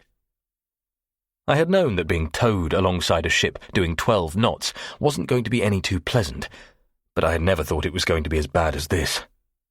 The factor I hadn't taken into the reckoning was the waves. One moment I was being towed face down and planing up the side of a wave. The next, as the waves swept by under me, I was almost completely out of the water, then falling forwards and downwards to smash into the rising shoulder of the next wave with a jarring violence that knocked all the breath from my body. And when all the breath has been driven from you, the body's demands that you immediately gulp in air are insistent, imperative, and not to be denied. But with my face buried in the sea, I wasn't gulping in air. I was gulping down large quantities of salt water. It was like having water under high pressure forced down my throat by a hose. I was floundering, porpoising, twisting and spinning exactly like a hooked fish being pulled in on the surface through the wake of a fast-trolling motorboat. Slowly, but very surely, I was drowning. I was beaten before I started. I knew I had to get back, and at once. I was gasping and choking on seawater. My nostrils were on fire with it. My mouth was full of it. My stomach was full of it. My throat burned with it, and I knew that at least some of it had already reached my lungs. A system of signals had been arranged, and now I began to tug frantically on the rope round my waist, hanging onto the other rope with my left hand. I tugged 6 times, slowly, in some sort of order at first. Then, as no response came, frantically, despairingly. Nothing happened. I was porpoising up and down so violently that all MacDonald could be feeling anyway was a constant and irregular series of alternate tightenings and slackenings of the line. He had no means of distinguishing between one type of tug and another. I tried to pull myself back on my own line, but against the onrushing pressure of the water, as the Campari ploughed through that stormy sea, it was quite impossible. When the tension came off the line round my waist, it needed all the strength of both my hands just to hang on to the lifeline without being swept away. With all the strength and desperation that was in me, I tried to edge forward an inch. But I couldn't even make that inch, and I knew I couldn't hang on much longer. Salvation came by sheer chance. No credit to me. One particularly heavy wave had twisted me round till I was on my back, and in this position I fell into the next trough and hit the following wave with back and shoulders. Followed the inevitable explosive release of air from my lungs, the just as inevitable sucking in of fresh air, and this time I found I could breathe. Air rushed into my lungs, not water. I could breathe! Lying on my back like this, half lifted out of the water by my grip on the lifeline, and with my head bent forward almost to my chest between my overhead arms, my face remained clear of the water, and I could breathe. I wasted no time, but went hand over hand down the lifeline as fast as MacDonald paid out the rope about my waist. I was still swallowing some water, but not enough to matter. After about 15 seconds, I took my left hand off the lifeline and started scraping it along the side of the ship, feeling for the rope I'd left dangling over the side of the afterdeck last night. The lifeline was now sliding through my right hand, and, wet though it was burning the skin off my palm. But I hardly noticed it. I had to find that manila I'd left tied to the guardrail stanchion. If I didn't, then it was curtains. Not only would the hopes of my carrying out my plan be at an end, it would be the end of me also. MacDonald and I had to act on the assumption that the rope would be there, and no attempt would be made to pull me back until he got the clear, prearranged signal that it was time to begin just that. And to make any such clear signal while in the water, I had discovered, was impossible. If the manila wasn't there, I'd just be towed along at the end of that nylon rope until I drowned.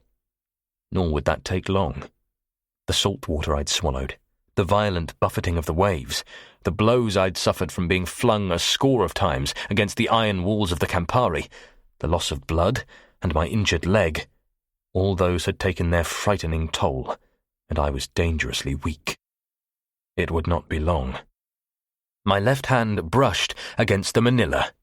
I grabbed it, a drowning man seizing the last straw in the whole endless expanse of the ocean. Tucking the lifeline through the rope round my waist, I overarmed myself up the manila till I was all but clear of the water, wrapped my one good leg round the rope, and hung there, gasping like an exhausted dog, shivering, and then being violently sick as I brought up all the seawater that had collected in my stomach. After that I felt better, but weaker than ever. I started to climb. I hadn't far to go. 20 feet, and I'd be there. But I hadn't gone 2 feet before I was bitterly regretting the fact that I hadn't followed my impulse of the previous night and knotted the manila. The manila was soaking wet and slippery, and I had to clamp tight with all the strength of my hands to get any purchase at all. And there was little enough strength left in my hands. My aching forearm muscles were exhausted from clinging so long and so desperately to the lifeline. My shoulders were just as far gone. Even when I could get a good purchase, even when my weakening hands didn't slide down the rope when I put all my weight on them, I could still pull myself up only 2 or 3 inches at a time. 3 inches, no more. That was all I could manage at one time. I couldn't make it. Reason, instinct, logic, common sense all told me that I couldn't make it. But I made it. The last few feet of the climb was something out of a dark nightmare. Hauling myself up 2 inches, slipping back an inch, hauling myself up again, and always creeping nearer the top. 3 feet away from the top, I stopped. I knew I was only that distance away from safety, but to climb another inch on that rope was something I knew I could never do. Arms shaking ague-like from the strain, shoulders on fire with agony, I hauled my body up until my eyes were level with knotted hands.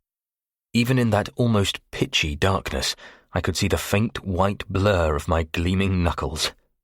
For a second I hung there, then flung my right hand desperately upwards.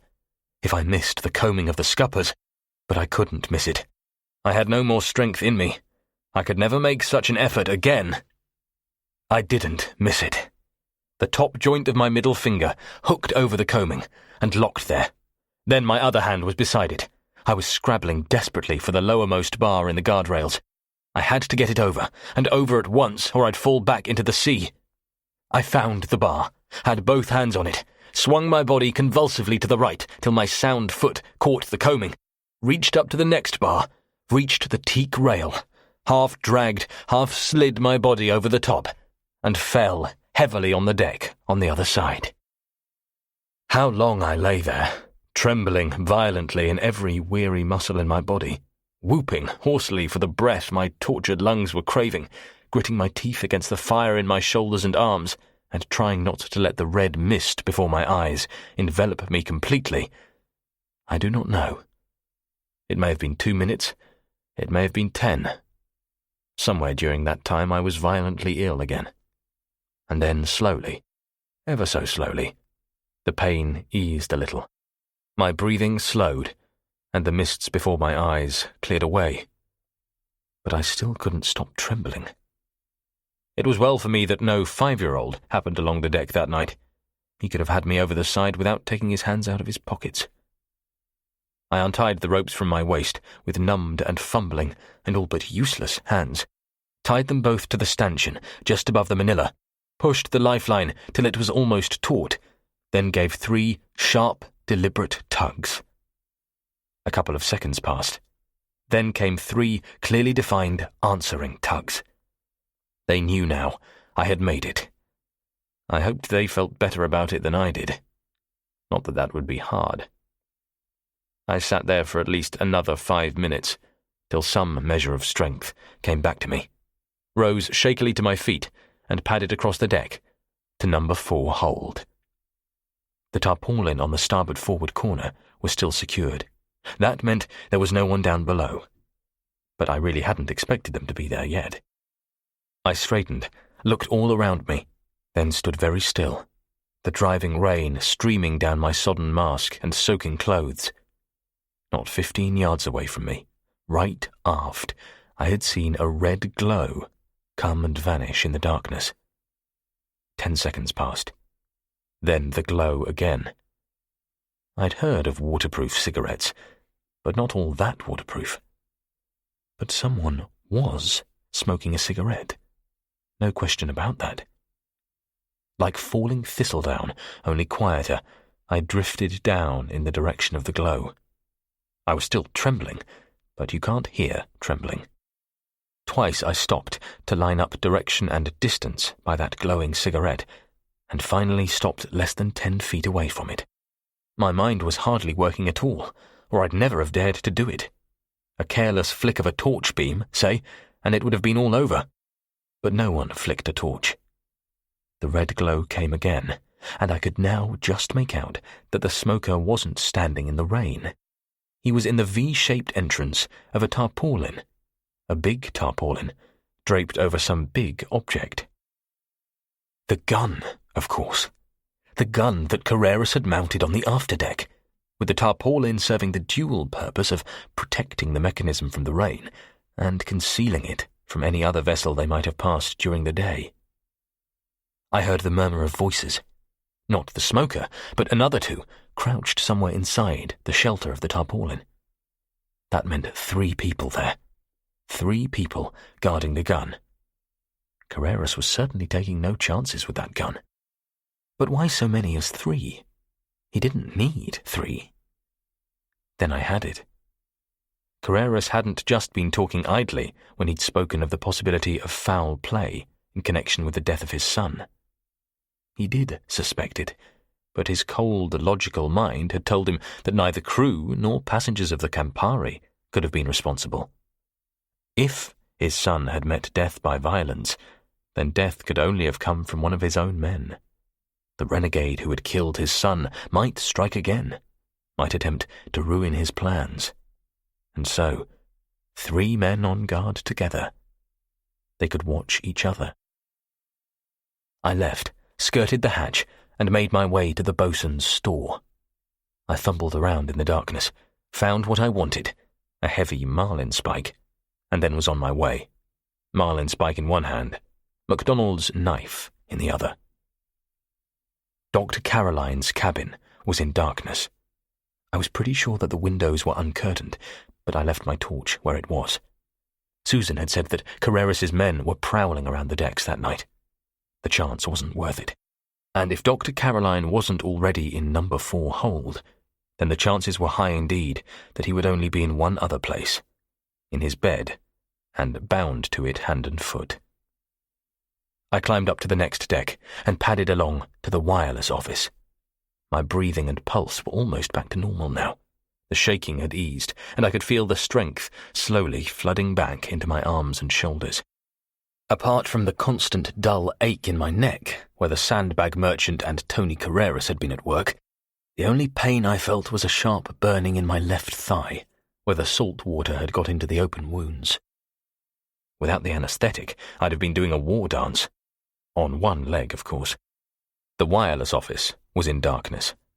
I leaned my ear against the door, straining to hear the slightest sound from inside, and was just reaching out a delicate hand for the doorknob when I just about had a heart attack. A telephone bell had gone off with a shattering metallic loudness not 6 inches from the ear I'd so hard pressed against the door. It jarred me rigid. For all of 5 seconds, Lot's wife couldn't even have hoped to compete with me. Then I pussyfooted silently across the deck into the shelter of one of the lifeboats. I heard the vague murmur of someone talking on the telephone, saw the light come on in the wireless office, the door open, and a man come out. Before he switched off the light, I saw 2 things. I saw him bring a key from his right-hand trousers pocket, and I saw who it was. The artist with the machine gun who had killed Tommy Wilson and cut down all the rest of us. If I had to settle any more accounts that night, I hoped bleakly it would be with this man. He closed the door, locked it, and went down the ladder to A deck below. I followed him to the top of the ladder and stayed there. There was another man at the foot of the ladder, lit torch in hand, just outside Dr. Caroline's cabin, and in the backwash of light from the cabin bulkhead, I could see who it was. Carreras himself. There were 2 other men close by, and I could distinguish neither of them, but I was certain that one of them would be Dr. Caroline. They were joined by the radio operator, and the 4 men moved off aft. I never even thought of going after them. I knew where they were going. 10 minutes. That was the detail the news broadcast about the disappearance of the Twister had mentioned. There were only 1 or 2 men who could arm the Twister, and it couldn't be done in less than 10 minutes. I wondered vaguely if Caroline knew he had only 10 minutes to live. And that was all the time I had to do what I had to do. It wasn't long. I was coming down the ladder while Carreras' swinging torch was still in sight. 3/4 of the way down, 3 steps from the bottom, I froze into immobility. 2 men. In that driving rain, their black, blurred shapes were barely distinguishable, but I knew it was 2 men, because of the low murmur of voices, were approaching the foot of the ladder. Armed men. They were bound to be armed, almost certainly with the ubiquitous Tommy gun, which seemed the standard weapon among the Generalissimo's henchmen. They were at the foot of the ladder now. I could feel the ache in my hands from the tension of my grip round marlinspike and opened clasp knife. Then suddenly they went veering off to the right, round the side of the ladder. I could have reached out and touched them both. I could see them almost clearly now, clearly enough to see that both had beards, and had I not been wearing the black hood and mask, they would have been bound to see the white glimmer of my face. How they didn't even see my shape, standing there on the 3rd bottom step, was beyond me. The only reason I could think of was that they both had their heads lowered against the driving rain. Seconds later, I was inside the central passageway of A accommodation. I hadn't poked my head round the outside passage door to see if the land was clear. After that escape, I'd felt that nothing mattered. I'd just walked straight inside. The passageway was empty. The first door on the right, the one opposite Caroline's, was the entrance to Carreras' suite. I tried the door. Locked. I walked down the passage to where Benson, the dead chief steward, had had his cubicle, hoping that the luxurious carpet underfoot was absorbent enough to soak up the water that was almost cascading off me. White, Benson's successor, would have had a blue fit if he could have seen the damage I was doing. The master key to the passengers' suites was in its secret little cubbyhole. I removed it, went back to Carreras' cabin, unlocked the door, and went inside, locking it behind me. The lights were on throughout the suite. Carreras probably hadn't bothered to switch them off when he'd left. He wasn't paying for the electricity. I went through the cabins, sending each door in turn flying open with the sole of my stockinged foot. Nothing? No one. I had one bad moment when I entered Carreras' own sleeping cabin and saw this desperate, hooded, crouched figure, dripping water, hands clenched round weapons, with wide, staring eyes and blood dripping down beside the left eye. Myself, in a looking-glass. I had seen prettier sights. I hadn't been aware that I'd been cut. I supposed it must have been the result of one of the many knocks I had had against the side of the Campari, opening up the wound in my head. Carreras had boasted that he had a complete loading plan of the Fort Ticonderoga in his cabin. 9 minutes now, maybe even less. Where in the name of God would he keep the plan? I went through the dressing tables, wardrobes, lockers, cupboards, bedside tables. Nothing. Nothing. 7 minutes. Where would he keep it? Think, Carter. For heaven's sake, think. Maybe Caroline was getting on with the arming of the Twister faster than anyone had thought possible. How did anyone know, as the broadcast had said, that it took all of 10 minutes to arm it? If the Twister was such a secret, and until it had been stolen, it had been such a top priority hush-hush secret that no member of the public had known of its existence, how did anyone know it took 10 minutes to arm it? How could anyone know? Maybe all it required was a twist here, a turn there. Maybe he was finished already. Maybe... I put those thoughts to one side, drove them out of my mind, crushed them ruthlessly. That way lay panic and defeat. I stood stock still and forced myself to think, calmly, dispassionately. I had been looking in all the obvious places. But should I have been looking in the obvious places? After all, I'd gone through this cabin once before, looking for a radio. I'd gone through it pretty thoroughly, and I hadn't seen any signs. He would have it hidden. Of course he would have it hidden. He wouldn't have taken a chance on anyone finding it, such as the steward whose daily duty it was to clean out his cabin, before his men had taken over the ship. No stewards on duty now, of course, but then he probably hadn't bothered to shift it since the takeover. Where would he have hidden it, where a steward wouldn't stumble across it? That ruled out all the furniture fittings, all the places I'd wasted time in searching. It also ruled out bed, blankets, mattresses, but not the carpet. The ideal hiding place for a sheet of paper. I almost threw myself at the carpet in his sleeping cabin. The carpets in the Campari's accommodation were secured by press-button studs for ease of quick removal. I caught the corner of the carpet by the door, ripped free a dozen studs, and there it was, right away, 6 inches from the edge. A large sheet of canvas paper, folded in 4, with T.E.S., Fort Ticonderoga, Most Secret, printed in one corner. 5 minutes to go. I stared at the paper until I had memorized its exact position relative to the carpet, picked it up, and smoothed it out. Diagrams of the Ticonderoga, with complete stowage plans of the cargo. But all I was interested in was the deck cargo. The plan showed crates stacked on both fore and aft decks, and 20 of those on the foredeck were marked with a heavy red cross. Red for gold. In a small, careful hand, Carreras had written on the side, "All deck cargo crates identical in size.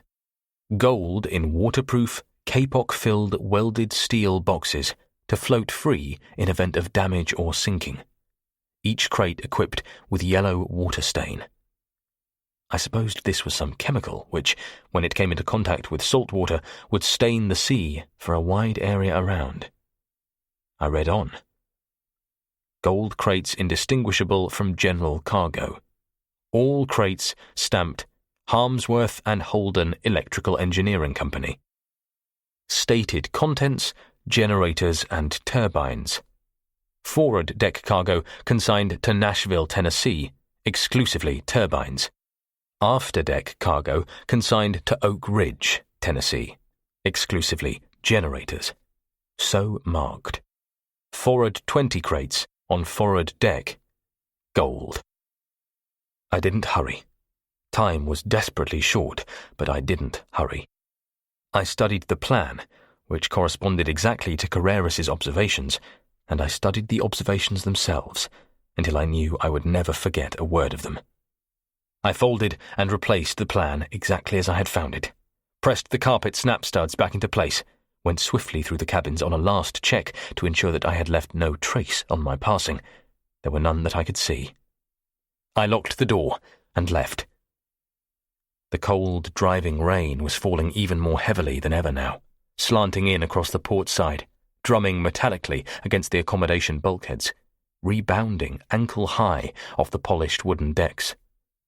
On the likely enough theory that Carreras's patrolling men would keep to the sheltered starboard side of the accommodation, I kept to the opposite side as I hurried aft. In my stocking soles and wearing that black suit and mask, no one could have heard or seen me at a distance of more than a few feet. No one heard or saw me. I heard or saw no one. I made no attempt to look, listen, or exercise any caution at all. I reached number 4 hold within 2 minutes of leaving Carreras's cabin. I needn't have hurried. Carreras had made no attempt to replace the tarpaulin he'd had to pull back in order to remove the battens, and I could see straight down into the bottom of the hold. 4 men down there, 2 holding powerful electric lanterns. Carreras with a gun in the hand hanging by his side, the lanky, stooped form of Dr. Slingsby Caroline, still wearing that ridiculous white wig askew on his head, bent over the twister. I couldn't see what he was doing. It was like a 19th century print of grave robbers at work. The tomb-like depths of the hold, the coffins, the lanterns, the feeling of apprehension and hurry and absorbed concentration that lent an evilly conspiratorial air to the scene. All the elements were there, and especially the element of tension. an electric tension that you could almost feel pulsating through the darkness of the night, but a tension that came not from the fear of discovery, but from the possibility that at any second something might go finally and cataclysmically wrong. If it took 10 minutes to arm the twister, and obviously it took even longer than that, then it must be a very tricky and complicated procedure altogether. Dr. Caroline's mind, it was a fair guess, would be in no fit state to cope with tricky and complicated procedures. He'd be nervous, probably badly scared. His hands would be unsteady. He was working, probably with inadequate tools, on an unstable platform by the light of unsteady torches. And even though he might not be desperate enough or fool enough to jinx it deliberately, there seemed to me, as there obviously seemed to the men down in the hold, that there was an excellent chance that his hand would slip. Instinctively, I moved back a couple of feet until the combing of the hatch came between me and the scene below. I couldn't see the twister anymore, so that made me quite safe if it blew up. I rose to my feet and made a couple of cautious circuits of the hatch, the first close in, the second farther out. But Carreras had no prowlers there. Apart from the guards on the gun, the afterdeck appeared to be completely deserted. I returned to the port forward corner of the hatch and settled down to wait. I hoped I wouldn't have to wait too long. The seawater had been cold. That heavy rain was cold. The wind was cold. I was soaked to the skin and was recurringly and increasingly subject to violent bouts of shivering I could do nothing to control. The fever ran fiercely in my blood. Maybe the thought of Dr. Caroline's hand slipping had something to do with the shivering. Whatever the reason, I'd be lucky to get off with no more than pneumonia. Another 5 minutes, and I took a second cautious peek down into the hold. Still at it. I rose, stretched, and began to pace softly up and down to ward off the stiffness and cramp that was settling down on my body, especially on the legs. If things went the way I hoped, I couldn't afford to have stiffness anywhere. If things went the way I hoped. I peered down a third time into the hold, and this time stayed in that stooped position, unmoving. Dr. Caroline had finished. Under the watchful eye and gun of the radio operator, he was screwing the brass-topped lid back onto the coffin, while Carreras and the other man had the lid already off the next coffin and were bent over it, presumably fusing the conventional explosive inside. Probably it was intended as a standby in case of the malfunction of the twister, or even more probably, in the event of the failure of the twister's timing mechanism, it was designed to set it off by sympathetic detonation. I didn't know. I couldn't guess. And for the moment, I was not in the slightest worried. The crucial moment had come. The crucial moment for Dr. Caroline. I knew, as he was bound to know, that they couldn't afford to let him live. He'd done all they required of him. He was of no further use to them. He could die any moment now. If they chose to put a gun to his head and murder him where he stood, there was nothing in the world I could do about it. Nothing I would even try to do about it. I would just have to stand there, silently, without movement or protest, and watch him die. For if I let Dr. Caroline die without making any move to save him, then only he would die. But if I tried to save him and failed, and with only a knife and marlinspike against 2 submachine guns and pistols, the chances of failure were 100%, then not only Caroline, but every member of the passengers and crew of the Campari would die also. The greatest good of the greatest number. Would they shoot him where he stood? Or would they do it on the upper deck? Logic said they would do it on the upper deck. Carreras would be using the Campari for a few days yet. He wouldn't be wanting a dead man lying in the hold, and there would be no point in shooting him down there and then carrying him up above, when he could make the climb under his own steam and be disposed of on the upper deck. If I were Carreras, that is what I would have figured. And that was how he did figure. Caroline tightened the last screw, laid down the screwdriver, and straightened. I caught a glimpse of his face. White, strained, one eye twitching uncontrollably. The radio operator said, Senor Carreras? Carreras straightened, turned, looked at him, then at Caroline, and nodded. Take him to his cabin, Carlos. Report here afterwards.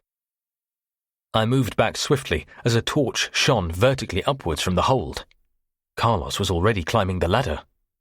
Report here afterwards. God, I'd never thought of so obvious a possibility. For a moment I panicked, hands clenched on my pitiful weapons, irresolute, paralyzed in thought and action. Without any justification whatsoever, I'd had the picture firmly in my mind of being able to dispose of Caroline's appointed executioner without arousing suspicion. Had Carlos, the radio operator, been under instructions to knock off the unsuspecting Caroline on the way forward, then carry on himself to his wireless office, then I might have disposed of him, and hours might have passed before Carreras got suspicious. But now, what he was in effect saying was, take him up top, shove him over the side, and come back and tell me as soon as you have done so. I could see the heavy rain slanting whitely through the wavering torch beam as Carlos climbed swiftly up the ladder. By the time he reached the top, I was round the other side of the hatch combing, lying flat on the deck. Cautiously, I hitched an eye over the top of the combing. Carlos was standing upright on the deck now, his torch shining downwards into the hold.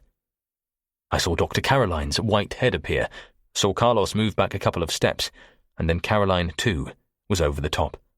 A tall, hunched figure, pulling high his collar against the cold lash of the rain. I heard, but failed to understand, a quick, sharp command, and then they were moving off diagonally, Caroline leading, Carlos with his torch on him from behind, in the direction of the companionway leading up to B deck. I rose to my feet, remained immobile. Was Carlos taking him back to his cabin, after all? Had I been mistaken? Could it be? I never finished the thought. I was running after them as quickly, as lightly, as silently as the stiffness in my left leg would permit. Of course Carlos was taking him in the direction of the companionway. Had he marched him straight towards the rail, Caroline would have known at once what awaited him, would have turned and hurled himself against Carlos with all the frantic savagery of a man who knows he is about to die. 5 seconds. Only 5 seconds elapsed from the time I started running until I caught up with them. 5 seconds. Far too short a time to think of the suicidal dangers involved.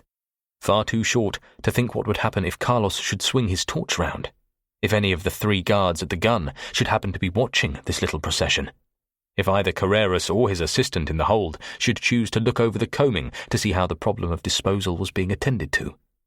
Far too little time to figure out what I was going to do when I caught up with Carlos. And I was given no time to figure. I was only 3 or 4 feet away when, in the backwash of light from the torch, I saw Carlos reverse his grip on his Tommy gun, catch it by the barrel, swing it up, high over his head. It had reached its highest point and was just started on the downswing when the base of the heavy marlin spike caught him on the back of the neck with all my weight and fury behind it. I heard something crack, caught the Tommy gun out of his suddenly nerveless hand before it could crash to the deck, and made a grab for the torch. I missed. The torch struck the deck with a muffled thud. It must have been a ship's rubber composition issue. Rolled over a couple of times and came to rest, its beam shining straight out over the edge of the ship. Carlos himself pitched heavily forward, struck Dr. Caroline, and the 2 of them fell against the lower steps of the companionway. Keep quiet, I whispered urgently. Keep quiet if you want to live. I dived for the torch, fumbled desperately for the switch. Couldn't find it. Stuck the glass face against my jacket to kill the beam. Finally located the switch and turned it off. What in heaven's name? Keep quiet. I found the trigger on the automatic pistol and stood there stock still, staring aft into the darkness, in the direction of both the hold and the gun, striving to pierce the darkness, listening as if my life depended on it, which it did. 10 seconds I waited. Nothing. I had to move. I couldn't afford to wait another 10 seconds. 30 seconds would have been enough, and more than enough, for Carlos to dispose of Dr. Caroline. A few seconds after that, and Carreras would start wondering what had happened to his trusty henchman. I thrust gun and torch towards Caroline, found his hands in the darkness. "Hold these," I said softly. "What? What is this?" An agonized whisper in the dark. "He was going to smash your head in. Now shut up. You can still die. I'm Carter, the chief officer." I'd pulled Carlos clear of the companionway where he'd held Caroline pinned by the legs and was going through his pockets as quickly as I could in the darkness. The key of the wireless office. I'd seen him take it from his right-hand trousers pocket, but it wasn't there anymore. The left-hand one. Not there either. The seconds were rushing by. Desperately, I tore at the patch pockets of his army-type blouse and found it in the second pocket, but I'd lost at least 20 seconds. Is it dead?" Caroline whispered. "Are you worried? Stay here." I shoved the key into a safe inner pocket, caught the guard by his collar, and started to drag him across the wet deck. It was less than 10 feet to the ship's rail. I dropped him, located the hinged section of the teak rail, fumbled for the catch, released it, swung the rail through 180 degrees, and snapped it back in its open position. I caught the guard by his shoulders, eased the upper part of his body over the second rail, then tipped the legs high. The splash he made couldn't have been heard 30 feet away. Certainly no one in number 4 hold, or under the gun tarpaulin, could possibly have heard anything. I ran back to where Dr. Caroline was still sitting on the lower steps of the companionway. Maybe he was just obeying the order I'd given him, but probably he was just too dazed to move anyway. I said, "Quick, give me your wig." What? My second guess had been right. He was dazed. "Your wig!" It's no easy feat to shout in a whisper, but I almost made it. "My wig? But it's glued on." I leaned forward, twisted my fingers in the temporary thatch, and tugged. It was glued on all right. The gasp of pain and resistance offered to my hand showed he hadn't been kidding. That wig felt as if it was riveted to his skull. It was no night for half measures. I clamped my left hand over his mouth and pulled savagely with my right. A limpet the size of a soup plate couldn't have offered more resistance, but it did come off. I don't know how much pain there was in it for him, but it certainly cost me plenty. His teeth almost met through the heel of my palm. The machine gun was still in his hand. I snatched it away, whirled, and stopped motionless. For the second time in a minute, I could see rain slanting whitely through the vertical beam of a torch. That meant only one thing. Someone was climbing up the ladder from the bottom of the hold. I reached the ship's side in 3 long steps, placed the wig in the scuppers, laid the gun on top of it, raced back to the companionway, jerked Dr. Caroline to his feet, and dragged him towards the bosun's store, less than 10 feet inboard from the companionway. The door was still less than halfway shut when Carreras appeared over the combing, but his torch wasn't pointing in our direction. I closed the door silently until only a crack remained. Carreras was closely followed by another man, also with a torch. Both of them headed straight for the ship's side. I saw the beam of Carreras's torch suddenly steady on the opened rail, then heard the sharp exclamation as he bent forward and peered in the scuppers. A moment later he was erect again, examining the gun and the wig he held in his hand. I heard him say something short and staccato, repeated several times. Then he started talking rapidly to his companion, but it was in Spanish and I couldn't get it. He then examined the inside of the wig, indicated something with the torch beam, shook his head in what might have been sorrow, but was more probably exasperated anger, flung the wig over the side, and returned to the hold, taking the Tommy gun with him. His companion followed. Our friend didn't seem so happy, I murmured. "He's a devil. A devil." Dr. Caroline's voice was shaking. Only now was he beginning to realize the narrowness of his escape, how closely death had brushed him by. "You heard him. One of his own men dead, and all he could call him was a crazy fool. And he just laughed when the other man suggested they turn the ship to look for him. You understand Spanish? Pretty well.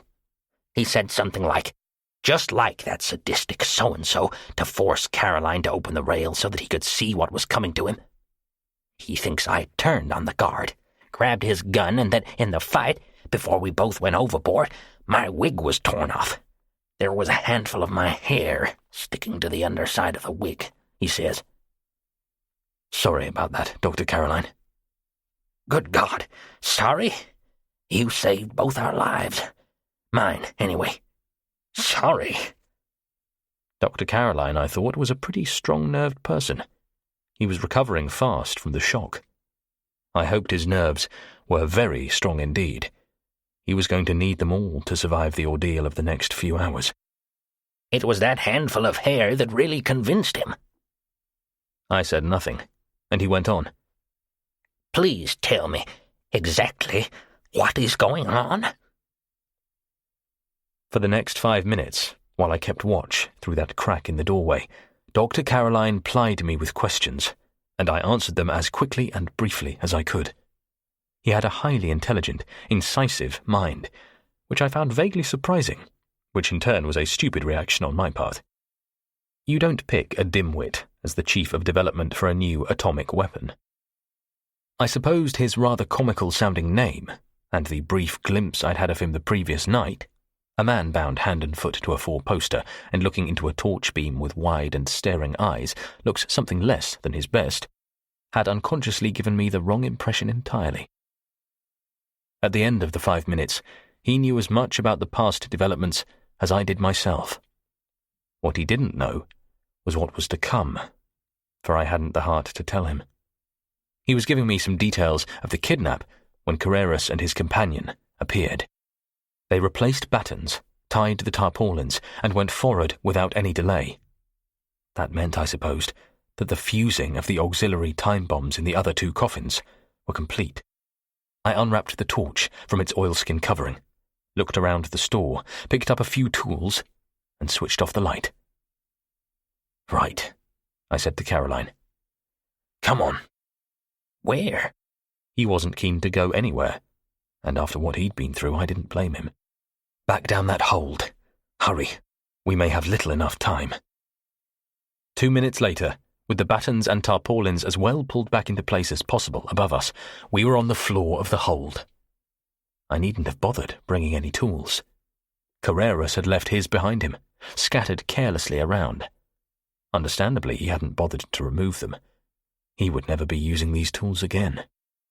I gave Caroline the torch to hold, selected a screwdriver, and started on the lid of the brass-plaqued coffin. What are you going to do? Caroline asked nervously. You can see what I'm doing. For pity's sake, be careful. That weapon is armed. So it's armed. It's not due to go off until when? 7 o'clock. But it's highly unsafe. Highly unsafe. It's as unstable as hell. Good God, Carter. I know. His unsteady hand went on my arm, his face contorted with anxiety. The development of this missile wasn't fully completed when it was stolen. The fuse mechanism was only in an untried experimental state, and tests showed that the retaining spring on the trembler switch is far too weak. The twister is dead safe normally, but this trembler switch is brought into circuit as soon as it is armed. And? A jar, a knock, the slightest fall, anything could overcome the tension of the spring and short-circuit the firing mechanism. 15 seconds later, the bomb goes up. I hadn't noticed until then, but it was much warmer down in that hold than it had been on deck.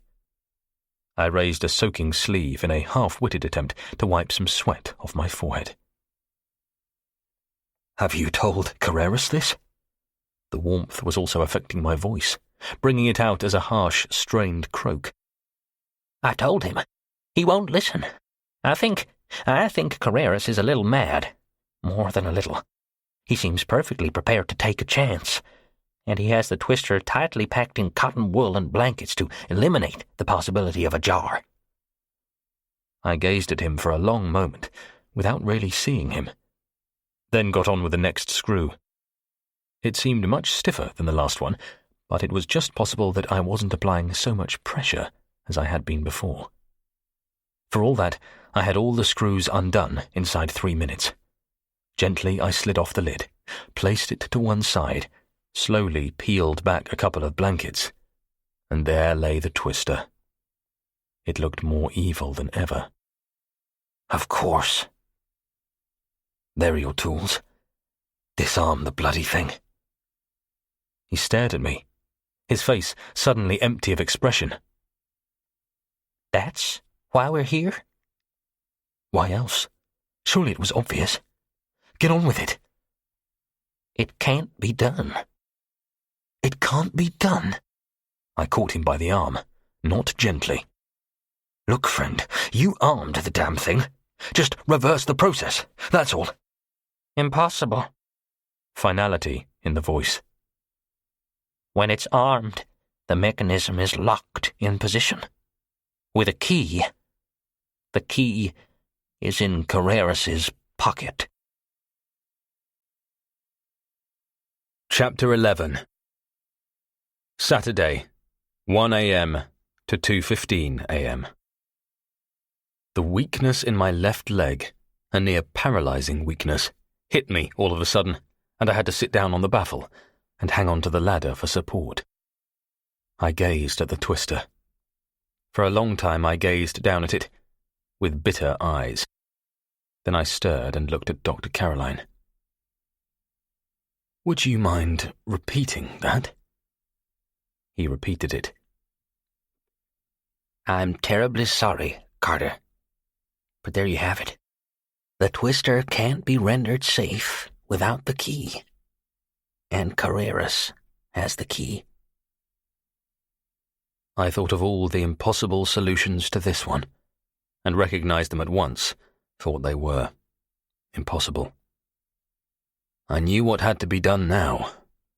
The only thing that could be done. I said tiredly, Do you know, Dr. Caroline, that you've just condemned 40 people to certain death? I have done that. Well, Carreras, when he put that key in his pocket, he was condemning himself and all his men to death, just as surely as the man who pulls the switch for the electric chair. And what am I worrying about anyway? Death's the only certain and permanent cure for scourges like Carreras and the people who associate with him. As for Lord Dexter, he's rolling in the stuff. He can always build another Campari. What are you talking about, Mr. Carter? There was apprehension in his face as he looked at me. More than apprehension. Fear. Are you feeling all right, Carter? Of course I'm all right, I said irritably. Everybody's always asking the same stupid questions. I stooped, picked up the rope grommet and haul-track midget hoist I'd taken from the bosun's store, then rose wearily to my feet. Come on, Doctor. Give me a hand with this. Give you a hand with what? He knew damn well what I meant, but the fear in his mind wouldn't let him believe it. The twister, of course, I said impatiently. I want to get it over to the port side, hidden in the tarpaulins behind the baffle. Are you crazy? He whispered. Are you quite crazy? Did you hear what I said? You're going to lift it out of its coffin with that? One little slip, the tiniest jar. Are you going to help me? He shook his head, shuddered, and turned away. I hooked the hoist onto a head-high rung of the ladder, pulled the lower block until it hung just above the twister, picked up the grommet, and moved around to the tail of the weapon. I was stooping low over it when I heard a quick footstep behind me, and a pair of arms locked themselves around my body, arms informed with all the strength of fear and desperation. I struggled briefly to free myself, but I might as well have tried to shrug off the tentacles of a squid. I tried to stamp on his instep, but all I did was hurt my heel. I'd forgotten that I wasn't wearing shoes. Let go, I said savagely. What the hell do you think you're doing? I'm not going to let you do it. I'm not going to let you do it. He was panting, his voice low and hoarse and desperate. I'm not going to let you kill us all. There are certain people in certain situations with whom there is no arguing. This was such a situation, and Caroline such a person. I half-turned, thrust backwards with all the power of my good leg, and heard him gasp as his back struck heavily against the ship's side. A momentary loosening of his grip, a wrench, and I was free.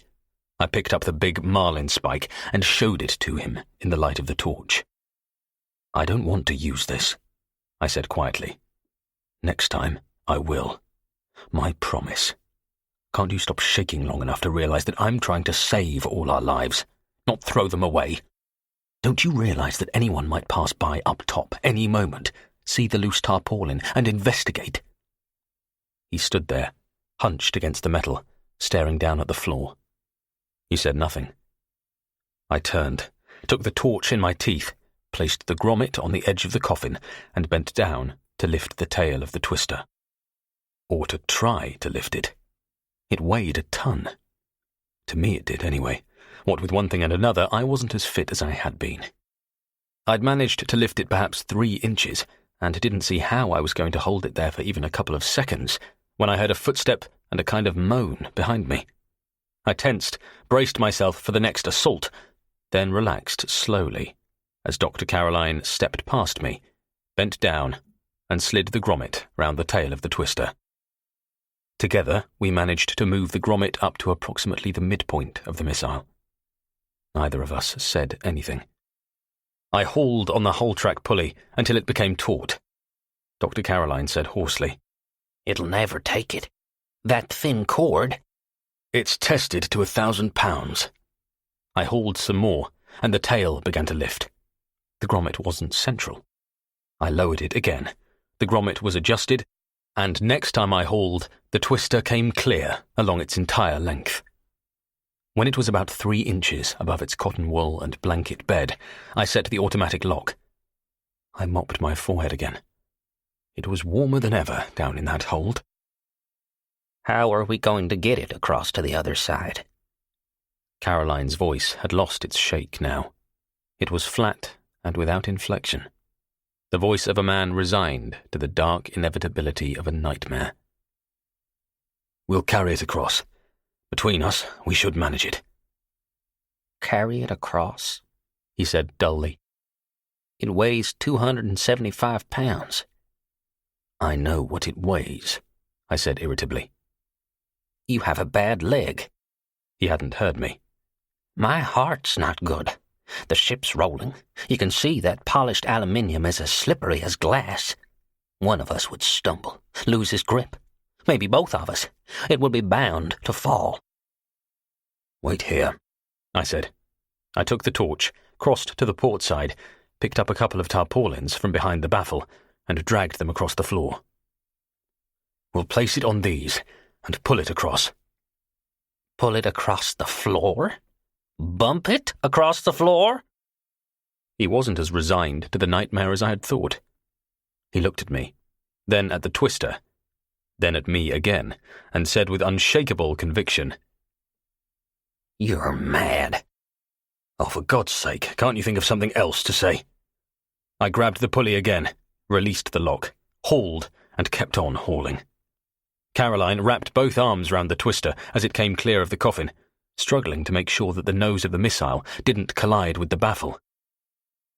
Step over the baffle and take it with you, I said. Keep your back to the ladder as you turn. He nodded silently, his face strained and set in the pale beam of the torch. He put his back to the ladder, tightened his grip on the twister, an arm on each side of the grommet, lifted his leg to clear the baffle, then staggered as a sudden roll of the ship threw the weight of the missile against him.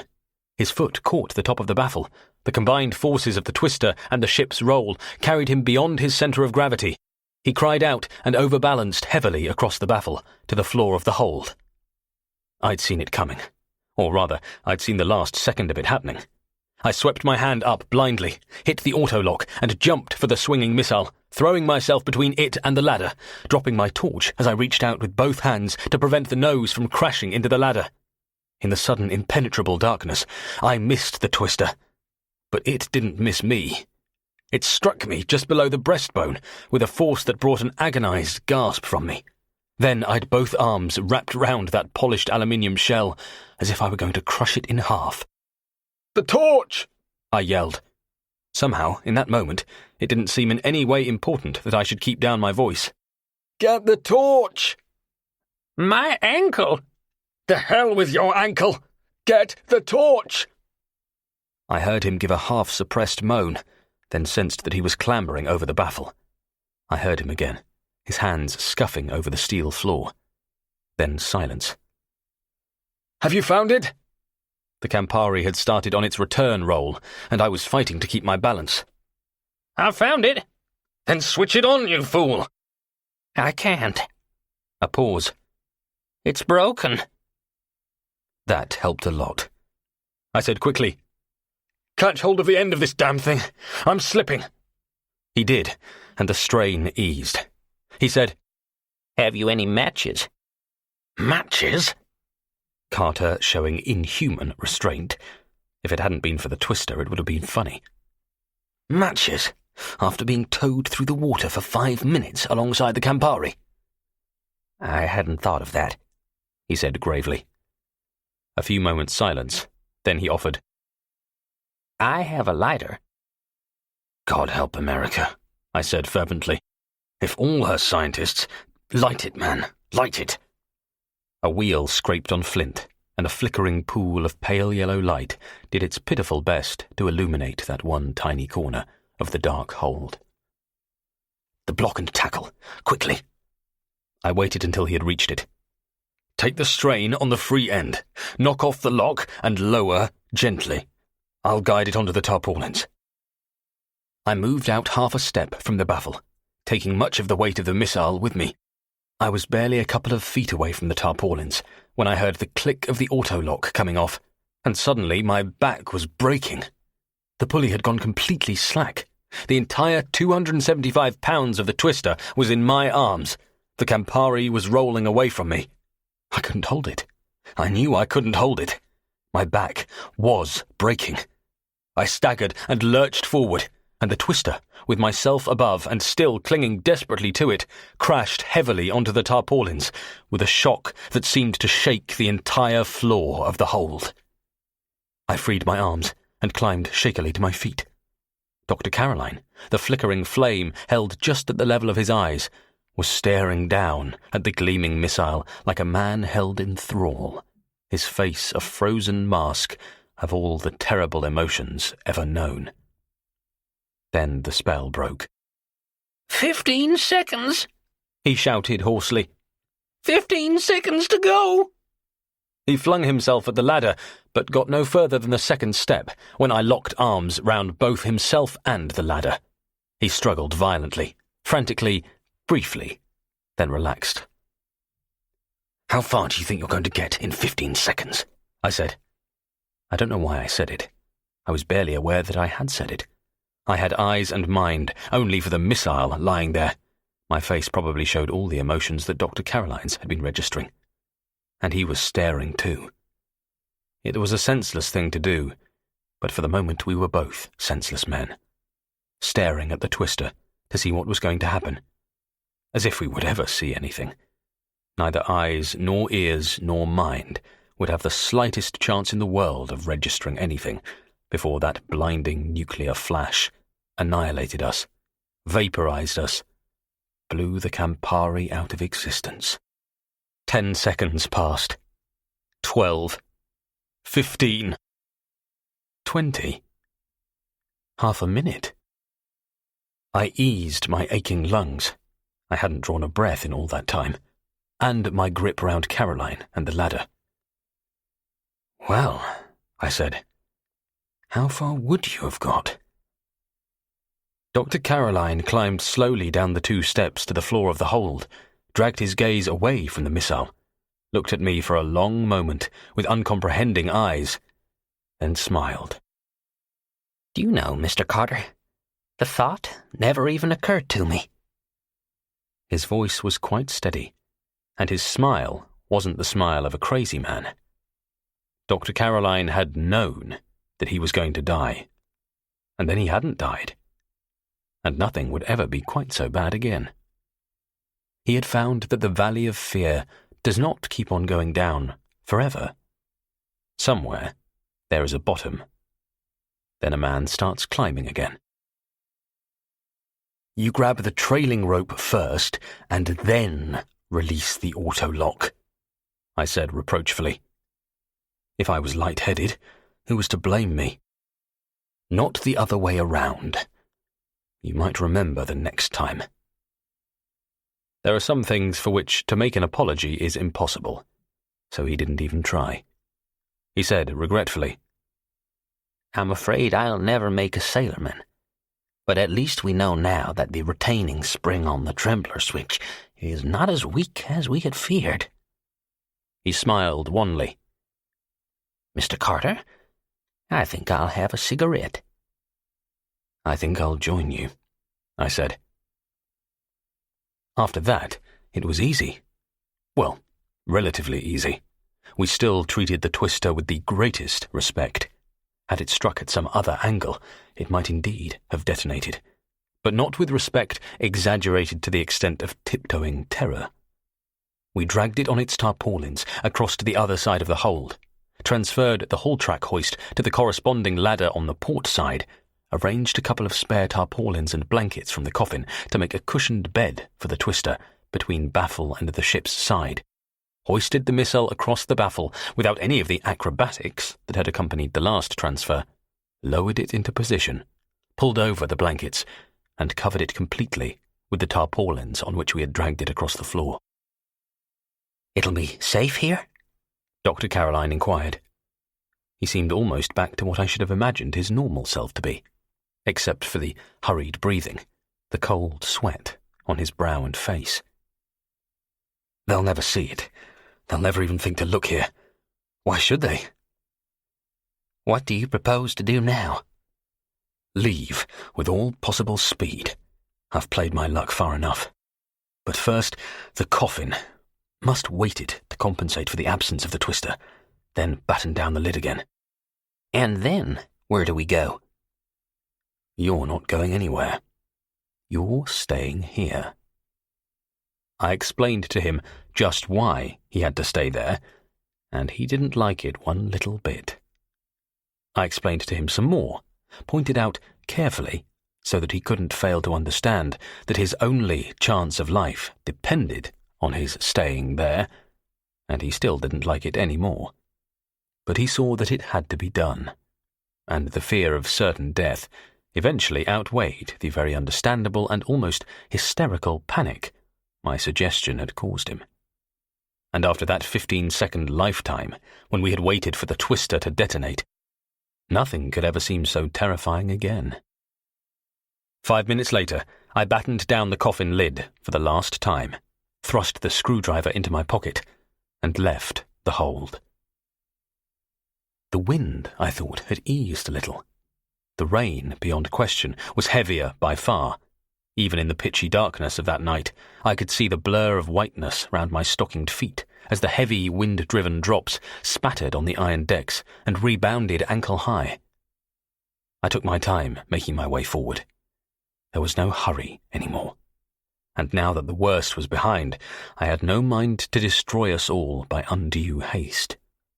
I was a black shadow, at one with the blackness of the night, and no ghost was ever half so quiet. Once 2 patrolling guards passed me by, going aft. Once I passed a couple, huddled miserably in the lee of a accommodation deck, seeking what little shelter they could from the cold rain. Neither pair saw me. Neither even suspected my presence, which was just as it should have been. The dog never catches the hare, for lunch is less important than life. I had no means of telling the time, but at least 20 minutes must have passed before I once more found myself outside the wireless office. Every major event in the past 3 days, right from the very first, had in some way or other stemmed from that wireless office. It seemed only fitting that it should also be the scene of the playing of the last card left in my hand. The padlock was through the hasp, and it was locked. That meant there was no one inside. I retreated to the shelter of the nearest boat and settled down to wait. The fact that there was no one in there didn't mean that there wasn't going to be someone there very soon. Tony Carreras had mentioned that their stooges on the Ticonderoga reported course and position every hour. Carlos, the man I'd killed, must have been waiting for just such a message. And if there was another report due through, then it was a certainty that Carreras would have his other operator up to intercept it. At this penultimate state of the game, he would be leaving nothing at all to chance. And in the same state of the game, neither was I. The radio operator bursting in and finding me sitting in front of his transmitter was the last thing I could have afford happen. The rain drummed pitilessly on my beat back. I couldn't get any wetter than I was, but I could get colder. I got colder, very cold indeed, and within 15 minutes I was shivering constantly. Twice guards padded softly by. Carreras was certainly taking no chances that night, and twice I was sure they must find me. So violent was my shivering that I had to clamp my sleeve between my teeth to prevent the chattering from betraying me. But on both occasions, the guards passed by, oblivious. The shivering became even worse. Would that damned radio operator never come? Or had I outsmarted myself? Had I double-guessed, and double-guessed wrongly? Perhaps the radio operator wasn't going to come at all. I had been sitting on a coiled lifeboat form, and now I rose to my feet, irresolute. How long would I have to wait there before I would be convinced that he wasn't going to come? Or maybe he wasn't due for another hour yet, or more. Wherein lay the greater danger? Risking going into the wireless office now, with the ever-present possibility of being discovered and trapped in there, or waiting an hour, maybe 2 hours, before making my move, by which time it would almost certainly be too late anyway. Better a chance of failure, I thought, than the near certainty of it. And now that I'd left number 4 hold, the only life which would be lost through my mistakes would be my own. Now, I thought. I'll do it now. I took 3 silent steps, then no more. The radio operator had arrived. I took 3 silent steps back. The click of a key turning in the padlock, the faint creak of the door, the metallic sound of it shutting, a faint gleam of light behind the curtained window. Our friend preparing to receive, I thought. He wouldn't stay long. That was a safe enough guess. Just long enough to take down the latest details of course and speed of the Ticonderoga. Unless the weather was radically different to the northeast, it was most unlikely that the Ticonderoga could have fixed its position that night. And take it up to Carreras on the bridge. I presumed that Carreras would still be there. It would be entirely out of keeping with the man if, in those last few crucial hours, he didn't remain on the bridge and take personal charge of the entire operation, as he had done throughout. I could just see him accepting the sheet of figures with the latest details of the Ticonderoga's progress, smiling his smile of cold satisfaction, making his calculations on the chart. My thoughts stopped dead right there. I felt as if someone had turned a master switch inside me, and everything had seized up. Heart, breathing, mind, and every organ of sensation. I felt as I had felt during those dreadful 15 seconds, while Dr. Caroline and I had waited for the twister to blow up. I felt that way because there had abruptly, paralyzingly, flashed on me the realization that would have come to me half an hour ago if I hadn't been so busy commiserating with myself on the misery I was suffering.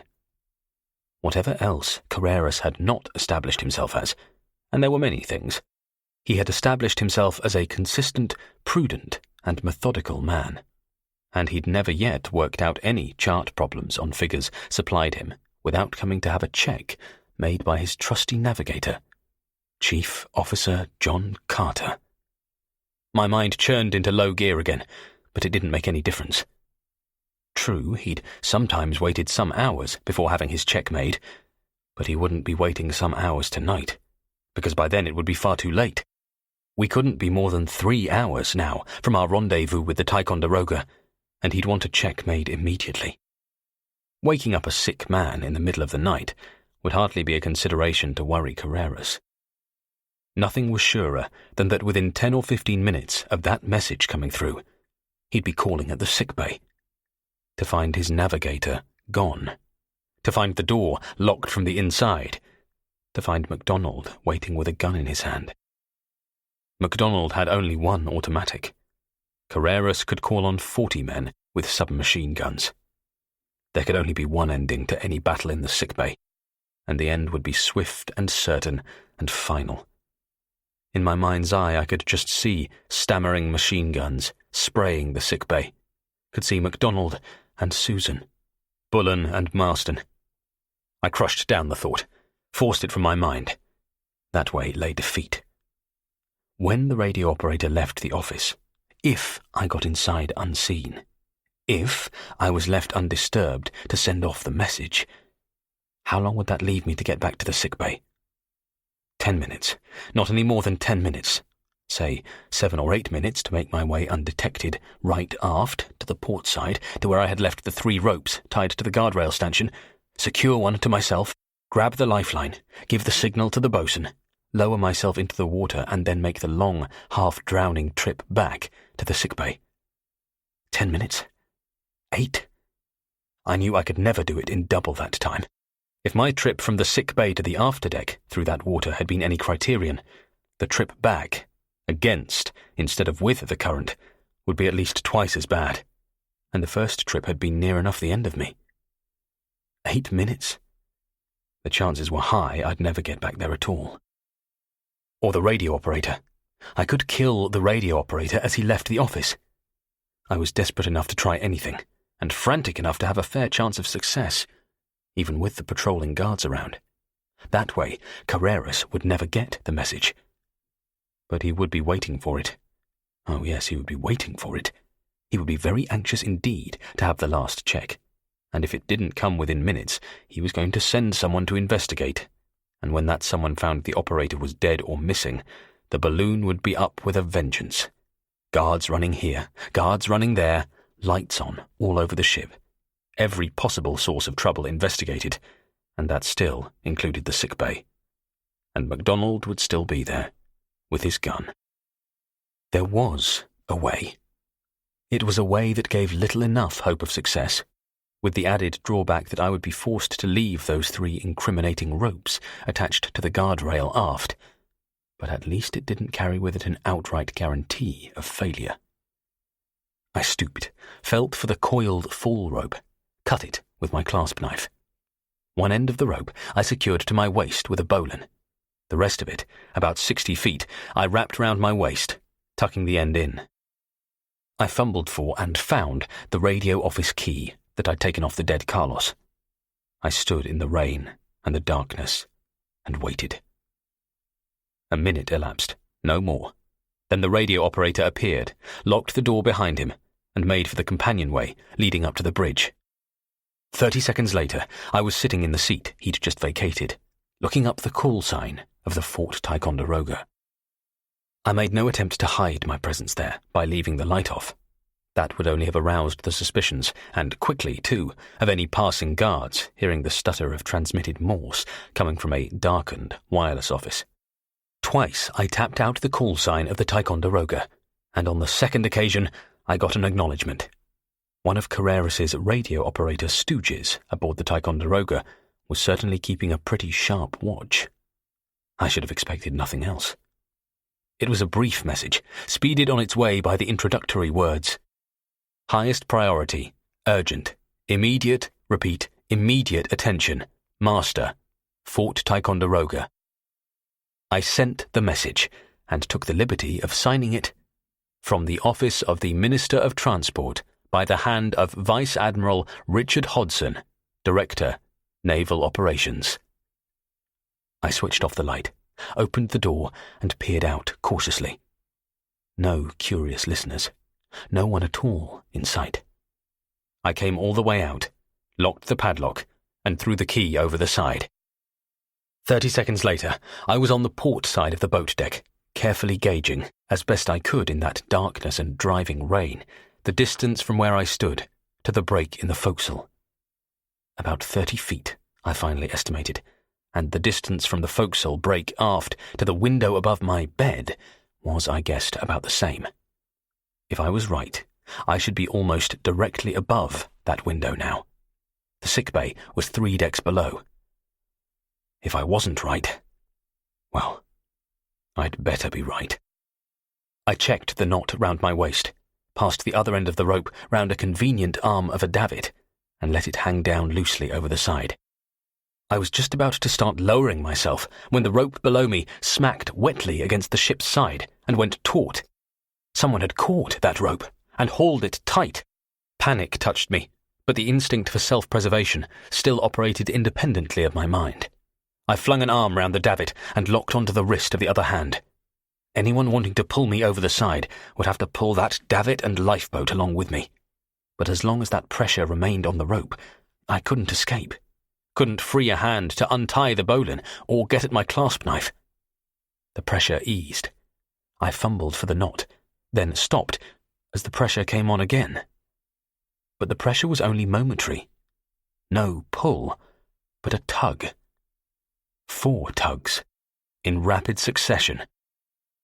If I wasn't feeling weak enough already, I'd have felt that way with relief. 4 tugs. The prearranged signal with MacDonald to show I was on my way back. I might have known Archie MacDonald would have been keeping watch every second of the time I was away.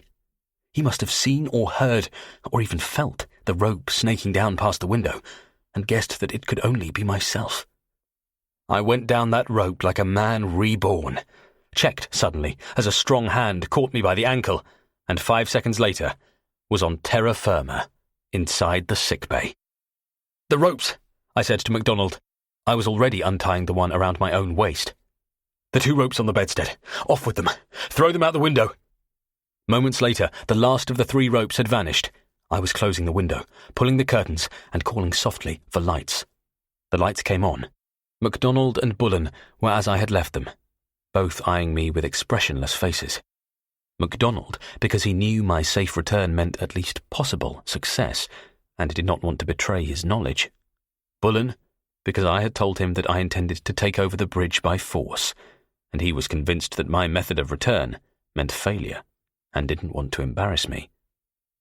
Susan and Marston were by the dispensary door, both fully dressed, neither making any attempt to conceal disappointment. No time for greetings. "Susan, on with the heaters. Full on. This place feels like a frig after this window being open so long. Carreras will be here any minute, and it's the first thing he'll notice. After that, towels for me. Doc, a hand to get MacDonald back to his own bed. Move, man, move! And why aren't you and Susan dressed for bed? If Carreras sees you..." "We were expecting the gentleman to come calling with a gun," MacDonald reminded me. "You're frozen stiff, Mr. Carter, blue with cold, and shivering like you were in an icebox." "I feel like it." We dumped MacDonald, none too gently, on his bed, pulled up sheets and blankets, then I tore off my clothes and started to towel myself dry. No matter how I toweled, I couldn't stop the shivering. "The key," MacDonald said sharply. "The key in the sick bay door." "God, yes, I'd forgotten all about it. Susan, will you? Unlock it, and then to bed. Quickly. And you, Doctor." I took the key from her, opened the window behind the curtain, and flung the key out. The suit I had been wearing, the socks, the wet towels, following in short order, but not before I had remembered to remove the screwdriver and MacDonald's clasp knife from the jacket. I dried and combed my hair into some sort of order, as orderly as anyone could expect it to be after a few hours sleeping in bed, and helped Doc Marston as he swiftly changed the plaster on my head and wrapped splints and fresh bandages round the still soaking ones covering the wounds in my leg. Then the lights clicked off, and the sick bay was once more in darkness. "Have I forgotten anything? Anybody?" I asked. "Anything that might show I've been out of here?" "Nothing. I don't think there's anything." The bosun speaking. "I'm sure." "The heaters?" I asked. "Are they on? It's freezing in here." It's not that cold, my boy, Bullen said in his husky whisper. You're freezing, that's what. Marston, haven't you? Hot water bags, Marston said briskly. 2 of them. Here they are. He thrust them into my hands in the dark. Had them all prepared for you. We suspected all that seawater and rain wouldn't do that fever of yours any good. And here's a glass to show your friend Carreras a few drops of brandy in the bottom, to convince him how far through you are. You might have filled it, I complained. I did. I emptied it. No question but that neat brandy had a heating effect. It seemed to burn a hole through me, all the way down to my stomach. But the only overall effect it had was to make the rest of me seem colder than ever. Then MacDonald's voice, quick and quiet. Someone coming. I'd time to fumble the empty glass onto the bedside table, but time for nothing more. Not even time to slide down to a lying position under the blankets. The door opened, the overhead lights clicked on, and Carreras, the inevitable chart under his arm, advanced across the sickbay towards my bed. As usual, he had his expressions and emotions under complete control. Anxiety, tension, anticipation, all those must have been in his mind, and behind everything the memory of his lost son. But no trace showed. He stopped a yard away and stared down at me, eyes speculative and narrowed and cold. Not asleep, Carter, eh? He said slowly. Not even lying down. He picked up the glass from the bedside table, sniffed it, and set it down again. Brandy. And you're shivering, Carter. Shivering all the time. Why? Answer me. I'm frightened, I said sourly. Every time I see you, I get terrified. Mr. Carreras. Doc Marston had just appeared through the dispensary doorway, a blanket wrapped round him, his magnificent mane of white hair tousled in splendid disorder, rubbing the sleep from his eyes. This is outrageous, completely outrageous. Disturbing this very sick boy, and at this hour. I must ask you to leave, sir, and at once. Carreras looked him over from head to toe and back again, then said quietly and coldly, Be quiet. I will not be quiet, Doc Marston shouted. MGM would have given him a life contract any day. I'm a doctor. I've my duty as a doctor, and by God, I'm going to have my say as a doctor. There was unfortunately no table at hand, otherwise he would have crashed down his fist on it. But even without the table banging, it was a pretty impressive performance, and Carreras was obviously taken aback by Marston's professional ire and outrage. Chief Officer Carter is a very sick man, Marston thundered on. I haven't the facilities here to treat a compound fracture of the femur, and the result was inevitable. Pneumonia, sir. Pneumonia. In both lungs. So much fluid gathered already that he can't lie down. He can hardly breathe. Temperature 104, pulse 130, high fever, constant shivering. I've packed him with hot water bottles, fed him drugs, aspirin, brandy, all to no effect. Fever just won't go down. One moment burning hot, the next soaking wet. He was right about the soaking wet bit, anyway. I could feel the seawater from the sodden bandages seeping through to the mattress below. For God's sake, Carreras, can't you see he's a sick man? Leave him be. I'll only keep him a moment, Doctor, Carreras said soothingly. Whatever faint stirrings of suspicion he might have had been completely laid to rest by Marston's Oscar-winning performance. I can see that Mr. Carter is unwell, but this will give him no trouble at all. I was reaching for the chart and pencil even before he handed it to me. What with the constant shivering and the numbness that seemed to be spreading from my injured leg over my entire body, the calculations took me longer than usual, but they weren't difficult. I looked at the sickbay clock and said, You should be in position shortly before 4 a.m. We can't miss him, you would say, Mr. Carter? He wasn't as confident and unworried as he looked. even in the dark?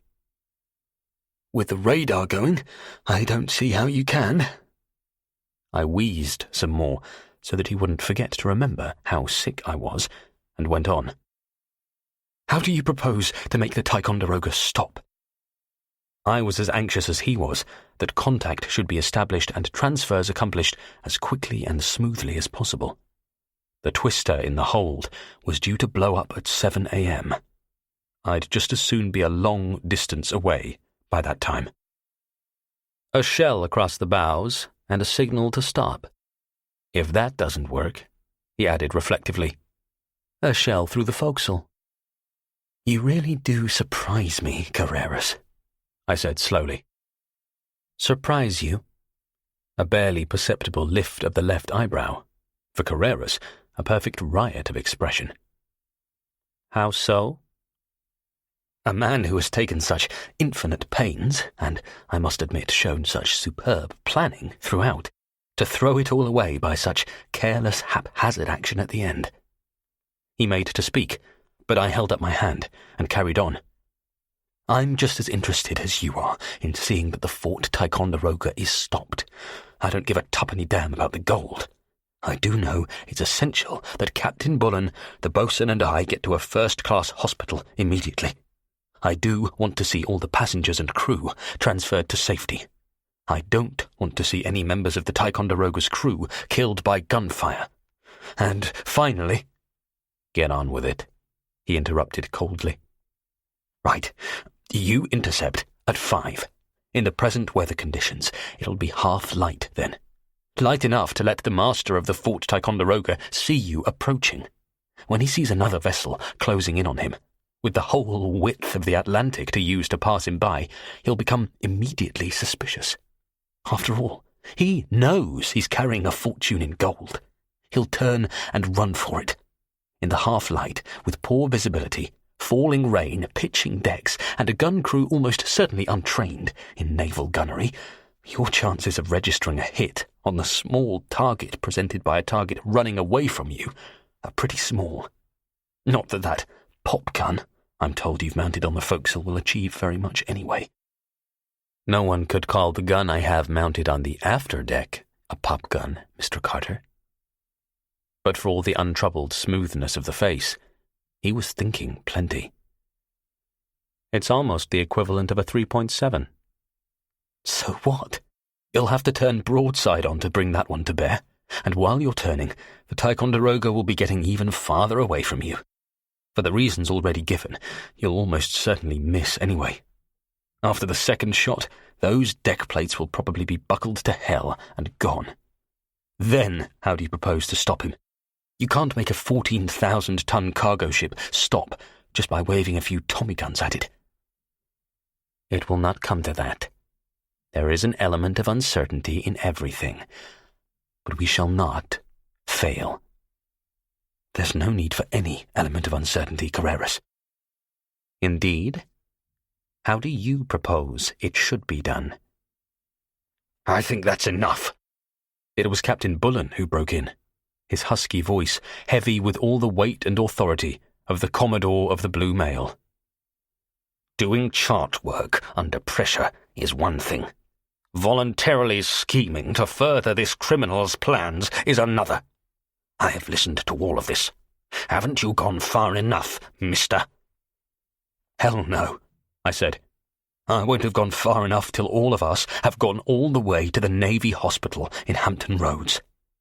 The thing's dead simple, Carreras. When he comes within a few miles on the radar scope, start firing off distress signals. At the same time, you'd better arrange this now. Have your stooges on the Ticonderoga take a message to the master saying they've just picked up SOS signals from the Campari. When he comes nearer, send an Aldis message that you sprung engine room plates coming through the hurricane, which he's bound to have heard of. I smiled my one smile. The last part is true anyway.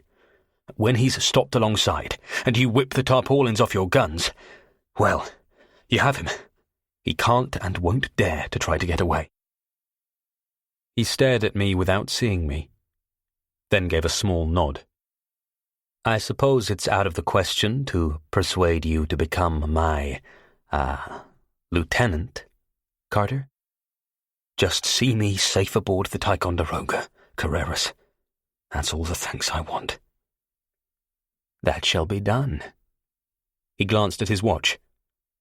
In under 3 hours, 6 of your crew will be here with stretchers to transfer Captain Bullen, the boatswain, and yourself to the Ticonderoga. He left. I looked round the sick bay. They were all there, Bullen and MacDonald in their beds, Susan and Marston by the dispensary door, both shawled in blankets. They were all looking at me, and the expressions on their faces were very peculiar indeed, to say the least of it. The silence went on and on for what seemed like a quite unnecessarily long time. Then Bullen spoke, his voice slow and hard. Carreras has committed one act of piracy. He is about to commit another. By doing so, he declares himself an enemy of Queen and country. You will be charged with giving aid and comfort to the enemy, with being directly responsible for the loss of $150 million in gold bullion. I shall take statements from witnesses present as soon as we get aboard the Ticonderoga. I couldn't blame the old man. He still believed in Carreras's promise as to our future safety. In his eyes, I was just making things too damned easy for Carreras. But now wasn't the time to enlighten him. "Oh, here," I said. "That's a bit hard, isn't it? Aiding, abetting, accessorying, if you like, but all this treason stuff." "Why did you do it?" Susan Beresford shook her head wonderingly. "Oh, why did you do it? Helping him like that, just to save your own neck." And now wasn't the time to enlighten her, either. Neither she nor Bullen were actor enough to carry off their parts in the morning, if they knew the whole truth. "That's a bit hard, too," I protested. "Only a few hours ago there was no one keener than yourself to get away from the Campari, and now that—" "I didn't want it done this way. I didn't know until now that there was a good chance that the Ticonderoga could escape." "I wouldn't have believed it, John," Dr. Marston said heavily. "I just wouldn't have believed it." "It's all right for all of you to talk," I said. "You've all got families. I've only got myself. Can you blame me for wanting to look after all I have?" No one took me up on this masterpiece of logical reasoning. I looked round them one by one, and they turned away one by one. Susan, Marston and Bullen not bothering to hide their expressions. And then MacDonald, too, turned away. But not before his left eyelid had dropped in a long, slow wink. I eased myself down in bed and made up my mind for sleep. No one asked me how I had got on that night. Chapter 12. Saturday, 6 a.m. to 7 a.m. When I awoke, I was stiff and sore and still shivering.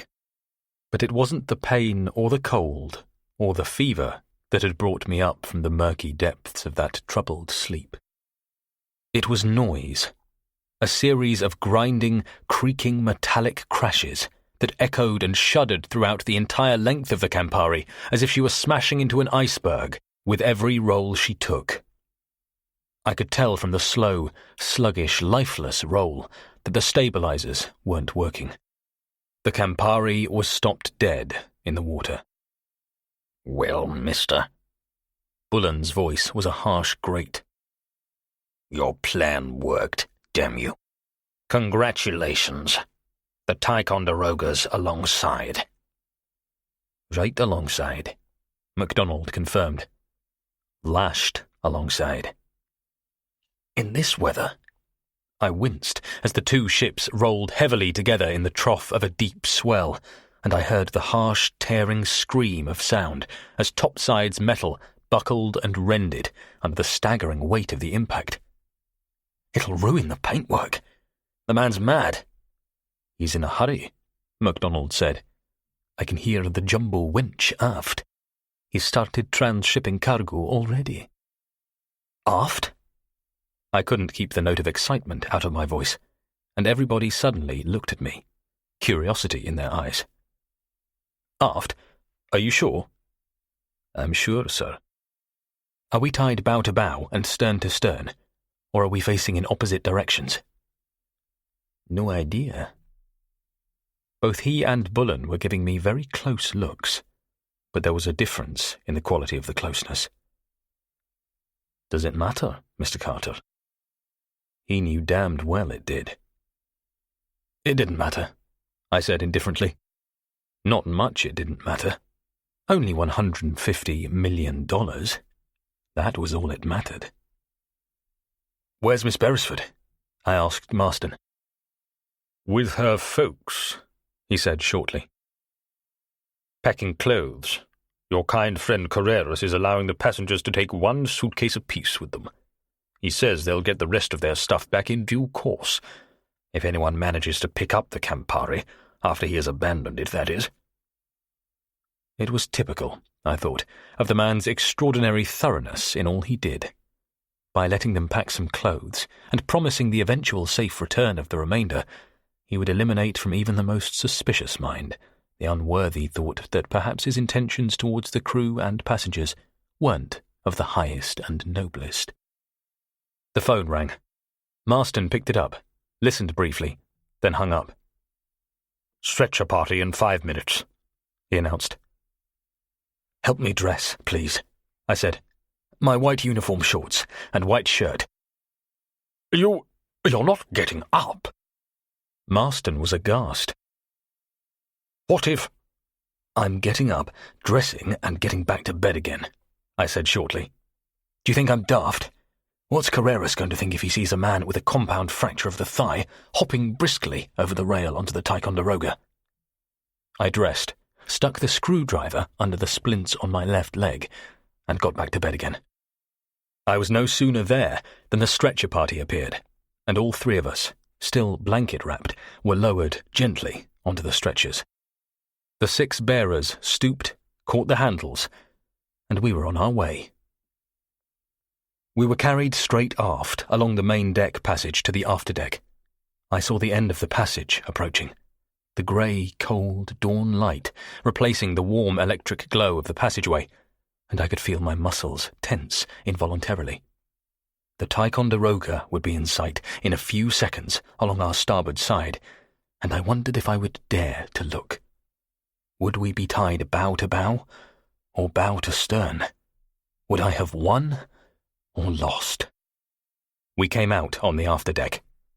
I forced myself to look. I'd won, bow to bow and stern to stern. From my low elevation on the stretcher, I couldn't see much, but that I could see. Bow to bow, stern to stern. That meant that the Campari's after jumbo was unloading from the Ticonderoga's afterdeck. I looked again, and checked again, and there was no mistake. Bow to bow, stern to stern. I felt like $1 million. $100 million. The Ticonderoga, a big cargo vessel, dark blue with a red funnel, was almost the same size as the Campari. More important, their afterdecks were almost the same height above the water, which made for ease of transfer of both cargo and human beings.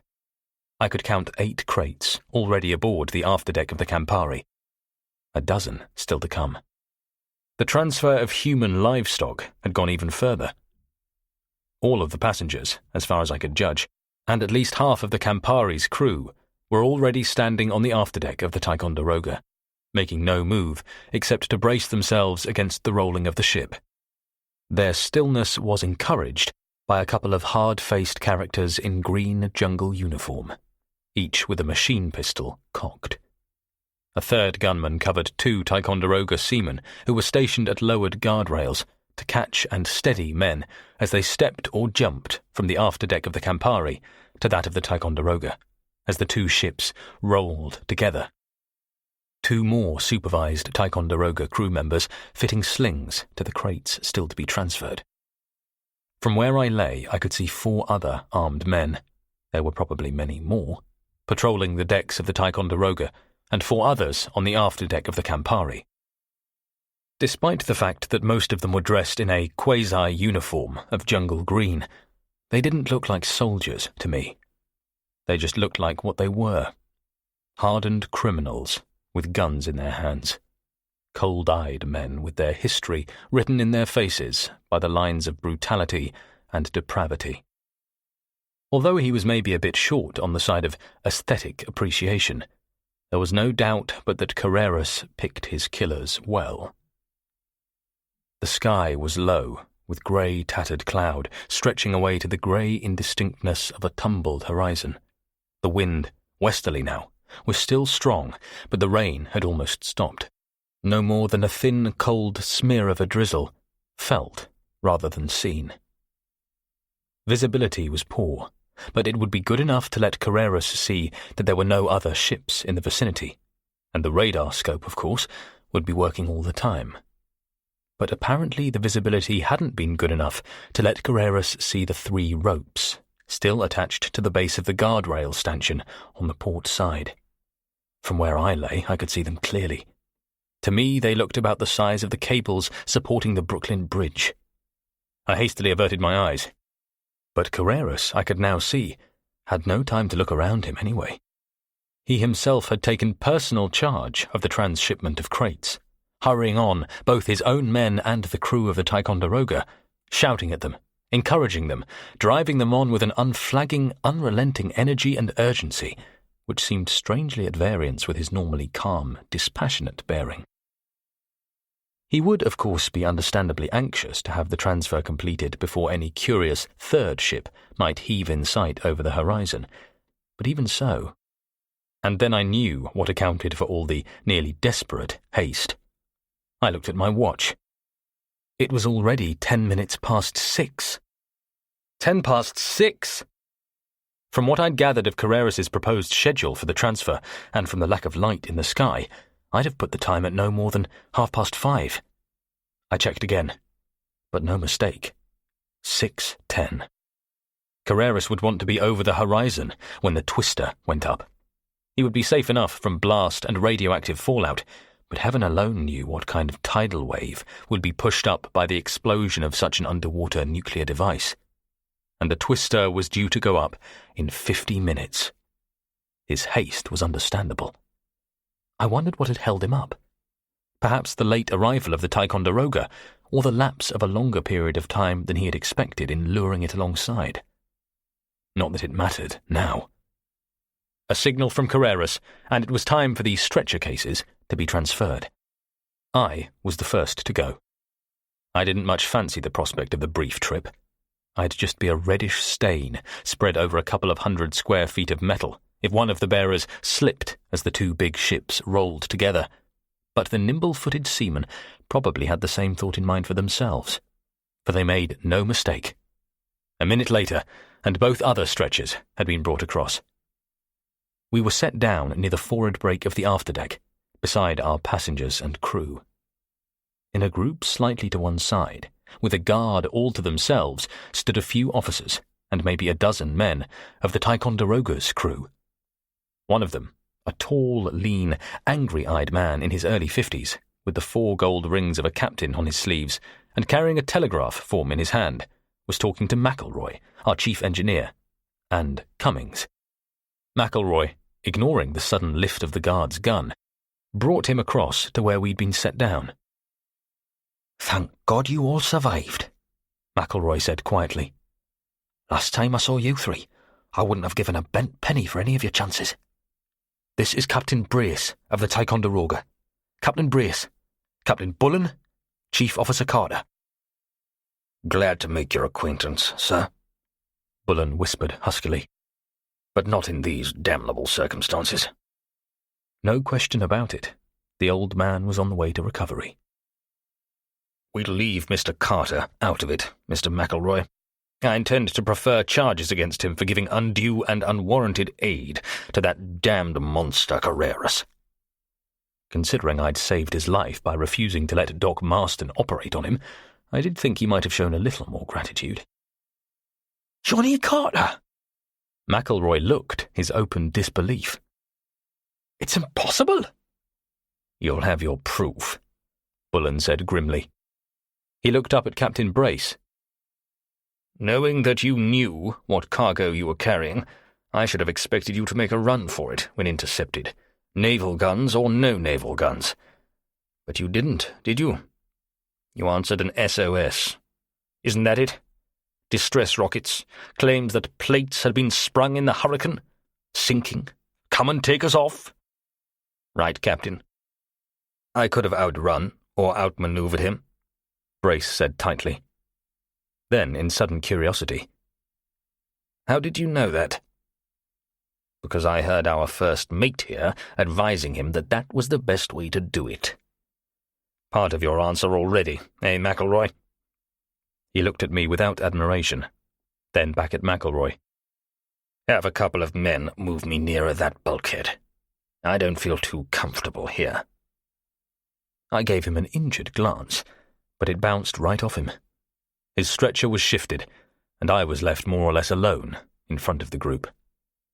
I lay there for about 3 minutes, watching the cargo transfer. A crate a minute, and this despite the fact that the manila holding the after ends of the two vessels together snapped and had to be replaced. 10 minutes at the most, and he should be all through. A hand touched my shoulder, and I looked round. Julius Beresford was squatting by my side. "Never thought I'd see you again, Mr. Carter," he said candidly. "How do you feel?" "Better than I look," I said untruthfully. "And why left alone here?" he asked curiously. "This," I explained, "is what is known as being sent to Coventry.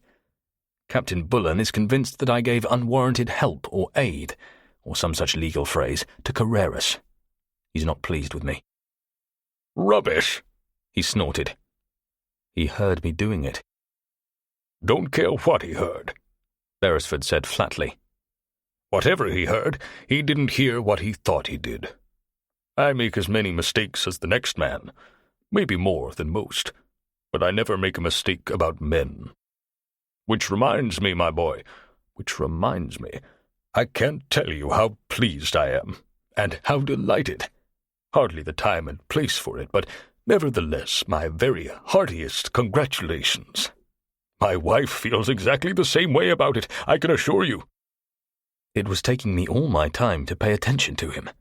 One of those crates was swinging dangerously in its slings, and if one of those crates dropped, fell on the deck and burst open to reveal its contents, I didn't see that there was going to be much future for any of us. It wasn't a thought I liked to dwell on. It would be better to turn my mind to something else, like concentrating on what Julius Beresford was saying. "I beg your pardon," I said. "The job at my Scottish oil port." He was half impatient, half smiling. "You know, delighted that you are going to accept, but not half as delighted as we are about you and Susan. All her life she's been pursued, as you can guess, by hordes of gold-digging deadbeats.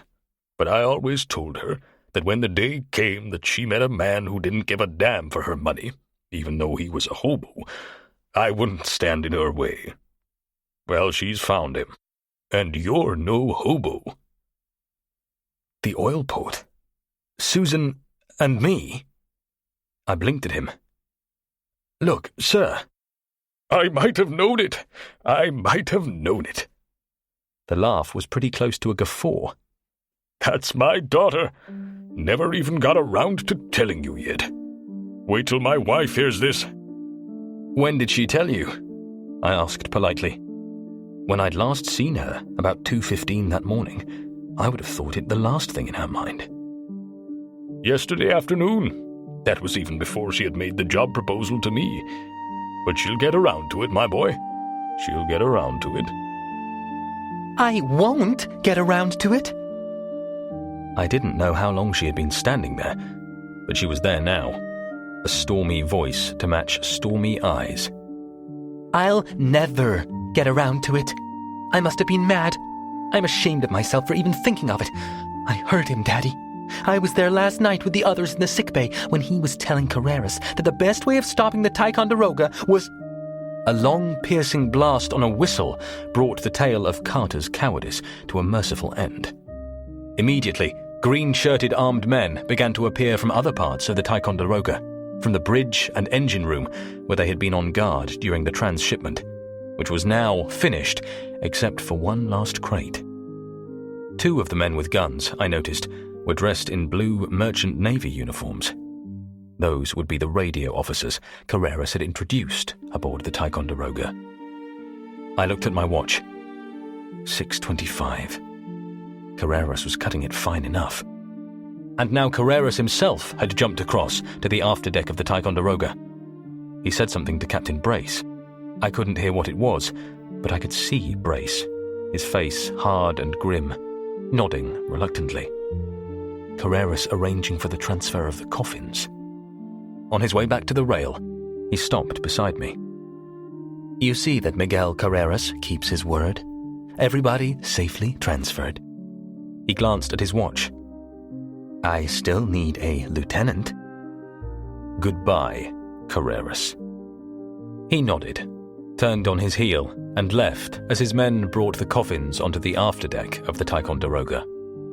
They handled them very reverently indeed, with a tender delicacy that showed they were only too aware of the contents. The coffins were not immediately recognizable as such.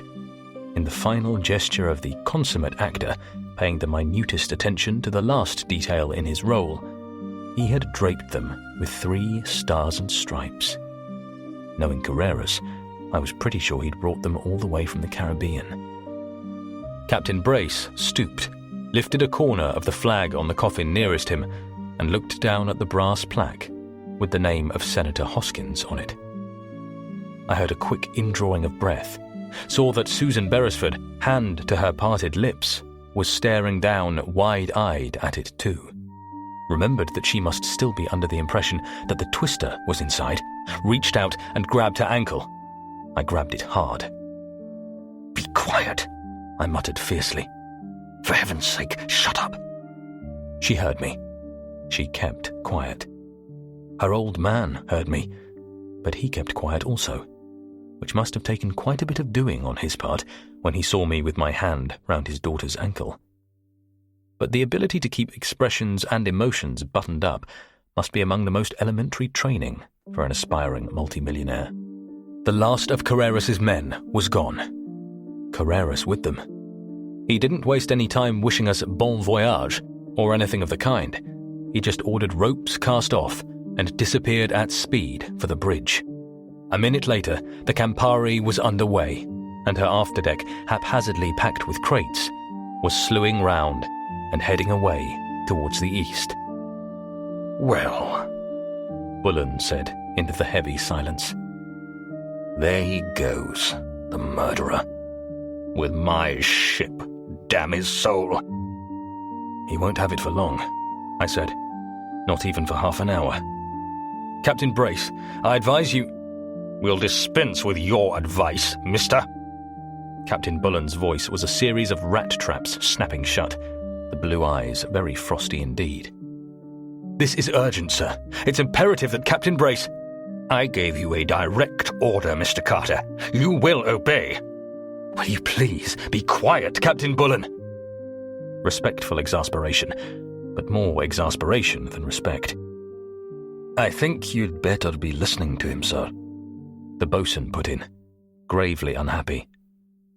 "Mr. Carter was not idle last night, unless I'm much mistaken." "Thanks, boatswain." I turned to Captain Brace again. "Phone the officer of the watch. Due west, 180 degrees from the Campari, and full speed. No, emergency power. Now, Captain Brace." The urgency in my voice got through. For a person who had just lost $150 million in gold, Brace reacted surprisingly quickly and well to the man who had caused him to lose it. He gave a few quick words of instruction to a junior officer, then turned a coldly speculative gaze on me. "Your reasons, sir?" In number 4 hold of the Campari, Carreras is carrying an armed atomic bomb with the time fuse running out. The Twister, the new missile stolen from the Americans a week or so ago. A glance round the strained, incredulous faces of the listeners showed that they knew what I was talking about all right. It showed equally clearly that they couldn't believe it. The Twister? Atomic bomb? Brace's voice was harsh and too loud. What damned rubbish! Will you listen? Miss Beresford, am I telling the truth? You're telling the truth. Her voice was unsteady, her green eyes jumpy and still on that coffin. I saw it, Captain, but... So, I said, the bomb, armed, due to go off in... I glanced at my watch. Less than 25 minutes. Carreras knows it's due to go off then. That's why he's in such a tearing hurry to get away. He imagines the Twister is aboard here. And that's why I'm in such a tearing great hurry to go in the opposite direction. I know it's not. But it is here, Susan said violently.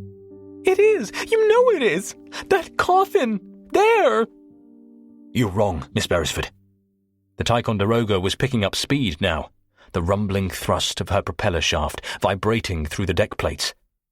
I wouldn't have put it past Carreras to have had his glasses trained on our afterdeck as long as he possibly could. So I lay quietly there where I was for the next 10 or 15 seconds, while about 40 pairs of frankly terrified eyes stared at the flag-shrouded coffins.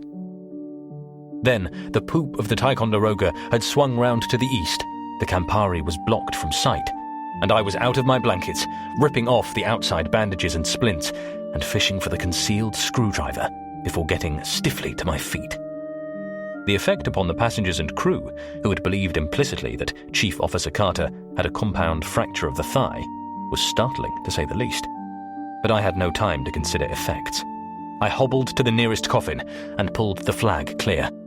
Mr. Carter! Captain Brace was by my side. What on earth are you doing? Criminal though Carreras may be, he told me Senator Hoskins... Ha! I said. With the handle of the screwdriver, I rapped out 3 sharp double knocks on the lid of the coffin.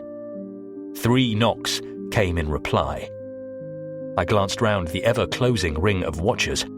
A cameraman should have been there, recording those expressions for posterity. Remarkable recuperative powers, those American senators, I said to Captain Brace. You just can't keep them down. You'll see. I had the lid off that coffin in 2 minutes flat. In coffin lid removing, as in everything else, practice makes perfect. Dr. Slingsby Caroline was as pale as any corpse I'd ever seen. He looked as if he had been frightened to death. I didn't blame him. There must be lots of harrowing experiences calculated to drive a man around the bend, but I think being screwed down in a coffin for about 5 hours must beat the lot. Dr. Caroline wasn't yet round the bend, but he'd been approaching it pretty fast, with the throttle wide open by the time I got to him. He was shaking like a broken bed spring. His eyes were wide with fear, and he could hardly speak. That knock of mine must have been the sweetest music he'd ever heard. I left the ministrations to other hands and headed for the next coffin. The lid on this one was either pretty stiff or I was pretty weak, and I wasn't making much progress when a burly seaman from the Ticonderoga's crew took the driver from my hand.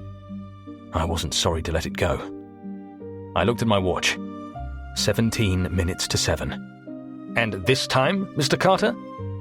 It was Captain Brace once more at my elbow, a man whose expression clearly showed that his mind had given up trying to cope. It was understandable enough. Conventional explosive with a time setting.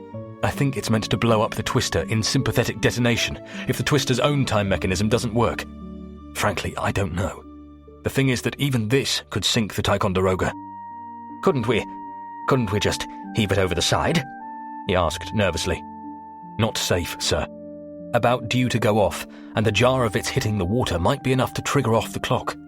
It would blow a hole the size of a barn through the side of your ship. You might get someone to unscrew the third lid, too.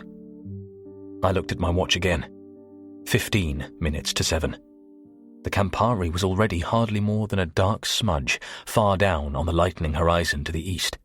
6, perhaps 7 miles away. A fair distance off, but not far enough. The lid was clear of the second coffin. I pulled back the covering blankets, located the primer and the 2 slender leads of the inset detonator, and gingerly sliced through these, one at a time, with a knife. Just to be on the safe side, I threw detonator and primer over the side. 2 minutes later, I'd rendered the time bomb in the third coffin, equally harmless. I looked round the afterdeck. If those people had any sense, the place should have been deserted by now. No one seemed to have stirred an inch. Mr. Carter, Bullen said slowly. He'd stopped glaring at me. I think perhaps you owe us a little explanation. This business of Dr. Caroline, the coffins, the substitutions. So I gave it to him, highly condensed, while everybody crowded round. And at the end, he said, "And I think maybe I might owe you a small apology." Contrite, but not going overboard about it. But I can't get the thought of the Twister out of my head. The Twister and the Campari. She was a good ship, mister.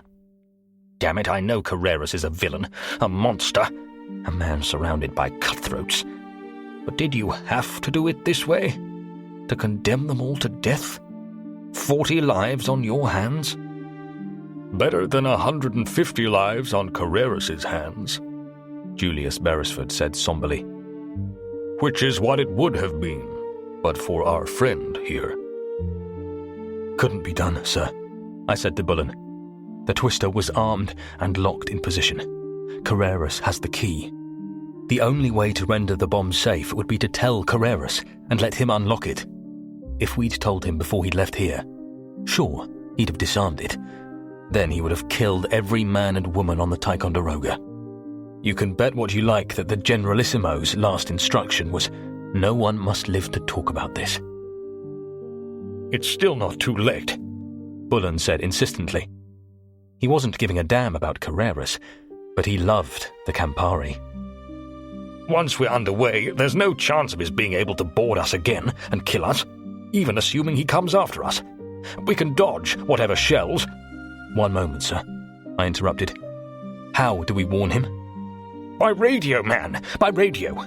There's still 6 minutes. Get a message. The Ticonderoga's transmitters are useless, I said wearily. They're smashed beyond repair. What? Brace caught my arm. What? Smashed? How do you know? Use your head, I said irritably. Those 2 bogus wireless operators were under orders to wreck the transmitters before they left.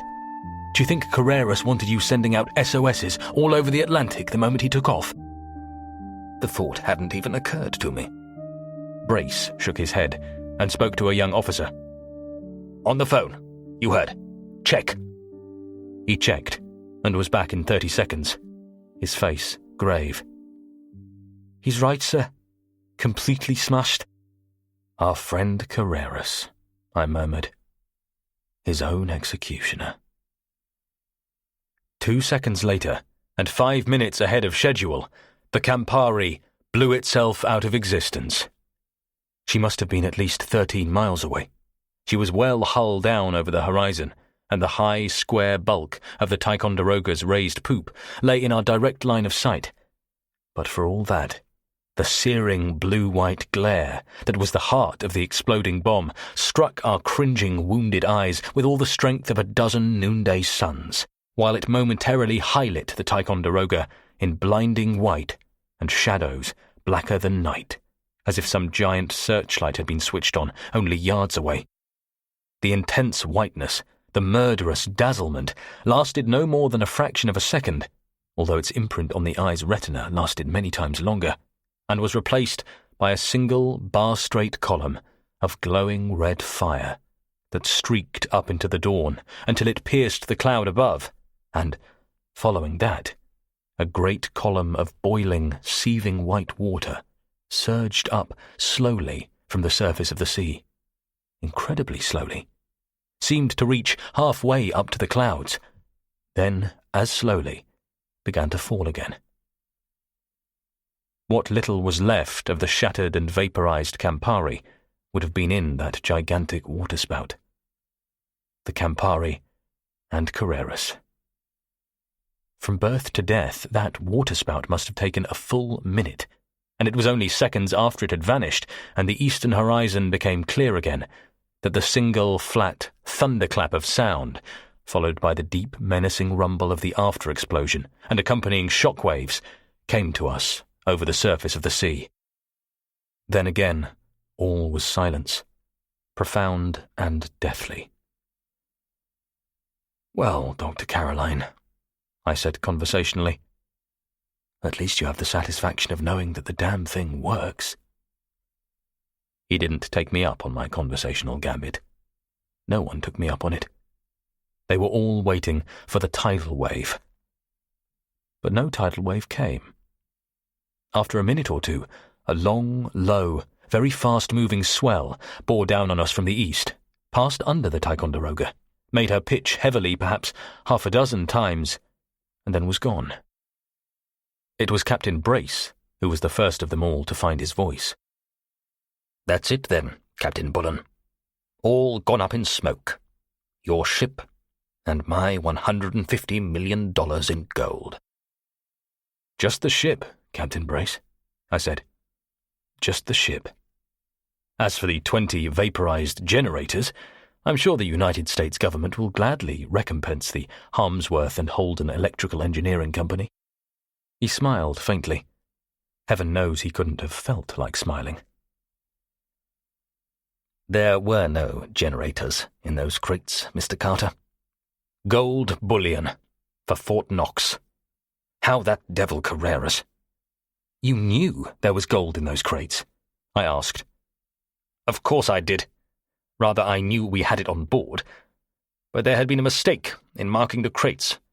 So much damned secrecy, I suppose, that one hand didn't know what the other hand was doing. According to my manifest, the crates of gold were the forward 20 on the upper deck. But an Admiralty message last night informed me of the mistake that had been made. Rather, it informed those damned renegades of radio operators. Never showed it to me, of course. They must have radioed the news to Carreras, and the first thing they did when he tied up alongside was to give him the written message itself as confirmation. He gave it to me as a souvenir," he added bitterly. He held out his hand with the form in it. "Want to see it?" "No need." I shook my head. "I can tell you word for word what's in that cable. Highest priority, urgent. Immediate, repeat, immediate attention. Master, Fort Ticonderoga. Grave error in loading manifest. Special cargo, not, repeat, not in forward 20 crates, forward deck, marked Turbines, Nashville, Tennessee.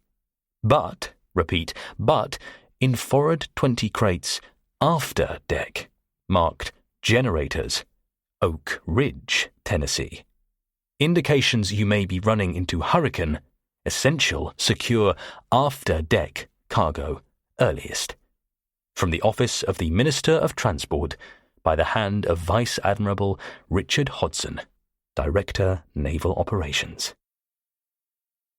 Captain Brace stared at me. "How in the name of—" "Miguel Carreras also had a manifest in his cabin," I said. "Marked, and correctly, exactly the same as yours. I saw it. That radio message never came from London. It came from me. I sent it from the wireless office of the Campari at 2 o'clock this morning." It was a long, long silence indeed that followed. Predictably enough, it was Susan Beresford who finally broke it. She moved across to Bullen's stretcher, looked down at him, and said, "Captain Bullen, I think you and I both owe Mr. Carter a very great apology." "I think we do, Miss Beresford. I think we do indeed." He tried to scowl, but it didn't quite come off. "But he told me to shut up, mind you. Me, his captain. You heard him?" "That's nothing," she said in dismissal. You're only his captain. He told me to shut up too, and I'm his fiancée. We're getting married next month. His fiancée? Getting married next month? In spite of the pain, Captain Bullen propped himself up on one elbow, stared uncomprehendingly at each of us in turn, then lay back heavily on his stretcher. Well, I'll be damned. This is the first I've heard of this. It's the first Mr. Carter has heard of it too, she admitted. But he's hearing it now. The end. That was The Golden Rendezvous by Alistair MacLean.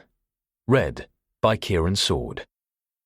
Produced by Deryn Edwards at Chatterbox Audio, with post-production by John Toomey and Julia Thomas. A HarperCollins audiobook. Text copyright 1962. Production copyright 2021 by HarperCollins Publishers. All rights reserved. Alistair MacLean asserts the moral right to be identified as the author of this work. Thank you for listening.